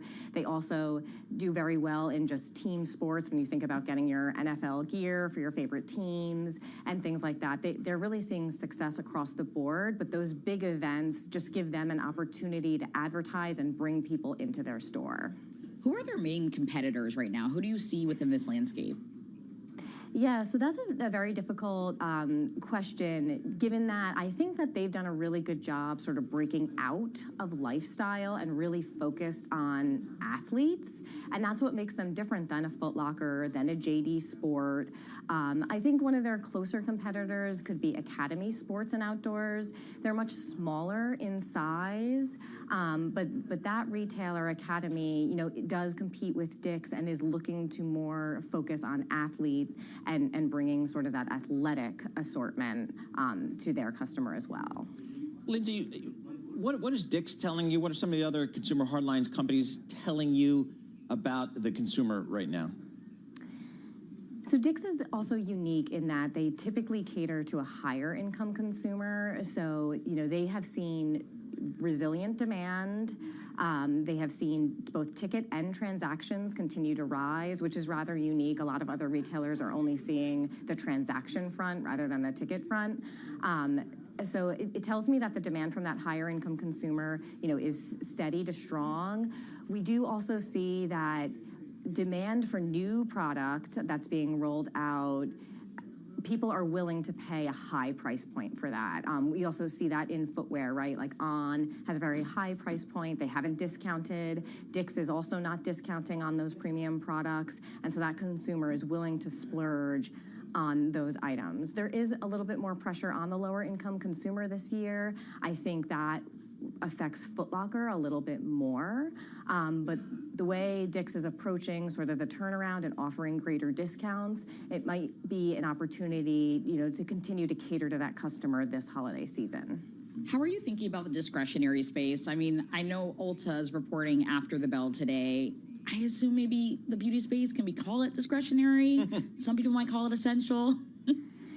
Yeah, I would agree. I think, you know, Ulta there are a lot of connections I can draw between Ulta and Dick's. You know, both of them had, you know, very conservative outlooks for the back half of the year, you know, baking in a lot of uncertainty about, you know, where demand would go. So Ulta, you know, better than expected results in the first half, very similar to Dick's. We get third quarter results later today, but that outlook again is very low. So there's a low bar for them to hit, at least on the top line, and they're coming off a 2-year best same-store sales comp of almost 7% growth in the second quarter. So I'm optimistic for some strong top-line numbers there, but I do think the number to watch for Ulta today is going to be on the profit line. They already have some pressure on profit with reinvesting in the business, and we've seen some of the retailer stocks, even if, you know, the quarter was good, if that profit line is missing, you know, investors aren't really liking that. Lindsay, we're not hearing a whole lot about tariffs this quarter. What are your companies saying? So most of my companies have low direct exposure, meaning they weren't directly importing a lot of goods. So the direct impact on them is low. They're working with suppliers and raising prices where they need to manage that. You know, the biggest company in my space that's most exposed would be e.l.f. Beauty, so also in the beauty space. 75% of their product, at least their namesake product, is made in China, so highly exposed there to the China tariffs. But we'll have to wait and see because, you know, there are some legal action out there, you know, looking to get those costs back on the retailer side. But you're right, earnings calls have sort of left that topic mostly out of the third quarter commentary. What are the top major trends that you're keeping an eye on as we head into the next year? So I do think costs in general, you know, still are facing some upward pressure going into next year. And discretionary as a whole, you know, demand has been quite soft since the back half of 22. So, you know, we're looking to see, you know, when is that going to turn? When are we going to see stronger discretionary demand across the board? And that will help a lot of these, you know, more secondary retailers in the space. Someone like an Academy who's sort of struggling to see growth, we could see a lot stronger of a year, you know, with a pickup in that discretionary spend. All right, Lindsay, thanks so much. Appreciate it. Lindsay Dutch, Consumer Hardlines. She's a senior analyst at Bloomberg Intelligence down there in our Princeton office, talking to us about Dick's Sporting Goods. Had some pretty decent numbers. Ulta after the close today. And again, when I think about the cosmetics business, I think of the early days of the lockdown, and everything was shut down except the Sephora store across the street, and people were pouring in there. They still found a way. and the chocolate store downstairs. Ah. So it's like makeup and A good chocolate. duo. That was kind of, you can't keep That's people all you away from need. it. You can't keep, I know, that's what I noticed. I said, these people are serious about their makeup. S&P pretty much unchanged on the day. The Dow's off only 10 points, and the Nasdaq's off 10 points. So not a lot of movement here in the stock market here. Looking at WTI crude oil, a little bit higher, but still below $60 per barrel. This is Bloomberg. Good morning.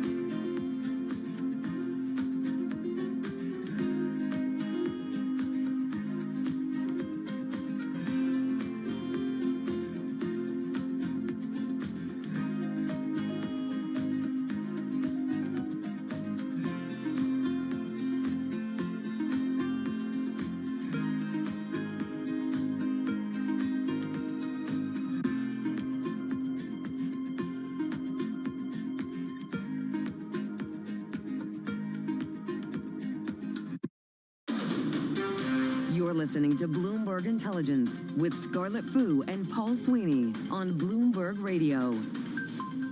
All right, Norman Linda sitting in for Scarlett Fu. I'm Paul Sweeney. We're live here in our Bloomberg Interactive Broker Studio. We are streaming live on YouTube as well, so check us out there.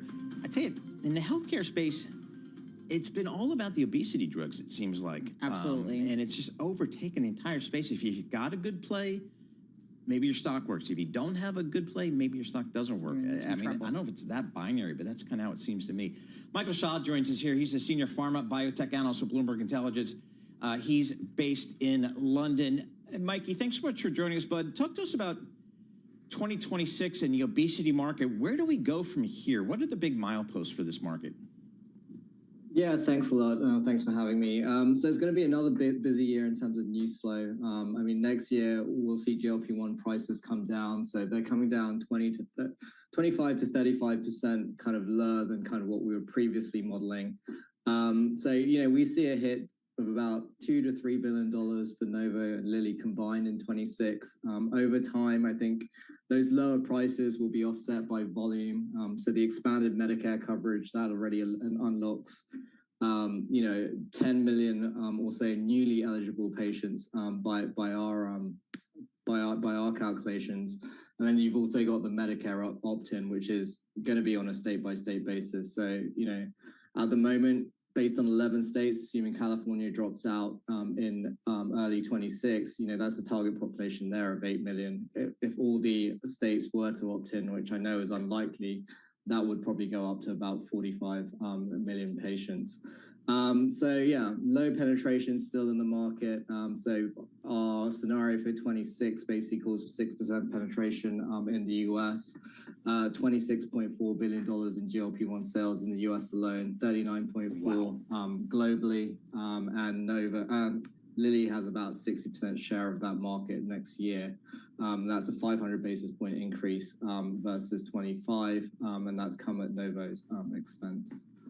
So if I'm correct, Novo Nordisk was actually the pioneer when we think about obesity drugs formulation, but we're really seeing Eli Lilly surpassing it. It seems like it's kind of leading this market. What happened to Novo Nordisk? Shares are down about 45% so far this year. Yeah, so I think it's a compilation of factors. Lilly's got the better drug in terms of the clinical profile, better weight loss, the execution was better. They basically came to market with a pen formulation as well as a vial formulation, which helped in terms of meeting some of that demand. Obviously, fill and finish capacity is a bit of a rate determining or a bit of a bottleneck when it comes to producing those pens. So they overcame that by doing the vial formulation. So that's part of the reason. Novo's also faced headwinds from compounded GLP-1. The efficacy of Wegovy's, not quite as good as Zepbound. And then you've obviously had, kind of a string of negative news flow, which kind of started at the end of 2024 with the CagriSema results. That kind of underwhelmed market expectations in terms of weight loss. But there are caveats as to potentially why it showed kind of lower weight loss than expected. And what's going to be key for that drug is the REDEFINE 4 readout, which we're expecting in the first quarter of next year. So that essentially is a direct comparison of CagriSema against Zepbound in a clinical trial. So where are we at right now in terms of the pill? I can't imagine that everybody wants to inject themselves with a needle when we think about a lot of these obesity drugs. Yeah, so we'll see. Probably approvals come towards the end of this year, launches next year. Novo's got oral semaglutide, so that should launch first, and that will be followed by Lilly's orforglipron. Now, I think there are kind of reasons for and against using a pill. I think ultimately what's going to determine the positioning of these assets relative to GLP-1 injections is going to be ultimately cost, right? Cost and access. So pills should be easier to scale, particularly the small molecule ones. They could potentially be cheaper. And there's also some logistical benefits as well. You don't need to kind of refrigerate them and things like that. So there are benefits to using a pill, but again, injectables tend to be higher efficacy. I've been injecting somebody for almost 2 years now. I mean, I actually have a good time. I think it's kind of fun. But the pill would open this market up big time. I imagine so. All right, Mikey, thanks so much for joining us. Appreciate it. Michael Shaw, he is a senior healthcare analyst for Bloomberg Intelligence. And folks, when I hired this dude like 15 years ago, he was a kid. I'm not even sure he had a driver's license. Now he's got gray hair. I mean, we're all getting older. But he's established himself as one of the top healthcare analysts in the city of London. He covers all the big cap healthcare companies, pharma companies for us, and does a great job. And put out some great research, he and his team, on these obesity drugs and just kind of sizing up the market.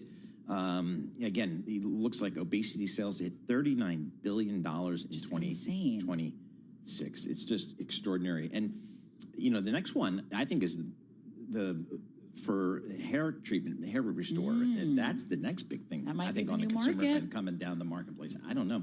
But the market's just extraordinary there. And, you think about when you get the oral pill, the pill, it's going to change. That's going to open up the market for so many more people, I would think. I would think so. I mean, I do know some people complain when it comes to swallowing pills, but I'd imagine that's so much easier than, injecting yourself with a needle on a weekly basis. And I mean, you have anecdotal experience. It's easy peasy, yeah. It's just you just jab. That's how it works. All right, for our listeners in the U.S., a reminder, you can listen to us via satellite radio on Sirius XM Channel 121. Access the world's only global audio business network. coast to coast, 24 hours a day. Bloomberg Radio on Sirius XM Channel 121 is presented by Golden Crest Metals.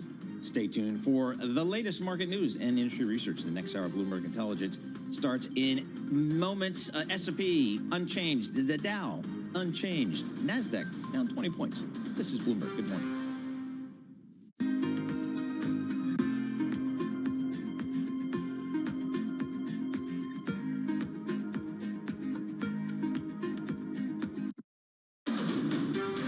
This is Bloomberg Intelligence with Scarlett Fu and Paul Sweeney. Concern about rising prices spooking investors. What does renewables investment look like in the U.S.? More tariff talk coming out of this administration. Breaking market headlines and corporate news from across the globe. The president wants lower interest rates. He wants a rate cut cycle. How do you broaden out the AI play? Are people just looking for something to worry about when it comes to China? Bloomberg Intelligence with Scarlett Fu and Paul Sweeney on Bloomberg Radio, YouTube, and Bloomberg Originals.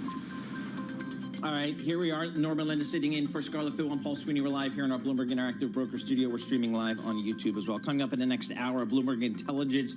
We're going to check in with Ira Jersey, Bloomberg Intelligence Chief Interest Rate Strategist. What's our Fed going to do next Wednesday when they meet? The market's saying, let's cut rates. Okay, then what? Lee Klaskow, Bloomberg Intelligence Transport Analyst, going to join us here. Amazon explores cutting ties with the United States Postal Service. What's going on there? Lily Meyer, Bloomberg Retail Reporter, will talk to us about Dollar General. Another dollar store had another good quarter of earnings. We'll break that down, Lindsay Dutch. And then we're also going to check in with our good friend, Mark Douglas, Mountain President and CEO. Mountain is the company that does a lot of it, works with all the big advertisers and big TV networks and the streamers and all that kind of stuff. Give us a sense of what's happening in the digital advertising world. So we got a lot going on there. Right now, let's get a Bloomberg Business Flash. We'll do that with Charlie Pellet. All right, I thank you very much. And here's what's going on. The Dow higher, the S&P, NASDAQ, they're both lower. A rally that put the stock market within striking distance of its record, struggling to gain a whole lot of traction ahead of next week's Fed meeting. Obviously, a topic we're going to be discussing a lot more right here on Bloomberg Intelligence. So here's where we stand. S&P down 4 now, down 0.1%. We've got the Dow up 10, has been swinging between gains and losses. Little change there. NASDAQ down 0.1%. 10-year 4.09%. The 2-year 3.52%. Gold up $8 the ounce, up 0.2%. West Texas Intermediate crude 59.48 a barrel. And right now we've got Bitcoin down 0.9%, 92,890 on Bitcoin. As for the market backdrops, Steve Sosnick is chief strategist at Interactive Brokers, and he was a guest right here on Bloomberg Intelligence. You know, let me be a little more cautious. And the market is displaying a sort of lack of caution when it's at 16. It's telling us that we don't really, VIX is at 16. We don't really care that much. So that's why I think, you know, maybe it's time to be a little fearful when others are greedy. Steve Sosnick of Interactive Brokers interviewed right here on Bloomberg Intelligence. Meta platform shares up now by 3.8%. Mark Zuckerberg is expected to meaningfully cut resources for building the so-called metaverse. It's an effort that he once framed as the future of the company and the reason for changing its name from Facebook.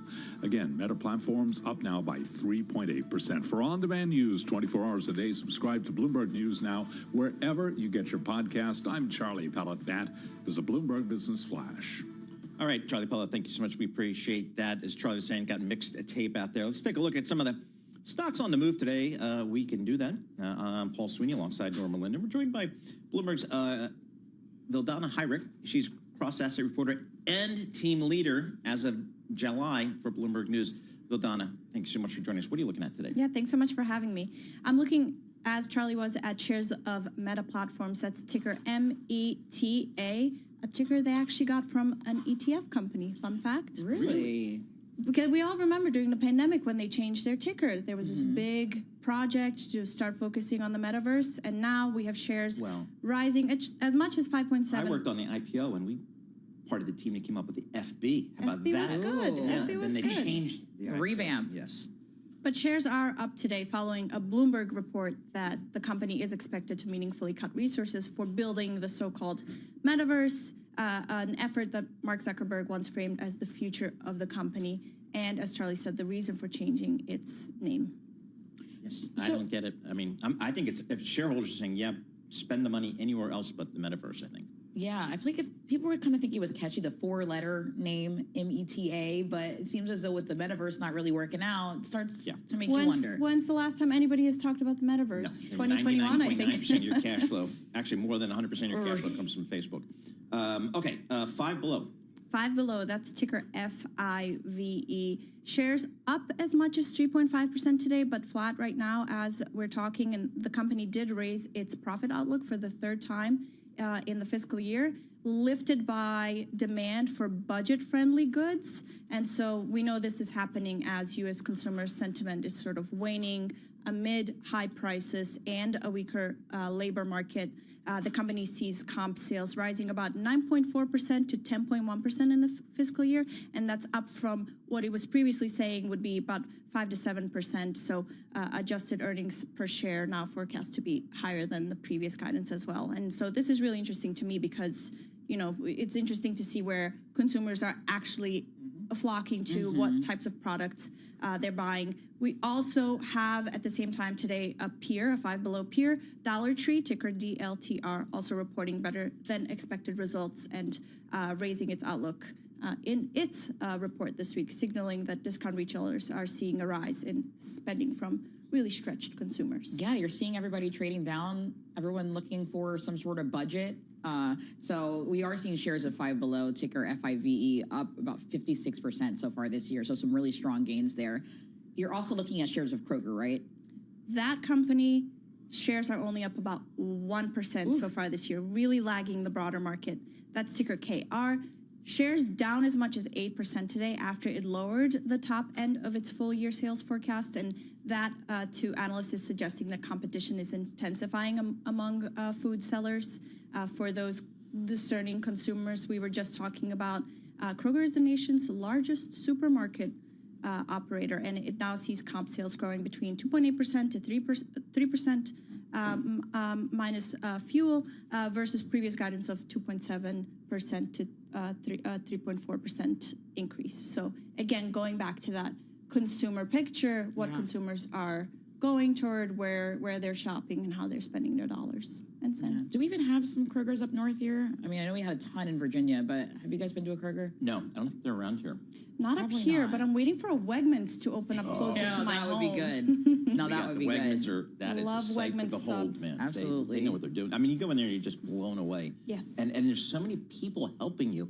I don't know how they make money. I don't know how they. I guess stores are always so nice too. Yeah. All right, Vidana, thank you so much for that. We appreciate it. Vidana Hyrick, cross-asset reporter and team leader for Bloomberg News. For more conversations like this, you can subscribe to our Stock Movers Reports. Listen for 5-minute audio reports on the biggest winners and losers in the stock market. Subscribe to Stock Movers on Apple Podcasts, Spotify, or anywhere you listen.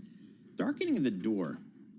There's one Ira Jersey. He's our chief U.S. interest rate strategist for Bloomberg Intelligence. Now, when I see him in New York, I'm thinking somebody's buying him a meal today. He's not coming into New York without somebody buying him a lunch or dinner. So I'm just going to have to see how that plays out. I'll do some detective work and see what I can come up with. Ira, you got your Fed meeting next week. What are we going to hear from Jay Powell? And then number two, we'll get to who's going to replace Jay Powell later. But what do you think we're going to hear next week? Yeah, next week, it's not going to be about whether or not they cut. So the Fed does not disappoint when we're priced for cutting as highly as we are right now. So unless there's some kind of leak that comes out through unofficial channels, they're going to be cutting. So it's really about the summary of economic projections and that dreaded dot plot, right? And what people think is going to shift. If they do cut, then some people will have to shift, right? Either that or they're going to be pricing in a hike for next year, which I think is incredibly unlikely. So it'll all be about the summary of economic projections. Where do they see the unemployment rate going? There's still a lot of members of the Fed who see inflation not getting back to their target till 2027. So then the question becomes, the question that Powell will be asked at the press conference is, why are you still cutting if you're not going to be anywhere near the target? But then there are other members who think, okay, look, if employment's bad, if the economy slows down significantly because spending's slowing, which you have seen some nascent signs of that, then inflation will ultimately continue to trend lower, and they have to cut in order to stop it from getting worse. Now, there's a lot of debate around this, but from market participants. So positioning is probably still toward a cut now, but we're not priced for any cuts until like next May. After that, yeah. So, I mean, of course, the rate decision itself is most important, but what really people like to parse is the commentary that comes from Jay Powell after that. What do you think that people are really looking to hear in terms of the Fed's direction on that dual mandate? Yeah, so they've already shifted, right? So back in September, they pivoted to employment being the thing that they're more worried about now than inflation. And quite frankly, I think they're kind of stuck by their own mandate, right? The fact that they said, hey, we're trying to target 2%. Look, Paul and I are old enough that we remember back in the 1990s when inflation was habitually at 2.8%. And things were good. I mean, very good. At least until 99, 2000 when the dot-coms went belly up. But so I think ultimately it's going to be, okay, look, if employment is still your primary concern, is it still your primary concern? And if so, then what's the reaction function? They won't answer it, at least not directly. Powell will say things like, we'll take action if we see the data, turn and the like. But ultimately, it's what the whole committee thinks too, right? So, Paul teased a little bit about the potential that we're going to hear now in January, apparently, about who the new Fed chair is. The Fed chair is just the leader of the committee, not, they have one vote on the committee. They don't have multiple votes. So it's not like Jay Powell or Kevin Hassett or anyone else is going to be able to completely sway the board. So the minutes that we get from this meeting will be pretty insightful, because what you did see at the last minutes was actually an uptick in hawkishness or less dovishness. Yep. We have a natural language processing model that you can find at BI Rates, which shows the sentiment for all the Fed members from the minutes. And what the last minute showed was they were dovish, right? And they cut interest rates 50 basis points, obviously, in September. They had to be dovish. But they actually got to neutral, even though they cut in terms of the commentary. So there is a divide within the Federal Reserve, where you have basically half the members saying, hey, we might cut, another half that says, we don't think maybe we should pause and not necessarily cut rates. So, so that type of information might be even more important than what we hear from Powell on Wednesday. How important is it that we're going to get a new Fed chairman? Like, what's the markets? What are they saying? Well, the Fed chair is important because they have a bully pulpit, right? So they are supposed to speak for the entire Federal Reserve when they speak at certain times, like during the semi-annual monetary policy testimony. We used to, some of us who again are kind of our generation, still call it Humphrey Hawkins. It's technically not anymore. But we, so they have that venue. They also obviously have the press conference where, their own personal views will seep into that, even though they're supposed to speak about the entire, for the entire Federal Reserve. All right. Do you care who's going to be the next Fed chairman? I mean, we do, right? Because we care about, are they going to be influential on the other members of the Fed? Are they going to be particularly hawkish or dovish compared to Jay Powell, right? So presumably Kevin Hassett will be a little bit more dovish than Mr. Powell. All right, very good. Ira Jersey, thank you so much. Appreciate that. Ira Jersey, Chief U.S. Interest Rate Strategist for Bloomberg Intelligence in New York. I don't know what's going on here. My first time seeing him in person, actually. I know. Well, great to see you. I got to tell you, the breakfasts and the lunches at the Princeton office are awesome. It's a sell over there. It's great. It's tough to get people out of there, I know. Speaking of there, we go to Lee Klaskow, Senior Transport, Logistics, and Shipping Analyst, Bloomberg Intelligence, down there in the aforementioned Princeton, New Jersey campus. Lee, what's going on with Amazon and United Postal Service? I mean, they're upset with the service they're getting from the post office? Yeah, well, there was a news report out from the Washington Post that said that the two might be, parting ways. We think that Amazon will continue to leverage the U.S. Postal Service when it makes economic sense for them. Amazon over the decades have been bringing more and more of their transportation in-house, and they're doing that to provide a better customer experience, or at least control the customer experience, as well as lowering their cost curve. So this is, we were kind of surprised by the article that hit the tape. We think it's really a gradual decline of using the U.S. Postal Service. I mean, Amazon did say that they are spending $4 billion in rural America to kind of expand their reach. Obviously, to do that, they would have to lean less on the U.S. Postal Service. And the U.S. Postal Service really relies on Amazon. They account for, I don't know, 6 to 7% of their revenue. So it is a major customer of the U.S. Postal Service, which is dealing with a lot of structural issues from, us not really using it to send a letter to grandma anymore now that email's been around for quite some time. Aw. Well, I would venture to say that what people like the most about Amazon is the fast delivery time, right? You can get something in less than 2 days, sometimes same day for that matter. What do you think about the fact that if they were to not work with USPS, what could this mean for delivery times? Do they have enough on their end in-house to keep up with these delivery expectations? Listen, at the end of the day, if they just split 100% today, Amazon would have to find alternatives to extend their packages to like rural America or places where they don't have the density. That's a fact, but we don't think that's really a scenario that's going to play out.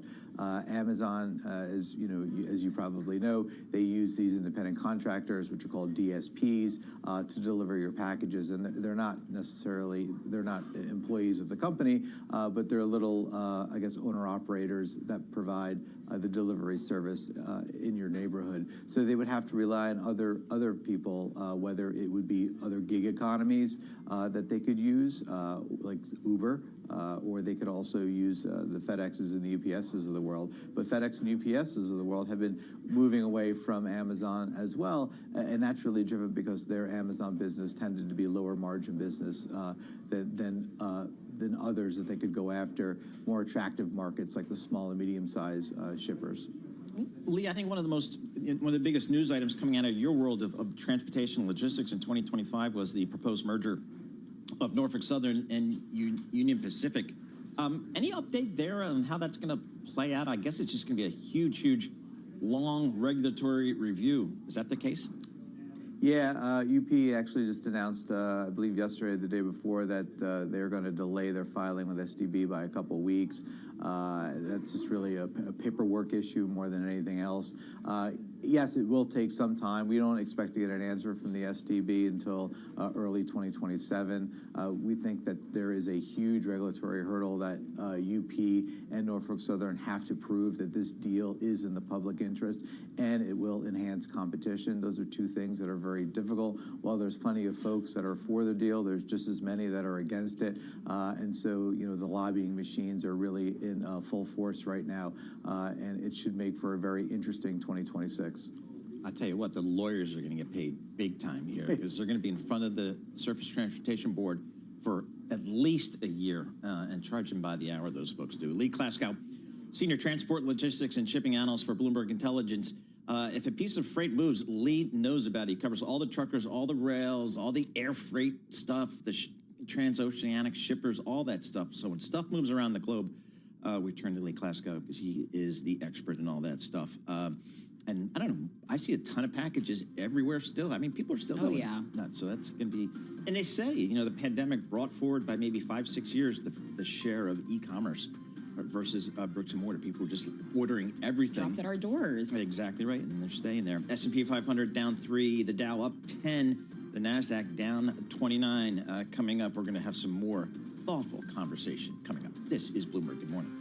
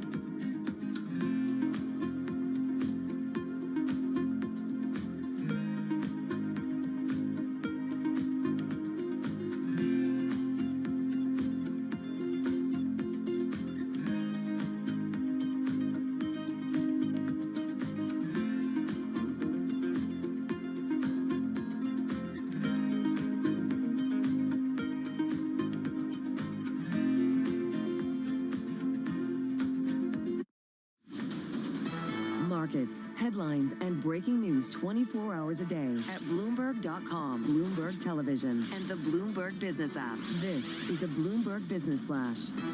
It's 11:21 on Wall Street. We do check markets all day long here at Bloomberg. We've got the Dow higher, the S&P, NASDAQ, they're both lower. And this Bloomberg Business Flash is brought to you by Golden Crest Metals. Inflation, tariffs, and volatility have some investors turning to gold for stability. To get a free gold and silver info guide and learn how to add metals to your IRA or 401k tax and penalty free, go to goldencrestmetals.com/guide.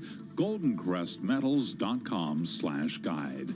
We're looking at little change for the U.S. equity market right now, with the S&P down 0.5 point at 6849, down under 0.1%. The Dow also showing little movement, up 8 now, up under 0.1%. NASDAQ Composite Index down 2 points, also flat on the day. Our Mag 7 Index, little changed, and the 10-year 4.09%. Gold up $15 the ounce, 42.18, up 0.4%. West Texas Intermediate crude up 1.1%, 59.58 a barrel. And Bitcoin right now down 0.8%, 93,000 now, back at 93,019 on Bitcoin. Kroger has lowered the top end of its full-year sales forecast right now. We do have Kroger shares down 6%. Also out with earnings. We'll have a whole lot more in just a moment. Dollar General, the stock up now by 10.5%. For on-demand news 24 hours a day, subscribe to Bloomberg News Now wherever you get your podcast. I'm Charlie Pellet. That is a Bloomberg Business Flash. All right, Charlie Pellet, thank you so much. We appreciate that. Norma Linda sitting in for Scarlett Fu. I'm Paul Sweeney. We're live here in our Bloomberg Interactive Broker Studio, streaming on YouTube as well. Charlie was just reporting on Dollar General. The stock up 10% today on some good earnings, up 60% today on a year-to-date basis. That's a 52-week high. So the dollar store is doing well. We had Dollar Tree just a few days ago, had some good numbers. So the dollar store is doing very well. Now let's break it down with Lily Meyer. She is a retail reporter for Bloomberg News, joining us live here in our Bloomberg Interactive Broker Studio. Lily, the dollar stores seem to be doing well here. What are they telling us? I know we had Dollar Tree, now we have Dollar General. I mean, it seems like consumers really want value, and the dollar stores offer them a really strong proposition for that. Dollar General also has a huge grocery section, so customers can also. Oh, you're so right. Yeah. You're so right. I forgot about that. Yeah. But I assume those items are above $1. I think some of them are, but they're also not as susceptible to tariffs. So I think that's really helped protect Dollar General's margin compared to some of its competitors. So what are they seeing in terms of the shopper base, right? Is it mainly low-income consumers that we're seeing right now in terms of this earnings report, or is it also people just trading down generally? Yeah, so similarly to Dollar Tree, they're seeing a lot of trade down. So they've seen a big growth in high-income shoppers, and then, of course, they're also seeing their core customer who's a low to middle-income shopper. So again, the stock hitting a 52-week high, but boy, the all-time high was back in mid-2020 when it hit, or actually October of 2022 when it hit $255 a share. The stock's at $121 today, so a lot of volatility there. What are these dollar stores, the Five Belows, what are they saying about tariffs and the impact on its product mix, and maybe how they're dealing with what might be some cost increases? Yeah, so Dollar General didn't say a ton today, and part of it is that grocery insulates them a little bit. Dollar Tree, which I think was yesterday, definitely yesterday, said that they had to raise prices a little bit, and that's an area where they saw consumers pull back slightly, but they really saw their third quarter, which is the one that they just reported, as the quarter to have the most tariff impact. So they're expecting that to subside. Okay. So I'm a bit confused, right? Because I'm hearing that everybody's trading down, but then we're still seeing strength from the likes of Macy's. We are still seeing just across the board, it seems like strength in terms of retail earnings more broadly. What is the read right now on the consumer? Yeah, that's a great question. I think it is kind of confusing. Shoppers are really looking for value, but I also think they want to stay loyal to brands they really care about and companies that are doing a great job. So, for example, Walmart, Gap, stores that have really big brand loyalty and brand proposition continue to bring in shoppers as well. I was told by somebody I really respect that you have to invest in your face. To that end, Elf Beauty reporting after the close today. What's the expectation on that kind of space? Yeah, that's interesting. I'll be curious to see what they report. I mean, beauty is so hot right now. Elf acquired Hailey Bieber's Rhode company, so I'll be interested to see what they say specifically about Rhode and just about what teen shoppers are doing generally. So are a lot of these companies just leaning into, collaborations with celebrities? You mentioned Hailey Bieber, wife of Justin Bieber. What's going on? Yeah, I mean, it seems like celebrity collabs have been a big thing. Gap has done a ton of that, both in their advertisement and then partnering with celebrity-backed brands. They did a partnership with Base, which is owned by Shay Mitchell of Pretty Little Liar fame. And that's been really popular in bringing my head. So that's how you bringing pronounce young that. shoppers. I was like, is it Bias? Bias? It's B-E-I-S. I think it's Base, but Base. There we go. We'll have it. Yeah. And do those promotions, does that type of advertising promotion, I guess it works because they're doing it, but. Yeah, it's a good question. It's hard to say how long it will work for. I'm not sure it's a strategy brands can rely on forever, but with Gap, for example, it has brought in a lot of hype and excitement, especially with young shoppers. What did you take away from Black Friday that just passed, Cyber Monday? We wrapped that up. Yeah, I think some of the takeaways are similar to what we've just discussed, that, consumers really want value and that consumers are still willing to shop despite feeling pressured. So at a lot of the brands that cater to teen shoppers, we saw huge lines in person on Black Friday and spending was still strong. Lily, thank you so much. We appreciate it. Lily Meyer, Bloomberg retail reporter for Bloomberg News, talking about Dollar General and just some of the retailers in general here. So the dollar stores, again, the Five Belows, all that stuff, stocks are up 50% year to date. So really doing well in this economic environment. It is Thursday, which means we talked to Barry Ritholtz. I have no idea what we're going to talk to Barry Ritholtz about.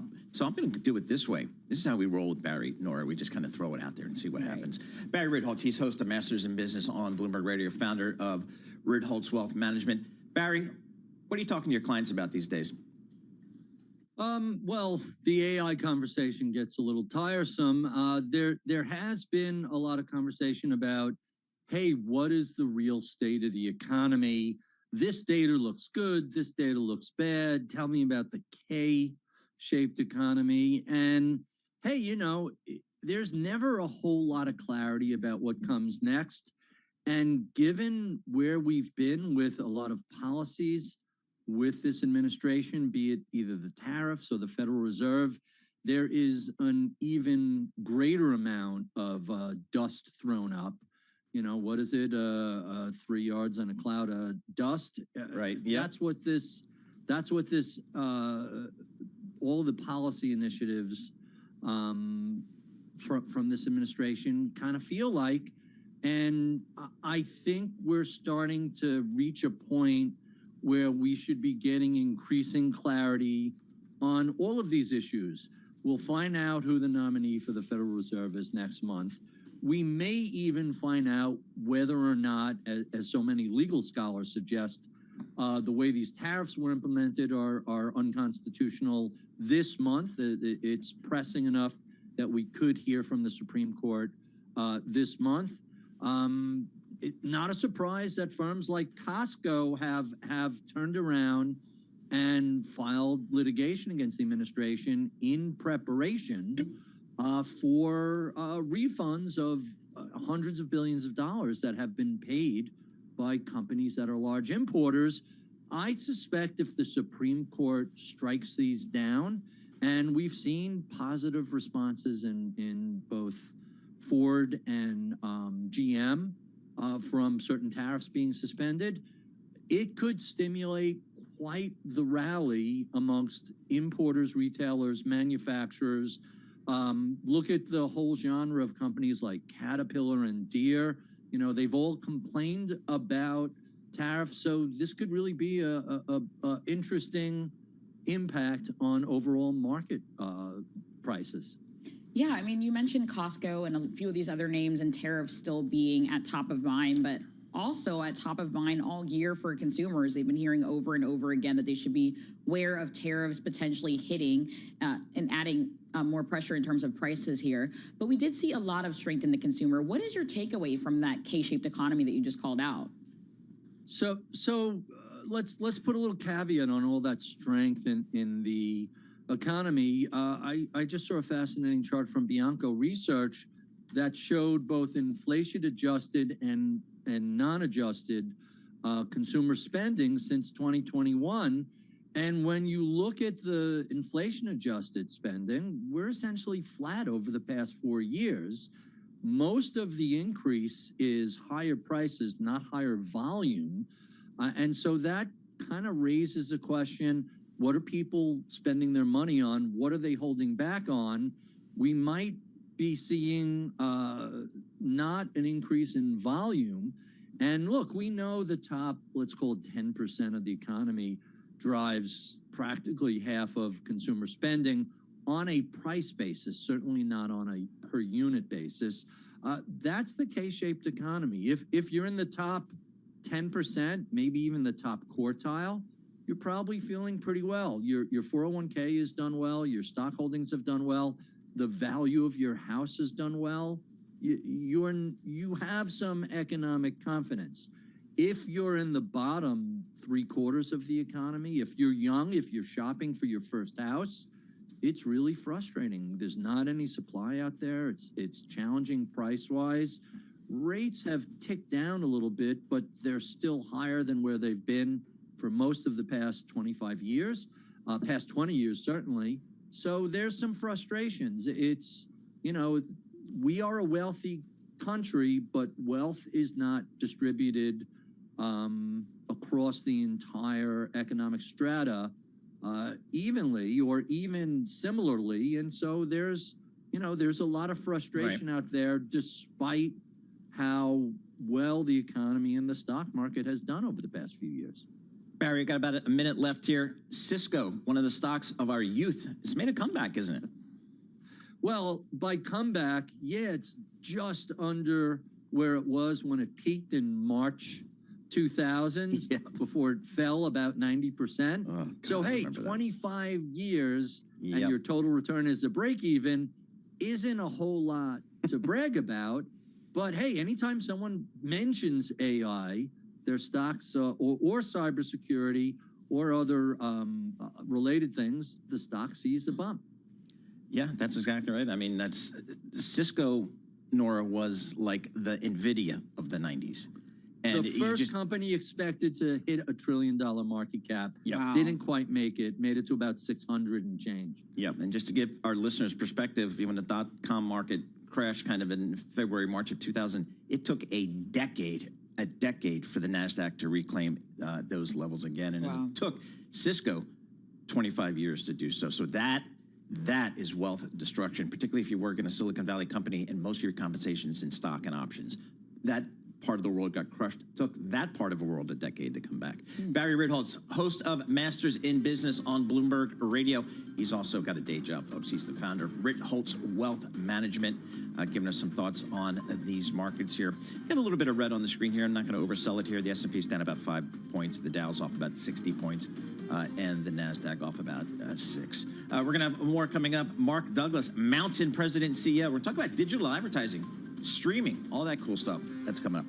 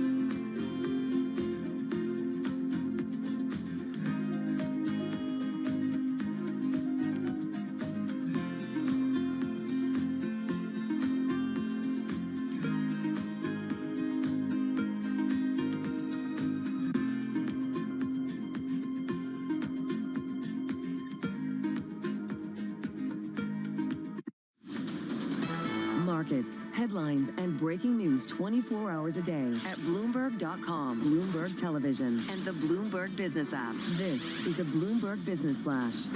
It's 11:40 on Wall Street. We do check markets all day long here at Bloomberg. A choppy trading session on this Thursday and a rally that put the stock market within striking distance of a record struggled to gain a whole lot of traction ahead of next week's Fed decision. Right now, we do have the S&P 500 index lower, the S&P down 5 at 68.44, a drop now of just about 0.1%. We've got the Dow down 68, drop there of 0.1%. NASDAQ Composite Index, little changed on the day, down now by 2.5 points. 10-year at 4.10%, with the 2-year 3.52%. Gold right now is trading higher by $6 the ounce, little changed, up 0.1%, 42.09. West Texas Intermediate crude up 1.6%, 59.88 a barrel, and Bitcoin is now down by 1.2%. Bitcoin 92,560. Bets on a rate cut next week, though, do remain intact despite a slide in jobless claims, a noisy report that captured the Thanksgiving period. So Wall Street waiting for the Fed. Mona Mahajan is head of investment strategy at Edward Jones, and she was a guest this morning on Bloomberg Surveillance. We think that markets are pricing in a Fed that is going to take the Fed funds rate to a neutral level. And we think that's a reasonable base case. You know, at 4% or so, we're still relatively restrictive. Mona Mahajan of Edward Jones. Meta Platforms' Mark Zuckerberg is expected to cut resources for building the metaverse, which he once framed as the future of the company. Today, Meta Platforms shares, they are advancing. Meta right now up by almost 4%. After earnings, we're keeping an eye on Salesforce.com. It reported last night, Salesforce up now by 3.2%. After earnings, Snowflake heading the other direction. Snowflake down now by 11.2%. For on-demand news 24 hours a day, subscribe to Bloomberg News Now wherever you get your podcast. I'm Charlie Pellet. That is a Bloomberg Business Flash. All right, Charlie Pellet, thank you so much. We appreciate that. Norma Linda sitting in for Scarlett Fu, who's on assignment this week. I'm Paul Sweeney. We're live here in our Bloomberg Interactive Broker Studio, streaming live on YouTube as well. There's a lot going on in the world of media. I mean, we're waiting for a big M&A trade to happen. We've also got a lot of streaming services jockeying for competitive position relative to Netflix. We've got AI impacting advertising. A lot going on out there. So let's check in with somebody who does this stuff for a living. Mark Douglas, President and CEO of Mountain. He's zooming in from one of my favorite towns in this country, San Antonio, Texas, home of my former biggest client, Clear Channel Communications. It was a good company back in the day. Mark, how do you think, you talk to a lot of advertisers, you talk to a lot of agencies, you talk to a lot of folks in the media business. How do you think this Warner Brothers Discovery thing is going to go down? Do you think anybody's got the inner track here? Well, I mean, literal word on the street is Netflix kind of has the inside track, but it's some pretty serious bidders, you know, kind of the Ellison family, who I used to work for Larry Ellison, Netflix. I mean, a lot of people with resources and who seem to have a lot of vision and really are in building mode. So I think it's like exciting times watching this go down. I mean, as we're thinking about this potential deal, if Netflix were to actually come out on the winning end, what does this mean potentially about antitrust concerns? Have you been hearing any conversation about that?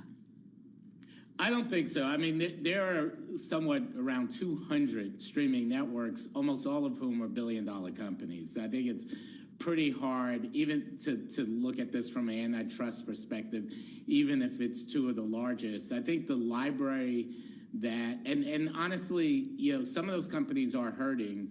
And so, you know, having some consolidation, I think, is a healthy thing. And Warner Brothers Discovery, I think it's just a fantastic asset. I think in terms of acquisitions or mergers in the media space, I think it's kind of been number one on the list. I think the way people are responding to the opportunity is kind of validating that.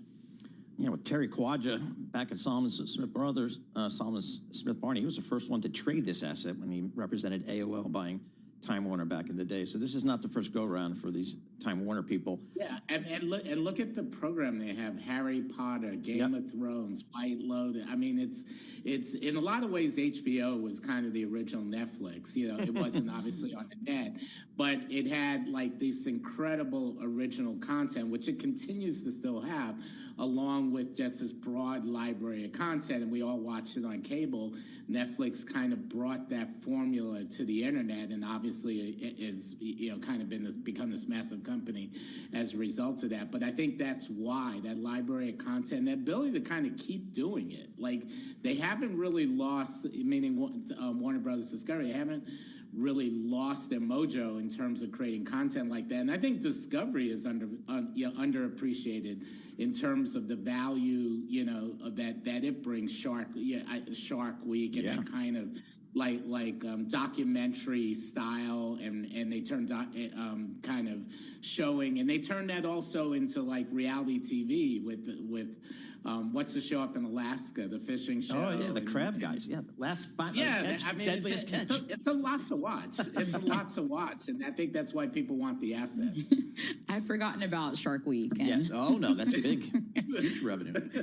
Just imagine any of these players, especially on Netflix, who has the resource to do it, bringing back Game of Thrones, bringing back a lot of this program. I think it's still going to play really, really well, and it might also play really well outside the United States. So yeah, where a lot of these companies need to expand to. So we talked about Netflix. What about Paramount Skydance? How big of a deal could this be for them? I think it makes a lot of sense. I mean, the Paramount is a good asset. I think this is meaning there's a lot of programming there, and obviously they pick up CBS and things like that. But adding Warner Brothers Discovery, I kind of think puts them in a much stronger position to challenge a Netflix and challenge a Disney, and that may be one of the reasons Netflix is interested, is somewhat as a, you know, kind of to hold their ground, hold their turf, by not allowing someone to put together a library of content that is, you know, potentially as in the range of strength as theirs is. So that, you know, this could be as much of a defensive move as an offensive move. But I think it makes a lot of sense for Paramount. I mean, once they committed to getting Paramount, I think, you know, the acquisitions can't stop. They have to kind of double down. And so, you know, we'll see how this plays out. Mark, for 2026 in the streaming business, you mentioned there's, you know, a couple hundred streamers out there. Are there too many? Does there need to be consolidation or bundling, or how do you think the streaming landscape is going to evolve next year? Yeah, I mean, it has to consolidate. I've always thought, I mean, kind of one of the things I've always said on this topic is we can play a game. If I name a streaming network and you can't tell me immediately while you were watching, then it probably should not exist as an independent network. And we played that game. You know, if I say Discovery, you would say documentary. If I say Netflix, you would say, you know, new shows every Tuesday, and there'd be a range of things you want to watch. If I say ESPN, you say sports.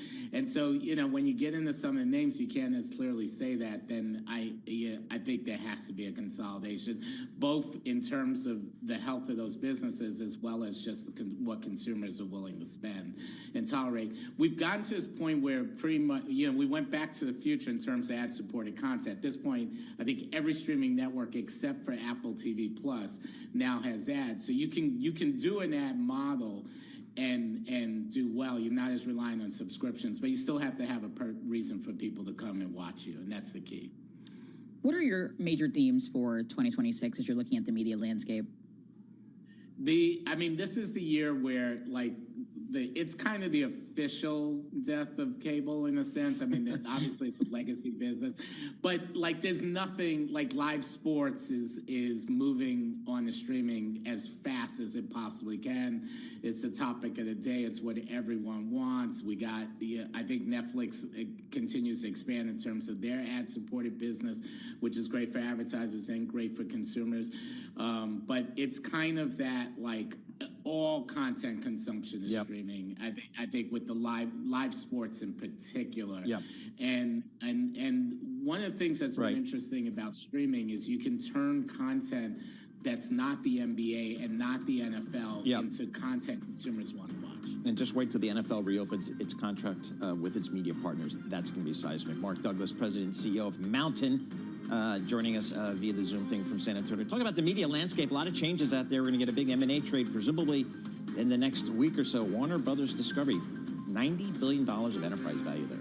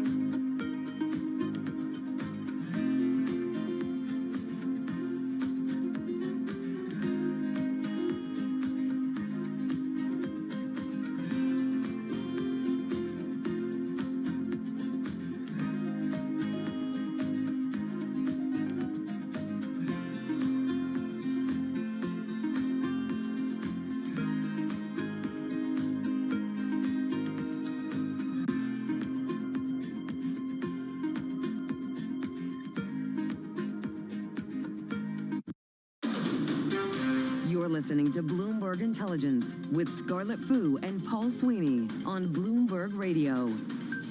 All right, Norma Linda sitting in for Scarlett Fu. I'm Paul Sweeney. We're live here in our Bloomberg Interactive Brokers studio in New York City. We are streaming live on YouTube as well. Head over to youtube.com and search Bloomberg Podcast. That's where you'll find us. Here we go. The big take story of the day, folks, gets a green B, which means it is a scoop. Tired Americans are spending more just to avoid doing chores. I guess that's a thing. Jaewon Kang joins us. She's a retail reporter for Bloomberg News, joining us here from Chicago. Jaewon, what types of things are consumers willing to pay up for to maybe, save some time here? Yeah, I mean, we really started noticing this across a range of products and services in recent years. You can think about a washer-dryer combo, where you can put in, your dirty clothes and set it up and sort of forget about it, and it's done in about 2 hours. 30-minute assembly furniture, an online delivery service offering that not only delivers your order to you, but also unloads it based on your instructions. So it's, really happening all across the board. So they say that time is money, and it seems like people clearly want to save time. And I see in your story you're saying that consumers are willing to spend 5% more on average just for that convenience. And you call out the fact that younger groups and those making over $100,000 are the ones that are more willing to shell out this type of money. What about that younger demo, though? What are you seeing there? Yeah, and I think, the trend is definitely more pronounced in some cohorts, but it is something that we're seeing again all across the board. And it of course also varies depending on what products people are buying and what services they're looking for. But overall, there is this sentiment of exhaustion and stress among people. People are tired of being super cautious with their dollars because of higher prices. Some people still kind of remember that shock from high inflation that we experienced in 21, 22.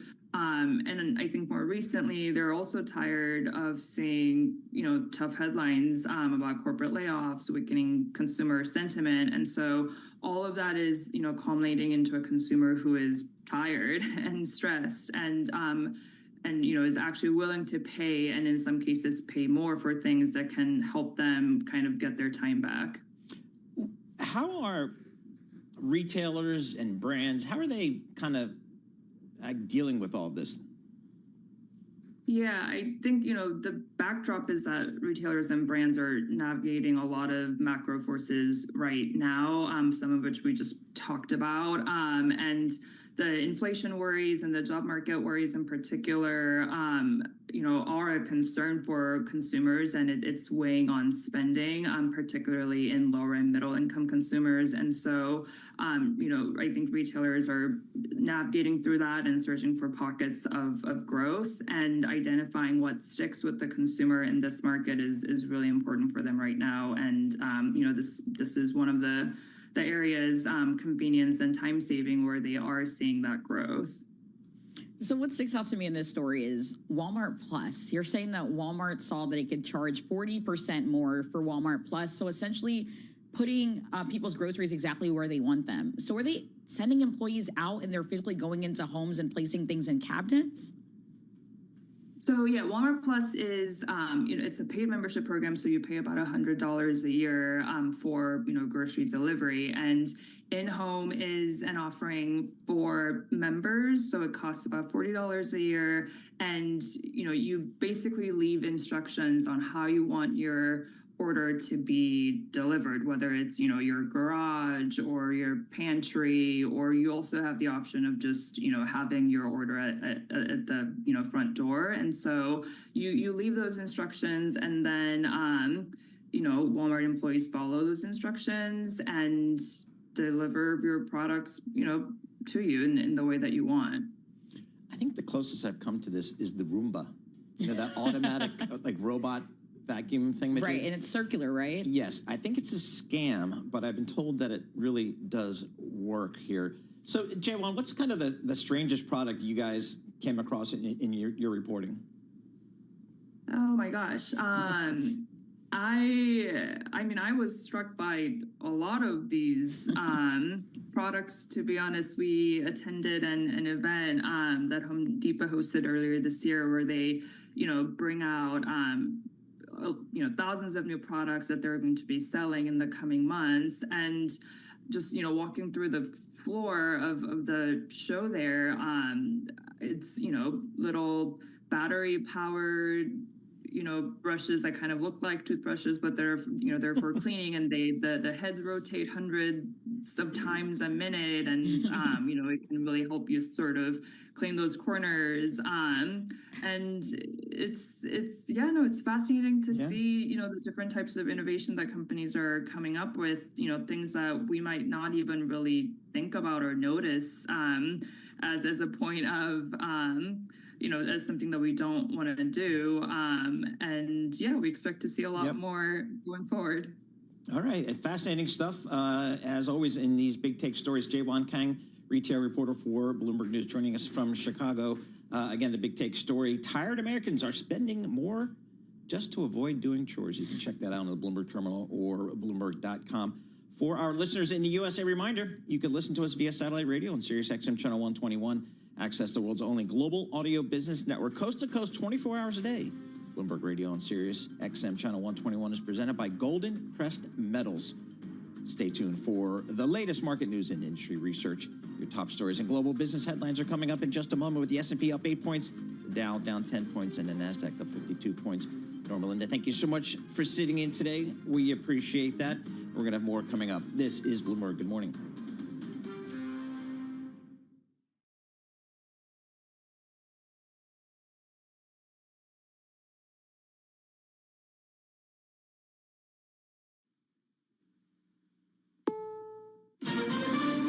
This is CBS News on the Hour, sponsored by Steel. I'm Steve Kathan. The FBI's got a suspect in custody in connection with the placement of pipe bombs in Washington, D.C. the night before the attack on the Capitol.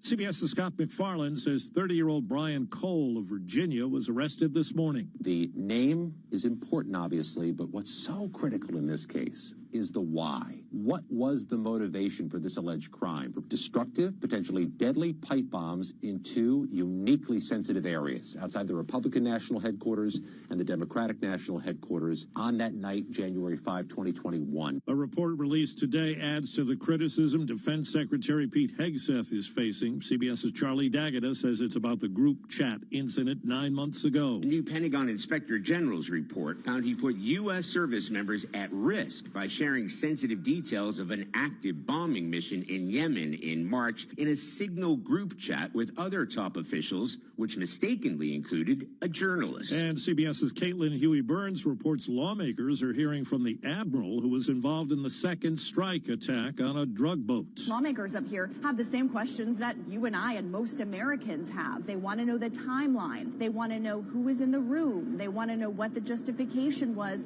for that second strike. There's also a bigger question that lawmakers have up here, which is, are we at war? Especially from Democrats, and you do have one Republican at least, Rand Paul, who is kind of an anomaly in his party. In New Orleans, immigration lawyers say they've been swamped with calls, and some businesses have posted signs barring federal agents from entry as a new crackdown is underway there. CBS's Katie Weiss. Hundreds of agents across the New Orleans metro area serving this mission of Title VIII enforcement, immigration enforcement, meaning basically deporting anyone who has come here illegally or is undocumented. That's where the number of layoff announcements this year in the U.S. has hit a 5-year high. CBS's Michael Wallace. The outplacement firm Challenger Gray & Christmas says there were more than 71,000 layoffs announced in November, pushing the total for the year above 1.1 million. That's the most since 2020, the first year of the pandemic, and it's a 54% jump from the same 11-month period a year ago. Companies that are slashing their payrolls have cited corporate restructuring, tariffs, and the switch to AI. Russia has slapped restrictions on Apple's video call service FaceTime, alleging it was being used for organizing what it called terrorist activities. Wall Street. Right now the Dow is down 42 points. The S&P is up 6. This is CBS News.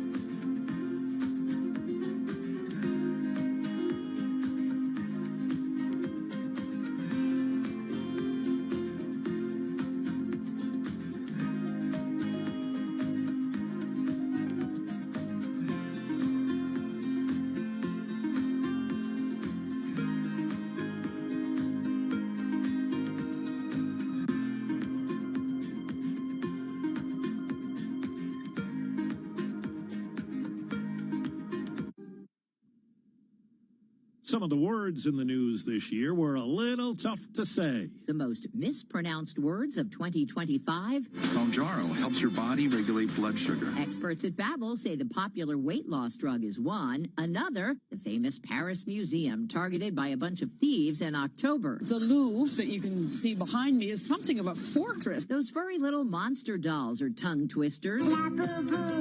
Lily Allen's lyric is on the list.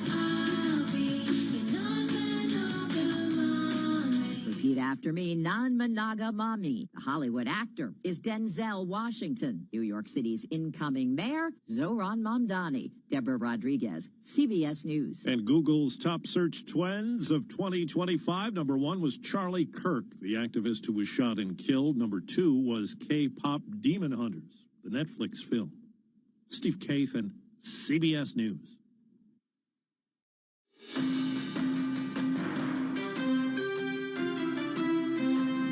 Live from Washington, D.C., this is Balance of Power with Joe Matthew.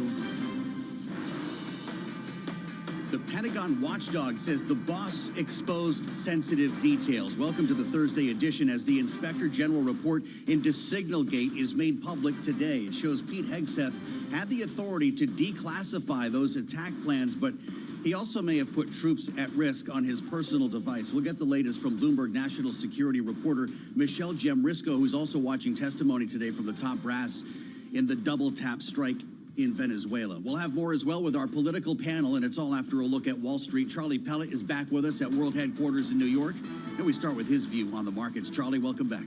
Hi, thank you very much, Joe Matthew. A little change, perhaps the key takeaway theme at midday right now. We have got the S&P 500 index up 4 right now, 68.54 where we stand. A little change. Stocks wavering, though, on the brink of a record. Bonds are falling. Dow Industrials down 0.1%. Again, keeping it all in context. S&P up by about 0.1%. 10-year currently yielding 4.09% with a 2-year at 3.52%. Gold is up $9 the ounce now, up 0.2%, 42.13. West Texas Intermediate crude up 1.5%, 59.79 a barrel, and Bitcoin is slumping 1.5% at 92,262 on Bitcoin. Meta platform shares are surging 4.2%. Mark Zuckerberg is expected to meaningfully cut resources for building the so-called metaverse, an effort that he once framed as the future of the company and the reason for changing its name from Facebook. Anurag Rana is a software analyst with Bloomberg Intelligence. You have to invest billions in the AI side of it. You got to find that money somewhere. I know they have good cash flow, but right now everything is going towards building your AI infrastructure. So I think it makes sense for them to cut in other regions or areas to fund this particular project. Anurag Rana of Bloomberg Intelligence. Again, Meta platforms right now are by 4.2%. Again, recapping, stocks are trading mixed. Dow Industrials lower, down 0.2%. S&P, NASDAQ both higher. Little change right now with the S&P up under 0.1%. For on-demand news, 24 hours a day, subscribe to Bloomberg News Now wherever you get your podcasts. And back we go to Washington once again. Your host here is Joe Matthew. All right, Charlie, good to see you. Welcome to the Thursday edition on the early side here of Balance of Power on Bloomberg Radio.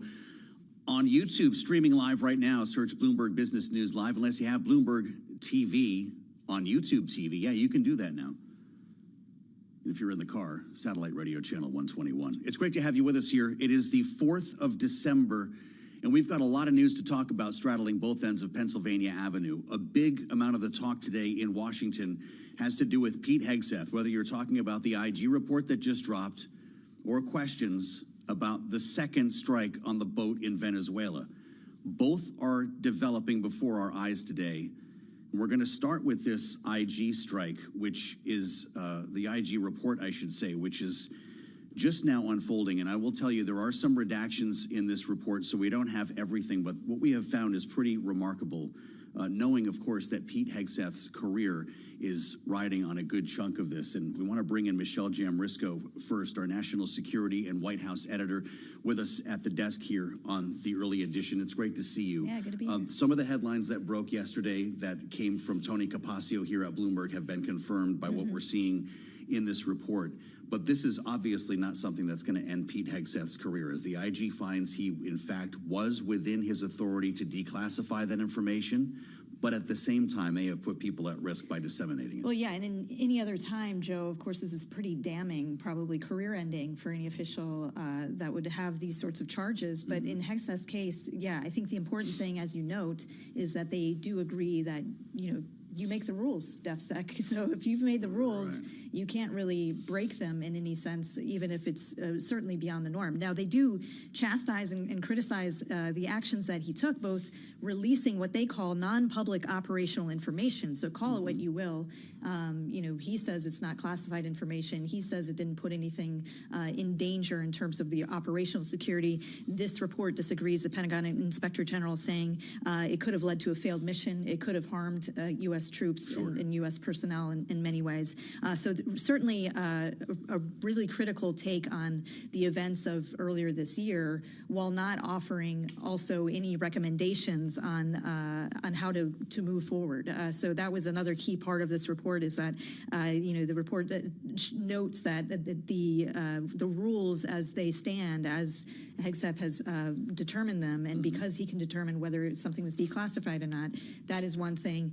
The signal chat use was a one-time affair, they say. So no real hard recommendations out of this, so it still remains to be seen how it might be handled. So, the statement that we saw from Roger Wicker gives us a sense that it's not really going to be handled, right? This is the chair of the Senate Armed Services Committee issuing this statement following the release of the report. Quote, "It is clear from the reports the Secretary acted within his authority to communicate the information in question to other cabinet-level officials.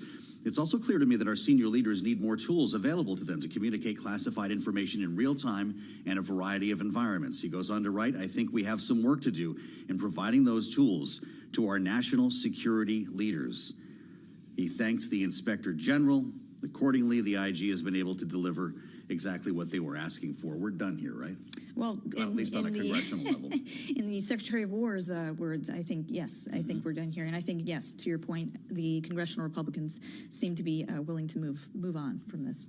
So Mike Waltz was the only one to take a hit, although he's still doing pretty well for himself. He's the UN ambassador. Well, yes. I think in any normal world, that would be kind of another prestigious post. I think in the Trump administration, that's a bit of a demotion. You're outside of the circle. You're away from the White House. So that seems almost long forgotten at this point. Well, so let's move on to the other matter, because I guess this will go down as a brick in the wall here for Pete Hegseth, along with this other brick that they're still forming on Capitol Hill, dual investigations, 2 armed services committees, House and Senate. Today interviewing the top brass, the chairman of the Joint Chiefs of Staff and the admiral who made the order to send the second missile here. And I want to just go back in time here to yesterday when President Trump spoke to this issue, remembering that it's the second strike that has been at issue, knowing there were survivors in the water, reportedly clinging to the wreckage here. Here's what the president said. We know every route, we know every house, we know where they manufacture this crap, we know where they put it all together, and I think you're going to see it very soon on land also. Yeah, please. So to be clear, you support the decision to kill survivors after the... No, I support the decision to knock out the boats, and whoever is piloting those boats, most of them are gone, but whoever are piloting those boats, they're guilty of trying to kill people in our country. Okay, so just added the idea of land attacks, which we'll get to in a minute. The New York Times this morning out with a story about the planning that went into effect before this took place. This was Pete Hegseth's contingency plan if an initial strike left survivors. The military would attempt to rescue those who appeared to be helpless, shipwrecked, and out of what the administration considered a fight, but it would try again to kill them if they took what the U.S. deemed to be a hostile action, like communicating with suspected cartel members. So now we're facing the question, is radioing for help a hostile act? Well, that's a lot of level of detail that we just don't have yet, Joe. I mean, we're hearing competing stories. Of course, the secretary is saying that he was not present to witness the second strike in the room, and we'll hear from the admiral today, as you mentioned. So we'll have to see, it goes back to the question, what did you know and when did you know it? And then from there, what was part of the planning and what do you think was legal? What is deemed legal? And that seems to be a common trend here. I mean, even we're just talking about this Inspector General's report.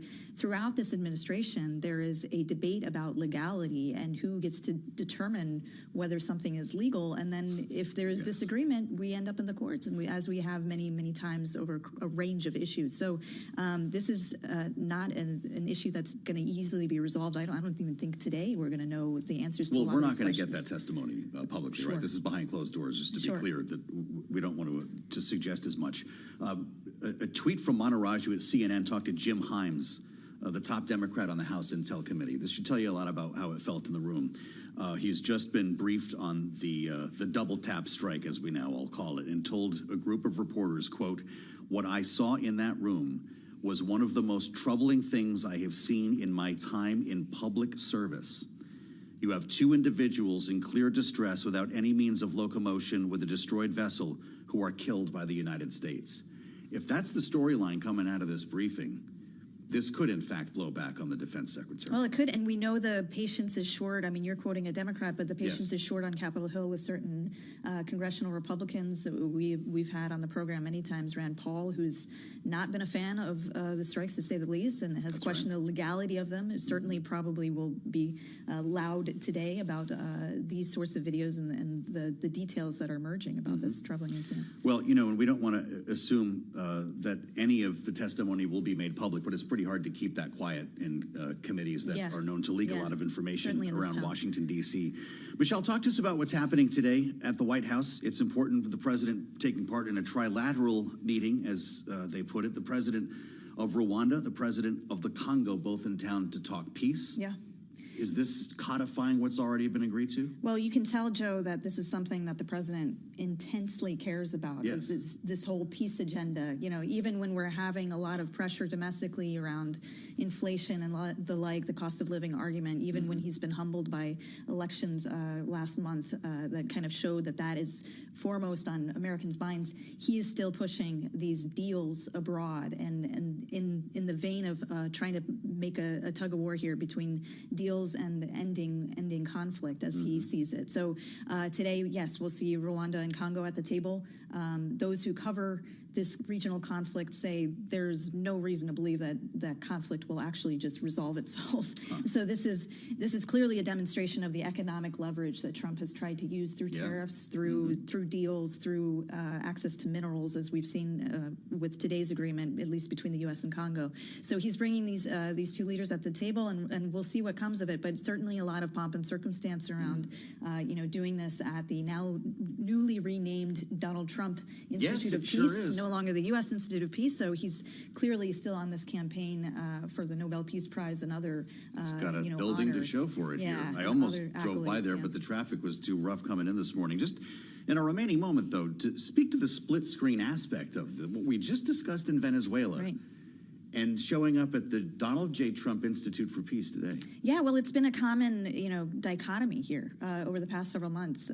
Of course, also, getting the Middle East peace deal done, which, people on both sides have said, both sides of the aisle and both sides of everything have really kind of lauded in some degree. And then you have this Venezuela thing going on. It's very unclear how do you reconcile those two in a public relations campaign. It's great to have you back at the desk. Michelle Jamrisco, no stranger to this program covering national security in the White House here in Washington. I'm Joe Matthew. We'll have much more ahead here on Balance of Power. David Gura is going to join us as we consider the idea of wearing two hats inside the White House, and that might be the case again in a moment for Scott Bessent. Depends who gets the job as Fed chair. We'll have that next right here on Bloomberg.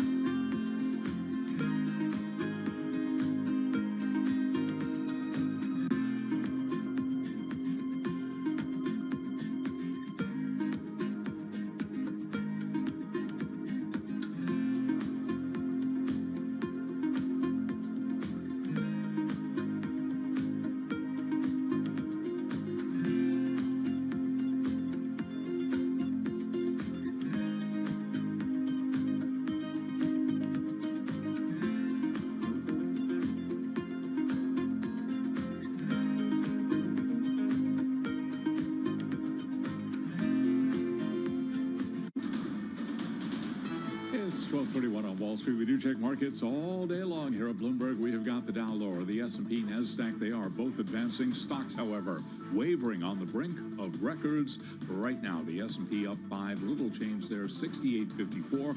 That is a gain of just under 0.1%. Dow Industrials down 64, a decline of 0.1%. The NASDAQ Composite Index holding on to a 30-point gain now, up by 0.1%.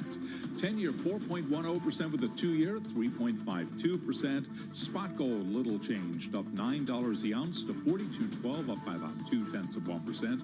A retreat for silver down 2.3%, $57.12 the ounce, while West Texas Intermediate crude holding just below 60 at $59.90 right now.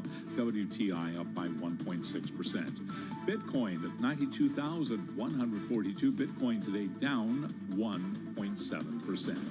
I mentioned crude higher, up 1.6% right now, $59.89 a barrel. Oil is gaining as investors weigh a price cut on Saudi Arabia's main grade of crude to Asia. Another sign that an oversupplied market is weighing on the world's oil producers, even amid considerable geopolitical tensions. ExxonMobil shares among some of the oil majors down today by 0.3%. Chevron up 0.1%. ADRs of BP, they're up by 0.2%. Recapping, Bitcoin pulling back down 1.7%. S&P little changed, up under 0.1%. For on-demand news, 24 hours a day, subscribe to Bloomberg News Now, wherever you get your podcast. And back we go to Washington. Once again, your host, Joe Mann. All right, Charlie, many thanks. We'll have more from Charlie Pellet on the markets in just about 20 minutes' time here on Balance of Power. Thanks for being with us on Bloomberg Radio, streaming live every day on YouTube and available on your satellite radio at channel 121. I only have one job here. It's all they'll allow me to do. It's hosting this broadcast, which is my great honor every day to meet you here. If I were working at the White House, it could be 2 or maybe 3. That seems to be par for the course here. There's something in Washington called double hatting, in which you serve 2 roles at once. And boy, that's been a feature at the White House, if you count the ways. I mean, Scott Bessent's already got 2, right? I mentioned, well, his current job and the one he might get, but let's remember the IRS. He's still acting commissioner. Is that still a thing? Marco Rubio, he's got 3. It's not just, wow. So he's National Security Advisor, Secretary of State, acting archivist of the U.S. I forgot about that one. James, you're killing me here. Sean Duffy's got 2 as well, right? He's doing transportation and NASA. So I'm getting to the story at hand. And that's, what if Scott Bessent got other job and became a triple hatter? For a story of that magnitude, we can only turn to the asset. I was delighted to hear that our friend David Gura was available today, and he joins us now from World Headquarters in New York. Bloomberg correspondent, host of the Big Take podcast. It takes a big podcast to fit that many jobs. Although I'll tell you what, you have 3 jobs here, right? I'm a millionaire of sorts here in New York. Yeah, you're a triple hatter at running the Bloomberg. hattery. We got our own. So the idea is Kevin Hassett gets the job to be the next Fed chair, and then Scott Bessent swoops in to take that job as well. And I tell you, I don't know if you saw him at the Deal Book yesterday, but Scott Bessent, he spends a lot of time running defense for the president and speaking as a political entity in this White House. That's almost like a 4th job. How do you do all this? That's a great point. So we should note here that none of this is determined. Bloomberg has reported that Kevin Hassett's the leader on this list of 5 finalists for this Fed chair job. So a lot depends on that. And of course, we should use the caveat we often use that you can prognosticate and speculate and report, but personnel decisions are the providence of the president, and this one in particular likes to make those decisions himself, so nothing's done till it is. But you're right in laying out sort of how this might unfold, that Kevin Hassett could get the nomination to be the next Fed chair should he be confirmed by the Senate.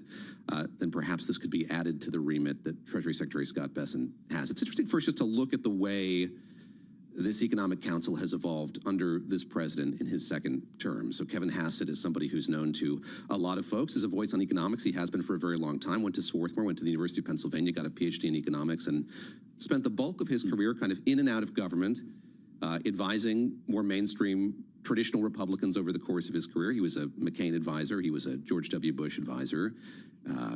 Then he became a Donald Trump true believer. That's the role that he's played here over these last many months. And you bring up the role that Scott Bessent played on that stage at the DealBook conference. I was there yesterday, and he is a vocal defender of this president, and Kevin Hassett is as well. I mean, you look at the National Economic Council, it's a small body within the presidential administration, goes back to the Clinton years, I believe. I think Bob Rubin was the first. It's not a huge staff, and the goal there, the objective is to kind of work with the president to devise an economic platform and execute it within the government. So there's a bit of kind of a think tank part to that, but a lot of it is kind of making the president's economic dreams come true. So you could see, as you tease this out, Scott Bessent, yes, putting on that other hat, getting an office, I should say, next to the president of the United States in the West Wing, which would be no small thing as well, and managing to have kind of greater control over the president's overall economic ambitions. It's a funny thing to think about. It's something that we haven't seen before. There's a lot that's novel about this president and this second term. But Scott Bessent could increasingly wield more power. You know, you're talking about all the hats that he wears, chair of the commissioner of the IRS, acting commissioner of the IRS as well. So he has a lot more to do than just kind of holding up in the Treasury Department and making a trip up to New York for that conference yesterday is one part of that. You know, based on Kevin Hassett's media schedule, Scott Bessent would have to be on TV like every day representing all of these jobs, right? Does he like that part of the job? I get the sense that he does. We haven't seen him in a while on our air, but he's on television quite a bit. And I think, candidly, I was a bit surprised when this administration got underway and Scott Bessent was nominated and confirmed how much he's been on TV, how much he's spoken. And I sensed at that DealBook Summit yesterday on stage with Andrew Ross Sorkin of the New York Times and CNBC that he is comfortable in that role. Now, I've talked to people who say that it marks a change from the way that he has acted or comported himself in the past, but he too is somebody who, as he said on that stage yesterday, has kind of come around to the ideas of this president, sees him as a maximalist, applauds the president for being a riskier better than Scott Bessent has been on Wall Street historically. And so you kind of see that manifest in the way that he represents this president, tipping his hat, if I may, to belabor the metaphor that we've been using here, to the president and his risk appetite over the course of this term. Gregory Peters says Kevin Hassett may not have the ability to deliver the rapid pace of rate cuts that the president wants, because there has been this feeling in the market that, you know, you get Hassett in there, we're going to go to zero overnight. And it brings me to the note from Terry Haynes at Pangea Policy. Terry, if you're watching or listening today, you know we're talking about you, whether you're on the show or not, right? But that idea would be that, hey, if Trump had actually really made up his mind, we would know by now that he might still be hedging. What do you think? It is funny how this has been teased. You know, I've made the decision. I'm going to announce the decision. I'm going to wait till the new year to make the decision. We know that Scott Bessent, keep talking about Scott Bessent, he's been helming this search. He kind of gave the president this list of 5, and we know that the president has sat down with them. I think that the vice president was expected to, but didn't because of what the White House says is a scheduling conflict. So the process is very far along. We can say as much.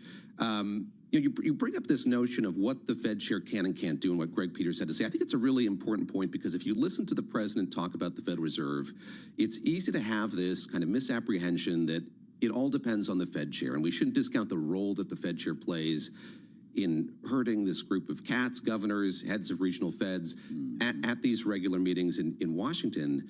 But it is a committee, it's a group of cats, and each has his or her own perspective on the economy, what needs to happen next. And so I think what Greg Peters is saying there, and it's an important point, is you can put somebody in the job who is a vociferous advocate for cutting rates, which Kevin Hassett is. Everybody on that list of 5 is, as a matter of fact. But part of this job, historically, currently, is to get everybody on board, or as many people as you can get on board as you can, with kind of a consensus call when it comes to interest rates. And that is what a Kevin Hassett would have to do. Any of these folks who become Fed chair would have to play that role. And so I think there's a tendency maybe to overestimate the magnitude of the role that a Fed chair can play. Again, it's one of at least historically, artful diplomacy that he or she has to play to kind of get folks on board and go into a unified direction. This is really a list of 3, right? I know you got Reeder and Bowman, but like the real list is it's the Kevins, and you've got Christopher Waller in there. I'm guessing, based on what we hear, this is all a parlor game. But Stifel is out with its look at this. They've been reading Bloomberg. They say Kevin Hassett's the front runner, seen as a loyalist who will pursue lower interest rates, though it remains to be seen if he can convince Fed hawks of his position. And that speaks to exactly what you and I are talking about right now, doesn't it? Fascinating piece by Anna Wong, our colleague at Bloomberg Economics this week, looking at Kevin Hassett's career, what he said, what he's done when it comes to Fed independence over his long career. And I think that the line that she used was actions speak louder than words, that he's somebody who has been an avowed proponent of Fed independence. And she, in that note, expresses some confidence that were he to be nominated for this job, he would continue to advocate for Fed independence. Interesting to look at those other two that you mentioned. I should say that's what I'm hearing as well as I talk to our colleagues and others, that Kevin Warsh is somebody who still is very much in the conversation. He was the youngest Fed governor ever. He sat down with President Trump during the first term, talked about getting this job then, and was passed over for Jay Powell, of course. And Chris Waller, who has a unique background as somebody who's not an academic economist, trained at a Northeastern school, an Ivy League school, but has made monetary policy his practice as well. So again, you look at those three, the unifying strand that goes across all of them is this belief that rates are too high, they could be cut. I don't think there's anything anomalous in any of these bios that would make you think that they would approach that differently. I think the one thing I would highlight with Kevin Warsh is he, of the three of them, has been the most outspoken about the need to change the way the Federal Reserve operates. He is somebody who is a self-avowed advocate for reform of this central bank, and I think that might be something that makes him somewhat unique in this deliberation, if in fact it is still ongoing by the President of the United States and his advisors, including the Treasury Secretary. How much does the President want to go down that path of pushing for, trying to enact kind of wholesale changes to the way that the central bank operates? There are plenty of people who think that needs to happen, and Kevin Warsh should be somebody who, again, has been advocating for that for a very long time. I'm fascinated hearing you talk about this, because if we can break the fourth wall for a moment, what you're also hearing is the host of the Big Take podcast, who is in a crouch-like position, waiting for this news to break. You could do that program right now, and it brings me to, I'm sorry, but I always like talking shop with you on the air here. How will this work out when that announcement drops, and how quickly will you have a program on the RSS feed? We want to move quickly, and look, I've been spouting off a bit here about each of these potential nominees' biographies. I think that there's a lot that we don't know about each of them. Again, Kevin Hassett's a familiar face to a lot of us. We've seen him on TV a lot over the last few months. Yeah. We know his long career. What do we really know about sort of how he thinks about monetary policy, the arc of his career, how his thoughts have evolved when it comes to monetary policy and the economy more broadly? As I mentioned, he worked for Republican candidates and presidents who had very different policy beliefs than this one.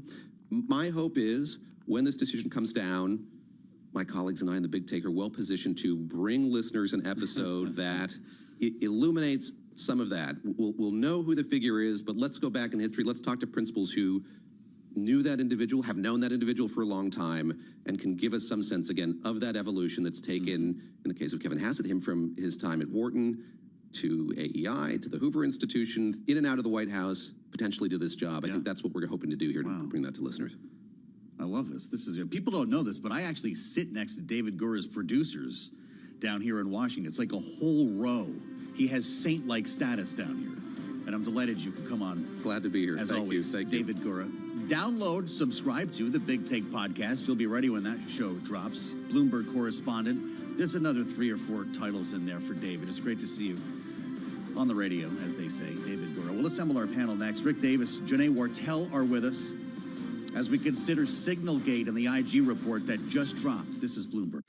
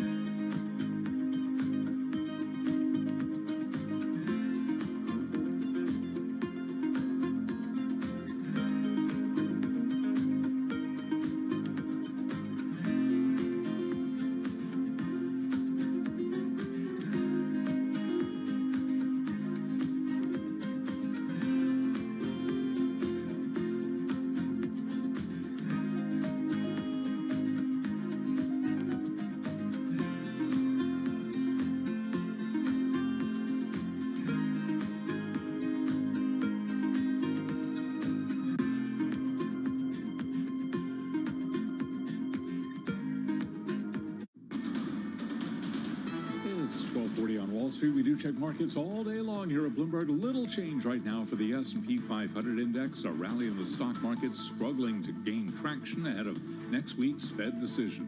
S&P 500 index right now is up 2 points to 68.51. The Dow down 41, down 0.1%, while the NASDAQ Composite Index is up 15 for NASDAQ, a gain now of just about 0.1%. The 10-year, 4.09%. The 2-year yield, 3.52%. Gold up $10 the ounce, 42.13, up by about 0.2%. West Texas Intermediate crude oil up 1.4%, 59.80 a barrel. And Bitcoin right now down 2%, 91,836 on Bitcoin. Applications for unemployment benefits fell last week to the lowest in more than 3 years, indicating that employers are still largely holding on to workers despite a wave of recent layoff announcements. Kathy Busjancic is chief economist at Nationwide Mutual Insurance. The sluggish hiring continues through, the early part of next year, and then I think things loosen up. I think we get further away from, the large uncertainty around policy changes. That settles in, and I think the tax incentives for companies, they're going to invest. That's going to start to get the juices in the economy flowing. Kathy Busjancic of Nationwide Mutual Insurance. Earnings news: Kroger, the supermarket chain, has lowered the top end of its full-year sales forecast, suggesting that competition is intensifying among food sellers for discerning consumers. Kroger down now by 4.7%. Also out with earnings this morning, Dollar General. It has raised its full-year outlook, highlighting how value-focused retailers are winning over consumers hunting for deals. Dollar General up right now by 11.2%. For on-demand news 24 hours a day, subscribe to Bloomberg News Now wherever you get your podcasts. And back we go to Washington. Once again, your host, here he is, Joe Matthew. All right, Charlie, many thanks. Charlie, we'll have more on Wall Street coming up in about 20 minutes, 1 p.m., top of the hour, East Coast time, as we welcome our global television audience to the conversation. Thank you for being here on Bloomberg Radio, streaming live on YouTube with the report now made public. The IG report, this is the Inspector General at the Pentagon. Yes, there still is one, and the watchdog is looking at Signalgate. And it's largely what we told you is going to be in here yesterday. The Defense Secretary probably does not have a lot to worry about here. As the report acknowledges, he exposed sensitive information when he sent details of a pending military strike from his personal phone. But nothing illegal here, and the Inspector General determined Hegseth had the authority to declassify that information. It's the issue of the personal cell phone that potentially risked the lives of troops, but no action will be taken here. As we parse through the documents, we assemble our political panel. Bloomberg Politics contributor Rick Davis is with us. Republican strategist and partner at Stone Court Capital, joined today by Janae Wartell, Democratic strategist and partner at ARC Initiatives. Janae, it's great to have you back in our conversation. And Rick, I'm going to start with you on this because we had a sense of what was going to be in this report yesterday. And I'll point you to the statement from Roger Wicker, a pretty important element here. This is, of course, the chair of the Senate Armed Services Committee. He goes on to acknowledge the reports and said, "It's clear to me that our senior leaders need more tools available to communicate classified information in real time. I think we have some work to do in providing those tools to our national security leaders." So SecDef is off the hook here, right? Yeah, it's the most polite, sort of slap on the wrist that I can imagine from a committee chairman of the Armed Services Committee. I can only imagine what John McCain would have said as chairman if he had seen the same report. But at the end of the day, he points out, Chairman Wicker, that this wasn't the right thing to do, and the IG in the report makes it clear he put potentially these brave servicemen in harm's way by doing it, and that's all the damage really that needs to get done, right? That is, you made a mistake. Sure, you have the power to clean up your mistake by declassifying classified information when you sent it, and it was the wrong thing to do. No matter what it was, it could have been declassified and still be the wrong thing to do. So at the end of the day, yes, it's not going to end the Pete Hegseth's term of office, but it's another sort of cut And in Washington, death by 1,000 cuts is a natural life cycle. And so I think these days people are just counting the cuts, and this is one of them. Wow. Yeah, interesting, because there are a couple of cuts coming from Capitol Hill today with the testimony from the top brass in this double tap strike that we'll get to. Janae, how are you looking at this? I think Rick outlines this pretty effectively. There is a difference between what is legal and what is right. Do you agree? I think Rick is correct. I mean, I think he got a slap on the wrist, and I think this was something that will be noted for many who have been watching Secretary Hegseth's performance and already had questions about his ability to handle this post even before he was appointed. I think this is an erosion partially of his credibility, right? Whether he did something illegal is obviously a issue that we've resolved, but whether he did something that shows a certain carelessness and recklessness, I think is something that you have to take note of. This is someone who is regularly trusted with important and classified information, and I think the American people want to know that he's going to handle it responsibly. Yeah, well, so we move on to the testimony today, because the Pentagon watchdog is one thing. The Armed Services Committee interviewing the admiral that ordered the strike, the second strike, as well as the chairman of the Joint Chiefs today, is another.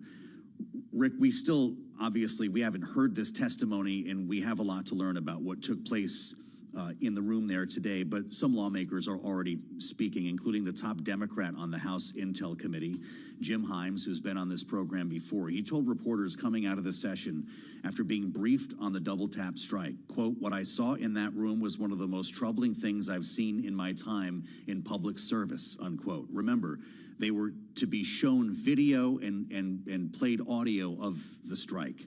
He went on to say, "You have two individuals in clear distress without any means of locomotion with a destroyed vessel who were killed by the United States," unquote. What do you do with that, Rick? Yeah, and I assume the audio that they played was audio within the command center that Admiral Bradley was occupying at the time of the strike. So you get to see what actually happened, with the assault on the ship, and then you get to hear the conversation around what was going on as they made decisions to have a second strike. And so, one thing, Donald Trump offered to release all that information. So let's release it so we could get our own independent point of view out of it.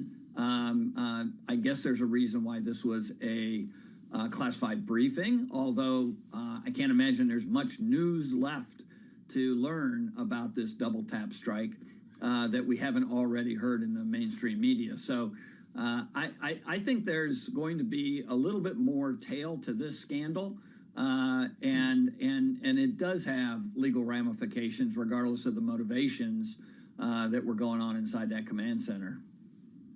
Pretty fascinating reporting in the New York Times today before the Trump administration began attacking these alleged drug boats. Pete Hegseth approved contingency plans for this very scenario if an initial strike left survivors.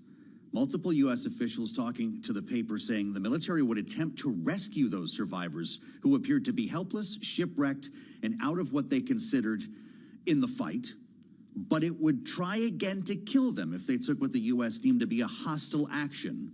Janae, that would include communicating with suspected cartel members. In this case, the question becomes, is radioing for help a hostile act?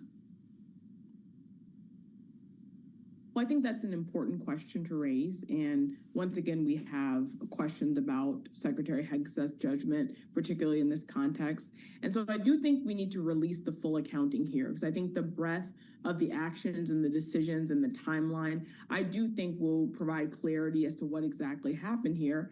I think that one could argue for or against radioing for help being a hostile act. I mean, I think many would agree that it is not. It's really more a defensive posture than an aggressive one. But I think that that's to be kind of debated and perhaps, litigated further by those who are reviewing this case. But I think in most cases, we would agree that it's a defensive act and rather than a hostile one. Well, it's interesting because we know that this boat was on fire. I mean, it got hit by a rocket or something, right? The Times reports, Rick, that Bradley and his legal advisor concluded the two survivors were attempting to continue their drug run, making them and the already damaged vessel legitimate targets for another attack. This thing was on fire. You would need to stop to refuel 20 times to get to the U.S. Do we really think that they were going to continue plowing onto America? Well, it's simpler than that, Joe. Military rules of engagement defines almost every word in our vocabulary, and it defines what a hostile act is. So if the Secretary has made a determination, a strategy that second attacks are possible with a hostile act, then you just look up what a hostile act is. And a hostile act is an attack or some other use of force on our troops. And so if you apply that standard, which is the standard that was supposed to be applied in the military, then you say, no, there was no chance that two survivors of the first attack, whether they were making phone calls or pulling drugs back on the boat, were going to have some kind of act of force against U.S. military. And so I think there's a lot of explaining to do. Even within this language, you have to scratch your head and think, well, how does this fit into that?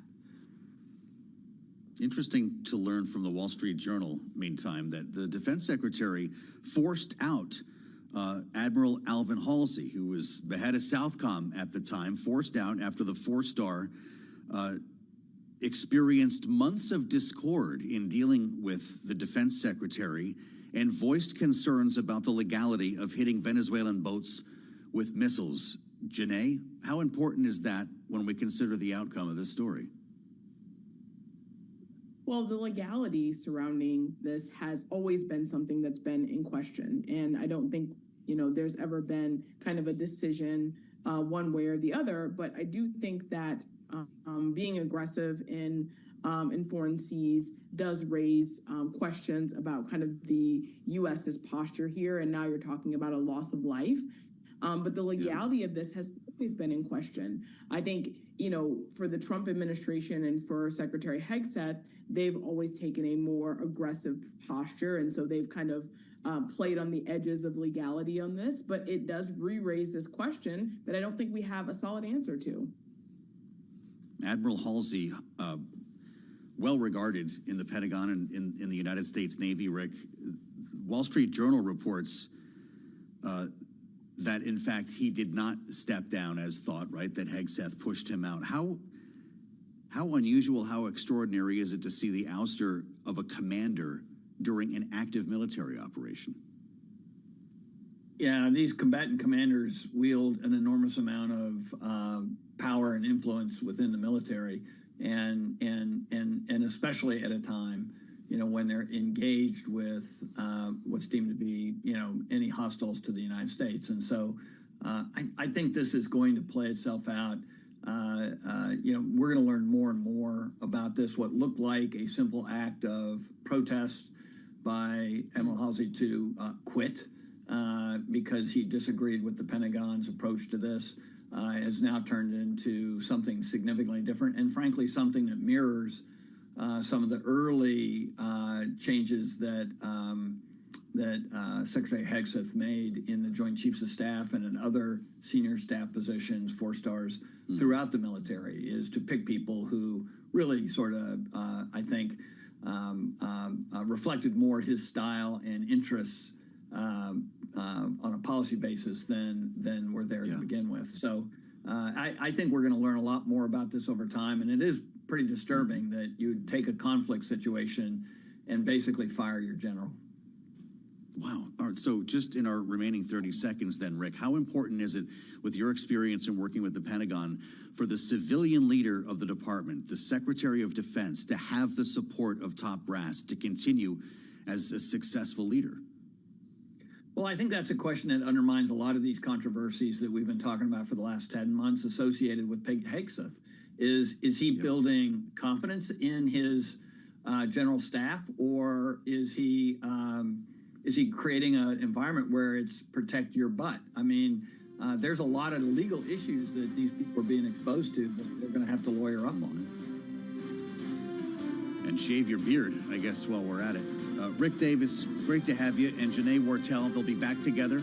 Our panel in our second hour as we welcome our global television audience to the conversation. Evelyn Farkas will join us straight ahead as we look deeper inside the IG report, and we'll spend time with Tony Capaccio, who broke the story. This is Bloomberg.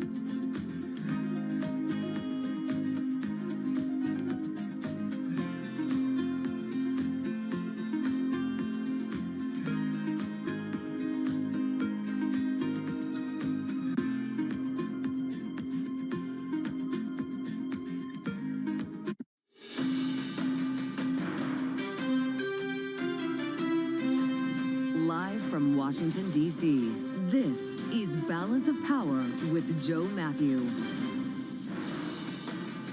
Fallout Day in Washington. Welcome to the Thursday edition as an Inspector General report into Signalgate is made public and top brass testify on Capitol Hill about the double-tap strike against an alleged drug boat coming out of Venezuela. We'll measure the fallout of both with Bloomberg Pentagon reporter Tony Capaccio, who broke the Watchdog report story yesterday.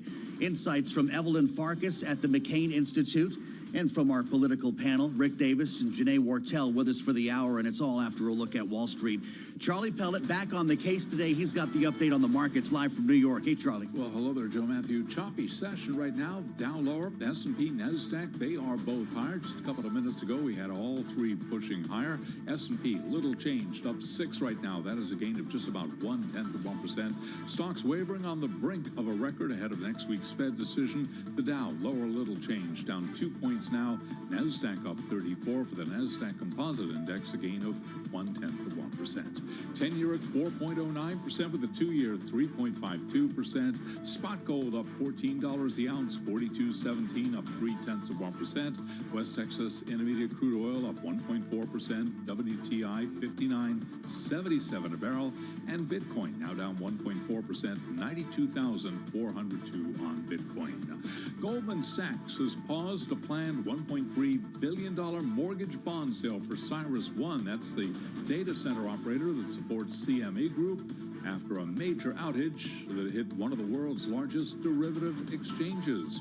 Goldman Sachs shares, they're higher now, little change, but up by about 0.1%. Meta Platform shares, they are advancing 4% as executives consider budget cuts for the Metaverse Group next year, while bets on a Fed rate reduction next week do remain intact. Right now, we got Meta Platforms.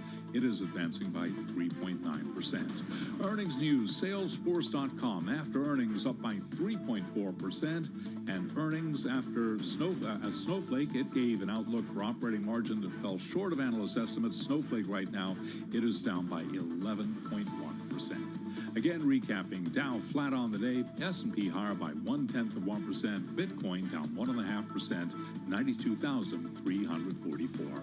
Balance of Power continues now. Back we go to Washington. Once again, here's your host, Joe Matthew. All right, Charlie, thank you so much. We'll have more on the markets with Charlie Pellet live from New York in just about 20 minutes' time here on Balance of Power as we talk politics here in the nation's capital. Thanks for joining us on the early edition this Thursday on Bloomberg TV and radio, available as well live on YouTube. Search Bloomberg Business News Live. Our conversation ahead with Evelyn Farkas from the McCain Institute as we get our hands on the IG report that Tony Capaccio broke yesterday, our Pentagon reporter, no longer inside the Pentagon, yet somehow making more news than ever. This is the report, the watchdog report into Signalgate, which of course has caused the walls to start closing in a bit around Pete Hegseth. Michael Waltz, the president's former national security advisor, has already been reassigned over this. And what we're learning here is indeed troops may have been put at risk when the defense secretary decided to share on Signal, on the app that we're talking about here, some battle plans that were about to unfold over Yemen. We're joined now by the aforementioned Tony Capaccio, Bloomberg Pentagon national security reporter, who has his hands on the report. This is, what, 80-something pages long? 84 pages, yeah. Now, you saw portions of this yesterday. Are we learning more today that we didn't know? See portions. Okay. We were given. We were someone who did talk to you. Someone who saw it gave us and other media. So I don't want to overplay that. Absolutely. But you're looking at these documents now. How much more of a complete picture do we have? It's somewhat more complete and somewhat more distressing. So it's 84 pages, but not every page is laced with gold. For the viewers here, they want to look at page 25, page 14, basically. Those are the kind of the meat. On page 25, it says the Secretary's communication of non-public DoD information created additional risks to U.S. forces admissions. And the killer quote is in that page. But bottom line is, this showed that the Secretary of War or Defense, whatever you want to call it, was cavalier in his use of this information. This is clearly classified, battle of war, a time on target, from F-18s hitting XYZ timeframes. And he sent this stuff out on Signal 2 to 4 hours before the operations began. That was new to me. It's just a very cavalier notion. And then in his very cocky letter to the IG, basically thumbing his nose, saying that no classified information was sent. March 25th, he said the same thing. I didn't text war plans to the media. Well, this report shows that he was not telling the truth. But it also indicated he had the authority to declassify. Yeah, he had the authority So how to do we declassify. rationalize these two findings? The IG thought they were silent on the issue whether he should have declassified or could declassify. But, excuse me. They acknowledged that he was a declassifying authority, but they didn't get into that issue. It was more what he did send out potentially could have caused risk to pilots. The Houthis don't have great electronic warfare capabilities to divine into signal gate, but the possibility was there, and it's clearly his actions potentially put U.S. airmen at risk. Well, and of course, the reason why we know about this is because a journalist was inadvertently added by Michael Waltz, the former national security advisor. To what extent, then, is Pete Hegseth implicated? Because the chain was already there, right? And there were two different chains. We should be clear about this. One had cabinet officials. The other, he had friends and family on. Yeah, the second one they barely discussed, and it was like a blink of an eye. That just wasn't a highlight of the report. Was that an existing thread before these battle plans were put forth? What, the first or second? The one that had the reporter on it, the one that had the Atlantic editor. My impression was no. He set that up after he got the info. And in fact, the report makes the case that he actually had access to a secure facility. They call it a SCIF. Yes. He had access to the facility to send the same material out. But yeah, the point here is that he denied it was classified information. The IG was pretty clear that it was classified information, and that putting it out there created additional risks to U.S. forces and missions. I mean, I'll say as a point of fact, not could have. Are you as a reading point of that? fact, yeah. And let me read it. Even though these events did not ultimately occur, the Secretary's actions created a risk to operational security that could have resulted in failed U.S. mission objectives and potential harm to U.S. pilots. He's reading directly from the IG report. Yeah, that's on page 25. So I'll read directly from the statement from Senator Roger Wicker, chairman of the Senate Armed Services Committee. Quote, "It is clear from the reports that the Secretary acted within his authority to communicate the information in question to other cabinet-level officials." He then goes on to write, "It's clear our senior leaders need more tools available to them to communicate classified information." So nothing to see here. There was a gentlemanly bop and weave. Okay. You know. But that would be the man to do something about it. Yeah, if there was the a fact problem. his statement effectively, in my eyes, pretty much deflates this whole issue. I mean, but you know, so Signalgate becomes Deflategate. That was for producer James. There was also a football scandal that's called correct. Deflategate. I remember that well. That's what I'm saying. Yes, I unfortunately was there for that. But the point here is that, you know, while he had the authority to do it, there's a judgment call here, whether to do it on signaling. It's a judgment issue. Correct. Whether it is legal, whether it is right, are two different questions. Right. Now, let me ask you about the other brick in the wall here, because, you know, we're talking about a potentially difficult day for Pete Hegseth. You've also got top brass, the chairman of the Joint Chiefs and the admiral who ordered the double tap strike on the boat coming out of Venezuela, testifying today on Capitol Hill. There are questions today, and we'll talk to Evelyn Farkas about this. At what point do these stories combine to create a weight that the SecDef cannot handle? You know, I don't think politically speaking, Tony. I don't think the wake is going to be that big based on this report. How about what's happening on the Hill today? It depends on whether the Republicans come out and show some outrage. It can't be all Democrats predictably saying the guy should go. And I don't see the wake. I don't see the wake over the water coming over the ship's side. Yeah, I see it maybe pounding against it, but still rocking, but not capsizing. Just a quick note where I started here. You were excised essentially from the Pentagon by not agreeing to sign this. Exiled. Excised means I might have been assassinated. Exiled, we'll go with, fine. Excised, I think kind of well. Listen, you choose the language you want. Would this have come out yesterday if you guys were all still in the building? I feel like reporters like you are getting more news now having left the Pentagon than you might have been getting inside the Pentagon. No, this definitely would have come out had we been inside. Yeah. It would have been more contentious because we would have gone in their face and say, what about this? Okay. What about, and they might have come back more. You don't think you're getting more scoops than you were before this happened? I think the scoops are, I'm getting about the same. Interesting. What we're not getting, though, is access in an emergency. Right. If the United States struck Venezuela tonight or tomorrow, we wouldn't be able to run in and get stuff. We could grab, and we'd be dependent on emails and calls, which wouldn't be answered. And we'd be all depending on Twitter. and their babble from other places. People love it when you come on the program because you're authentic, and I appreciate you bringing this reporting to us, as always. Tony Capaccio, Bloomberg Pentagon reporter, with us in the flesh here in the studio. We're lucky he's in the Bureau more often now. That was the decision across the river. As we add the voice of Evelyn Farkas, with more today on the testimony and the idea of the legality surrounding this second strike on the same boat with survivors in the water. There's been some illuminating reporting by the New York Times into this, conditions that had been set before this scenario by the Secretary of Defense on how to handle survivors and whether, in fact, they continued to present a threat. President Trump talked about this just yesterday. As a matter of fact, he was in the Oval Office when it came up. Listen to what he said. We know every route. We know every house. We know where they manufacture this crap. We know where they put it all together. And I think you're going to see it very soon on land also. Yeah, please. So to be clear, you support the decision to kill survivors after the... No, I support the decision to knock out the boats. And whoever is piloting those boats, most of them are gone. But whoever are piloting those boats, they're guilty of trying to kill people in our country. Evelyn Farkas is executive director at the McCain Institute at Arizona State University and has been in the building. She's former Deputy Assistant Secretary of Defense for Russia, Ukraine, Eurasia. Evelyn, it's great to see you back on Bloomberg TV and radio.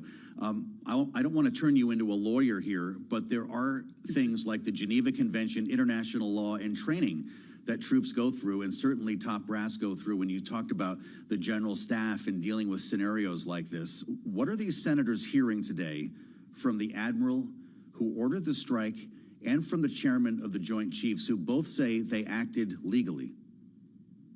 Well, Joe, thanks again for having me back on again. And I'm only sorry I can't be on with Tony Capaccio, who is one of my favorite journalists going back decades.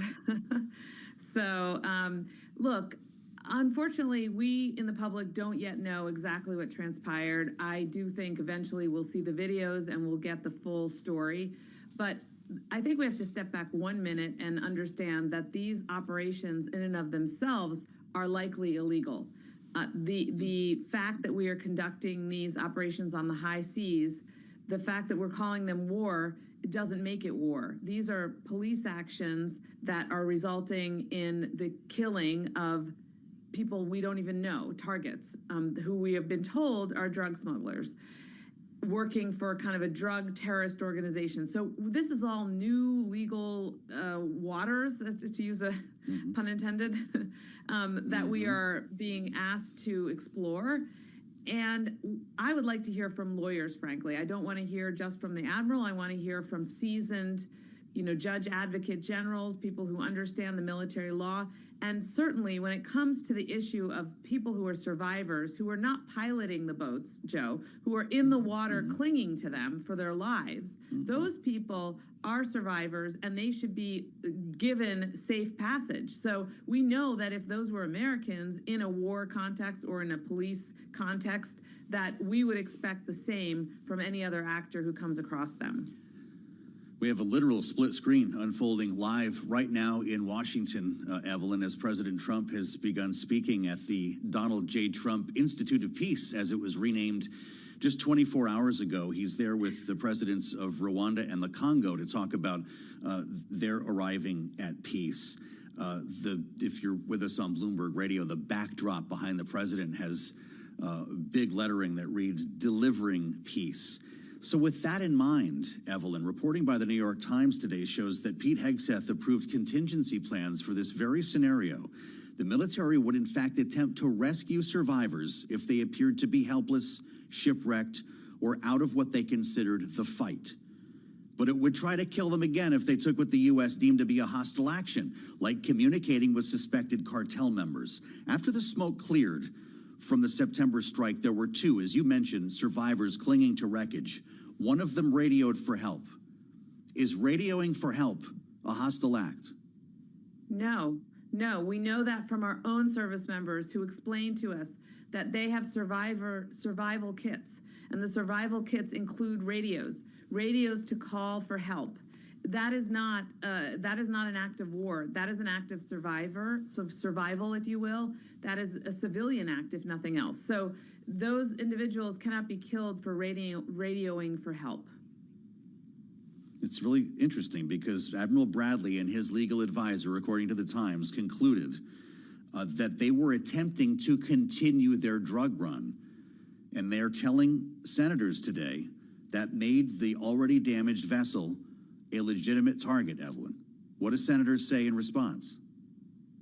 Yeah, I mean, I would doubt that that will hold up in any kind of court of law. And frankly, I do think that these individuals will be court-martialed at some point or brought before a military court of justice. If not now, then at the end of President Trump's term or some other point in time when Congress can step in more assertively. The reality is we need to make sure that we abide by international law, the United States that is, because we have service members who are working all over the world every day during peace and obviously during war. And we want them to also be given fair treatment and given the protection that the Geneva Conventions gives them. Huh. You believe Admiral Bradley will be court-martialed or others, Evelyn? Well, I don't know. Obviously, we have to look and see what how the investigation unfolds. But it does appear, I guess I shouldn't go so far forward, lean so far forward to say that he definitely will be. But there must be more investigation. Let's just leave it at that. And then someone might have to be held accountable. But there's also an overriding question, as I mentioned, Joe, about the legality under international law of these operations. Deeming them war does not make them war. To begin with, reporting in the Wall Street Journal about a different admiral, Alvin Halsey, who was the head of Southcom, and until now we believe that he had stepped down from his position in some sort of protest over these operations. Evelyn, the Journal is reporting that he was forced out by Pete Hegseth after voicing initial concerns about the legality of these operations. Based on your time in the Pentagon, how unusual is it to see a commander fired from his post or taken off of that post during an ongoing military operation? Well, it's incredibly rare, Joe. And I will note that when I worked on the Senate Armed Services Committee, I had oversight for the Southern Command as well as the Special Operations Command. So you do not remove your leading commander unless there's real cause. And in this case, the only thing he did was question the legal assessment, it sounds like. I mean, I don't also know the full details on this. And to fire someone for questioning, which really should be the commander's job. I mean, he should be questioning everything to make sure that he's protecting the men and women in uniform who are working and conducting operations under his orders. As an admiral, can Alvin Halsey speak out about this? Or just in our remaining 30 seconds, Evelyn, will he need to be compelled by Congress to speak publicly? He likely will. Well, that's a good question. He can speak out as a civilian, certainly. And the only thing that he can't talk about are classified items publicly. But of course, he can speak to the relevant committees in a classified session about all of this. Very curious to hear from him at some point here. Evelyn, thank you for walking us through this. It's very helpful. Evelyn Farkas speaking from experience in her time at the Pentagon and, of course, in the United States Senate. She's executive director of the McCain Institute at Arizona State University. We'll assemble our political panel next. Rick Davis and Janae Wartell are with us today. I'm Joe Matthew. This is Bloomberg.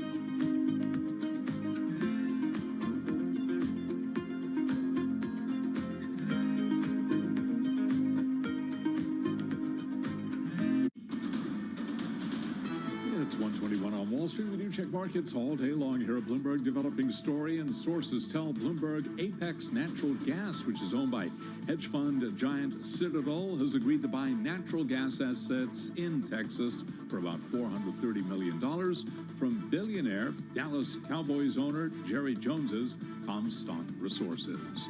Stocks are pushing higher right now. The Dow, the S&P, NASDAQ, they're all gaining 5-point advance on the S&P to 68.55, up by about 0.1%. We do have the Dow Jones Industrial Average up 21 now, up under 0.1%. The NASDAQ Composite Index is up 22 for NASDAQ, a gain of 0.1%.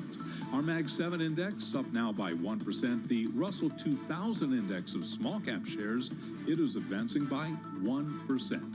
10-year yield at right now 4.09%, with a 2-year 3.52%. Gold is climbing 0.2%, 42.13 the ounce, and West Texas Intermediate crude oil up 1.5%, 59.83 a barrel. Bitcoin now down 1.3% at 92,450 on Bitcoin. Novo Nordisk is leaving the door open for additional work on its pill version of Ozempic for Alzheimer's disease after a pair of failed trials, saying that patients showed a biological response in a handful of areas despite getting no cognitive improvement. ADRs of Novo Nordisk, they're up by 1.3%. Recapping, S&P higher now by 5 points, up by about 0.1%, and Bitcoin is down 1.3%, 92,437 on Bitcoin. For on-demand news 24 hours a day, subscribe to Bloomberg News Now wherever you get your podcasts. And back we go to Washington. Once again, your host, here he is, Joe Matthew. Okay, Charlie, we thank you. Charlie will have more on Wall Street about 20 minutes away here on Balance of Power, where we connect the dots every day between Washington and Wall Street. Thank you for being with us here on Bloomberg TV and radio. Unless you're streaming us live on YouTube, we welcome you one way or the other. Your satellite radio, channel 121, as we throw the full weight and resources of Bloomberg News behind our coverage with one of the most honest polls in America today. You might have heard about it. Google trending topics. They're out with their yearly list. What were we searching about? What was important to you? Interesting to see politics creep into the list in a number of cases here. In some cases, pretty esoteric, actually. But it is honest about what's important to us in America. Charlie Kirk was number one on the top 10 here. The late Charlie Kirk spiking searches like no other story that we saw this year. It is immediately followed by K-pop demon hunters. If you want to humble yourself as an American, continue reading. Number 3, Labubu. That's how you say it, right? Those scary looking toys. Followed by iPhone 17. And how about this? Number 5, One Big Beautiful Bill. I guess that communications effort worked pretty well for the president. Followed by Zoran Mamdani, DeepSeek, government shutdown, and in number 10, tariffs. The stories that we talk about every day here on Balance of Power. It's pretty remarkable. As we asked today, with evidence of Congress showing up in the Google yearly search trends here, what is happening in the House of Representatives? If you read the tip sheets this morning, you'd think it was Lord of the Flies, Elise Stefanik and Chip Roy running around the bonfire, calling for the name of the Speaker of the House, Mike Johnson. Indeed, there are some cross currents that are making life very difficult for the Speaker, and in the case of Elise Stefanik now taking a victory lap, criticizing the Speaker, calling him an ineffective leader who is losing control of his conference, but she managed to impact legislation in the form of the NDAA to her benefit. Listen to what the Speaker said when asked about his standoff with Stefanik. She's been attacking him on social media and on television. He was asked about it on Tuesday. Listen. All of that is false. I don't exactly know why Elise won't just call me. I texted her yesterday. I sent my friend Elise a text last night, and I said, can you find out what the issue was, and I'll help you resolve it. I support her provision. I mean, I would vote for it. I think it's smart. And I'm not sure exactly why it wasn't included. So I don't know why she's frustrated with me. I literally had nothing to do with it, but I'm happy to roll up my sleeves and help her. I want everybody to be successful, and we're going to try to make the bill as best it can be. Let's assemble our political panel for their thoughts on this. Bloomberg Politics contributor Rick Davis is with us, Republican strategist, partner at Stone Court Capital, alongside Democratic strategist Janae Wartell, partner at ARC Initiatives. Great to see you both. Janae, what does it tell you when the Speaker of the House is talking to his membership, in this case a member of his own conference, through the media saying, I wish you would call me? Well, look, of course the GOP is spiraling. They have control of the White House, control of Congress, both chambers, and yet we're in a 2026 election cycle, and the American people are not happy. We're in an affordability crisis. Healthcare is under attack. So now folks like Elise Stefanik want to be out front as being dissenting or expressing discontent with the direction that Congress is taking and their key votes on some of these policies. Now, yes, she could have just picked up the phone or sent a text and reached out to Speaker Johnson, but instead she wanted to be out front as showing that she is not a part of the rank and file of Republicans who have gone along with the Trump administration's policies and the most recent controversial votes that Congress has taken. And so, you know, she's reading the tea leaves here, as are many. We're seeing these Google searches really reflecting that Americans are tuned into politics in a way that they haven't been. Googling the one beautiful bill, understanding what tariffs are. Folks are dialed in. And what we're seeing now is that Republicans are trying to figure out ways to show some independence from what has been Donald Trump's real stranglehold on the party. You know, interesting. It wasn't just this provision in the NDAA, Rick. Stefanik talked to the Wall Street Journal, cited matters ranging from members criticizing Speaker's decision to keep lawmakers in their home districts during the recent government shutdown, to weak showings in special elections, to what she cast as his failure to address the expected jump in healthcare costs if the party doesn't reach agreement soon with Democrats. And that's going to bring us to the jumping off point here when it comes to the looming healthcare vote a week from today in the Senate. How many members of the Republican conference is Elise Stefanik speaking for, Rick? Because we know Nancy Mace says she may soon announce her decision to follow Marjorie Taylor Greene out the door in not running for re-election. Yeah, look, I mean, you don't need to look any further than last week's special election in Tennessee, or this week's special election in Tennessee, where, you know, you lost basically, you know, 10 to 12% of the Republican vote from 2024 to 2025. I mean, it is a big deal. There are 50 House Republicans in districts that Trump won by 10 to 12 to 15% that now are waking up saying, I could lose.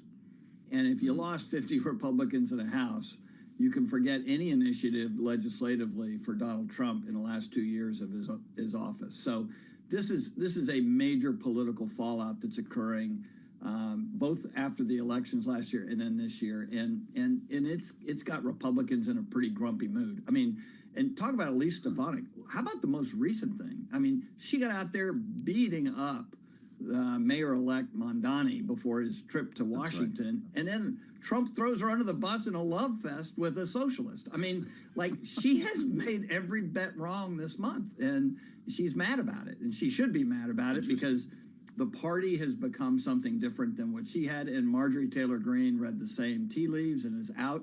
And as you point out, there are others like Mace who are running for governor and have other things to do, and maybe I don't want to spend my time getting wasted in Washington for the next year. Wow, boy, oh boy. Well, you know, Rick reminds us Stefanik is running for governor here, Janae, and so we do need to look at her remarks and her posture here through that prism of the campaign. But she went on to say to the Journal, whereas Kevin McCarthy was a political animal, Mike Johnson is a political novice. And boy, does it show, with House Republicans underperforming for the first time in the Trump era. I'm confused, Janae. I thought Mike Johnson was the golden boy, the only guy who got to deliver at the end for Donald Trump. Kevin McCarthy was fired for doing things that Mike Johnson managed to pull off. How has this changed so quickly? Well, you said the two magic words, Donald Trump. And one of the reasons why Mike Johnson has been so successful is because Donald Trump, under threat of primary for any lawmaker or congressman who steps out of line, has threatened to primary them. So for the first 9-10 months of the administration, we saw that no one was stepping out of line. They were voting on unpopular legislation. They were voting against the interest of constituents in their districts. And now those chickens have come home to roost because we're in the 2026 election cycle. So I think that Mike Johnson's effectiveness has really been tied more directly to how much that folks have fallen in line with Donald Trump, rather than his own political maneuvering and how he's been able to bring folks together. And now, surprisingly, given that we're in the 2026 election cycle, we see that folks are starting to realize that they're in these vulnerable districts. They, as we mentioned, saw the election results from a few Tuesdays ago and said, wow, a lot of what we've been voting on and what we've been loyal to Donald Trump about has created this affordability crisis for our constituents. They're not happy about healthcare. They're not happy about anything right now. And so we've got to find ways to show some independence. So I think Mike Johnson's real effectiveness has really more so been tied to how strong has the Republican brand been under Trump for the first, few months of this administration. Interesting. It's a week from today, as I mentioned, that the healthcare vote's supposed to take place in the Senate. That's what John Thune promised. And we are seeing the gears turn a little bit today, Rick. There was a meeting yesterday that included Senator Bill Cassidy, representing his plan on the Senate side. Representatives Josh Gottheimer and Jen Kiggins, D&R, were in that meeting as well. They didn't come to a particular agreement, but they're talking. And today, the aforementioned Gottheimer and Kiggins are introducing a framework, their own bipartisan legislation here to reduce health premiums. Is this going to be another case where Mike Johnson gets a vote, something passes in a squeaker, and he's the made man once again?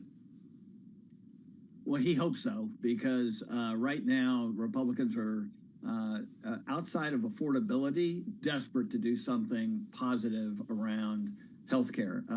It's pretty clear that we lost the narrative debate around the shutdown over healthcare. Regardless of how you feel about the shutdown writ large, we got on totally the defensive, Republicans did, on healthcare, and they're desperate to get back into the game. And so my guess is you have a very high chance that something comes out of the House that the Speaker will try to take a victory lap on, even though his strategy around the shutdown was what put us in this place to begin with.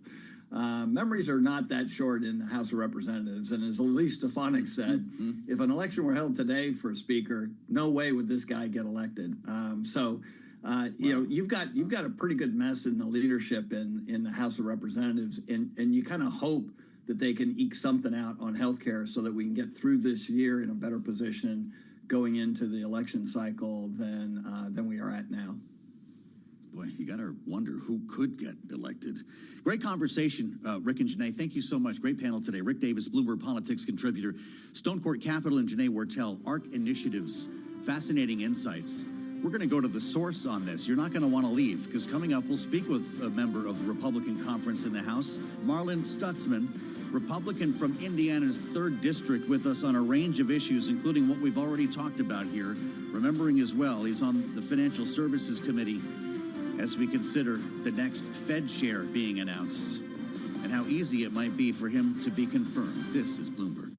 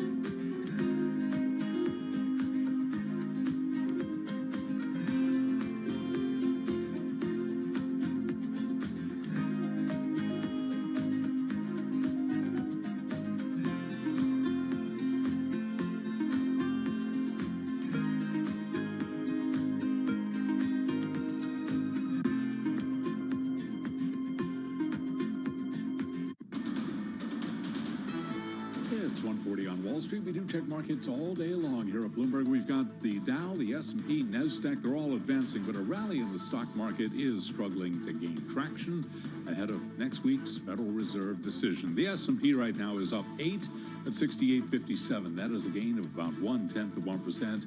Dow Jones Industrial Average higher by 21 points, up by just under 0.1%, while the NASDAQ Composite Index is climbing 34 points, up 0.1.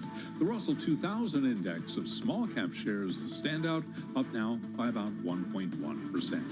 The 10-year at 4.10%, with the 2-year that's yielding 3.52%. Spot gold is higher by $9 the ounce, little changed, up 0.2%. Silver retreating by 2.5%, 57.02 the ounce. West Texas Intermediate crude up 1.6%, 59.90 on WTI, and Bitcoin now down by 1.7%, 92,130 on Bitcoin.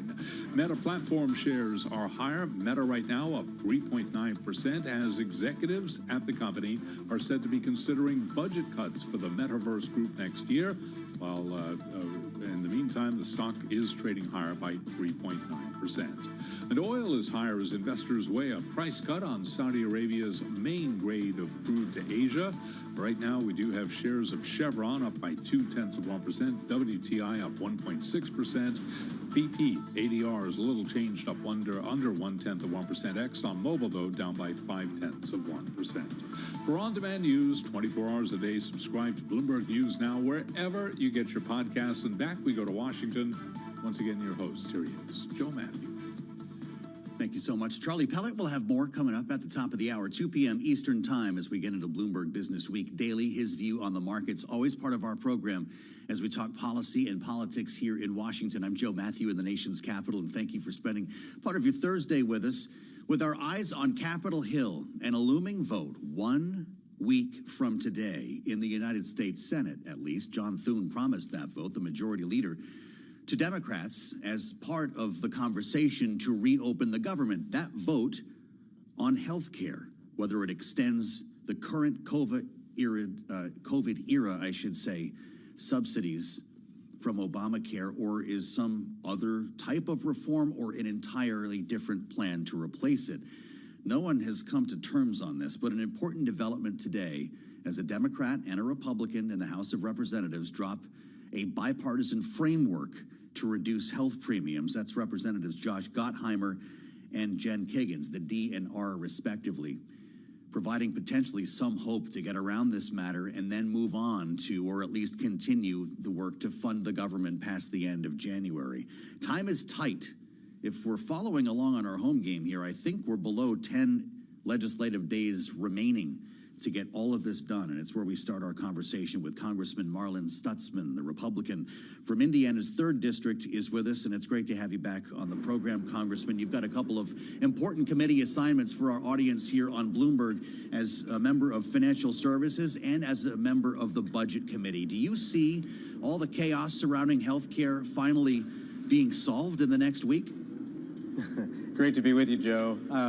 I don't think we'll get all of the problems solved. I think, what we all are realizing is that the Affordable Care Act isn't as affordable as was promised. And I think that there's a lot of frustration. I was just talking to my brother who runs family businesses for us back home, and he was talking about the cost of health care going up for, smaller, to mid-sized companies. And that's one of the challenges that we've all been facing in this country, is the fact that, inflation has definitely affected the economy and the ability to make those raises for employees. My hope is that we've set the table with the big beautiful bill, keeping taxes where they're at and making sure that the regulatory environment is much more affordable, or much more in check, so that way businesses don't have those high cost of accountants and attorneys and consultants to be able to make a profit. So I don't think it's going to happen all in this next week. I always, of course, commend those who want to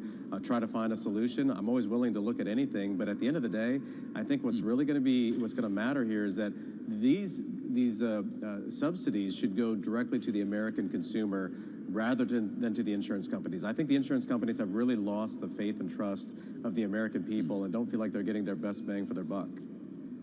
Well, what do you think of this Gottheimer-Kagan's bill, and what are you hearing about it? It would provide, as I understand, a one-year extension for these subsidies. It would also add new guardrails when it comes to eligibility, cracking down on fraud, and a menu of separate pay-for options, not in the form of subsidies. Is that getting closer to something you might support?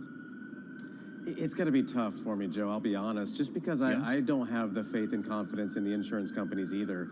You know, if we send them the money, they're going to, you know, add it to their bottom line. I would much rather send it to the HSAs, send the money directly to the consumers, let the consumer make the decision on what to do with those funds, because I think that's where the American people feel like, you know, they're getting gypped. I mean, because the money goes through government, the money goes through big corporations, and then what gets left to them at the end of the day isn't enough to cover the bills. And I think that's why, you know, just like the Trump savings account that has gotten some attention this week, it empowers the American individual. It makes sure that the money gets to them, and then they can decide how those monies would be used. And going through an HSA would give those guardrails to be sure that the funds go to actual health care services provided. Yeah.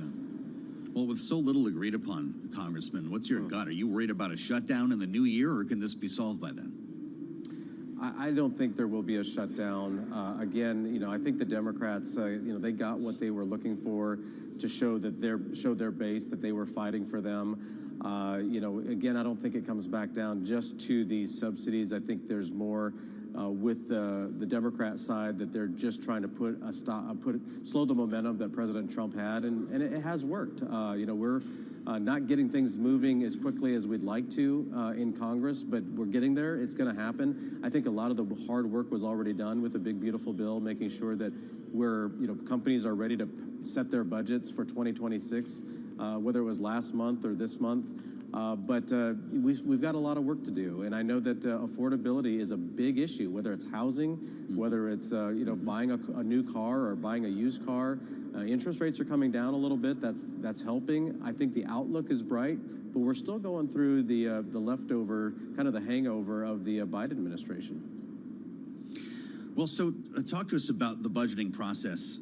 You're actually on the budget committee, and there's been talk of something revolutionary happening as the speaker promised regular order, Congressman. I don't mean to get too cute here. I don't think anybody sees 12 separate bills coming together, but we could have a couple of minibus bills, correct, that would help us fund the government past January 30. How close are we to making that happen? Yeah, well, that's always the goal, and I appreciate Speaker Johnson's leadership. I mean, he has brought the Republican conference a long way in the House with a small majority. It doesn't take too many members to jump off that makes it difficult to pass anything. That's one thing that Republicans need to do, is stick together.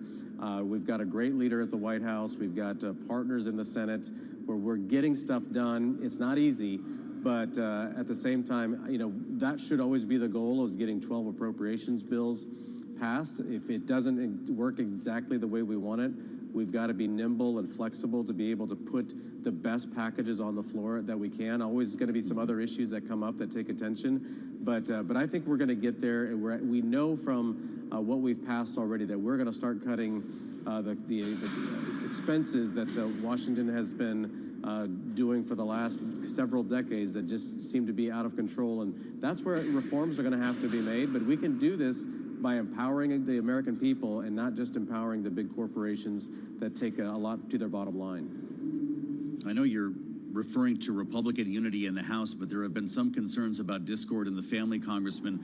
Look no further than Elise Stefanik, who has been at odds with Speaker Johnson over a number of issues. Beyond the provision in the NDAA that she planted a flag on, there are questions about more than that, she says. Speaking with the Wall Street Journal, citing matters ranging from members criticizing Speaker's decision to keep lawmakers like yourself home during the shutdown, to weak showings in special elections, to what she cast as his failure to address an expected jump in healthcare costs, which you and I were just talking about. She went on to say, Kevin McCarthy was a political animal. Mike Johnson is a political novice. And boy, does it show. Is this just a member running for governor, Congressman, or is there more to it in your conference? Well, no, I mean, this is the first I've actually heard of this. I know there's been a couple of members that have expressed frustration publicly. Marjorie Taylor Greene is one of them. And of course, Elise Stefanik, she was put in a really awkward, difficult spot. Here she thought she was going to be the UN ambassador, and those things didn't work out, and now she's running for governor. I wish we would always keep those conversations inside the family, and especially one-on-one. She should be expressing her frustration with the speaker if it's genuinely real. I mean, that's what we should all be doing.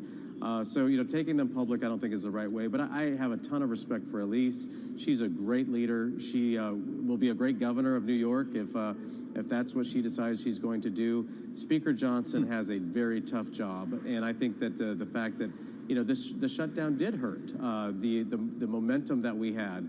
If that's what Democrats wanted, that it probably did help them. But we're going to get back on track. We're going to make sure. The NDAA is kind of one of those must-pass bills, and so everybody's jockeying, trying to get their piece of legislation into the NDAA because they know it's going to likely get across the finish line. But Speaker Johnson will navigate all of that. I'm sure he's already, making the phone calls to Elise to say, hey, let's get together and talk and work this out. We really got to stick together as a team. Ever the diplomat in Marlon Stutzman. Congressman, I've got to ask you about redistricting. There is an effort in your state, a big push and pull, at least in the state legislature, when it comes to Indiana. Do you support the effort? I do. And it's one of those things, again, where these issues come at you and you're like, oh, why do we have to do this? Why are we having to, break the precedent? Well, the problem is we meet all the time in legislative bodies because something's changed, precedent changed. And so we always are faced with challenges. And I think that it's one of those that the Indiana legislature wasn't expecting. But a lot of this comes back to the politics that I mentioned earlier. The Democrats have been, drawing their maps in states like California, Illinois. Massachusetts is a good example. Massachusetts is as Democrat as Indiana is Republican. And, there's 9 districts in Massachusetts. There's 9 districts in Indiana. Yeah. Every district in Massachusetts is Democrat. It's favored to the Democrats. In Indiana, I think the maps were actually very favorable to the Democrats because there was one district in Indianapolis that it was a true blue Democrat seat. And then, of course, Northwest Indiana was a swing seat, kind of. But we've had a lot of people moving over from Illinois. And, if we're going to play partisan politics, Indiana is a 9-0 state. And so the Republican friends in the state legislature there need to realize we're in a national battle here. This isn't just about Indiana. It's a national battle where we need to be sure that there's equal representation in Washington for Hoosiers. Wow. Well, a couple of different scenarios that you just outlined there, right? And first of all, California was responding to Texas, which got the ball rolling on this. And some of those other states you mentioned, like Massachusetts, were on schedule with the census, right? The question has been, should every state just go for it right now and hope for the best when it's done? And it looks like that's a yes for Indiana. Well, it is, but Texas was also forced to do it by the courts, so it wasn't just they decided to do that. That's something that I've checked on several times because I always hear that explanation. California, they actually put it to a vote to the people, and the people overwhelmingly voted, said, hey, we're going to let the legislature go ahead and draw the maps again. So I tell my Indiana colleagues, like, what, if you put the issue in front of the people of Indiana, they would probably look at it the same way as Californians did, but they just have a different process. They actually have to take it to a vote first with the public. Indiana has a different process. We have a supermajority. I think it needs to be something that needs to get done so that way we can continue to push the conservative agenda forward. I thought you were going to say that you might actually bring this to a vote in Indiana. I know Governor Braun had some concerns about this to begin with, but I read what you're saying right now. I have to ask you quickly while you're with us, Congressman, with your post on the Financial Services Committee, about Bloomberg's reporting that Kevin Hassett is leading the charge here and at the top of President Trump's list to be the next Fed chair. Is that a name you would support? Oh, I hope so. I love Kevin. He's done a great job for the administration already. He's just got a great smile. He's always optimistic. But I think he's also the level head that we need, a steady hand. Between Kevin and Scott Bessent, 2 great folks at the wheel for the American economy. And he's got my vote if there's anybody that is listening. Well, Scott Bessent might, if this happens, Bloomberg reporting that the White House might give him Hassett's job as well, running the NEC. That gives, I think, Scott Bessent 3 hats. Are you comfortable with that? Well, he's got a really big one with just the IRS. I should say so. Right. Scott is tremendous. I always enjoy our meetings with him on the budget committee. He's very thoughtful. He's got a great team around him. He knows how these things work, and I'm sure he'll do whatever he can for the president, ultimately for the American people. Great. Congressman, come back and talk to us about your INVEST Act next time. We'd like to keep the conversation rolling. Marlon Stutzman, Republican from Indiana's 3rd District, with us live from Capitol Hill. I'm Joe Matthew in Washington. We'll meet you back here on the late edition of Balance of Power. That starts at 5 p.m. Eastern. We'll have a lot more to unpack after an important day in Washington. This is Bloomberg.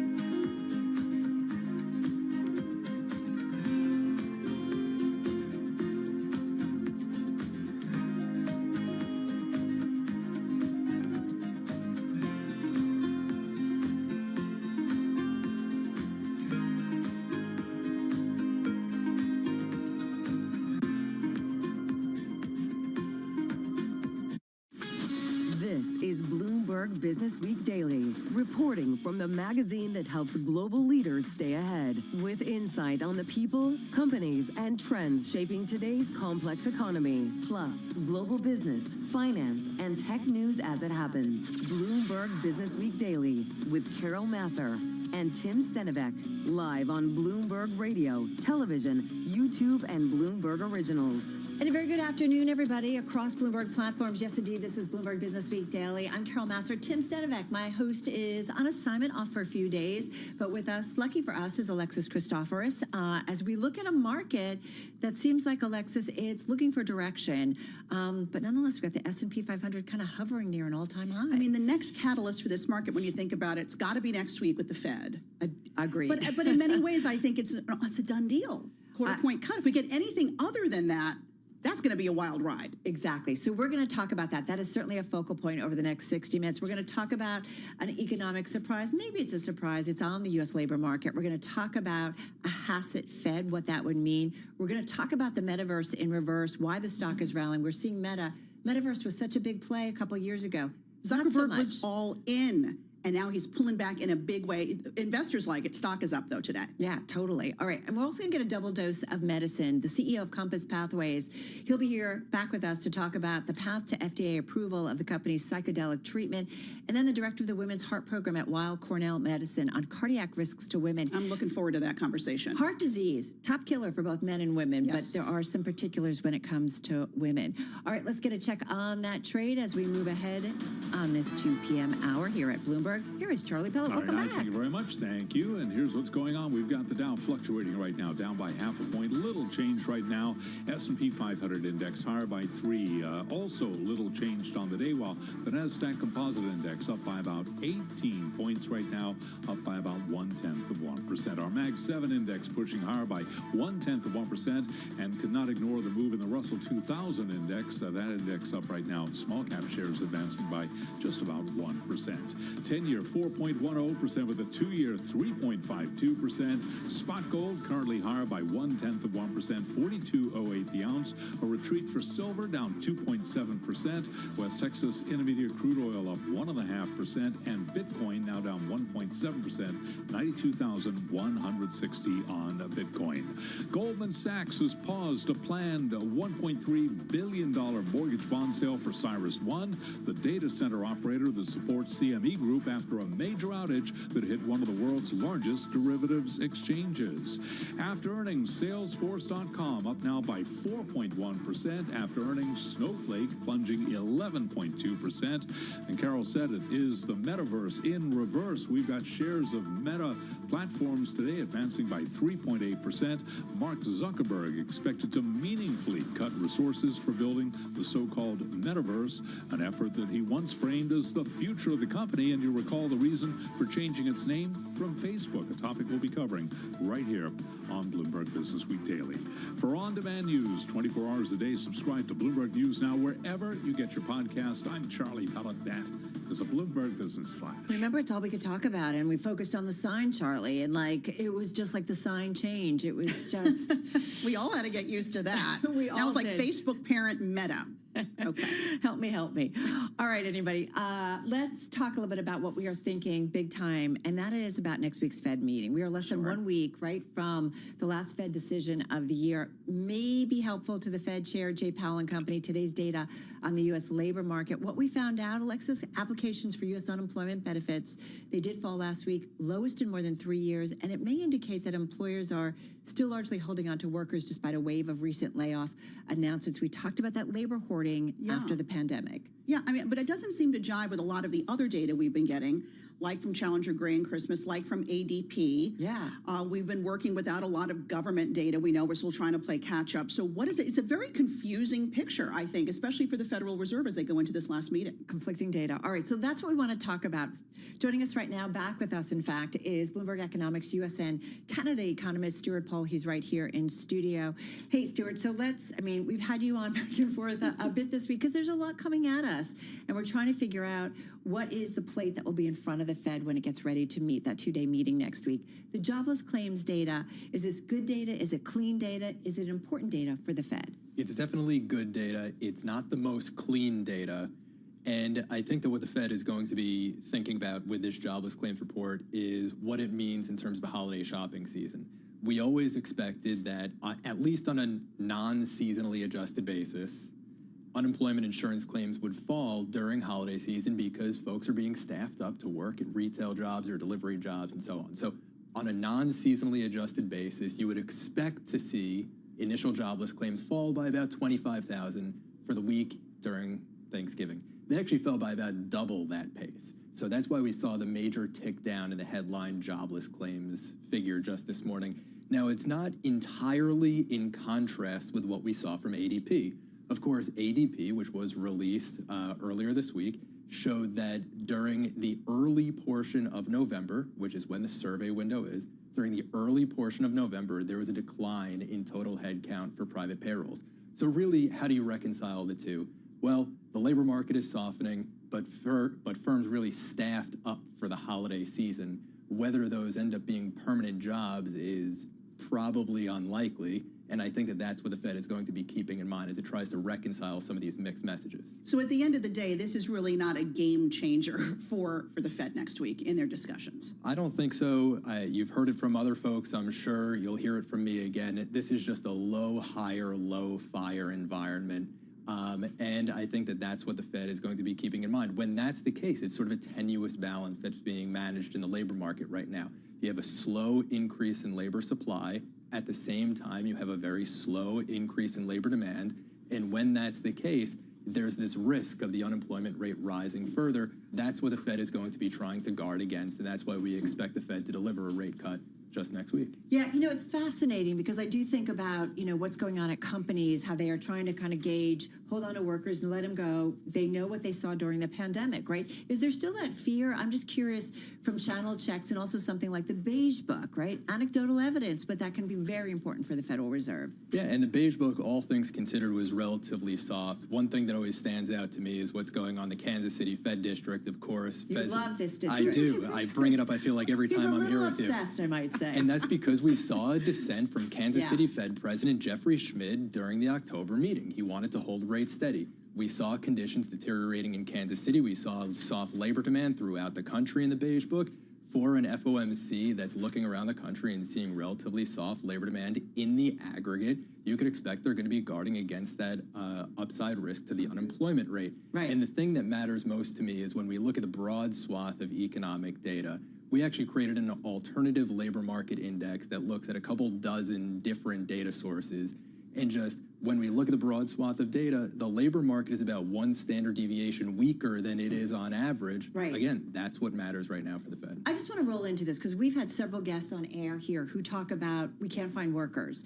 And this is Farm Girl Flowers. They bought a farm. They can't find workers. We had another guest this week, head of a company. Again, can't find workers. The labor pool, how much has it been cut as a result of immigrants or lack of immigrants or immigration? The lack of immigration has slowed the break-even pace of hiring. So the pace of hiring needed to keep the unemployment rate steady. It slowed that break-even pace of hiring from about 85,000 additional workers per month to maybe about 35,000 additional workers per month.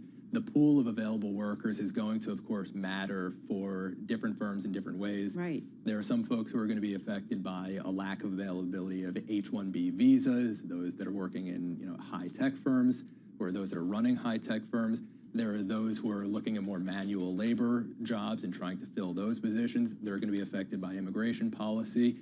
But if we just look at the broad swath of labor market data, there are sufficient workers to fill jobs. That's why the unemployment rate rose in September. Well, also, when you look at the unemployment rate among recent college grads, which is much higher, right, than the national unemployment rate. I know we don't have the freshest numbers right now. And a lot of those folks are graduating with 4-year degrees or more, and they're underemployed, right? Yeah, so the theme that we can take from all of this is that there are big structural shifts that are taking place in the labor market.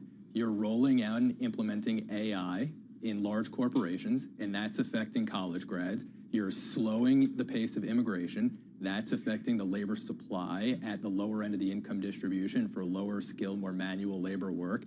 And you also have this change in H-1B policy, and that's going to affect those workers and firms that are relying on visas and, again, immigrant labor working at the upper end of services, of the services sector. So these are all big structural shifts. Right. And again, it just contributes to this tenuous balance. Any sort of slowdown in the pace of hiring or firing would lead to a rising unemployment rate that the Fed doesn't want. All right, I want to bring into the conversation someone who just ran into the studio, our own Bloomberg Intelligence Chief U.S. Interest Rate Strategist, Ira Jersey. It's been a while. I'm so glad you're here with us.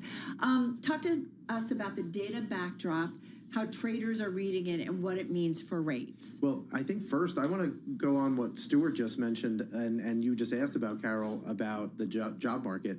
So my son just finished a seasonal job at Six Flags. He went into an interview yesterday at 8 a.m. At 9 a.m., he was working. And this is a manual labor kind of job, cool. And he's 18 years old, high school graduate, you know, is kind of taking a gap year. So, I mean, there's jobs out there if you're willing to, you know, do these manual jobs. But anyway. Congratulations, Dad. Exactly. No, but this is good. You're right. It shows that there are the jobs out there. Yeah, I mean, it's very anecdotal, right? But at the same time, you know, I think it tells a little bit of the story. But, you know, that being said, you know, the market is certainly priced for a cut next week. But what's interesting is that we're then not priced for another cut for sure until next May, right? So it's like, is this one and done? Is this one and then options? I suspect that the Fed is going to continue to worry about the labor market. And as soon as we start to see more labor market data, if that labor market's not particularly good, then they'll continue to be easy, right? And maybe not cut every meeting, but at the same time be on the more cautious, easier side. And then the second thing is your discussion about the Beige Book was really interesting because we... I love the Beige Book. Yeah, so, well, what a lot of people do, and the Fed does, right? Yeah. We know that the Fed overweights it. Powell certainly does. This is a much more granular look at what's going on as opposed to some of the other data that we get. Yeah, but it is survey-based, right? It is like, you know, comments that are made by different people that members of the different Fed banks speak with regularly. But it's important to the Fed. And one of the things that we do is we parse it using a natural language processing model that we have. And what that showed is that it's, in the last reading, is that it was much more dovish than it was the previous two meetings. So it was overall pretty weak, and I think that because of that, you know, that's one reason to think that the Fed is going to hike next week. And if you continue to see that weakness, I think that they'll cut even more in the first half, and that might be a little bit different than what other people are thinking. I love that you said dovish because I want to get to someone who has kind of a more hawkish perspective. Greg Peters, Co-Chief Investment Officer at PGIM Fixed Income, member of the Treasury Borrowing Advisory Committee. He spoke to our Bloomberg colleagues in Asia overnight about what he expects from the Fed. He also talked about the expectations of maybe a Kevin Hassett Fed. First up, though, he addressed next week's meeting. Listen up, everybody. We will have a hawkish cut, coming up, but I'm not sure there's a lot of information coming out of that meeting, right? I think the markets are focused on what happens next, and what happens next is the new Fed chair, the new composition, and quite candidly, the meddling of the administration in Fed affairs. The market has reacted since the betting markets have, raised the probability last week. The bond market has performed quite poorly. So the bond market's telling you that there are some concerns there. But on one hand, you have the Fed independence question, with Hassett as, basically tied to the administration. But on the other, does he have the credibility within the committee to drive consensus? And so we don't know that answer. I don't think he has that credibility. I think that's what the bond market is telling you. The narratives that are out there. Hey, Greg Peters, Co-Chief Investment Officer at PGIM Fixed Income. I want to just ask as we wrap up here, and first to you, Ira, I mean, what's more important next week? Is it the Fed under Jay Powell, what he says and does next week, or our expectations around what a Fed could be with Kevin Hassett as Fed chair? Well, I think next week it's the summary of economic projections, right? Because you're going to cut. I forgot we get that. Yeah, the summary of economic projections and the dot plot will probably be what moves my market. Two-year yields in particular, I think if you see any decline in the median dot, that you're going to wind up seeing two-year yields probably rally even as much as 15 basis points in a hurry. All right, good stuff. Stuart, your last thought on that. What do you think is more important? Dot plot matters way more. I think so neither of my choices. Oops. Dot plot matters way more, and I'm actually really worried about the distribution of dots showing two emerging camps. You're going to have some folks, again, looking to guard against the labor market, but we also know that next year's slate of voters from the regional Federal Reserve banks are going to be quite a bit more hawkish than this year's regional Fed. Is inflation still back there, guys, as a backdrop? I agree. Right? It's still there. It's inflationary pressures that are out there. That's right. I mean, look, we still have inflationary pressures. Just tomorrow, we're going to get the much delayed September personal income and outlays report with PCE inflation. The annual pace of PCE inflation, core PCE inflation, is still going to be running 2.9%. Right. It's not the sort of thing that's going to keep, that's not the sort of thing that's going to alleviate concerns around inflation pressures. I think that the thing that probably matters more is that services inflation pressure is softening. And again, that just, focuses the Fed back on the labor market. Or the Fed could change its target, but I doubt that'll happen. Doubt it. Guys, thank you so much, and I hope we can get the two of you back in here real soon. Bloomberg Economics U.S. and Canada economist Stuart Paul, along with Bloomberg Intelligence Chief U.S. Interest Rate Strategist Ira Jersey. All right, let's get to Meta. We are seeing shares rallying today. A top performer in the NASDAQ 100. It's all thanks to a Bloomberg scoop by our own Kurt Wagner. He joins us now from our Bloomberg News San Francisco bureau and studio. Kurt, great reporting. Tell us about Meta and kind of going in reverse when it comes to the metaverse. Yeah, so this is something that has come out of conversations over the last several weeks. At the executive level at the company, they're doing 2026 budget planning, and Mark Zuckerberg has sort of asked executives across the board to generally look for 10% cuts. You know, how do we trim things down, head into next year a little slimmer? But for the metaverse group specifically, he's asked for a lot more. And my understanding is that executives are still figuring out exactly how deep they're going to go, but that they're talking about cutting the budget by as much as 30% next year. And so for a company that has, you know, touted the metaverse as the future of this business, right? I mean, they literally changed the name from Facebook Inc. to Meta Platforms Inc. a few years ago. It's a notable decision that they are pulling back. You know, they're not getting rid of the metaverse stuff, but they are pulling back in a meaningful way.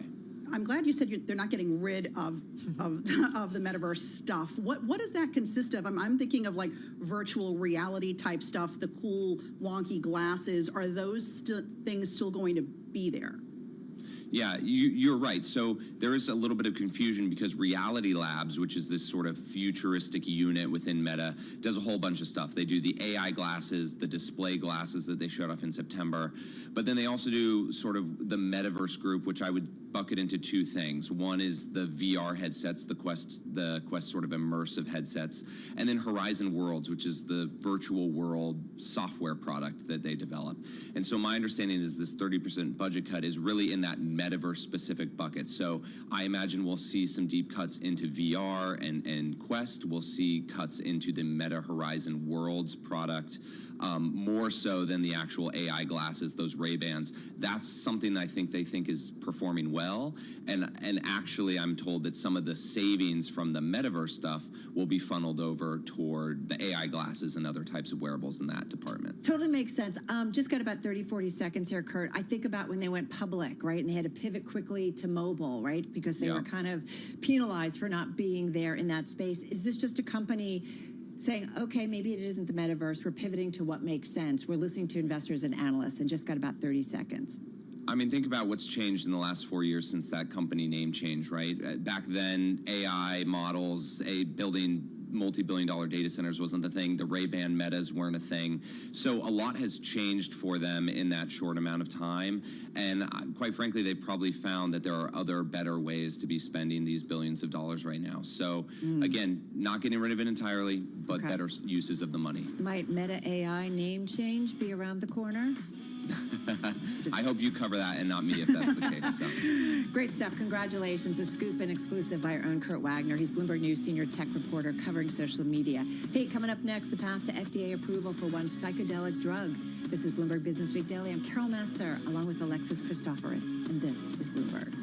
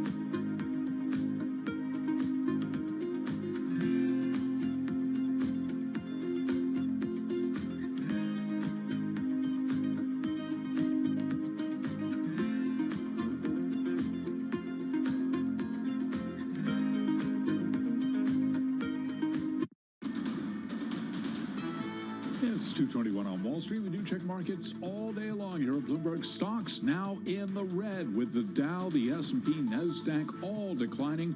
We're looking at a 171-point decline now on the Dow Jones Industrial Average, down 0.3%. The S&P now lower by 18 at 68.31, a drop there of just about 0.3% after earlier trading at near a record. We've got the NASDAQ Composite Index down 57, a decline of 0.2%. The Russell 2000 Index of small cap shares, though, holding on to a gain, up now by about 0.6%. 10-year yield currently at 4.10% with a 2-year 3.52%. Gold is down $1 the ounce, 42.01, drop there of under 0.1%. Silver down now by 3%. West Texas Intermediate crude oil up 1.2%, 59.66 a barrel. And Bitcoin now lower by 2.7%. Bitcoin 91,140 on Bitcoin. Paramount Skydance is accusing Warner Brothers Discovery of failing to conduct a fair auction, saying the film and TV company is not acting in its shareholders' best interests. Right now, Paramount Skydance shares, they're down 0.2%. Warner Brothers Discovery down 1.2%. The other player in all of this, Netflix, down now by 1.1%. For on-demand news 24 hours a day, subscribe to Bloomberg News Now wherever you get your podcasts. I'm Charlie Pellet. That is a Bloomberg Business Flash. All right, thanks so much, Charlie. Alexis Christophers here with Carol Massar. Thanks so much for joining us on Bloomberg Business Week Daily. Remember when psychedelics were like all the rage? Totally. And We've been talking about them for a while. And then they weren't, because in 2022, we saw prices collapse, money was pulling out, trial results weren't where they needed to be. It's having a resurgence. According to Bloomberg intelligence analysts, they're estimating that the psychedelic drug market could grow to $7 billion by 2032. That's a decent market. Yeah. So the market potential here, they say, is clear, but companies could still run into issues with regulators, this we know, and in upscaling the products. So back with us here in studio, which we're so happy about, is Kabir Nath, Chief Executive Officer of Compass Pathways. And so great to have you back. You were here last in July, Kabir. That's right, and it's great to be back. Thanks for the invitation. So tell us, first off, just a little background for folks. This is your company, Compass Pathways, $515 million market cap, not too shabby. Stock is up 42% year to date. We know there's a lot of volatility in this industry too, but that's not too shabby either. Tell us what's changed since you were in our studios in July. Thank you. So we're excited about the fact that we're now in a position to potentially accelerate getting this medicine to patients who so urgently need it. Let me remind you that there are 3 million patients living with persistent depression in the US. Fewer than 5% of them today are treated with a medicine that was actually specifically studied for or is approved for treatment-resistant depression. And this is depression that is chronic, it's refractory, often people are unable to work. It has dramatic direct healthcare costs in terms of costs of emergency room admissions, in psychiatric care. But it also has real social costs for these people. So what's changed is we've had a really excellent conversation with the FDA about their desire to see, subject to us continuing to produce really strong results in terms of efficacy and safety, their desire to see this moved more quickly. We've completed the enrollment in our second final stage study, which we did ahead of expectations, which is really down to the great... So this is a phase 3? This is a phase 3. This is the second of our final stage studies. We've completed the enrollment of that. We expect to have the primary data from that in first quarter of next year. That will give us the second of our final stage studies. And with that, we are actually excited to be able to submit that to the agency and look to an accelerated approval. Wow, that sounds like a really big move. I'm curious, just remind us, and we were talking with our healthcare team, how you guys designed the trials or research program to avoid some of the pitfalls that we've seen with, I think about the ecstasy and the MDMA drug application, that was for PTSD. How did you guys avoid some of those pitfalls? So first, we had the opportunity to learn from some of the lessons. We've been in an excellent dialogue with the FDA now for some 6 or 7 years since we first started this process. Yeah, as we know, developing new medicines takes a long time and a lot of commitment. Yeah. We've done this in a very robust and rigorous way. We are collecting full side effect data. We're collecting all the issues, not just potential side effects such as headache and fatigue, which are transient, but also things like liking and so on to make sure that there is really no abuse potential for this. And we've been collecting that right from the get-go. Is there any abuse potential No, for this? there is no history in psilocybin of people actually seeking it out or of any abuse potential with psilocybin, which is an important point. I'm putting my investor hat on for a moment, and I need to ask you about intellectual property and how you handle something like that, because psychedelic compounds don't sort of fit comfortably into that compound, if you will, because a lot of them are natural. They can't really be patented, if you will. So how do you deal with that, and to what extent is your medicine, hold patents or have intellectual property? So our medicine, COMP360, is a fully synthetic formulation of psilocybin. Oh, okay. We have polyphenol patents that address that, and therefore we have robust protection till 2038 with the potential for extension around that, because again, we went for a fully synthetic modern medicine. Have you talked directly with the Health and Human Secretary, Robert F. Kennedy? We are focused on an excellent relationship with the psychiatry division of the FDA. Okay. We've been working with the same folks for 7 years there. Because he has certainly made some commentary around this that has given, hopes and expectations that this would move along more rapidly. We're happy that there are senior figures in the administration who believe, like us, in the potential for psychedelic therapy, but we're really focused on delivering the right efficacy and safety through our studies and working directly with the division that's going to approve us. So trial 3, the third phase next year, early next year, give us an idea of a timeline. I mean, when might we see something like this come to market? We will get the primary data, as I said, in first quarter of next year. Right. We will need to submit some more data later in the year, but we are looking forward to being in a position to complete a submission to the FDA in the latter part of next year, and then we'll work with them as expeditiously as possible on a potential regulatory approval. So 2026, 2027? I know this stuff all takes long, and I know we constantly am asking you, but I think because it's been so much out there for a while, a decade and then some, right? I think we're all trying to, certainly for an investing audience, understand when this actually hits the market. We are preparing to be ready for a commercial launch from the end of 2026. Ah, he said it. Well, thank you. What does something like this What does something like this cost? That's the question. So it's premature to discuss the pricing for this at the moment. First, we actually still need to see some of the longer-term results from our studies. Right. In particular, we need to see over the course of the first 6 months what the potential for a second dose is, and really, therefore, how many potential sessions that a patient may need to have in a given year. That's a great question, because you're talking sessions. So this is not a drug that someone would continue to take, or a lifelong sort of drug, if you will. Absolutely, and it's a really important point there. What we have shown in our study so far is that a single session can produce a dramatic response that lasts for 6 weeks. Wow. Today, either it's a daily oral or there is a product, esketamine, which you will need to take maybe 30 to 50 times a year. What we are showing is truly transformative, therefore, for these patients with this infrequent sessions. We're talking with Kabir Nath. He's Chief Executive Officer of Compass Pathways. Ticker is CMPS. He's here in our Bloomberg studio, Bloomberg headquarters. Kabir, one of the things I think about then is, if all goes as you anticipate, and you've talked about the market for who this is for specifically, then do you move on to other uses and other treatments, whether it's PTSD, whether it's drug addiction? I'm just curious how far you can go with this. Yes, thank you, Carol. And we are designing, have in fact already designed and finalized the design of a study in PTSD. PTSD affects 13 million people in America. And while there's this view that it's prevalent among veterans and so on, it absolutely is. That's actually only around 15% of that population. Only 15%? Wow. 15%. Actually, 60% of people suffering with PTSD are women. And so this is a very large population. The only 2 medicines approved for PTSD were approved in the last century. So this we is could use something new, something different. And so we are very excited about that. We have designed a study, and that we will be kicking that off next year. I want to go back to the question of price. Sure. What about insurance, and how does that play a part in all of this?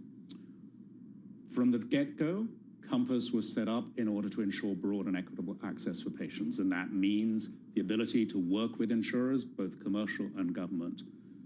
With the data we've already shown, as I say, a single administration producing statistically significant reductions in depressive symptoms after 6 weeks, we've already started to demonstrate the value that this can bring to the healthcare system.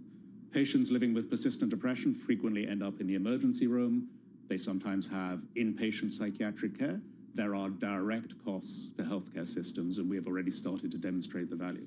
You know, and forgive us, Kabir, we do keep going back to, I know you can't talk about price or your guys are figuring that out, but we kicked off saying, according to our Bloomberg intelligence team, that this market, psychedelic drug development, could grow to $7 billion in sales by 2032. How much of that do you think is, or how much of that market size do you think you could get? And I'm curious. So we have the potential to be ahead of other companies in this market by 2 to 3 years. And we're excited about the opportunity to treat lots of patients. So for us, this is about the ability to make inroads into those 3 million patients that need a new treatment option. The only medicine that's actually approved and is being really promoted for this population today is treating maybe 70 to 100,000 patients out of that population of 3 million. Right. So what we're excited about is the ability to bring this new medicine to those patients. Is it $1 billion drug? Would you anticipate? We would hope that if we can successfully treat, if we can treat a large number of patients. Well, especially if you get, and you expand out. Do you go alone? For other uses, yeah. Do you go alone? That's our intention. We've always said clearly that we believe that we can do this on our own in the US market, and that's our intention. All right, what about side effects? I mean, folks are listening to this. A lot of folks are hoping that this is all going to work and come to market sooner rather than later. What are some of the side effects, though? So on the day of dosing, there's some headache, some nausea, and that passes by the second day at most, because this is a day in a treatment center. We have a fully independent group of scientists and clinicians that reviews all our safety data on a regular basis. They have access to data from all arms of our studies, and they have seen no unexpected or concerning side effects that have caused them to alter the course of the study in any way. And just remind everybody, and we just got about 40 seconds, Kabir, right? When it is given to a patient, there are folks around to really watch the process, make sure things go. You're not taking this in your bathroom by yourself. No, this is very much delivered in a safe environment, in a medical environment, with somebody in the room who is medically trained, who's there just to assure patient safety and comfort. Do you see the finish line? I absolutely do, and we're excited about that potential. I just think how long we've been reporting on it and talking about it. It's really fun to kind of be on this journey with you. I'm just wondering quickly, regulatory hurdles in 2026, do you think that it is going to be a more friendly regulatory environment?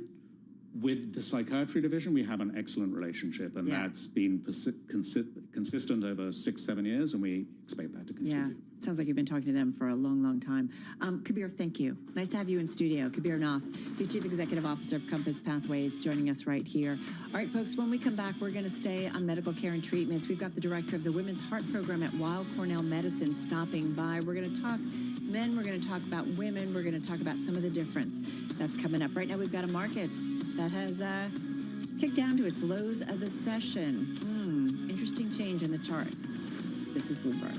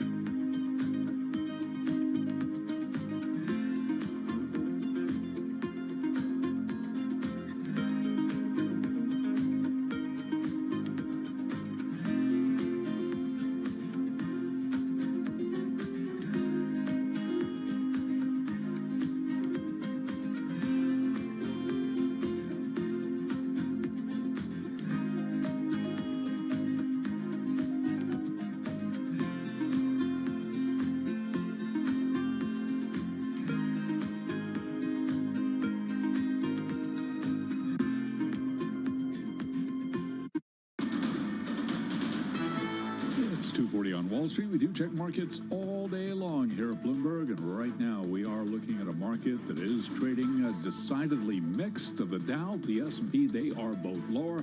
NASDAQ Composite Index, though, holding on to a gain of 15 points, up by about 0.1%. And the Russell 2000 Index of small cap shares also higher, right now up by about 0.9%. The Dow down 54 on the Dow Industrials, down 0.1%. S&P 500 Index, little change now. Choppy session, by the way. We've got the S&P down under 0.1% lower right now by 2 points at 68.46. The 10-year 4.10%. Spot gold up $6 the ounce, 42.09, up 0.1%. West Texas Intermediate crude oil up 1.2%, 59.66 a barrel. And Bitcoin now lower by 1.9%. Bitcoin at 91,940 on Bitcoin. Recapping, stocks lower, little changed. S&P now down by 2 points. For on-demand news 24 hours a day, subscribe to Bloomberg News Now wherever you get your podcast. I'm Charlie Pellett. That is a Bloomberg Business Flash. Bouncing around a little bit. Interesting trade here, so keeping an eye on it with about an hour and a half to go. Hey, we're going to switch gears, actually stay a little bit on kind of medical treatments, medicine in general, and a little bit of a backdrop here. The CDC, the Centers for Disease Control and Prevention, reminding us that the leading cause of death for women, Alexis, in the United States, heart disease. Yeah, it continues to be consistently. So over 60 million women, that is 44%, in case you want to know, in the U.S. living with some form of heart disease. And it might surprise you that it can affect women at any age. It doesn't, not like an over 60, over 70 situation. We should note heart disease is also the leading cause of death of men in the U.S. All right, so it is a focus for everyone who is in medicine. And it brings us to our Bloomberg Business Week Women's Health segment. We focus on key issues and developing technologies impacting the present and future of women's health around the world. And we touch on kind of everybody in terms of health often. Joining us right now is Dr. Nupur Narula. She is director of the Women's Heart Program at Weill Cornell Medicine, and she joins us here in studio. Welcome, welcome. Nice to have you here. It's wonderful to be here. Thank you. I want to ask you, first of all, as Alexis and I just pointed out, that when it comes to heart disease, whether it's men or women, it's such a big problem here in the U.S., the #1 killer and cause of death for both men and women. What is it? Our diet, lack of exercise, all of the above? What? Absolutely, and you have to think about other things as well. You know, you pointed out really nicely that young individuals can also be affected, and I think it goes to show that we really need to know a lot of things about our health. We really need to know our numbers. We need to know what our blood pressure is early. We need to know what our cholesterol is. We need to know what our blood sugar is, and certainly young people may have other genetic conditions, and it's important to know what those genetic conditions are. So you're focusing on something called an aorta aneurysm. I've heard of brain aneurysms. What is an aorta aneurysm? It's a great question. You know, the aorta very recently, just in 2024, was identified as its own organ, and very rightly and deservedly so. So it's the largest artery of our body. It attaches to the heart. It's actually shaped like a candy cane, and it takes blood, blood that's pumped from the heart, and it actually transfers it all the way to all the organs of our body: the head, the neck, the heart itself, the liver, the intestines, the spleen, the kidney, the leg. So it's critical for our sustenance. So much so that there are physicians such as myself, cardiologists, surgeons, that really dedicate their lives in caring for individuals who have problems with the aorta. And one of those problems is an aneurysm. And an aneurysm is essentially a dilation or bulging of that aortic wall. And so it's a little bit distinct from a brain aneurysm in terms of its location, but there are individuals with aortic aneurysms that can have brain aneurysms and vice versa. So you've got actually an NIH-funded study that you are doing. Tell us a little bit about that. Yeah, absolutely. And nice to hear that you're getting money and continue to get money funding. From yes, exactly. the NIH. Thank you. We actually recently got it, so I'm very, very grateful for such a milestone. You know, when individuals have aneurysms, once they really increase in size, dangerous complications can occur. And what do I mean by that? You know, you think of a balloon. As it gets bigger and bigger, a balloon can burst. The aorta, as it gets bigger and bigger, you can have a tear in the aorta. So now we have life-saving procedures, aortic surgery, that can be pursued to prevent these complications that occur. I think it goes with the theme. We want to be proactive rather than reactive. And so what our grant looks at is it combines imaging, advanced imaging, and genetics to really figure out how individuals with aortic conditions do through time, especially those who've had that aortic surgery. So, I mean, I'm just hearing about this for the first time, aorta aneurysm. Me too. Are there symptoms? Is it the kind of situation where you don't know it until it happens? Because I know some of the brain aneurysms can happen in a snap. Absolutely. Yes, it is. I mean, you can have large aortic aneurysms and you may not know that you have one until something catastrophic occurs. I think there is a positive outlook on aspects of this. Now, provider awareness is going up. Now we're doing imaging for unrelated reasons. People are getting scans for prevention-based readings. Now we're taking very intricate family histories. Yeah, you were going to say something. Well, we're talking with Dr. Nupur Narula. She is director of the Women's Heart Program at Weill Cornell Medicine. It was so funny. I'm trying to think who did a story, whether it was the Times, whether it was us, but it was just this idea. If you go to, is it Korea? You can get scanned head to toe every year. What a brilliant idea. I don't know if our insurance companies would like that very much. And it's a lot less expensive, but it's such a great preventative yes kind of way to go about it. And of like any kind of early problems that are out there, why aren't we doing it? Is it just because it's so expensive here in the U.S.? It's expensive. And so I think that and there's why is it so expensive? Because if we were all getting it, the frequency, I don't know. It's a really good question. I think the more we scan, the more we find. You can find things that may not matter, but we'll go down roads of testing. Right. So I think that it goes to highlight a couple things. Family histories, taking them from our family is free, right? Ask your family, have they had any sort of issues with the aorta? Has the aortic size been measured? Have they had any sort of prevention test? Did the aortic size come up in that test? Did anybody die suddenly in the family? If they did, was an autopsy done? You know, you can ask several questions to figure out what the cause of the passing was. So these are ways to screen. And then I always say, participate in research studies if you have the ability to do so, because I think involvement in studies and women's involvement in studies is really, really That's critical. a really good point. And you know, sometimes you go to the doctor. I've been asked, would you like to participate? I think the first instinct is no, thank you. But it really can help science overall in general for years to come. Absolutely. And the more science we do, the more sex-specific I did it in college, but that's because I got paid. And some studies will still pay, actually, you know, depending on what you do. But I think the participating in this allows us to also come up with sex-specific differences that have, impact on behavior. Well, let's go another layer down, because you specifically are focusing too on pregnant women. Yes. Why? So I think pregnancy is a very delicate time in our lives, right? There's several changes that happen. Your heart rate changes, it goes up. The blood pressure goes down initially, but in the later stages of pregnancy, your blood pressure rises, including after pregnancy. The cardiac output, the pump, the efficiency of our heart goes up because we're supplying blood to ourselves, but also the placenta. And then you have all the hormonal changes that occur, estrogen, progesterone, and these can actually change the microstructure of the wall. So if you think of women who already have underlying aneurysms, and then you add in all of these changes, these women are in a more vulnerable state. So I think understanding what they have, their condition, instituting appropriate surveillance, and thereby appropriate management allows us to take women through pregnancy safely. Your advice to maybe a pregnant woman hearing this, or someone who has a pregnant person in their life and they want to be proactive, what's your advice to them? Know your numbers. Really know your numbers. Know all of your numbers. We very rightly talk about blood pressure, cholesterol, blood sugar. You should also know, if you've had a scan, what is the aortic size? And also know your family history. Two big things to take away. We always need to be proactive rather than reactive in as many ways as we can. Is it more likely for a pregnant woman to have an aortic aneurysm? So it's not that the pregnancy will cause the aneurysm. It's that a woman may have an aneurysm, and during pregnancy, it is possible that that aneurysm may grow a little bit in size. Okay. I also, before we let you go, I was reading an article recently in the Times about the signs of a heart attack. And they're not always the outward, oh, I'm holding my chest, shortness of breath. And there was one doctor who did some research in India who was saying, it could, if you look at blood pressure through the years, if your blood pressure seems to oscillate a lot, that could be a signal. Is that true? I think anybody can have any sort of manifestation, right? So when you even think about blood pressure, in what environment are we measuring our blood pressure? Is it at home? Is it in the doctor's office?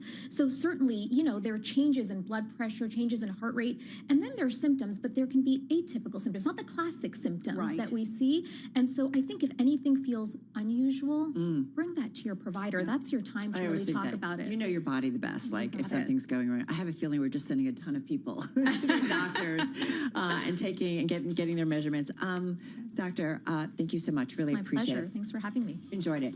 Dr. Nupur Narula, she's director of the Women's Heart Program at Weill Cornell Medicine right here in studio. All right, folks, when we come back, a check on the trade. We are seeing stocks bouncing around off our highs and lows. We also get a check on stocks on the move. This is Bloomberg Business Week Daily, and this is Bloomberg.